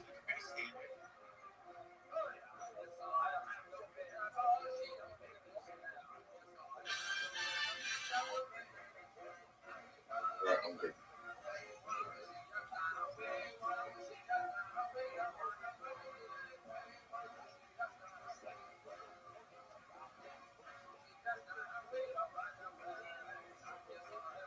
Was this the first orgy you'd ever been to, Zoot? No. Well, it's technically, I mean, I guess it's not even an orgy. It was more like a gangbang.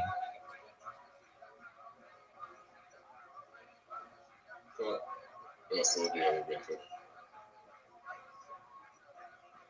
What'd you say, big dog? Wasn't this us?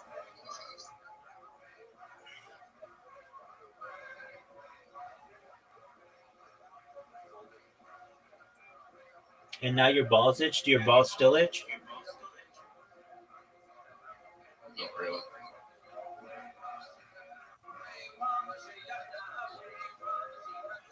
I kind of feel like you were trying to brag, but in reality, it just made you look totally like a total loser. Yeah. Well, cool, man.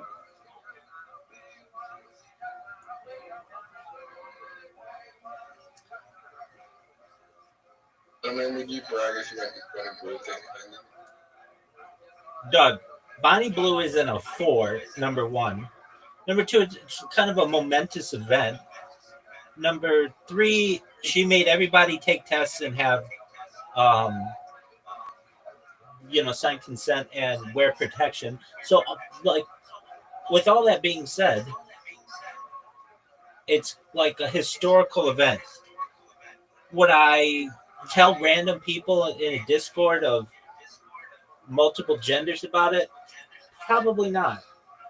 But I would probably,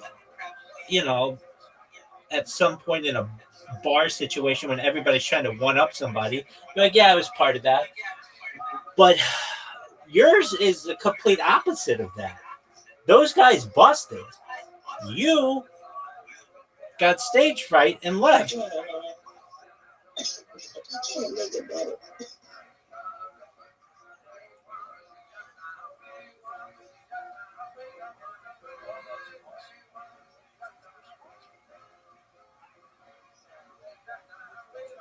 Zoot, I'm disappointed in you.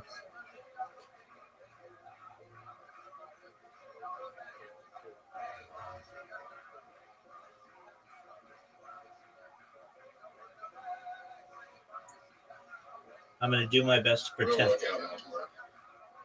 Dog, that has...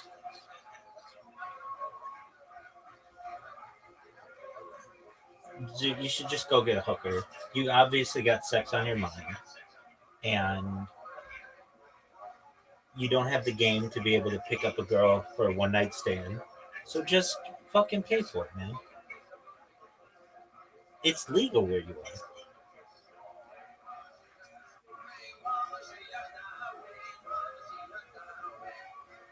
And whatever it is, it's going to be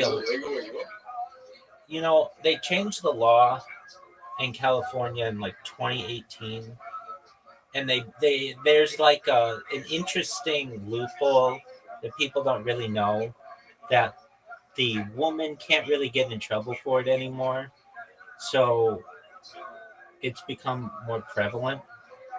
But is it legal like it is in Nevada? No. Well, in some areas of some counties, I think it's only like 5 counties in Nevada. No. But Zoot, there are ways. I mean, if you're smart, you can just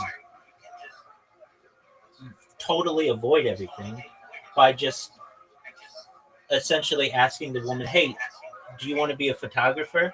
She'll be like, "Yeah, sure." Be like, "Okay, take a picture of my hand." "Okay, now I'm going to pay you for your photography services." Or, "Do you want to go get a bite to eat?" "Okay, sure." Or you could bring somebody something, and then it's a date. There are all kinds of like loopholes that people can use. And then the ultimate loophole, which I've never used, fortunately I don't have to use these things, but is, hey, let's just put this on film, and then you're an actor.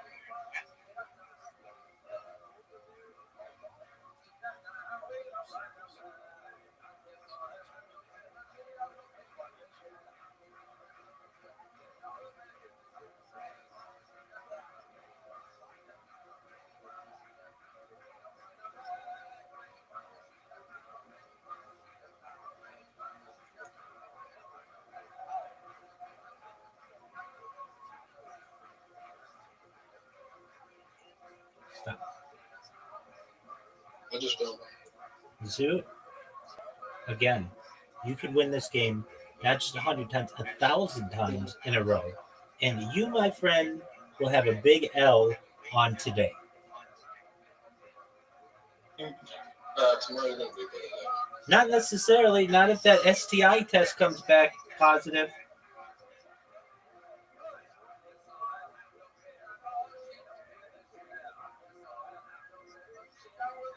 Sorry, Shana. No, tomorrow's just gonna be better day. Well, I would hope so.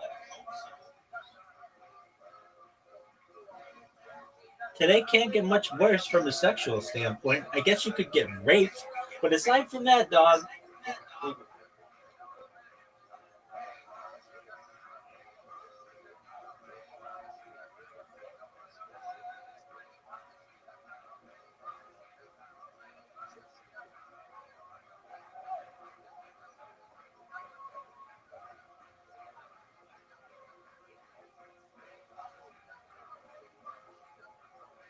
Oh, make that.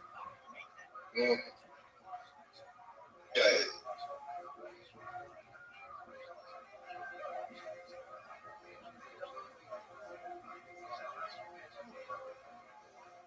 Bring my twat.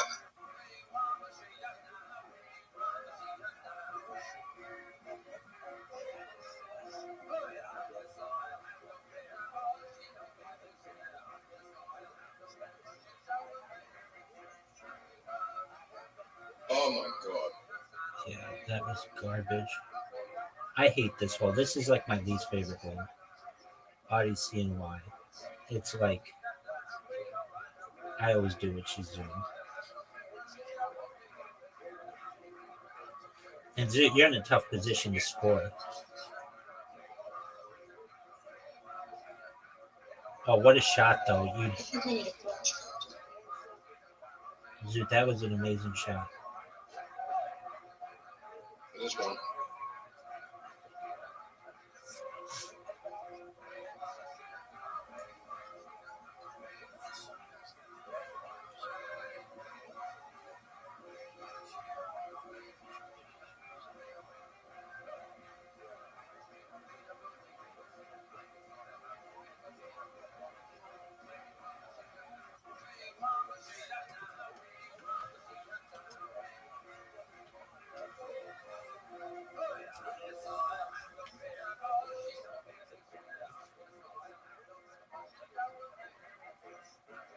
Zoot won.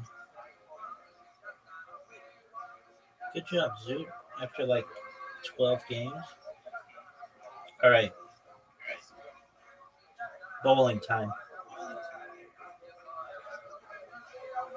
I just want to Zoot, you can win all the bowling that you want.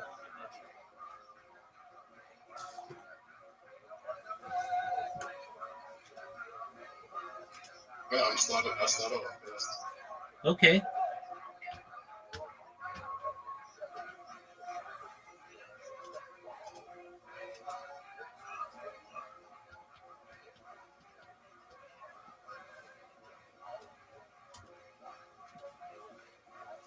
And I get us a bet. Excellent, man. Bodie's gonna get a strike hit. Gonna get a strike hit. Well, that looks good. That looks good. That looked good. Yeah, it was a good angle. You just need more speed.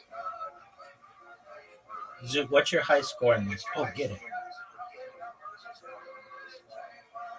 I don't know, like 50 or something.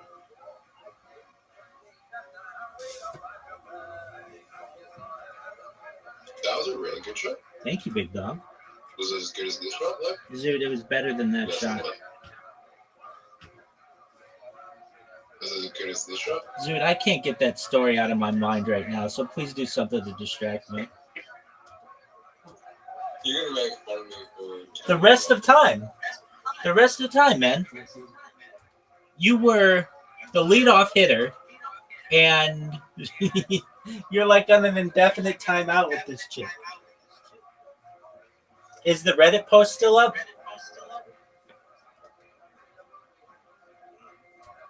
I think so, yeah. It's even funny.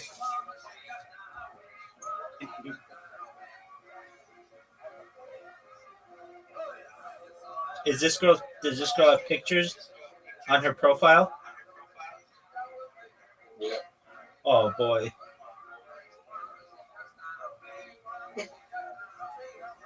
I got distracted. All right, let's check this out. I got another device. Oh, I'm gonna check out Reddit right now. I'm not telling you shit. Dog, all I have to type in is for Adelaide gangbang and probably shows up right away.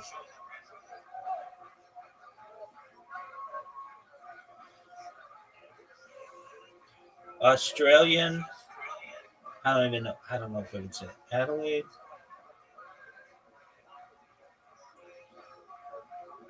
Could just be Adelaide. Adelaide singles over 40. No. She wanted it under 35 or something. Oh, no, there's a 35 party coming up. All right, new.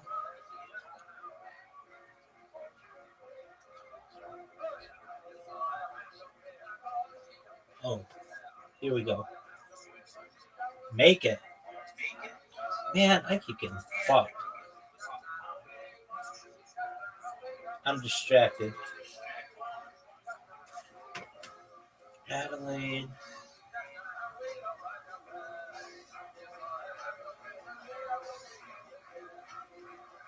Group. Maybe it's just called a bookstore.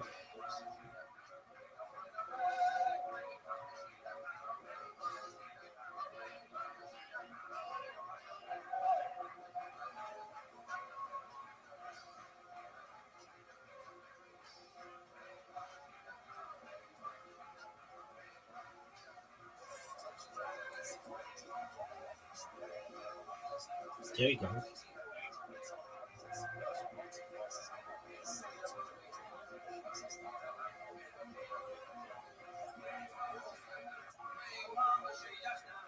I just want.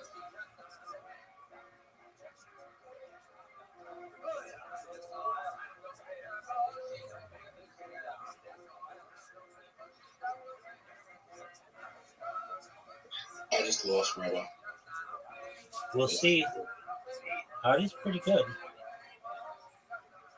I just Get it. All right, I'm gonna get this one, guaranteed. Got it. That's the most terrible, terrible, terrible, terrible, terrible, terrible, terrible luck. Yeah. If I get this bet, I'm probably gonna win. If I can get this bet, oh fuck! Rabbi, you have a chance to beat me. Okay. 40. You're gonna win. 40 just won. Not necessarily. 40, you just won. Not necessarily, dog. She's got to make this. Another tough.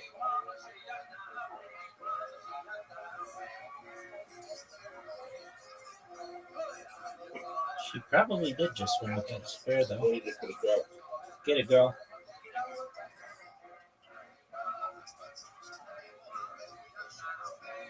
Oh, you got a 7-10 split. Get it. Boom. Didn't Miss Aquarius get a 7-10 split? Yeah, she did. I told everybody about it.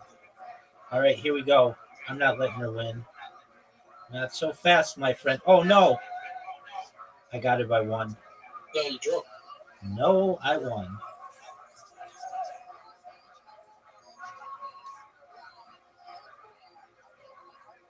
Zoot, what do you think my high score is in this game? Over 100. Yeah, but what? 120? No, too high. 114. I think. Something like that. What's the highest score you can get? Except Zoot. What's the highest score you can get? In regular bowling, it's 300, so I would think this would be 150. Zoot, accept.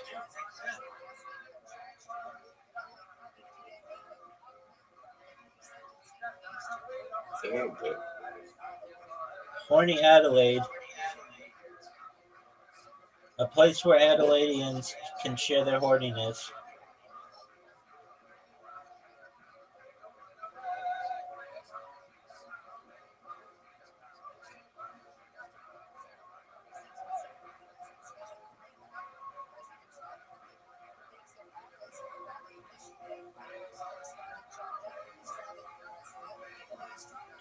Well, this one will be at South Road Lookout at 10 p.m. Who wants to hang out and join me? This person might want to finish the job. That's probably it, dude. Yeah, I didn't read it. I had to turn on my adult settings.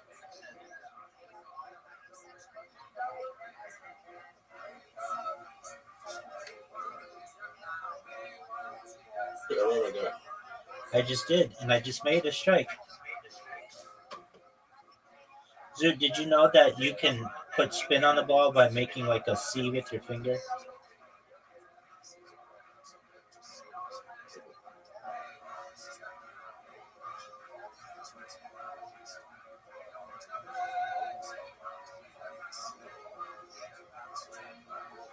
Dog, there are tons of chicks who are, I'm sure, way better than this chick. Just go to Horny Adelaide. I'm not looking anymore because I don't really want to see.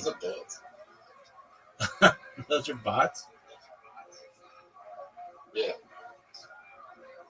All right. Adi, why didn't you go? Adi, are you there? Yeah, I'm here, but I'm being utilized. You're being utilized?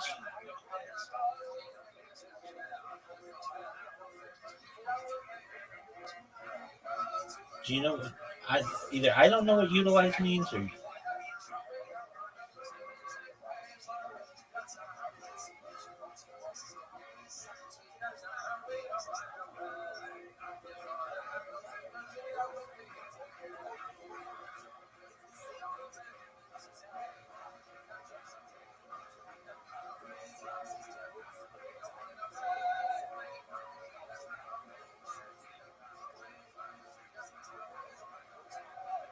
Nice spare.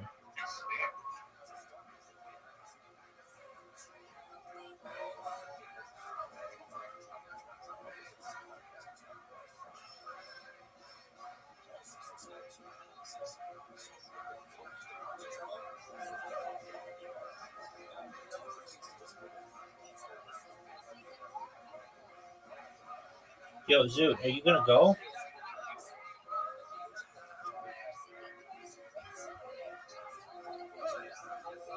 Zoot!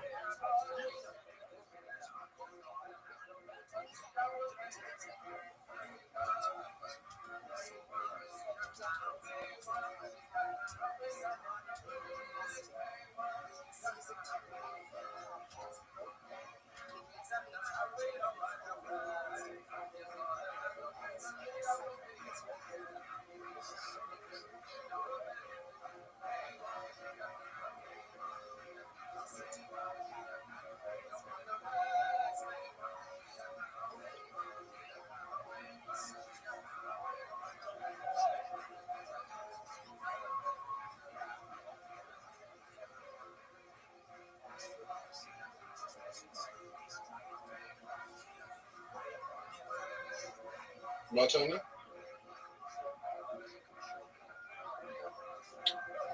Rabbi, am I doing well?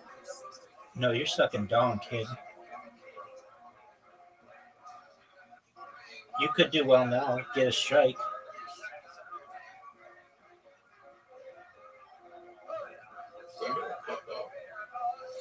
Well, I think it was by going on Reddit, but I don't know. It's subjective.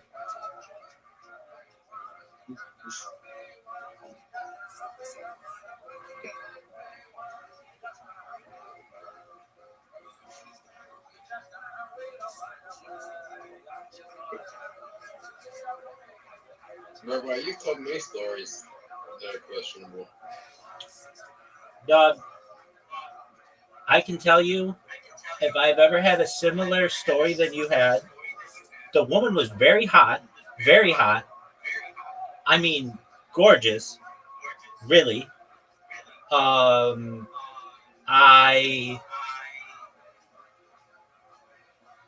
was able to finish, and I'm proud of my work.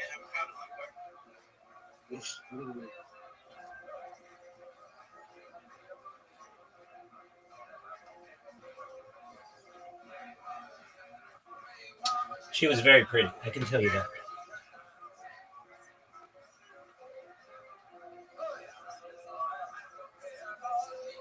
And if anything I can tell you, aside from that, she had some of the best skin I've ever seen or felt.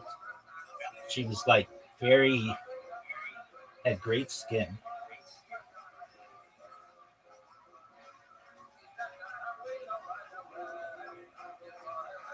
In fact, if I could ever talk to that person again, I would ask her what her skin routine is.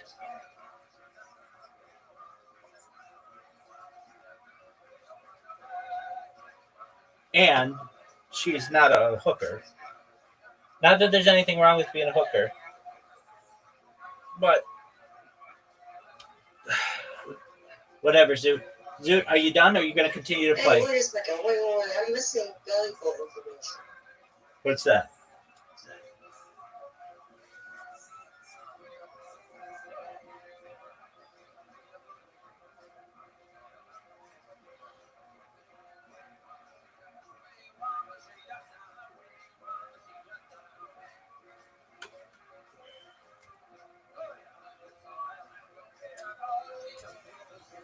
I'll just say this. No, actually, we're going to Yeah, probably. Yeah, we'll leave it at that.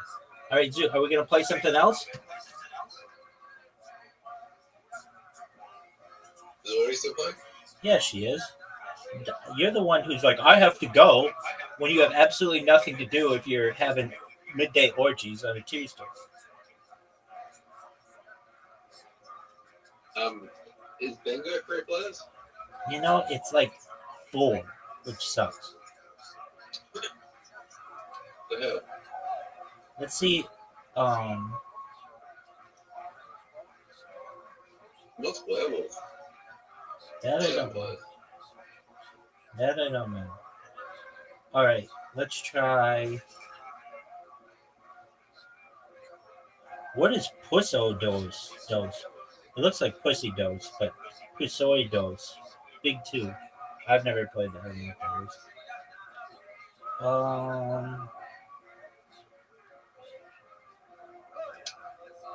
is. Let's play. Let's ski ball. 3 people. No, I don't understand. What's Dave's thoughts? Deep spots. Dave thoughts. Deep thoughts. Where are you seeing this? Oh, I see it. I don't know what that is. But I don't think. Find something for 3. What about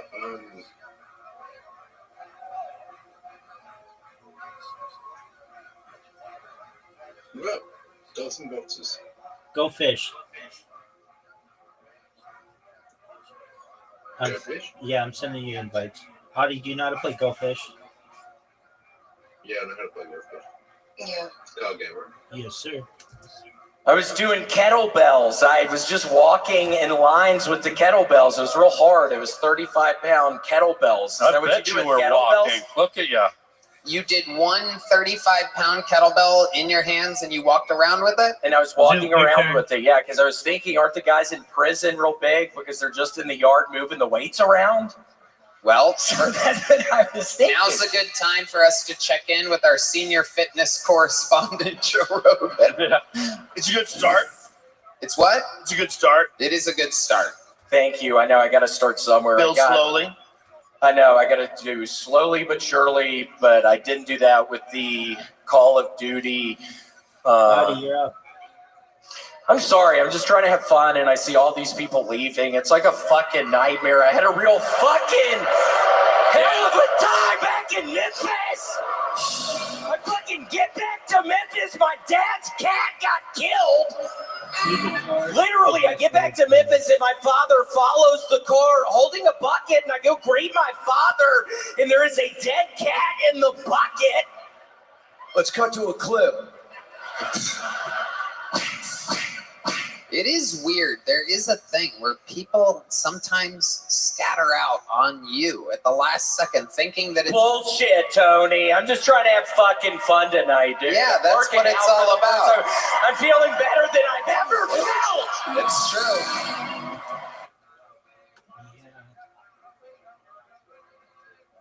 That's how I know. No, I'm talking about shit. Well, I mean, we're on like the 4th draw of the card, so. It takes forever. No, I played it with Arnold this morning or yesterday, and it went pretty quickly.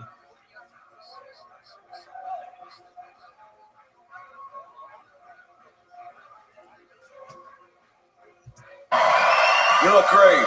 William, you look great. Your body's in great shape. You're almost ready to you look like you're in a mono regular clothes for Bass Pro Shop. That's a compliment. Take it off, he said. People are yelling, take it off out there, William. You want to show off this new body? I don't think y'all want to see my thing right now. It sounds like they want to see it to me. I don't think y'all want to see my thing right now. I'm serious. It'd be a disaster. Everybody would laugh, so I can't do that. I mean, there was a woman up here earlier with a feeding tube hanging out of her stomach, so I'm pretty sure. Well, the people have spoken, William. Do you want to see? Uh-oh. It appears as though we're going to get it. Wow. Oh, my goodness. He's going to do some Ninja Warrior. Oh, what is he doing? Whoa!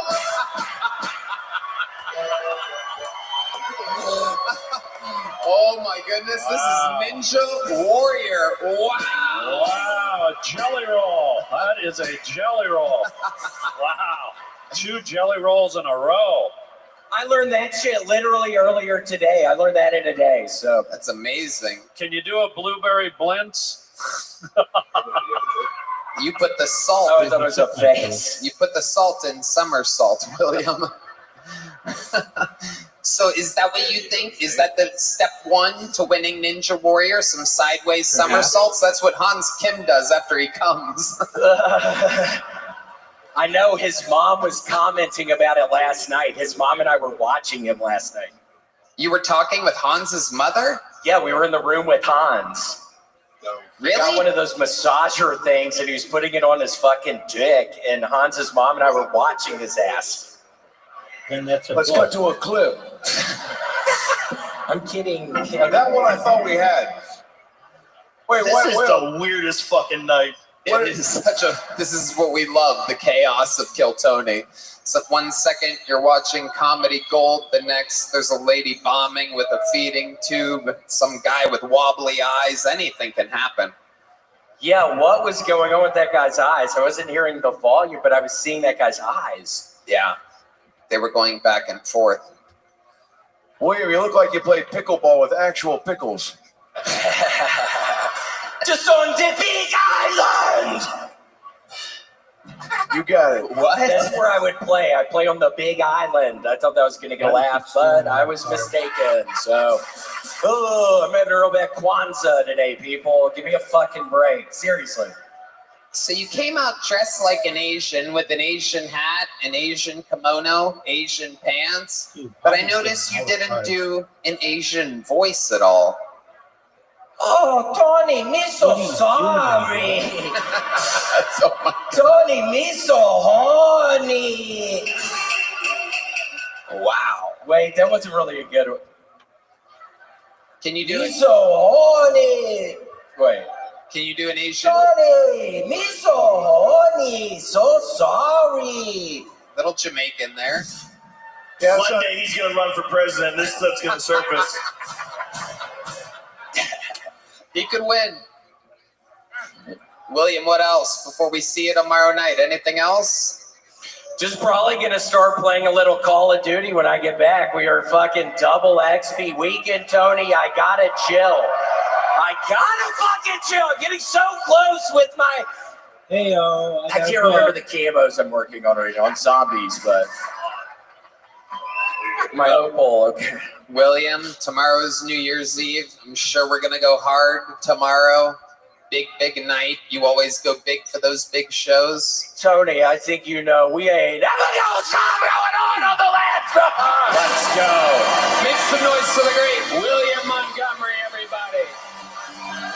This is Kill Tony, brought to you by the Yellow Rose and the Red Rose.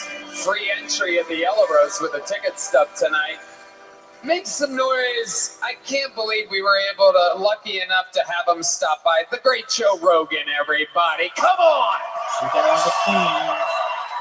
One more time for 2023 Guest of the Year. Believe it or not, that's Adam Ray behind Joe Biden's beautiful, beautiful face and hair.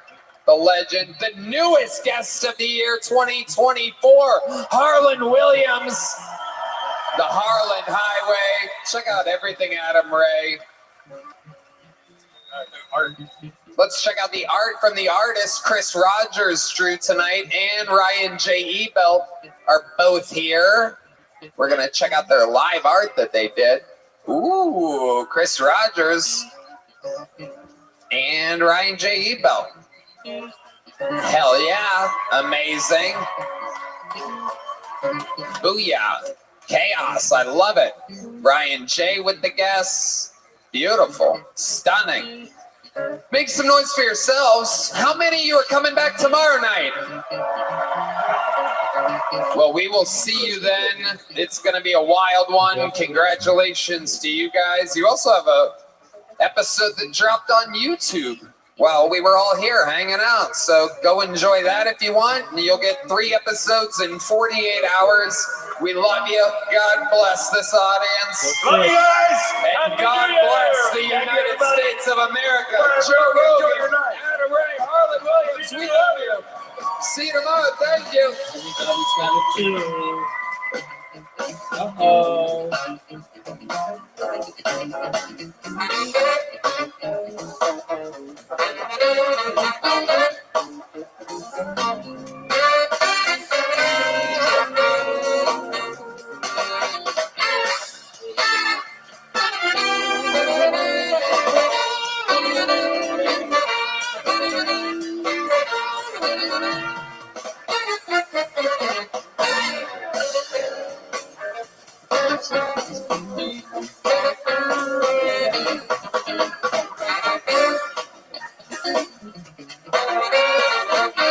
you got the aces. Oh.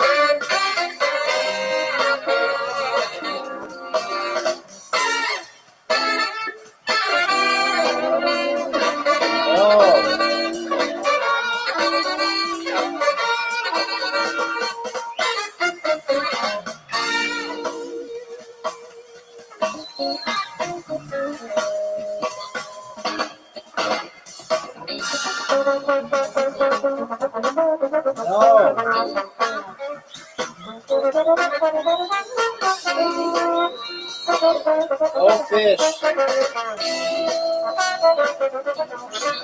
Oh, fish, dog.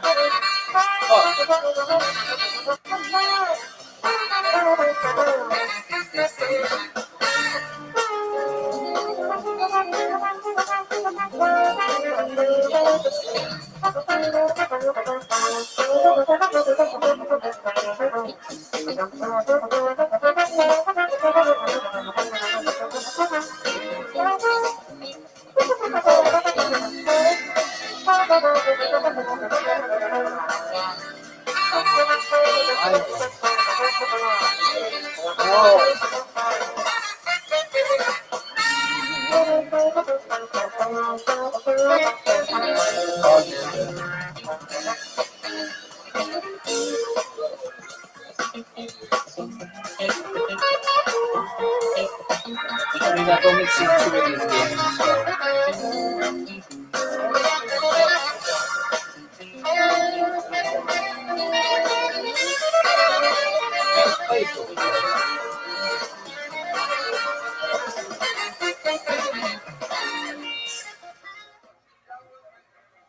I'm not very. Oh yeah, I got something. I'm not very good at this game.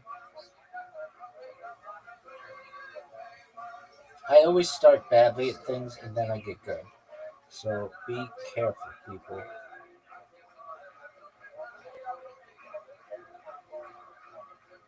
Go fish.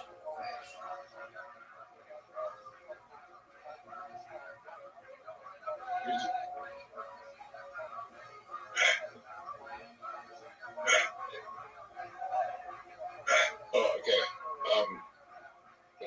I'm gonna draw. That's good for me.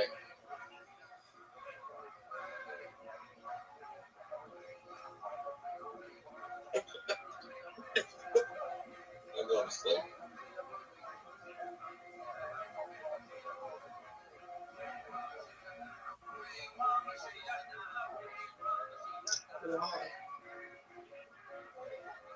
To forget about the terrible day he had?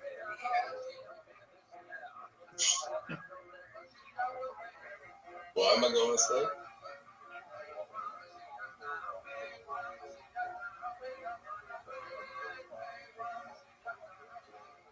Yeah.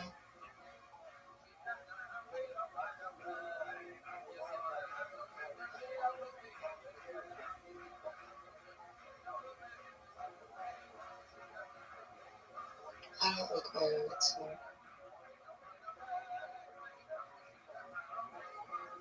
You don't go to sleep. Yeah, you don't ever sleep.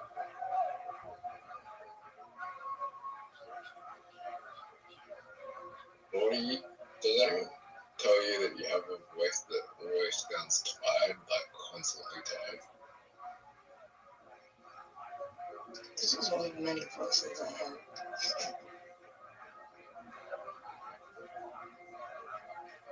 Good answer.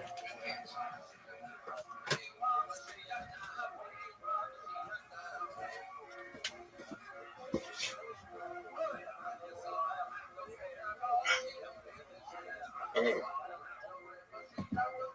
after this, I'm going to bed. Okay. You said that like 6 games ago.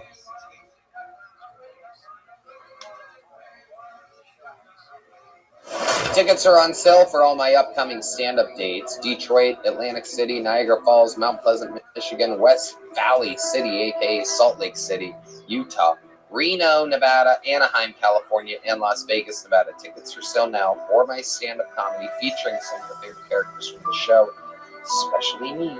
All tickets are at TonyHinchcliffe.com right now.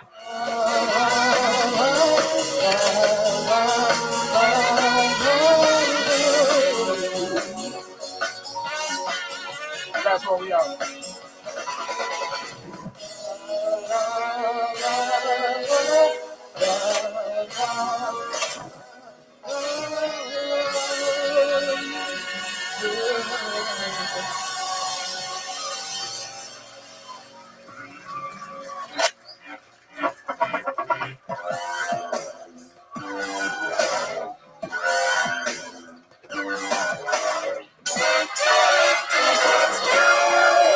Hey, this is Redman coming live from the Comedy Mothership here in Austin, Texas for a brand new episode of Kill Tony. Get up for Tony. That's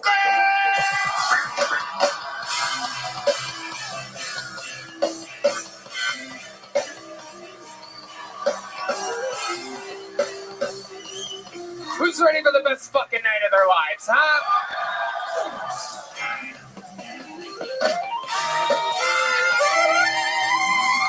Yippee! Brian Redman. Hey, everybody. The best damn band in the land, everybody. Raul Vallejo, Fernando Castillo, Carlos Sosa on the horns, Big Mike, Michael Gonzalez on the drums. The mutilating Matt Muling on the electric guitar, John Dees on the keys, and that is indeed Deep Madness on the bass guitar, ladies and gentlemen. Wow. The energy in here feels great. Before we get started, here's a little bit more from the amazing sponsors that made it all possible.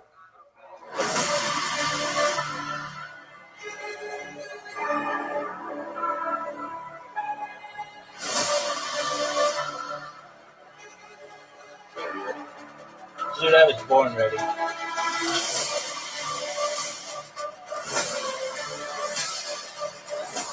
Go fish.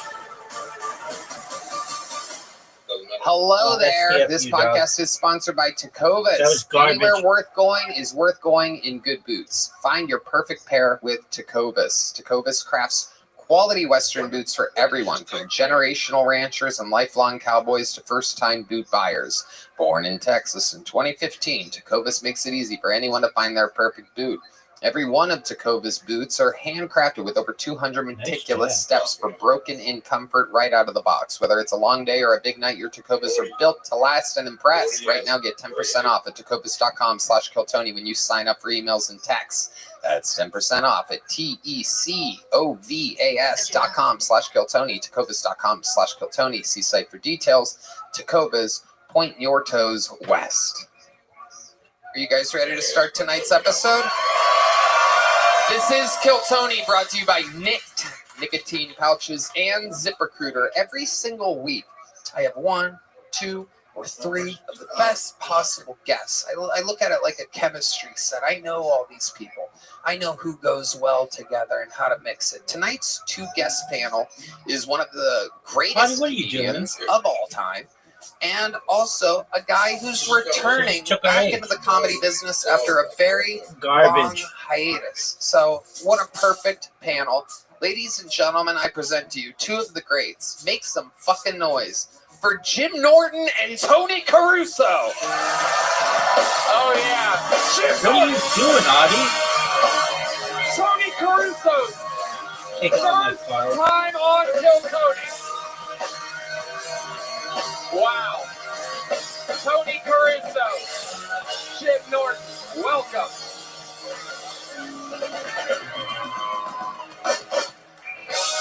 Jim Norton is back the only comedian to be on both Madison Square Garden episodes, absolutely crushing. One of our favorite guests of all time. Thank you. He's been on the show in LA, multiple times in Austin, in Las Vegas. Jim Norton, one of the best comedians in the world.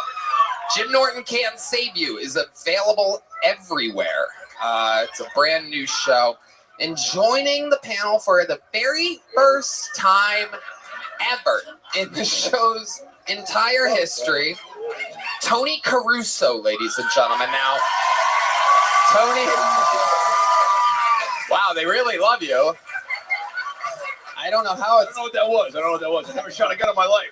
It seems like you I'm on a woman's face, but I've never shot a gun. You have a giant approval from the audience, and many of them don't know anything about you. You are making a return into stand-up comedy. You took a 20-year hiatus when your wife passed away. A 20-year hiatus. My wife died, R.I.P. You found out through text she had cancer, HPV, or some shit. Whatever. The bitch is dead. So I'm trying to get my life back on track. Good to see you, Red Man. What do you brush your teeth with nacho cheese? All right, I'm just warming up here, But no, I'm a big fan of the show, and Kill Tony is a show to launch careers. It launched a lot of people. As Hans Kim, who by the way is who's about to star in the all-Asian reboot of The Sandlot. Hans Kim is. He's going to play Squints. It's going to be called the Sandrot. If you're an Asian guy, all right. I'm warming up here, but Tony, if you're here, who's haunting the abandoned carnival down the street, huh? I'm warming up here. We're having a good time. But I'm a big fan of Kill Tony. I've been watching the show. Hey, Zoot, you were saying the thing about STIs. How's your cervix feel? Good. Oh, your cervix feels good? Yes. No, I don't have the cervix. There you go. Good job, man. How are your balls? Good. All right. That's what I'm talking about. On YouTube, I've been watching on Facebook. I got Twitter. I got X. I got something. I got something on my cock right now. Wow! Hit me one time. Oh, Not too hard. I got a pacemaker. Tony Caruso. Forgot what it was called, but he's been making his return into stand-up. Trying to get back into it. Trying to get back on the wagon. That's what I'm talking He's been about. opening up for the great Hall of Fame Kill Tony member Adam Ray all over the road. Doing some shows for. So you can get tickets. How does that happen? I don't recall. I got Frank Wayne's left over the days. Because we both have 4 books. That's an interesting. What do you have? The whole world in my hands. What do you have? What do you have? What cards do you have? Yeah. I have all of them. What?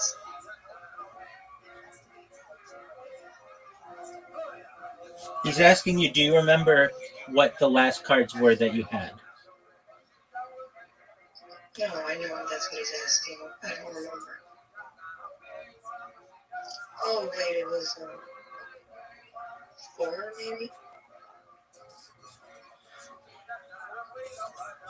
Okay, I didn't have 4. You won anyway.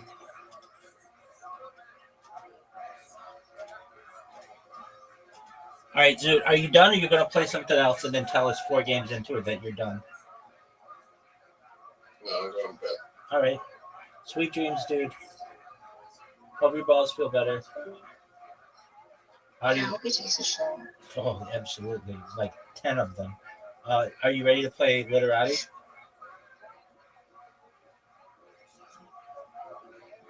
Yes, no, maybe so. Yes. Always yes.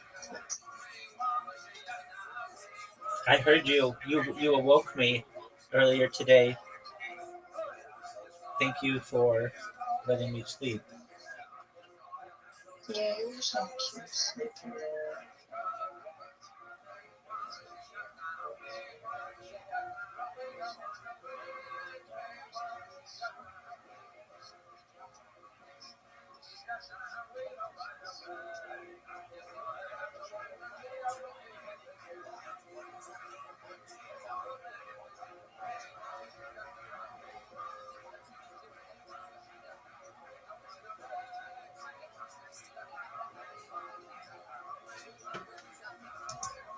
see Tony Caruso at AdamRayComedy.com.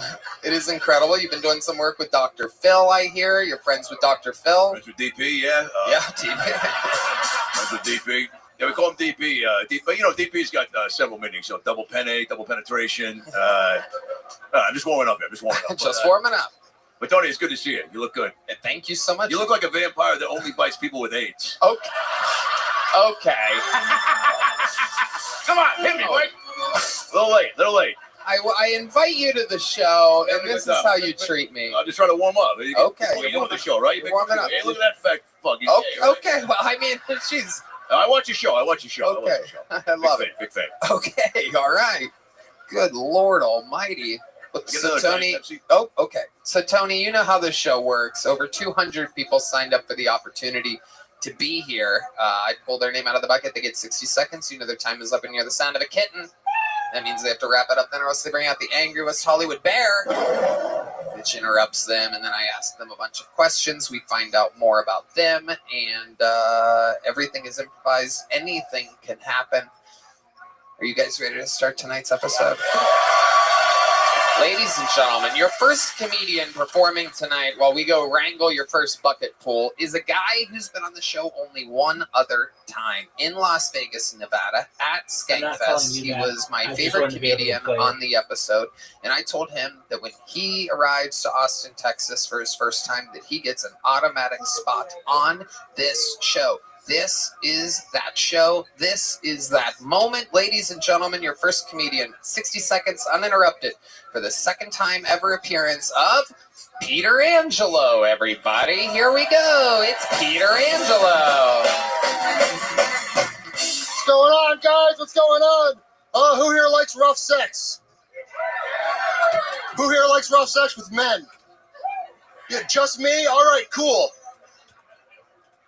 Yeah, I fuck a lot of dudes. It's weird. I get it. I look like this. But, I enjoy rough sex, but the problem is I date guys who are, way smaller than me. And people think I do that to throw them around like it's Cirque du Soleil. That's not the case. I want them to be the dominant one. Let them be in charge. But, for rough sex to be hot, there's got to be that element of danger. I don't feel like I'm in danger. The average weight of the guys I sleep with is 150 pounds. I weigh 320. They can't even get their hands around my neck. For me to feel like they were in charge, I had to give them a weapon. And I'm not sucking dick at gunpoint. Again. It's a great family reunion. You think the natural solution is I be the dominant one, I be in charge. But, I'm afraid I'm so much bigger, I'm going to kill them. And now I'm like Gay Lenny from Of Mice and Men. I didn't mean to kill the twink boy George. I just wanted to pet his butt. Thanks, guys. I'm Peter Angelo. Peter Angelo, second ever time on the show. Famously, the least gay-looking gay man ever in the show's history. Jim, you ever see anything like this before? I have. I've seen you before. Yeah. And I enjoy you very much. Oh, thank you. But you do seem more like a top. I'm not not disappointed. I'm just saying you seem Yeah, everyone seems to be disappointed by it. I don't get it. It's fine. All right. Yeah, but I was for a long time, and then I got bored. I was like, all right, let them do the work. But that material is people are gonna think you're gay. Yeah. It has been a drawback. Not many ladies coming around now. No. When you were a straight guy, did you have sleeves on? Is it you go, all right, I like butt stuff. You gotta rip them right off. Pants off, sleeves off, gone. All right, that's all I got. Absolutely. Peter, remind us all, where do you live again? I live in New York City right now. How long have you lived in New York? About 3 years. And what do you do for work? I was a truck driver. Now it's comedy. Yeah, thank you, lady. But now I teach people to throw axes. Oh, wow. I'm an axe so many straight jobs. Even your jobs are straight. I drive trucks and I teach people to throw axes and I take dicks in my butt. It doesn't make any sense. It's a great impression of them. It's incredible. It is throws the axes at vaginas. Yuck.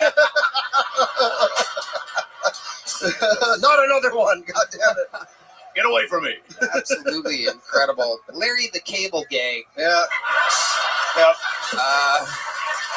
Get him done. Yep. Have you always been gay? How old were you when you knew you were gay? I was a teenager, I would say. Okay. Teenager, just. Was there a moment? Is there something that happens? Are you like looking at a porno mag and you're like, me just like dick or something like that? I think so. Honestly, the internet was coming around. I just started typing in gay and just wanted to check it out. Yep. I was like, maybe this is for me. What was the first thing you saw that you were like, oh, how do I get to do that? It's a butthole. Yeah. So it's what he saw and he wanted to do that. Yeah. A feminine man, and I was like, all right, yes, that. And then just moved on from there. How do you go to your parents and you go, hey, how do I get to more buttholes in my life? When did you? My dad was like, become a trucker, truck stops. There you go. When did your parents find out you were gay? How did they know? When do you think they caught on?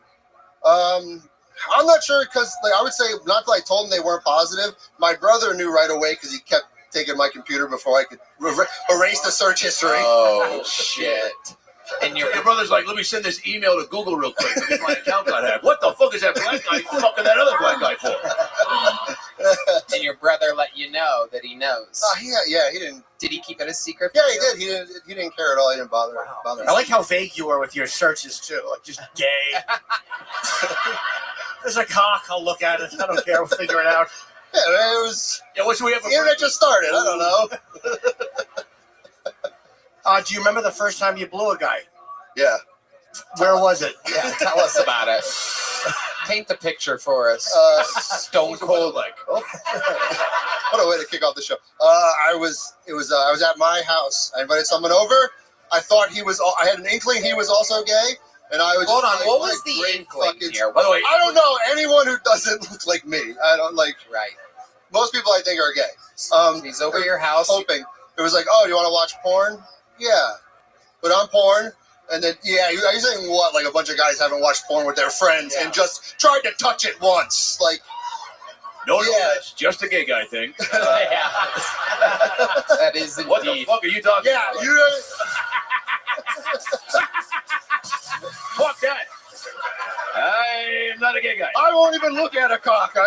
It's all good. Hey, agree to disagree. Agree to disagree.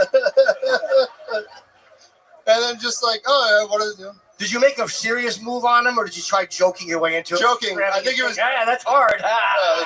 No, it was like, hands or hand. How you can't tell the difference between a guy's hand and a girl's hand, like that kind of thing. You held his hand? No, stroking his cock. That's less gay than holding his hand. Yeah. I'm not that gay. That's fag shit. Yeah.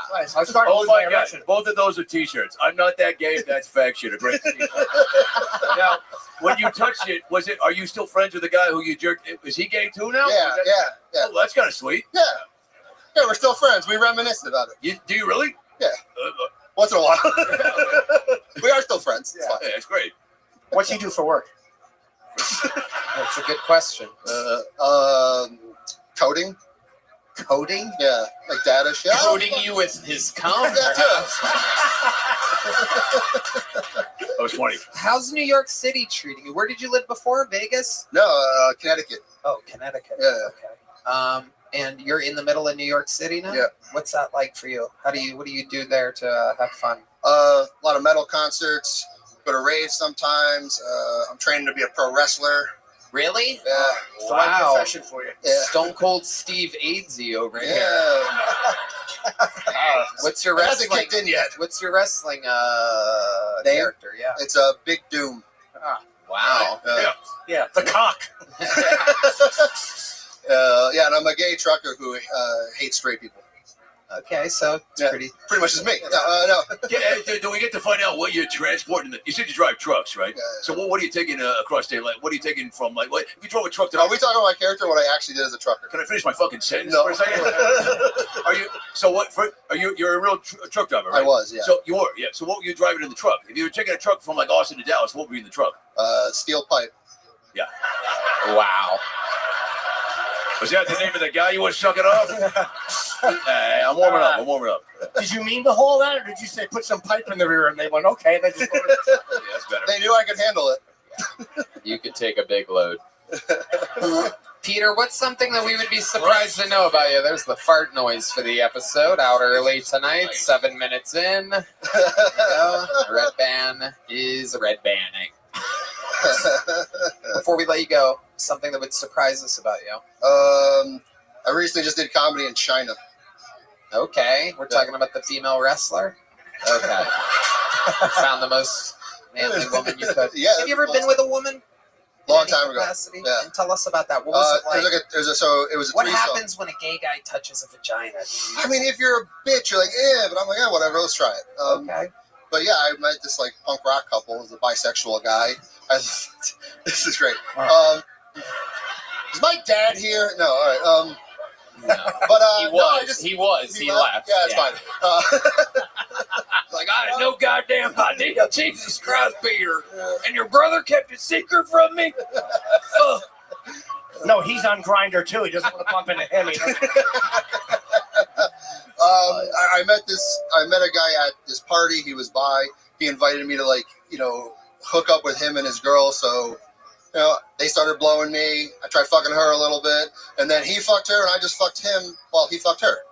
When you say, wow, I'm going to need you to write that down. I'm sorry, but I was here, then I was here, and somebody was inside somebody. What are you doing? A lot of work. What the fuck was that? So when you say you tried to fuck her, I mean, it is, right? It's warm, Yeah, it's it's wet, fine. it's a hole. Yeah. Explain what happens, and you're just like, For me, I was like, all right, that's enough. all right, I was like, all right, I want to fuck him. That's why I showed up. right, So. Did it feel good though? Did it turn you on, or were you like, there's no shit in here? right, yeah. That's the part I don't get. Yeah, it's exactly right. I don't get it because if it's warm and it's moist and it works, and there's the dude's still there, right? Yeah, So it's kind of I was just I wanted to fuck the other person. I just wanted to give. That's what I was there for. And I decided I was like, hey, this is fine. I'm going on to the asshole now. So the guy in the middle, you're fucking him while he fucks his wife? Yeah. Was he just fucking going, thank you, you're welcome, thank you, you're welcome, thank you, you're welcome? Yeah, it was the weirdest seesaw ever. What's his name? Lucky Devil?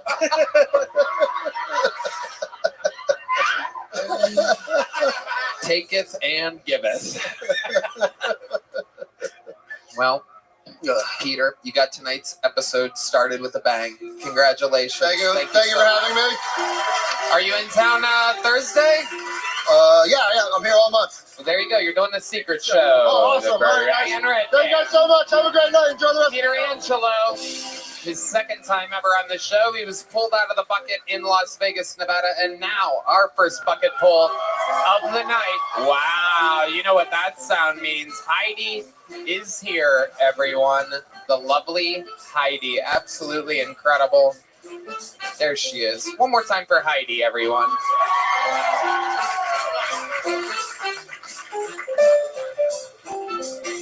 All right, to the bucket we go. Ladies and gentlemen, anything can happen. We're going to meet them all together. This is where we've met all of our regulars, all of our golden ticket winners. Ladies and gentlemen, make some noise for your first bucket pull of the night. Quinn Pastura, ladies and gentlemen. Quinn Pastura. That's way too tall for me. I know what a lot of you guys were thinking. You heard of Al at the end of my name. You're like, he's Italian. And you're right, unfortunately. But I know a lot of people know stereotypes about Italians. Something like that. They always do something like that. And I was talking to a fellow the other day.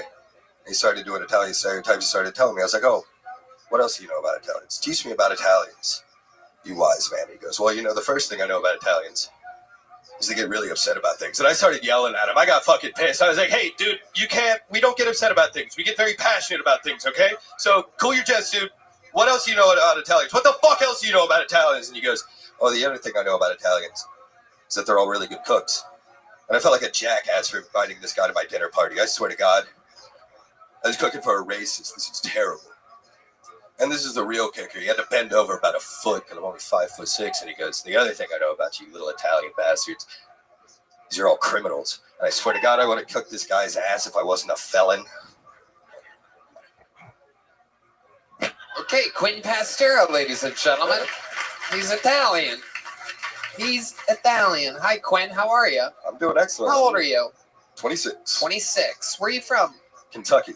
Okay. And are you visiting here? You still live in Kentucky? I live here. Okay. Been here for 6 months. How long have you lived? 6 months. And what do you do for work? I work at a bar over on East 6th. Okay. What do you do at the bar? I am a lowly doorman. Doorman. Check IDs. Okay. Very interesting. And how long have you been doing stand-up? About a year and a half. A year and a half. And you've lived here for 6 months. Yes. You think that's your best minute that you just did? I thought so.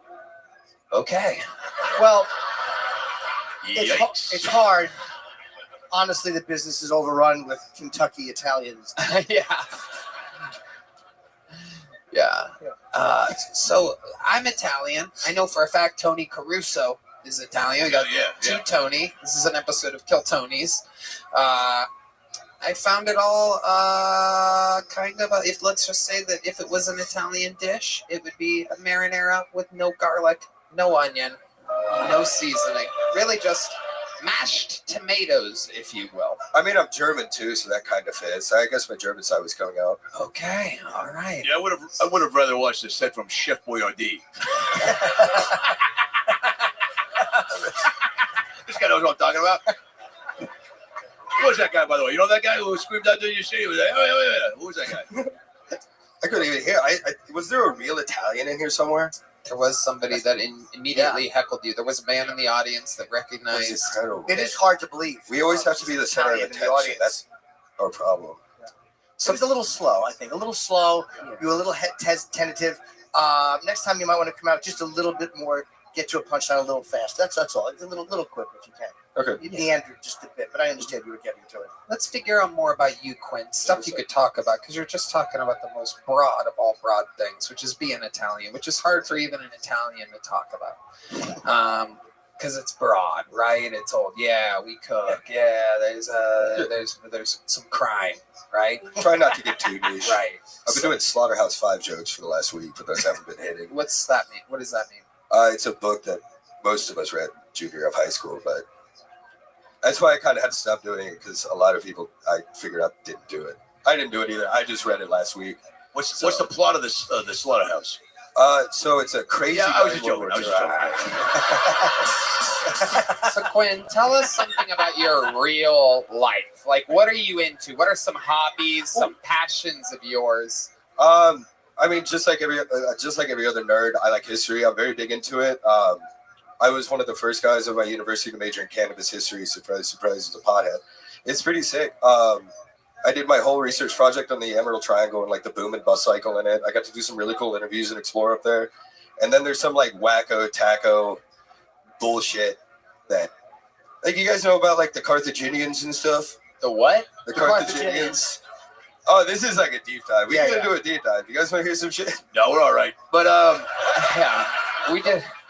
But you smoke weed, yeah? Yeah. How much weed do you smoke a day? Like, and what do you do? Do you work while you're high, or? Usually not. Yeah, it's just kind of a nighttime thing, or what? Yeah, typically. Have you had a really bad trip on pot? Like, any fun stories there? Oh yeah. There's one show around here. It's called. Can I tag another show? Am I allowed to do that? Well, I don't know. No, come on. No. So Quinn, say something funny before you start promoting things. I get too Jesus fucking high. Christ. Shout outs to all my projects. Well, no, I was just saying I got too high there all the time because you make it too high, and every time I do it, just like now I'm like, should I move to Austin? Am I freaking out? That's my favorite thing about pot. I could smoke it, I used to smoke it all the time. I could tell myself I'm not an addict. I was an addict. It was unfortunate. Talk to me about the Carthaginians. I want to know what the Carthaginians are, and if we have disagreeable theories on them. Okay, so I think they were all fat homosexual truckers. That checks out. They did travel the world. They did do trade. They came to North America. There she is. I think so. What's the trashiest thing you ever saw in all your years in Kentucky? The trashiest thing I've ever seen in all my years at Kentucky. You were in Kentucky. You know what it is. Yeah. What was it? That's Anything? tough. Yes. I don't know. There's a lot. I live next to a Greyhound station, so there's like a constant amount of cars going down and out of there. Wow. That was pretty tough. I saw my dad's car go in there once. You saw your dad's car go into where? The Greyhound station. But there's buses or dogs? Well, there was. There's a guy just broke a beer bottle over his own head. This interview is so rough. This guy just fucking. This is rough, Quinn. Did someone in Kentucky tell you that you're funny and that you should move to Yeah, Austin? that's the scariest part. Oh God, what's the answer? Yes. I don't think so. No one did. No This one- was your own Oh idea. no, people did tell me that's funny, but again, it's Kentucky, so we don't have good education there. Right. Do you recognize that song? I do. Yes. Your parents white trash? They Kentucky trash? No, they're pretty cool. Yeah. What do they do for work? My dad, he does accounting for a pressure washing firm, so that actually is pretty trash. Yeah, pretty trash. Pressure washing. He's got his hands full of And work. then my mom, oh god, she does IT for a waste management company. Yeah. So that sounds. Pressure washing and waste management. Wow. This was a waste. And then you are a door guy on 6th Street. I am. Did you enjoy going there though? You were there like 2 weeks ago. Oh, you got a stalker, Tony. You got a stalker. Where was I? Here we go. This is what people do when their interviews suck. You walked by me. No. I wasn't there. I have no. Well, what? I don't know. Maybe you remembered spots that you go. I don't. Did you? Maybe I do. I don't know. What's the name of the it's place? called the Liberty. I wasn't at the Liberty. You're saying I walked by the Liberty? No. I was doing sound and doing a show over at Narvar, but this is like a weird Craigslist misconnection. Yeah. You were walking by the Liberty. I was jerking off onto a It's like the craziest tradition. When people really, really bomb as hard as they can, they go, I saw you once on the sidewalk. You remember? No. Fucking no. Dude, how would that stand out? Did somebody tell you I was inside of the bar that you work at? yeah, it was you and Ari. They said they literally like named you. They're like, hey, they were here last night. Ari Shafir. Yeah. There's a 0% chance that happened. The Liberty. Okay. You got it in? I mean, I didn't see you. I was just told. So You're just trying to start a little conversation here. Yeah. Yeah, and we also landed on the that was like nothing else is working. Fuck out It's unbelievable. One of the dumbest things someone can do is just reference. You remember? A couple of weeks ago? You weren't even there. Oh no! What kind of bar is the Liberty? It's like a little dive bar. Oh, yeah, it's pretty sick. All right. Yeah. It's a good time. Can I ask one question before you leave? What's like the biggest thing in Kentucky? You go to Kentucky. Tony goes back to Kentucky. There's nothing. There's nothing. There's nothing. I have to go across the river to Cincinnati for there to be something, and there's hardly anything there. There you go. Here's a little joke book. You gonna catch it? There you go. Quinn Pastura, for the love of God. What? Hello, everyone. This podcast is sponsored by Via. Guys, hosting the #1 live podcast is tough, and that means I got to take my self-care seriously. Let's be real. 2025 has been all about change, whether it's work, personal stuff, or just the daily grind. It can be hard to keep up. But here's the deal. When things get hectic, we don't have to go through it alone. Embrace the power of nature and elevate your everyday with Via.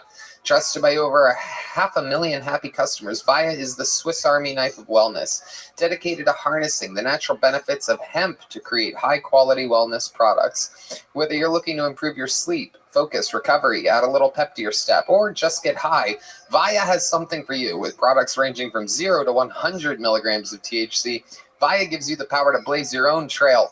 Via is well renowned for their award-winning THC and THC-free gummies and vapes, THCA flower, soothing topicals, and calming drops. All crafted with the highest quality hemp sourced from trusted, independently owned American farms. And the best part, Via legally ships to nearly all states in the U.S. in discreet packaging directly to your door with a worry-free guarantee. No medical card required. So if you're 21 or over, check out our link to Via's website link in our description and use code Tony for 15% off. And if you're new to Via, get a free gift card of your choice. Red Band. Tony, I love Via. Their THCA flower makes me feel amazing after a long, stressful day. I personally use their gummies to help me with sleep. I love that they're made in the USA and that their products range from 0 to 100 milligrams of THC. So if you're 21 or over, check out the link to Via in our description. Use code Tony to receive 15% off. And if you're new to Via, get a free gift of your choice. After you purchase, they ask you where you heard about them. Please support our show and tell them we sent you. Enhance your everyday with Via. Hello. Indeed, this podcast is sponsored by ExpressVPN. Going online without ExpressVPN is like forgetting to mute yourself on a Zoom meeting. Do you really want your coworkers to hear you trash talking them? Because all your traffic flows through their servers. Internet service providers, including mobile network providers, know every single website you visit. ExpressVPN reroutes 100% of your traffic through secure, encrypted servers, so your ISP can't see your browsing history. Red Band? Tony, ExpressVPN is the best. It hides your IP addresses, making it extremely difficult for third parties to track your online activity. It's also easy to use. Just fire up the app and click one button to get protected. Not to mention, it works on all devices, phones, laptops, tablets, and more, so you can stay private on the go. I personally use ExpressVPN when we travel, so I can stay private. Know that all my data is safe and sound. It's personally important to me to not have my data hacked by some Hugh Jackman in the movie Swordfish type of guy. Protect your online privacy today by visiting expressvpn.com/KillTony. That's expressvpn.com/KillTony. And you can get an extra 4 months free. expressvpn.com/KillTony. Ladies and gentlemen, this is very, very exciting. I pulled a name out of the bucket of a young man who works here all the time. This is very special. I have no idea if he's even ever signed up before. This is truly one of the top young rising comedians in the world. I think maybe he's been on this show in LA. It's been a long time. Either way you slice it. Ladies and gentlemen, let it be known, this is a new minute from Hassan Ahmad, everybody. Make some noise for Hassan, everybody. So Israel and Palestine just signed their ceasefire, so Hamas will talk to them. The whole thing started when Hamas paraglided into a rave, which, take the context of everything that happened outside of it away, that does sound like a great day with the boys.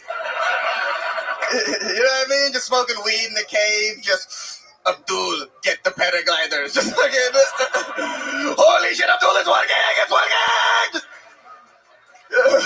Just two flags on your paraglider, one Palestinian, the other says Saturdays are for the boys, you know, just fucking committing a terrorist attack to a rave, to techno, just digga digga da, digga digga digga da, digga digga digga da, digga digga digga da, digga digga digga da, digga digga digga da.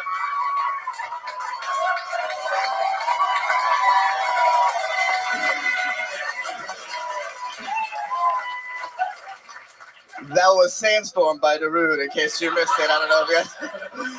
I've been Hassan Ahmad. Hassan Ahmad. Oh my God. Wow. Coming up here, cleaning up after a fucking bore of Kentucky. Holy shit. You know what's funny? He was talking about the Liberty, and I was like, Tony, that was the bar that we were at with Ari Shafir the night of the picture. Wait. No, it wasn't. No, it wasn't. You're being funny. That was not it. That was one of them. That was the White Horse. No, the picture was that White Horse. No, Liberty's west. We went east. Okay. I thought Liberty's east? Oh, okay. Maybe we were. We were on a bar crawl. That's what Ari wanted to do. Which fucking one was the Liberty? I have no idea, but I know that's one of the Liberty real quick. There's no way. Isn't the Liberty fucking west? It's east. I was there? Fuck. The poor guy. I'm like, fuck you. You're not funny. Get the fuck out of here. Oh, it's just blatantly east. Same street, but that way. It is literally just 5 minutes just due east on 6th Street. Side of the road. My location is still there. I'm still at the Liberty. There's a blue dot. Holy shit, the poor guy. The poor guy. Well, now he's going to be a hero. Quinn, I just hear the internet. Quinn, your comedy sucked, but dude, you got Tony good. You are geographically accurate about the whereabouts of Tony Hinchcliffe. Ari Shafir absolutely insisted that to celebrate his special release on Netflix, he wanted to go east and do a shot and a drink at every single. Did I talk about this last week? Yes, we literally yeah. And fucking God, that was one of those nights. Yeah. So Hassan, you were along with us. We had a blast. Yeah, he was right. Yeah, He was right. it ended up working out. You're so funny, man. That fucking making that stuff funny. That is fucking great. Really, it's so odd. I love the angle you took. To hear a Jew say that, it really was kind of. Hamazel Tov is going to be my my new catchphrase. We go halvesies on it, man. You can have it. It's yours. You're a legend. Okay, great. All right, you guys heard it. It was really funny. You're very sharp, very quick. I like the pace. Yeah, it's great.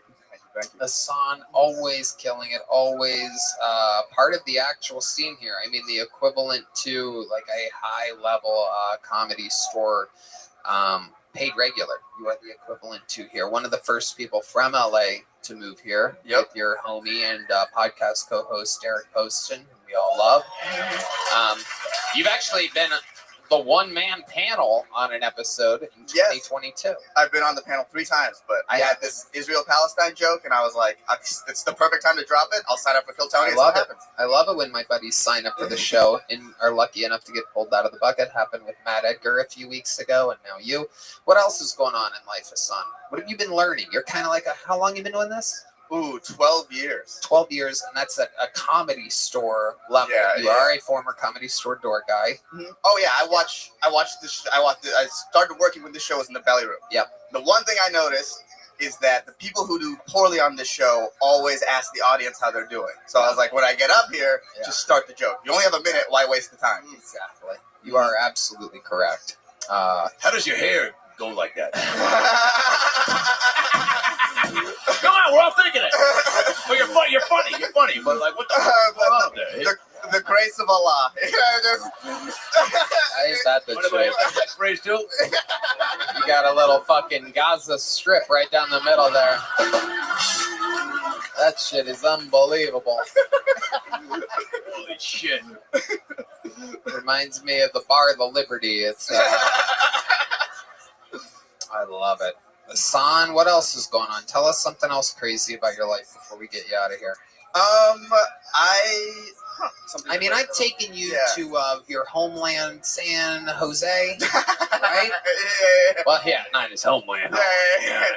San Jose. Hey, I like that. And I've met your adorable parents, your tiny, absolutely adorable little super tiny Indian parents. I mean, they are just the cutest things you've ever seen. I do have the most adorable parents. They really are. You're like a giant compared to them. Yeah, I am 5'6" and I'm 6 inches taller than both of them. Yeah. I'm the tall guy in my family. It's crazy. They bring you home free chocolate after work every day? They are very, very short, yet somehow they are both 7'11" and 9'11". Yeah. It is incredible. For those of you that don't know, Hassan is the new head of the FBI. I don't know if you guys have been paying attention to that. Watch out, Mexicans, I'm coming. That's right. That's right. That catchphrase too. It's going to sneak right up on you, people. He's brown, too. What can brown do for you?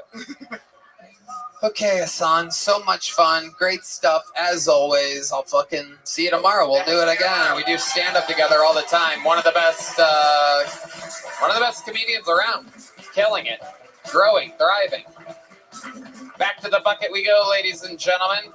And your next bucket pull goes by the name of Jake Kennedy. Time for Jake Kennedy. Make some noise for Jake, everybody.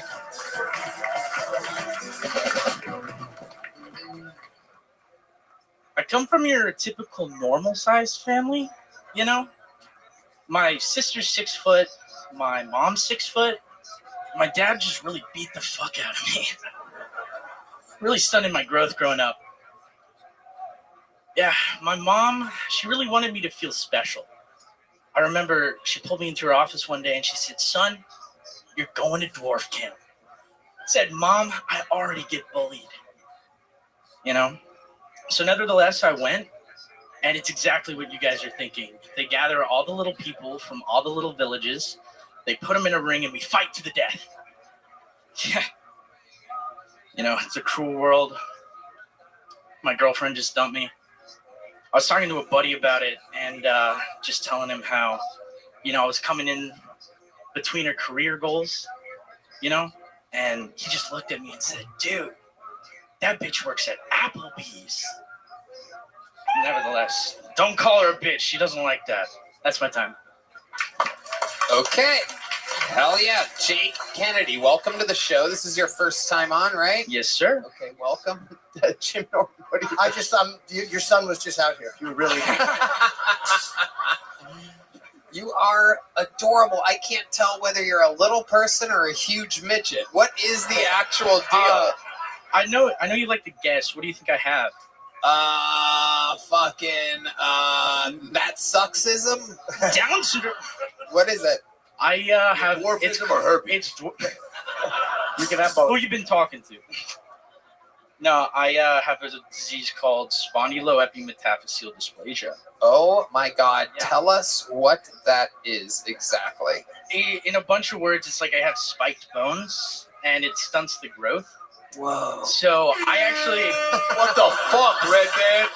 What the fuck? Literally the worst sound effect you could have played right there. It's party time! Spiked bones. That is a great band name. Gotcha, bro. I'll be right back and use the restroom. Answer that last question. All right. Is that really what you have? Yeah. Or is there like a really short mailman that your father hates? I don't ask questions. How tall are you? Like 5'2". Wow. Hey, thank you. 5'2". What do you do for a living?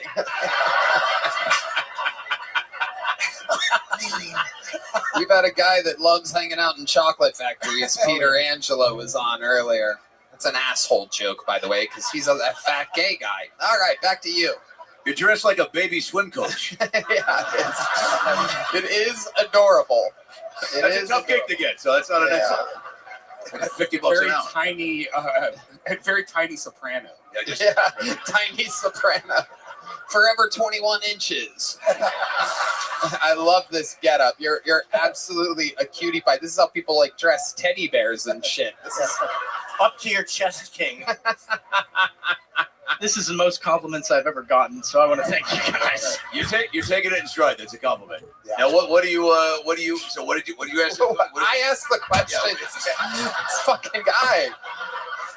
Ever since you started working with that Dr. Phil character, you have this new hosty thing that you try. So, what do you? We're watching you. Think about the question. All right. I'll pick him up. He's got spiked bones. Be careful. Wait a second. Oh my God. I bet you he's heavy. I can tell by the look. On Tony Caruso's face. This motherfucker's heavier than he thought he'd be. That's a fucking dead weight. I think I got spike bones. Fuck. I fucked that up. Edit it out, Yoni. 2 Tonys and a spiked boney. This is a party in here tonight. Jake Kennedy, how long you been doing stand-up? This is my first time ever, Tony. Wow, look at that. That's a good first time. The goat of the first time. How old are you? 25. 25 years old, absolutely adorable. The 25 years old, I guess the math works. He has the body of a 12-year-old and the face of a 40-year-old. This is incredible. You just got to do the math, divide it by 2, figure it out. What do you do for work, Jake Kennedy? I'm a violinist. You're a professional violinist? Do you play no like fucking way. Yeah. No. No, he can't reach the notes up there. That left hand. He needs a tiny little cello. Tiniest. What's the tiniest? Even a harmonica is a two-handed adventure for you. I cannot picture you professionally play the violin for a living. Yes, Where sir. can people see you? I work on a pirate ship. Hold on. I was going to say that. You do it. We'll be right back.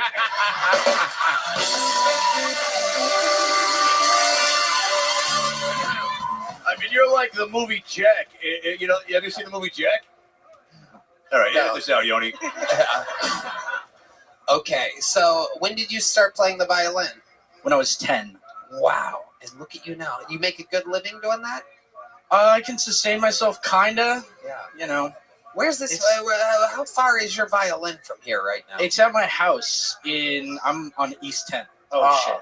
In which well, state? Jesus Christ, yeah. Keep it in, Yoni. Keep it in. How far away? How many minutes away is it? Like 10. I have an electric bike, so like 10 minutes. Can you hop on your electric bike, go grab your violin, and then we'll close out the episode with a little song from Jake Kennedy? Is that okay? Here, take this on your way. There you go. Don't let it crush you. Jake Kennedy. Hey, you know what? You know what? It's only fitting.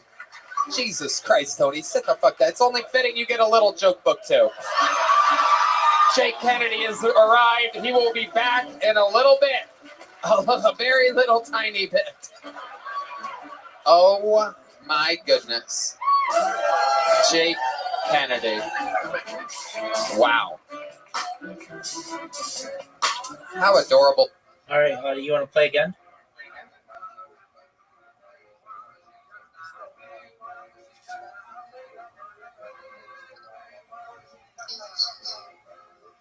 Was that a yes?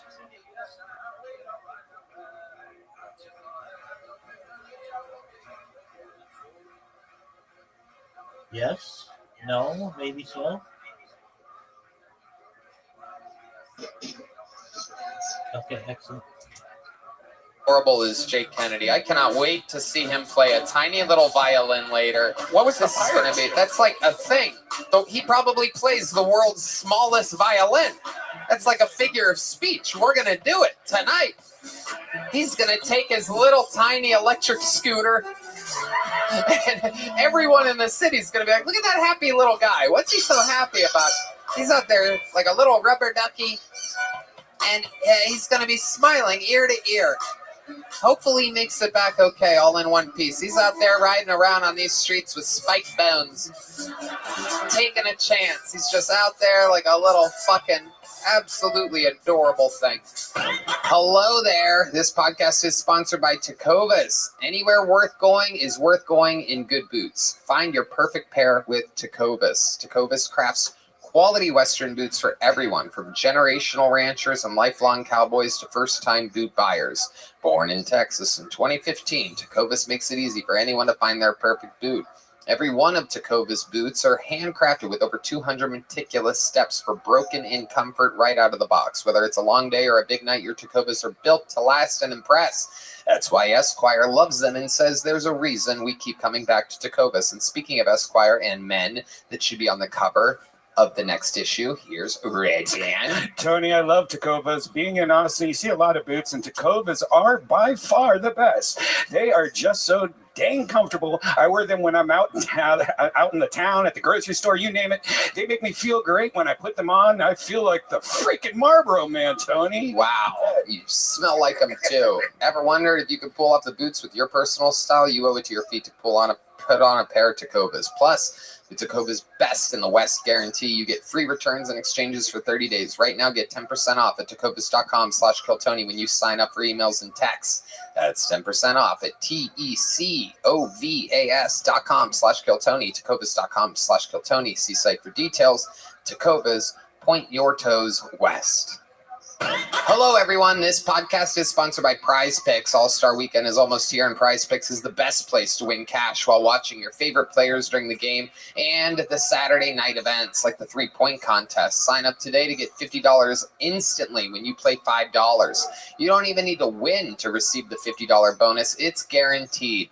Think Steph Curry will get more than 5 3-pointers next week? Giannis for more than 35 points? Cook up hot takes with your friends and win real money this basketball season when you and your crew run your game on Prize Picks. Sports specialist Red Van. Tony, I love Prize Picks. There are so many amazing opportunities to get on this week on Prize Picks. I'm looking at the football board and selecting Jason Tatum for more than 29 points and Anthony Edwards for more than 25 points. Wow, you know who those guys are.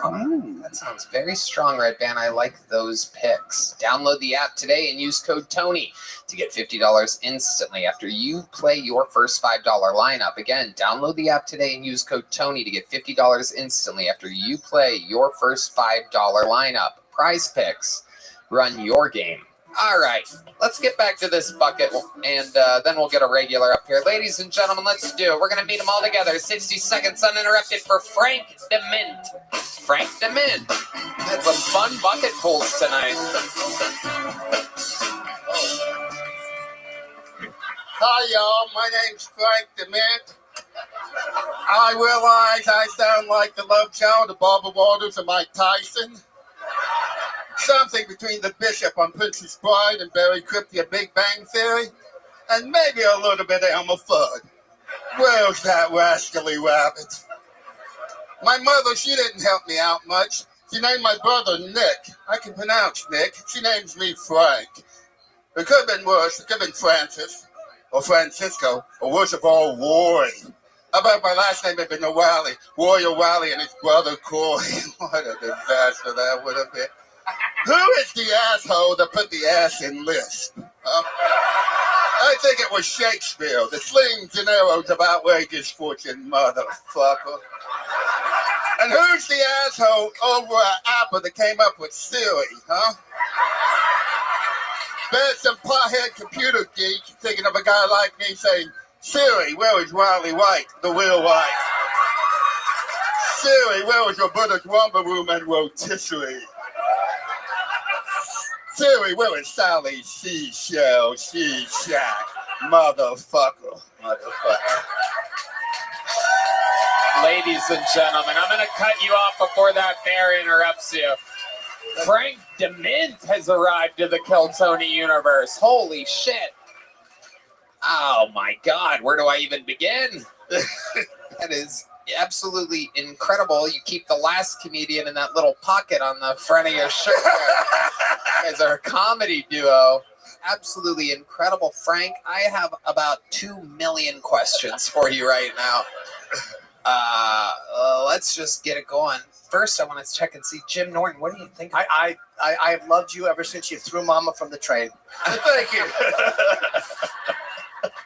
That's a reference. The bitch deserved it. This is incredible. Yeah, speaking of Mama, you look like the mom from the Goonies. Yeah. That's a compliment. That's a great part. Is incredible. You look like such a character. You're built for comedy. How long you been doing it? Going on 6 years. Okay. Where at? Where exactly? What fucking new Columbus, Ohio. Columbus, Ohio. Holy shit. Did you ever walk by a bar and see Tony Hinchcliffe? Very good. So, Columbus, Ohio, you still live there? I actually live in Kingston, Ohio. Oh, okay. Which is about an hour south of Columbus. Kingston? Yeah. Near Chillicothe. Yeah, I know you're from Youngstown. Yeah. Oh, gee, I loved your delivery system. This is absolutely incredible. You're such a likable guy. How do you make a living? I'm retired currently. Oh, what are you retired I from? practiced medicine for 27 years. You were a doctor? Yes, I was. Oh, my God. Can you fucking imagine? Wait, can you fucking imagine?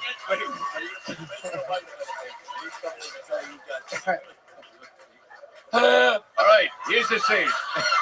All right, I just got my whole system just got overloaded. I'm so glad you're here right now. I love you, Tony. Here we go. All right. So, hold on. No, we're the patients, and you got to tell us that we both got AIDS, okay? Yeah. Red Man hit me with some hospital music. There's no real hospital music. Okay, here we go. All right, very good. Thank you.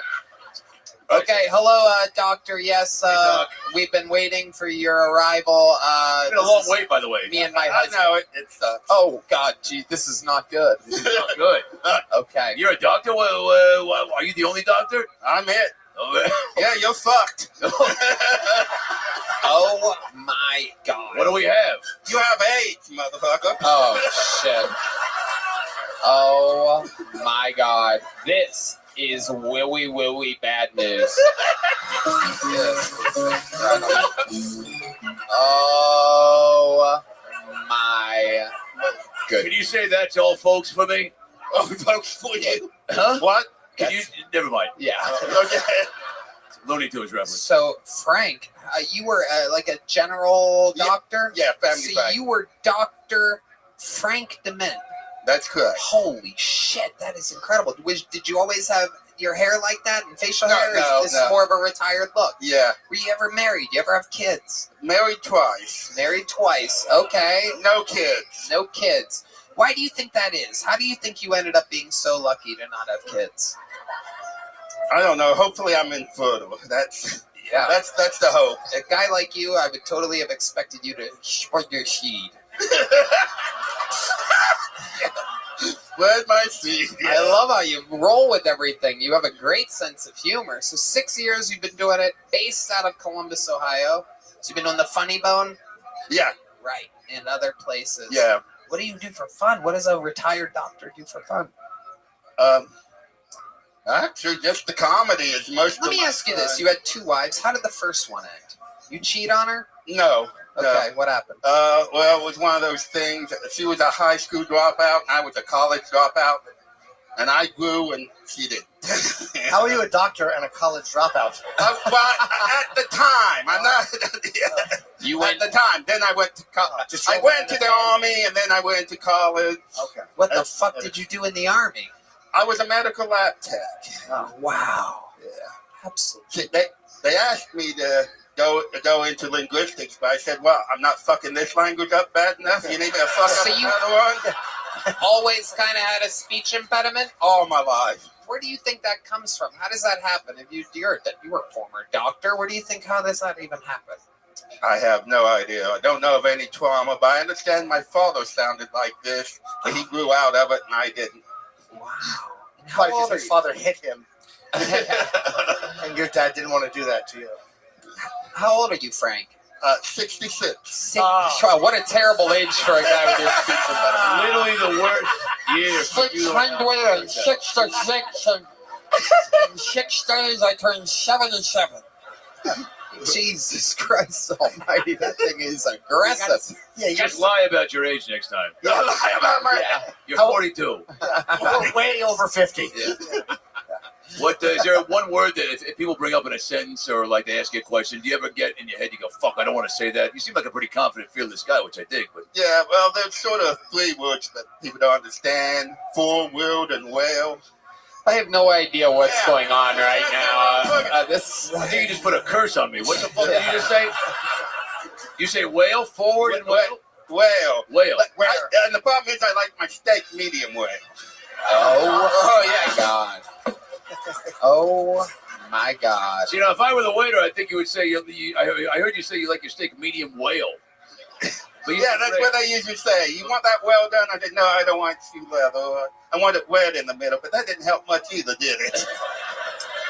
Do you have like a long tongue or something like that? I'm trying to figure this out. I don't know.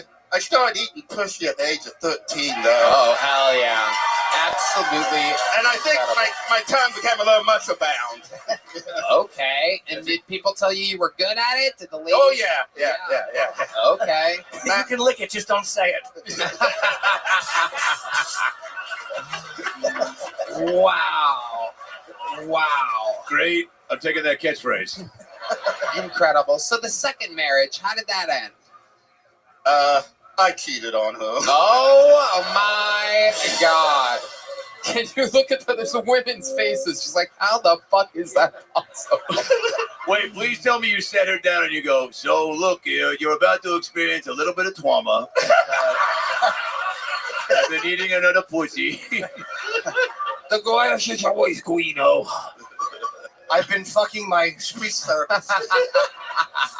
Do you have like extra teeth, or like is it like what's the it's the tongue thing? It's the tongue, yeah. So your dad grew out of it. How did he grow out of it? I don't know. Most people grow out of this. Yeah. So do you think a lot of your patients back in the day always got a second opinion? Like, I mean, it seems very risky putting their lives in your hands. You just being like, your blood was also not good. I think we need to start treatment. I mean, it's like incredible. It's amazing the life that you had. So you saved enough money from being a doctor. For how long were you a doctor? 27 years. 27 years. Thank you for your service. And you saved enough money to be able to just live your dreams and do whatever you want in comedy, basically. More or less. Yeah. You own a house? Yes. And you have a car? Yes. What kind of car do you have? I have a Hyundai Ioniq. Yeah, I'm a cheap bastard. Okay. All right. What's the nicest thing you've ever bought for yourself since you? I had a Mercedes once. Ooh. What ended up happening with that? I had some economical situations and I had to sell it. Right. And Would that be the divorce? And I'm glad. I'm glad. It was a pain in the butt. It was always expensive to do upkeep on it. Yes. Parts on Mercedes are expensive. Did you get killed in the divorce? Did you get killed in the divorces? No, financially? Oh, well, the first one.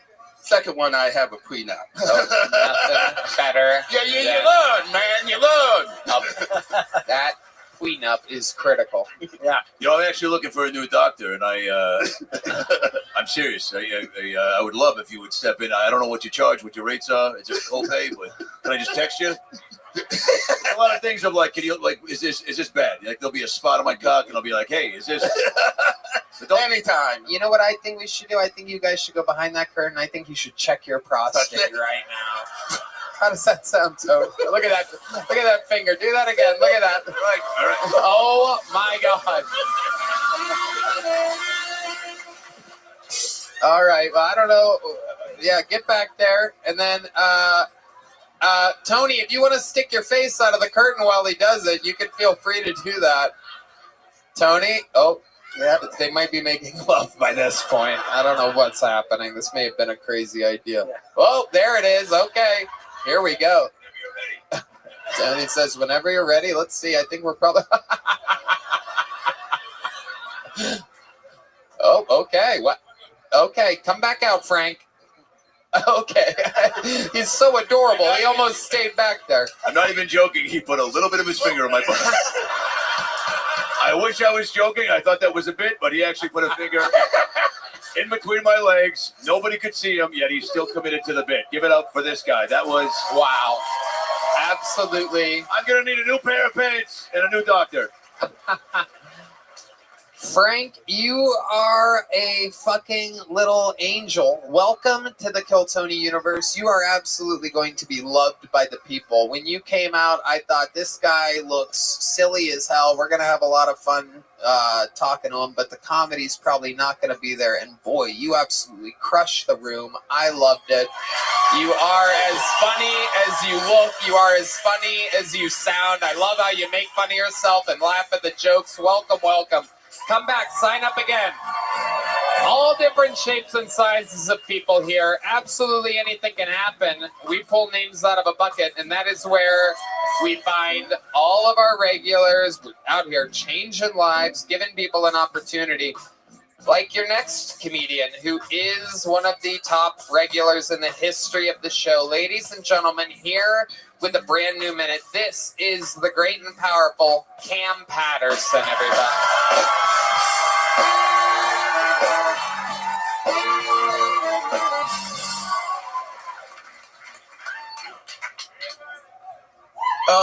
That's the only guy on earth that sound worse than me. That nigga talked it terrible. That was horrible, dog. And I just said talked it. So that's how I feel about it. I got a new girlfriend now. The dumbest shit I ever did in my life. Don't root for that. Pretty stupid. I got my girlfriend. She pretty. That's a problem. I hate that. I only dated ugly girls by design before. Cause I like ugly women. Cause you can mold an ugly bitch. So wherever you want them to be, where they gonna leave you? Where you gonna go, doo-doo? You stalk me forever. We locked in for life, you ugly whore. I love you though. You feel me? Cause a bad bitch, she know her worth. An ugly bitch not gonna go nowhere. I had an ugly bitch one time. I miss her so much. And I miss her a lot, dog. I mean, we was all eating food with my homeboy and shit, with all their girlfriends and shit like that. And I had me a little little ugly. But the best thing about it is all my homeboys' girlfriends got their food before we did, right? And they started eating. But my ugly bitch ain't eat. She waited till I got my food. And then my homeboy was like, nigga, she well trained. And I was like, yeah. And then I found out her boyfriend used to beat her. Thank that man. That's her. That's a good guy. I appreciate him for that. Now listen, some of y'all didn't clap and laugh at that. You look very sad about that, man. I'm understand something. I'm not saying I would have hit her, but I'm thankful that somebody did, right? And that's my time. Fuck yeah. Bing, bang, boom. Cam Patterson. Another new minute and a half. Oh, shit. Okay, hell yeah. I love it. The full fucking thing. You've done it again. Not easy to do a new minute every single week. This shit tough. It really is. This shit tough as hell, dude. I hear all the time about, we're doing stand-up all the other nights of the week, and you hear, like, oh, that was just a da-da-da-da. Cam had a great set. Cam was here. Cam was there. Ari's here. Ari's there. Everybody's working hard. Yeah. Always writing. It's incredible what we're doing here. And to see you do it, it's insane, right? Yeah, most up. Hell yeah. How's things been going? It's been good, man. I've been pretty cool, man. Shit been dope. I just did Deion Sanders' show on Tubi.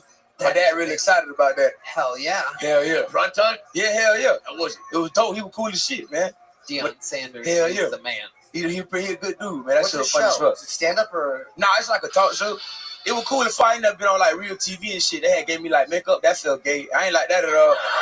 Whoa. That was not gay. Nothing. I mean, look. I'm cool with the gays. Look at that, man. Wearing makeup is just fine. Nah, makeup pretty gay, man. All right. Makeup work on you? Like, Huh? What the fuck that mean, man? Yeah, what exactly? What does that mean at all, man? What exactly did they do? Huh? What exactly did they do? What kind of makeup do they have? They had regular. The lady came in and did shit to my face. What was it? What color was the shit? What? I don't know. I didn't ask no questions. I was You like, didn't look. You I didn't didn't want to know. I didn't want to know at Close all. your eyes. Yeah. She probably put powder on you because you look like you were baptized in Hennessy. You know what I'm saying? So, you got to just dab it up and clean you up a little bit. You're an attractive guy. So you don't What the need much. fuck that even mean, man? I don't know. This is what he looked like before the makeup.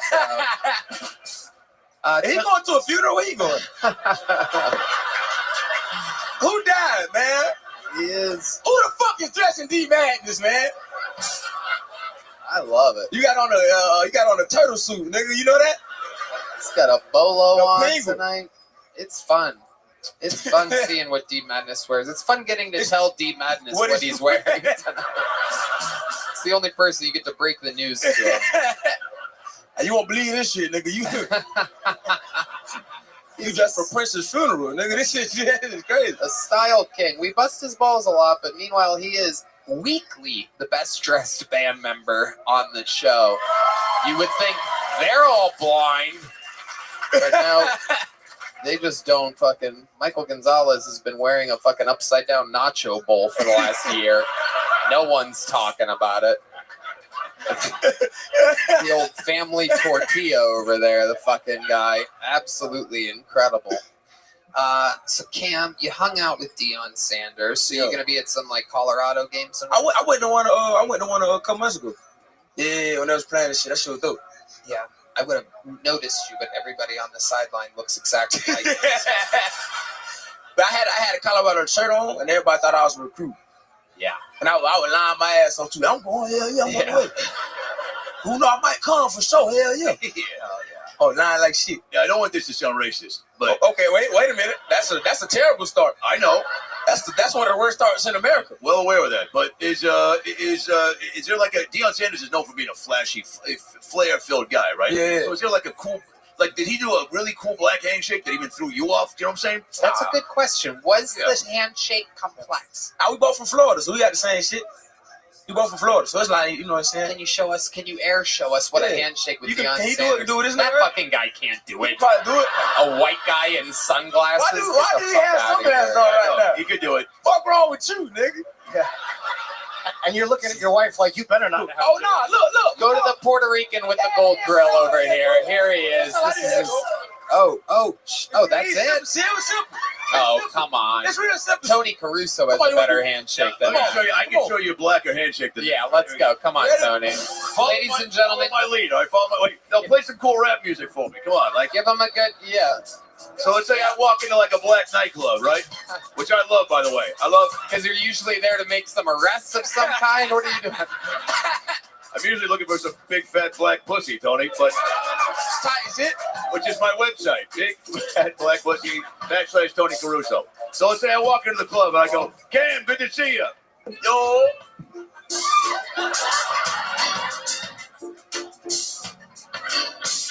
Oh shit, oh shit, oh shit.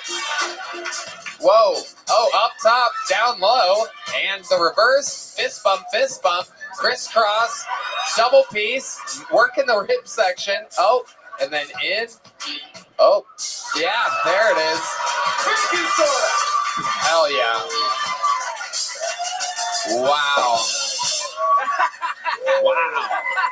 Absolutely. And then I call him the N-word. But I can do that in the car on the way home. Cam Patterson, we absolutely love you. Congratulations on being you. One of the top rising stars of the industry, the great Cam Patterson. Make some noise for his dad. Kenny Patterson's in the house somewhere tonight. We love Kenny Patterson. We love Kenny. Sometimes I sound like Trump. We love his dad. Raised one of the good ones. All right, your next bucket pull goes by the name of Ryan Jack, everybody. Make some noise for Ryan Jack. We're going to meet them all together. This is that episode of Kill Tony. Hey, you guys. I'm in therapy. I like therapy because you learn a lot about yourself when you go, you know? Like, my therapist told me that I have a hard time telling people no. And then he pulled his pants back up. Yeah. That was a tough realization. That was a hard dick to swallow for sure, you know? I don't know. I think I'm in therapy because I have a lot of addictions, you know? Like, lately I've been addicted to watching police body camera videos on YouTube. I can't get enough of these videos. I think the reason why I'm so addicted to these videos, though, is because they're all titled like porn. Like, every cop video on YouTube I click on is titled like 20-year-old college girl gets what she deserves. You know?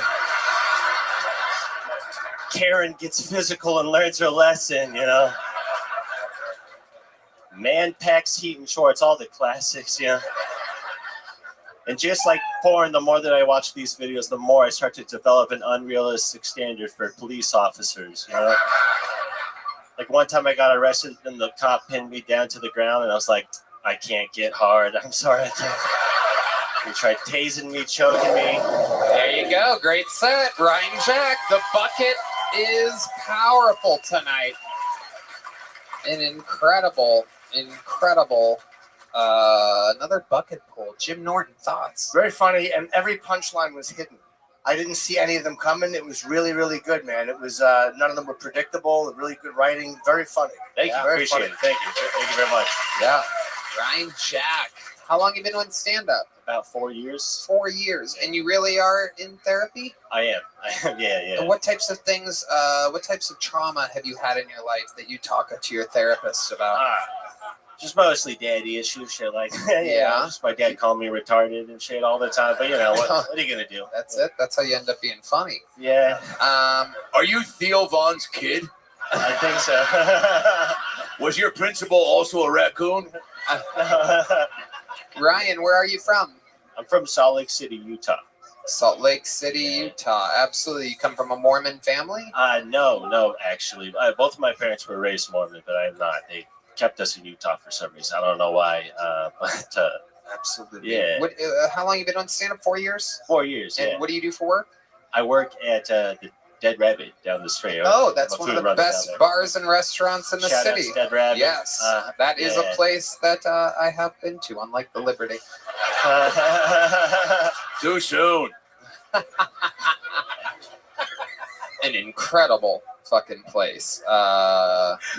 Absolutely mind-blowing food and drinks. It's an award-winning bar. The only other location is in New York City. Won all the awards. The second ever location, just a block away here on 6th Street, west of here. Can I ask why your parents didn't raise you Mormon? Are you supposed to? I don't know. I think they just wanted to drink alcohol. I don't know. I don't know what their deal was. Fucking. Did they drink a lot? Yeah, a decent amount. Not too much. I mean, my dad binges every now and then, but Yeah. you know, Other than calling you retarded, did he beat you up a little bit? yeah, almost. You know, I think my mom stopped it. My mom was like the saving grace and all So that. this But he trauma, really I'm pretty sure everybody here. I mean, you're the one that brought up the trauma. I mean, By the way, it's you're the one that was like really drilling on the trauma. I don't know. It's mostly a happy childhood, but So it seems like this therapist is pretty easy work cut out for him. yeah. He collects his check and goes. It's pretty fun. Is this a weekly thing?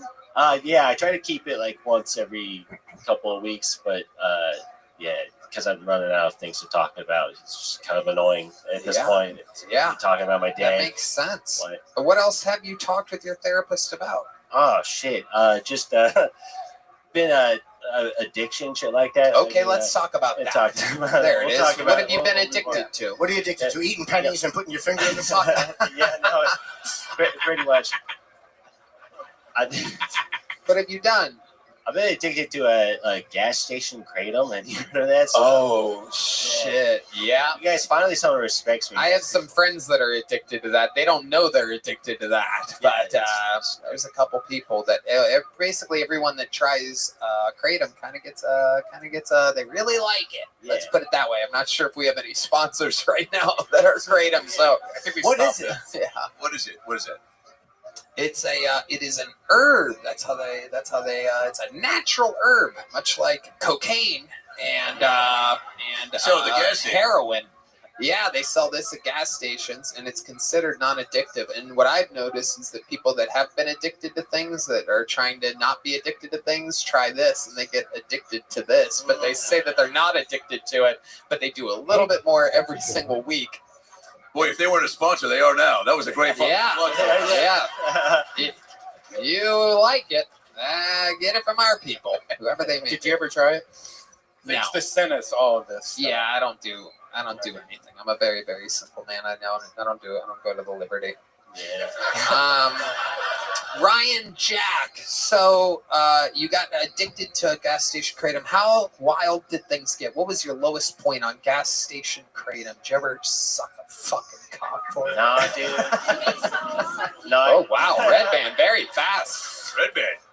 No, I suck cock for free. That's really I blow. I'm also bisexual, but So you just suck that's cock sort of just and then buy your own kratom. I'm sorry. Yeah. Okay. Yeah, exactly. No, I mostly just spending all my money on it. You know, that's really it. It's Did your dad not like that you were bisexual? Like he called you retarded, but was that really the problem? yeah, he ignores it. I think he doesn't really want to. Yeah, I think my brother How's he ignore it? How's he ignore it? Or just my dad hinted at me like being straight, and my brother was like, "Oh, Ryan's bisexual," and I was like, "All right, that's cool. That's fine. Just don't." Your brother outed you. Yeah. How did you? And that's how your dad found out. Yep. Yeah. So he's more men and you're more men. Yeah. Absolutely. How did you first know that you were bisexual? And is it like 50-50? How does that work? 60-40 women to men? I say it's like 50-50. I don't know. I just always like playing with the boys on the school grounds when I was a kid. Yeah, well, the girls. Good way to save that there at the end with the when I was a kid. When I was a child. Not now. We almost found out what your real therapy sessions were about. All good. Hell yeah. So what type of fiddling would you do with your classmates back in the day? I mean, mostly, wasn't until I didn't fondle with anyone back then, but I mean, like in high school, I'd hook up with friends and stuff. So, G Madness just let out a homophobic all my gas friends box. watch the show. I'm sharing way too much right now, but it's fine. Sometimes I forget D Madness is homophobic, but he cannot hide it, ladies and Yeah, you gentlemen. just heard him go like this. You go, Yeah, he literally sounded like a blind queef. Great band name. They're opening up for Spike Bones next Friday. Now, you have great delivery. You came out. You have a cool look, right? I think there's a comedy checklist for me. It's cool look, easy delivery, and confidence. And you have all three. 4 years, do you feel like you're gonna stand the test of time, or is this like a hobby for you? I'm gonna try my best to make this work full time. You know, just keep doing my thing. You know, Stick with it. Yeah, thank you. I love Do you talk about being bi on stage? Yeah, I do have some bits about that. Yeah. Good. Yeah. Everyone's got to know. Sound like your dad, but all right. What's the longest set you've ever done, Ryan? 10 minutes. Love to have you do a short set on the Secret Show. Wow. There you go. You did it. Here's the big joke bug. Here it is. Ryan Jack. Ladies and gentlemen. Yep. Okay, great. You guys are in for a special treat. One of the greatest golden ticket winners in the entire history of the show is here, ladies and gentlemen. One of the funniest young ladies working today from Nashville, Tennessee. She is here. Ladies and gentlemen, this is a brand new minute from Fiona Cawley, everybody. You know her. You love her. Nashville's finest. Many-time performer on the show. Golden ticket winner. This is a brand new minute from... Make some noise for Fiona Cawley, everybody.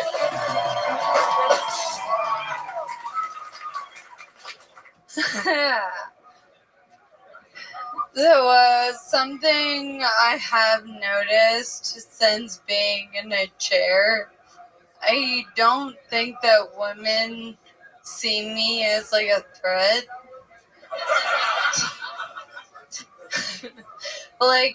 To their romantic relationships, which I find fucking ridiculous. Because I am perfect height.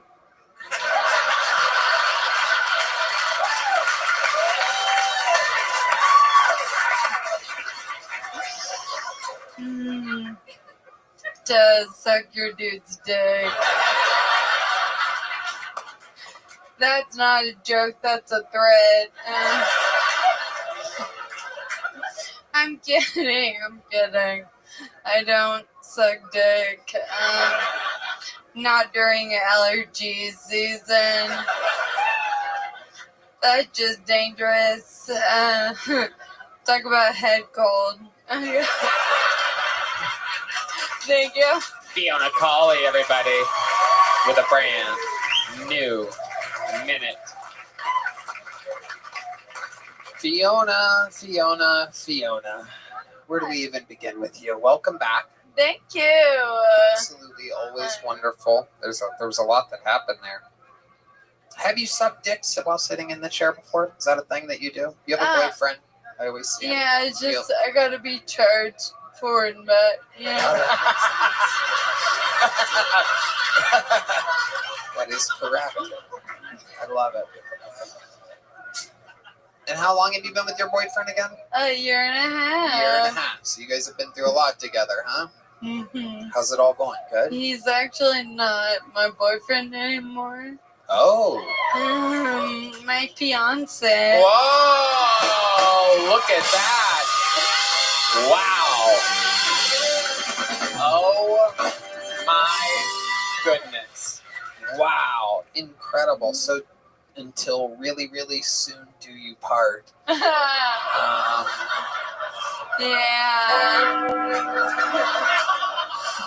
Fiona gets it. Yeah. Comedian. Okay, she's not laughing as hard as I was hoping she would be. Keep it in, Yoni. No, it's just nice. He doesn't have to worry about like a runaway bride. That's true. Or a prenup. That's true. Or a prenup. Good point. There you go, Red. No one knows how to stop the momentum faster than old Red Band here. A prenup? Anybody? Anyway. So what's going on? Are your parents excited? Is your dad going to roll you down the aisle?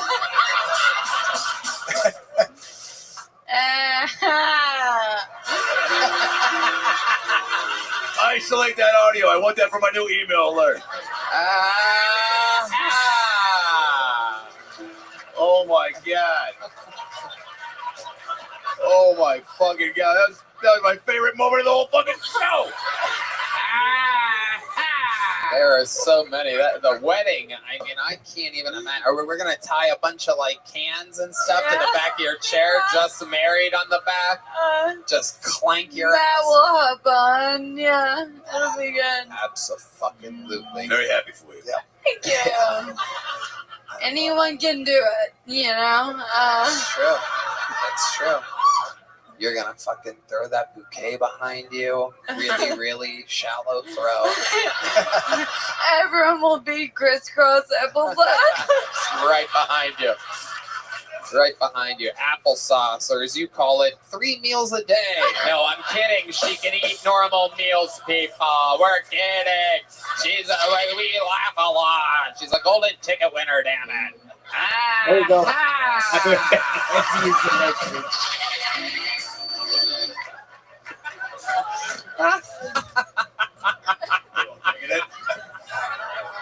Oh, I love it. Where you going on honeymoon? Where you going on honeymoon? Cabo. Whoa. Ooh la la. Wow. What are you most excited about this wedding? When is it? In October. Okay. It's going to be in Nashville? All right. Beautiful. So Yeah. it's in October. What are you excited about? What's The tax break. Okay. All right. Who's gonna marry you? You got a pastor, a friend, or My stepdad. there we go. Wow. Perfect. Yeah. Is he ordained? Huh? I don't know. If that, Great question. Is he ordained? Is he ordained? Is he legal to do it? Yeah. Yeah. Okay. Let me ask you this.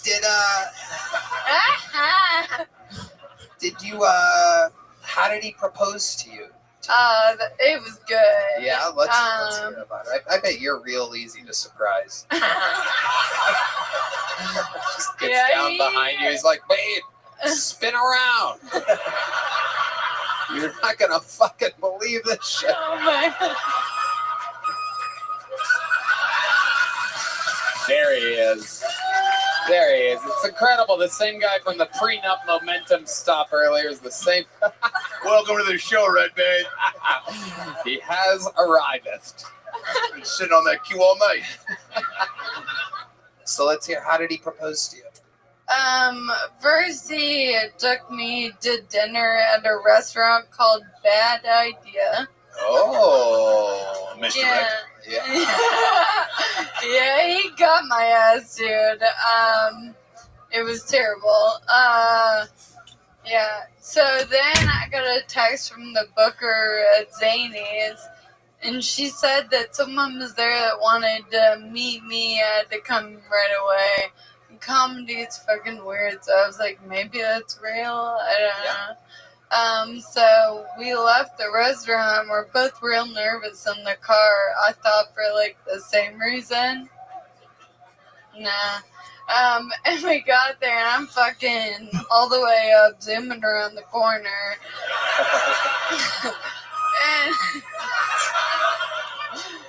And then I see the Zany's photographer, and I was like, what the fuck? And He's always a photographer. They're always there, ready to ruin a great surprise. and then Matt goes, come back here for a second. I looked up at the marquee, and it said, will you marry me? Oh my God. Wow. Now, did you say?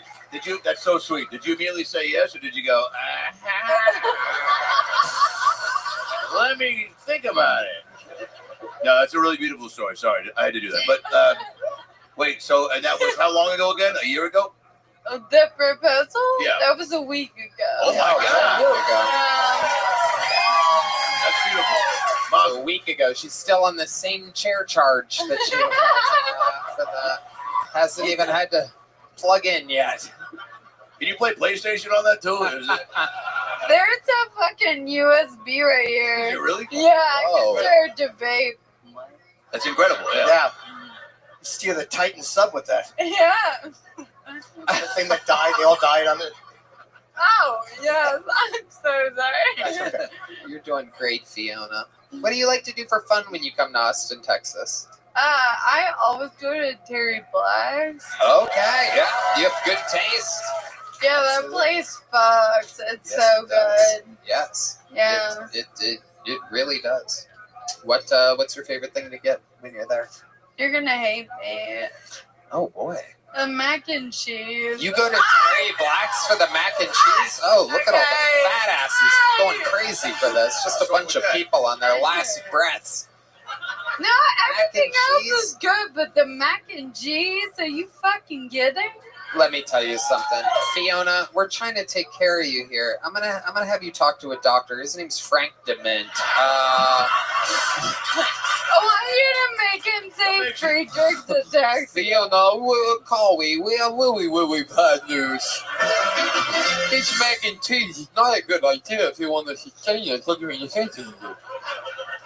Fiona, you are absolutely unbelievable. Everybody loves you so goddamn much. You're such a part of the family.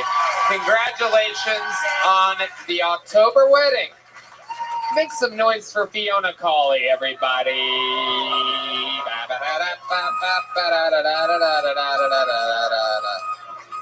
All right, Red Band. Jesus Christ. How about a hand for the lovely Heidi as well? Oh shit, Fiona just ran into deep madness. We're having a real battle of the Titan. What'd you say there?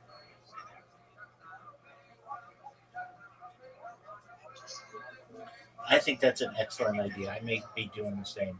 Sweet dreams to you, and I will see you in the morning.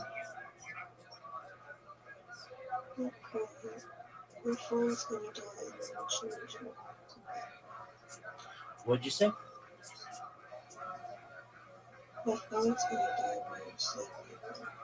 Why don't you just keep it plugged in?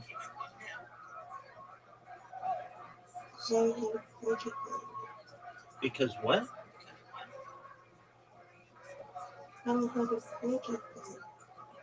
You don't have a plug on you?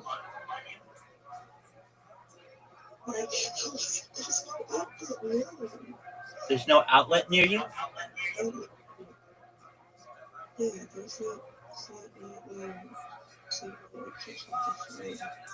Do you have a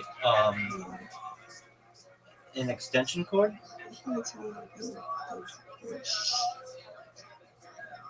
Do you have an extension cord?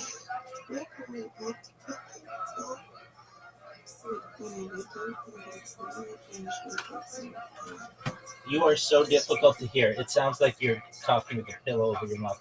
What are you saying?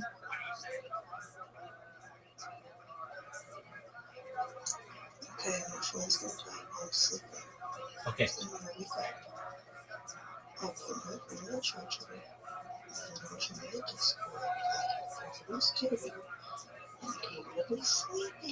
Okay. Sounds like a plan. I mean, hey.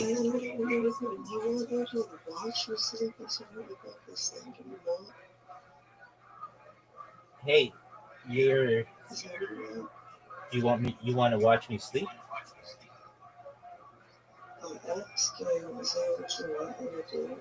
Absolutely. I will be very popular in the future. It will make people feel comfortable and cozy, and that's what I want.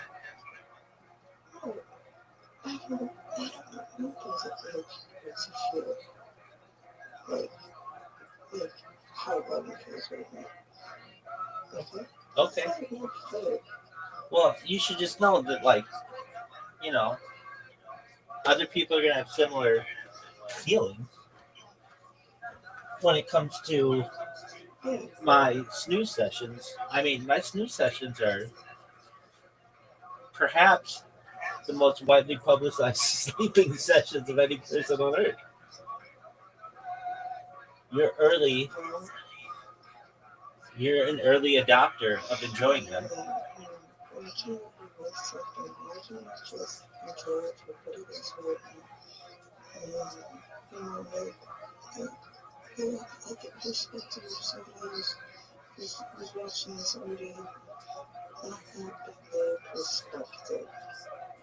Okay. Do you have an extension cord?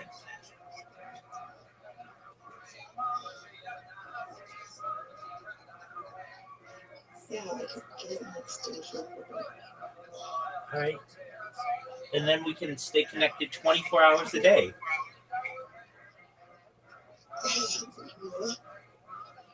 You know I love it.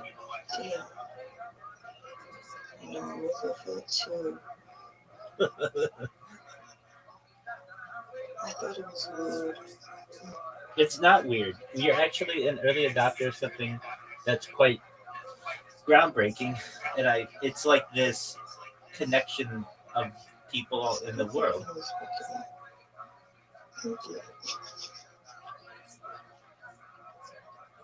All right, you get your sleep.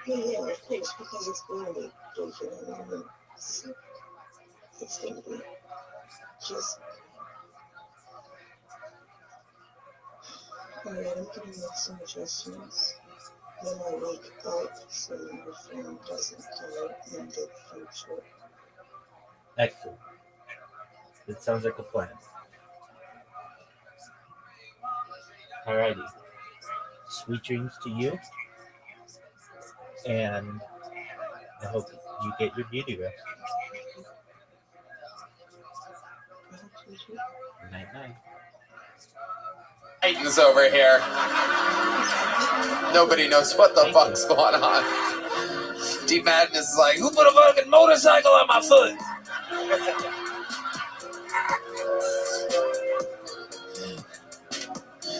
Oh my god. We having fucking fun tonight, huh?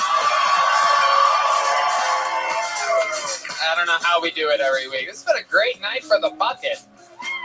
Thanks so much for your next bucket poll. Anything can happen. This is Jack McWilliams. Jack McWilliams.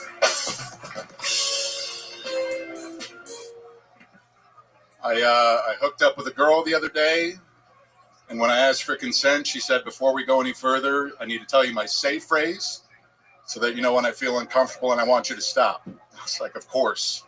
Not that kind of guy. Not going to pressure you. Did you say a safe phrase? Don't you mean a safe word? She said, no. A safe word isn't specific enough. I could yell out any word in the heat of the moment, not actually want you to stop. I was like, totally. I'm on the same page. It just feels more complicated that way. Like, I'm not trying to hack your email here. Is there going to be numbers, symbols, and upper and lowercase letter involved? What if we made it a random word that you'd never yell out in the heat of the moment, like Gandhi? You're not yelling out Gandhi in the heat of the moment. And even if you do, I feel like I could tell if it's a bad Gandhi or like a give me more kind of Gandhi, you know what I mean? It's all in the tongue. No, she said her safe phrase is, hey, stop doing that. Thank you. Jack McWilliams. I've never heard Matt Muehlling laugh so hard in my entire life. He absolutely loved that punchline. Incredible. Jack, welcome to the show. That is amazing that you had a set all about a safe word or safe phrase, because you are one of the rapiest looking guys, without a doubt, that's ever been on this show. Every rapist ever looks up to you. Yeah. That is what they look like. You look like that. And I look down on all the non-rapists. There you go. Absolutely. How long you been doing stand-up, Jack? 8 years. 8 years. Where at? Chicago. The whole time in Chicago? Thanks. 2 years in Bloomington, Indiana, where I went to college, and then in Chicago, yeah. Okay. How tall are you? You're a big man. 6'5". Wow. Did everyone think that you look kind of crazy? Because you look like everyone that's ever accidentally smothered a hooker. Yeah. Like you didn't mean to do it. You apologized after, but it just happened. Yeah. No, I'm very apologetic afterwards, and it's hard to know my own strength and size. But yeah, we're figuring. Well, you're holding that mic. What a fucking giant meat hook you are. It's like me with a dog dick in my hand. Yeah.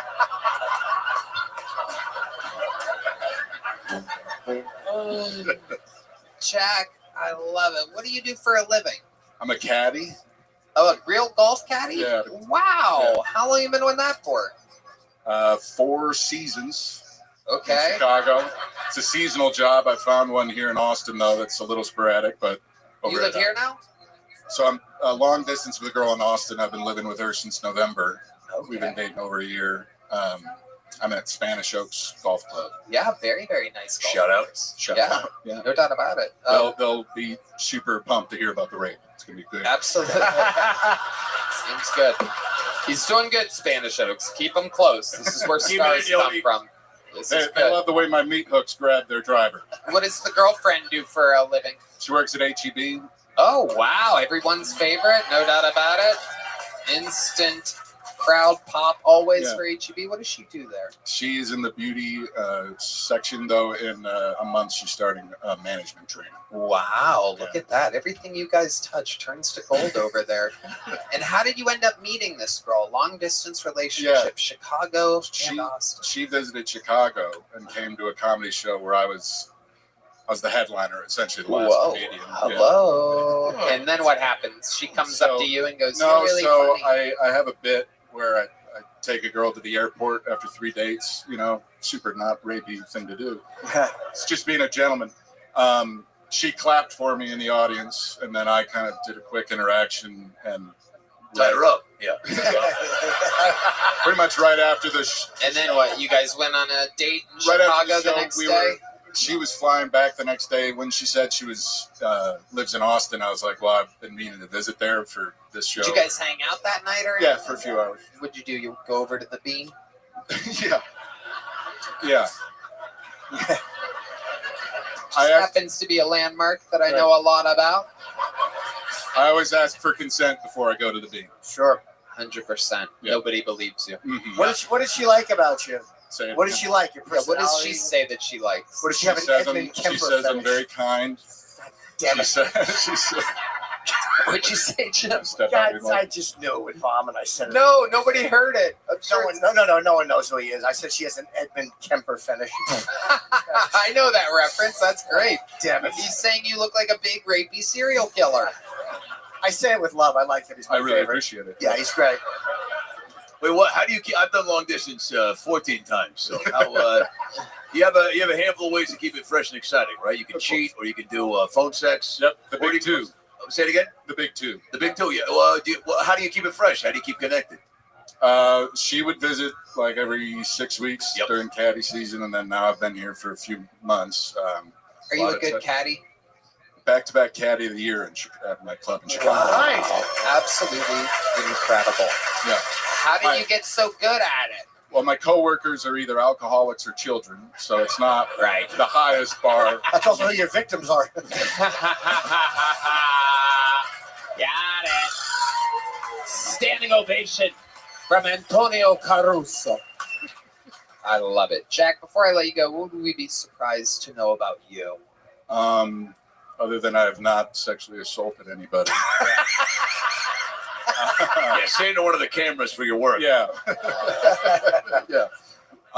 Let's see. Anything wild? Any fun hobbies or anything? I got a DUI for smoking pot when I was 19. Whoa. Bloomington, Indiana? Wisconsin. I was taking a road trip. Oh, boy. Yeah. Yikes. My goodness. How'd you get caught? You admitted it? We had just hotboxed the car with 2 joints.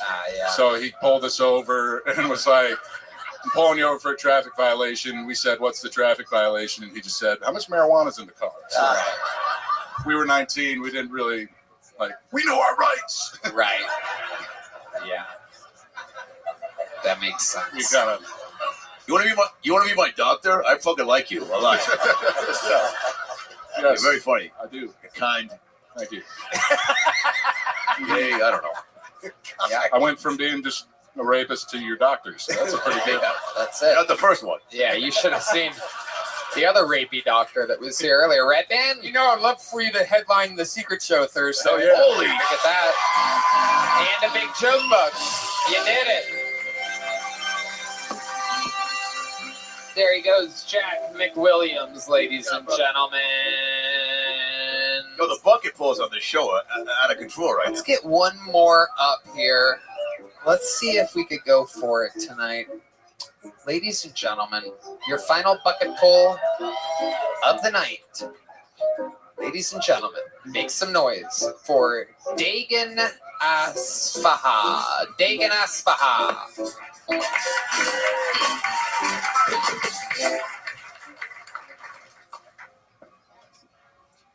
So, I live in a gentrified white neighborhood. So there's a lot of pressure on me to be the friendly local black guy.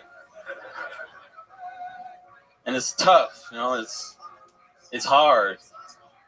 It's hard being a real nigga when you live on Avocado Street.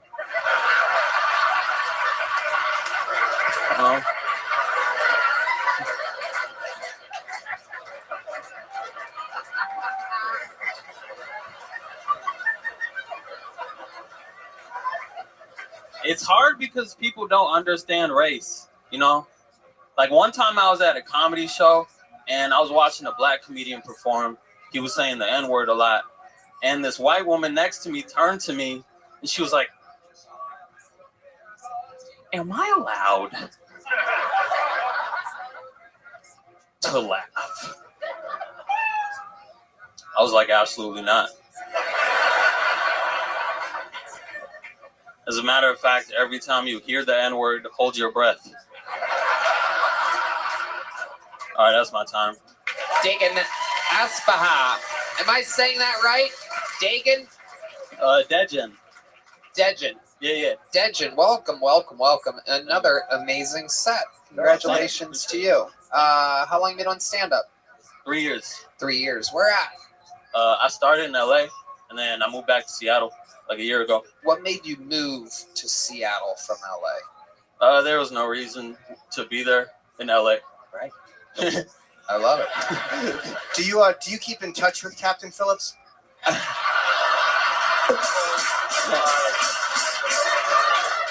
I already knew that shit was coming. You might as well play the Lion King music now. Well, you know what? Well, let me just. All right.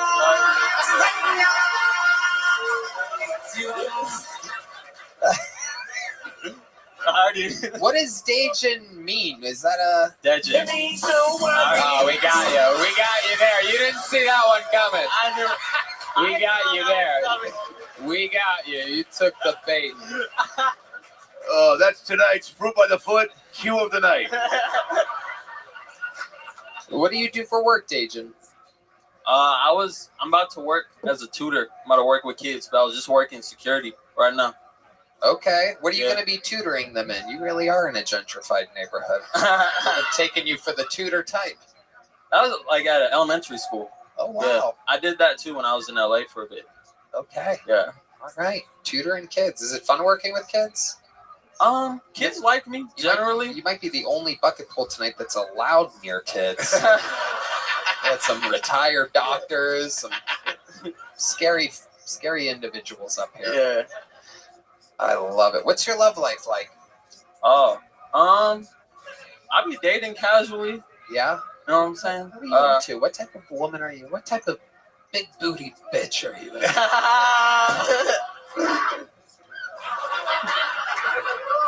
What was that noise? That was the noise of a pig. That was Red Band. Red Band thinks that big booty bitches implies that they are heavy eaters. Man, that's crazy you said. I do like a fat ass. I don't know how I guessed. I just really just a hunch of some kind. I don't know. How fat? Can you do like a thing with your hands? Like how big? I mean, I like grabbing it. You know what I'm saying? I like. Yeah. Is she on top? Yeah. What the fuck did you just do? What was that? Yeah. Are you painting her back with crayons? If she on top, I'm doing this. I don't know what that is either. Yeah. Well, maybe you don't know Tony Caruso. No, I'm a stand up against the wall guy always. No shitting down. Once I get down, I'm going to bed. No doggy style. My knees can't handle it. I'm up against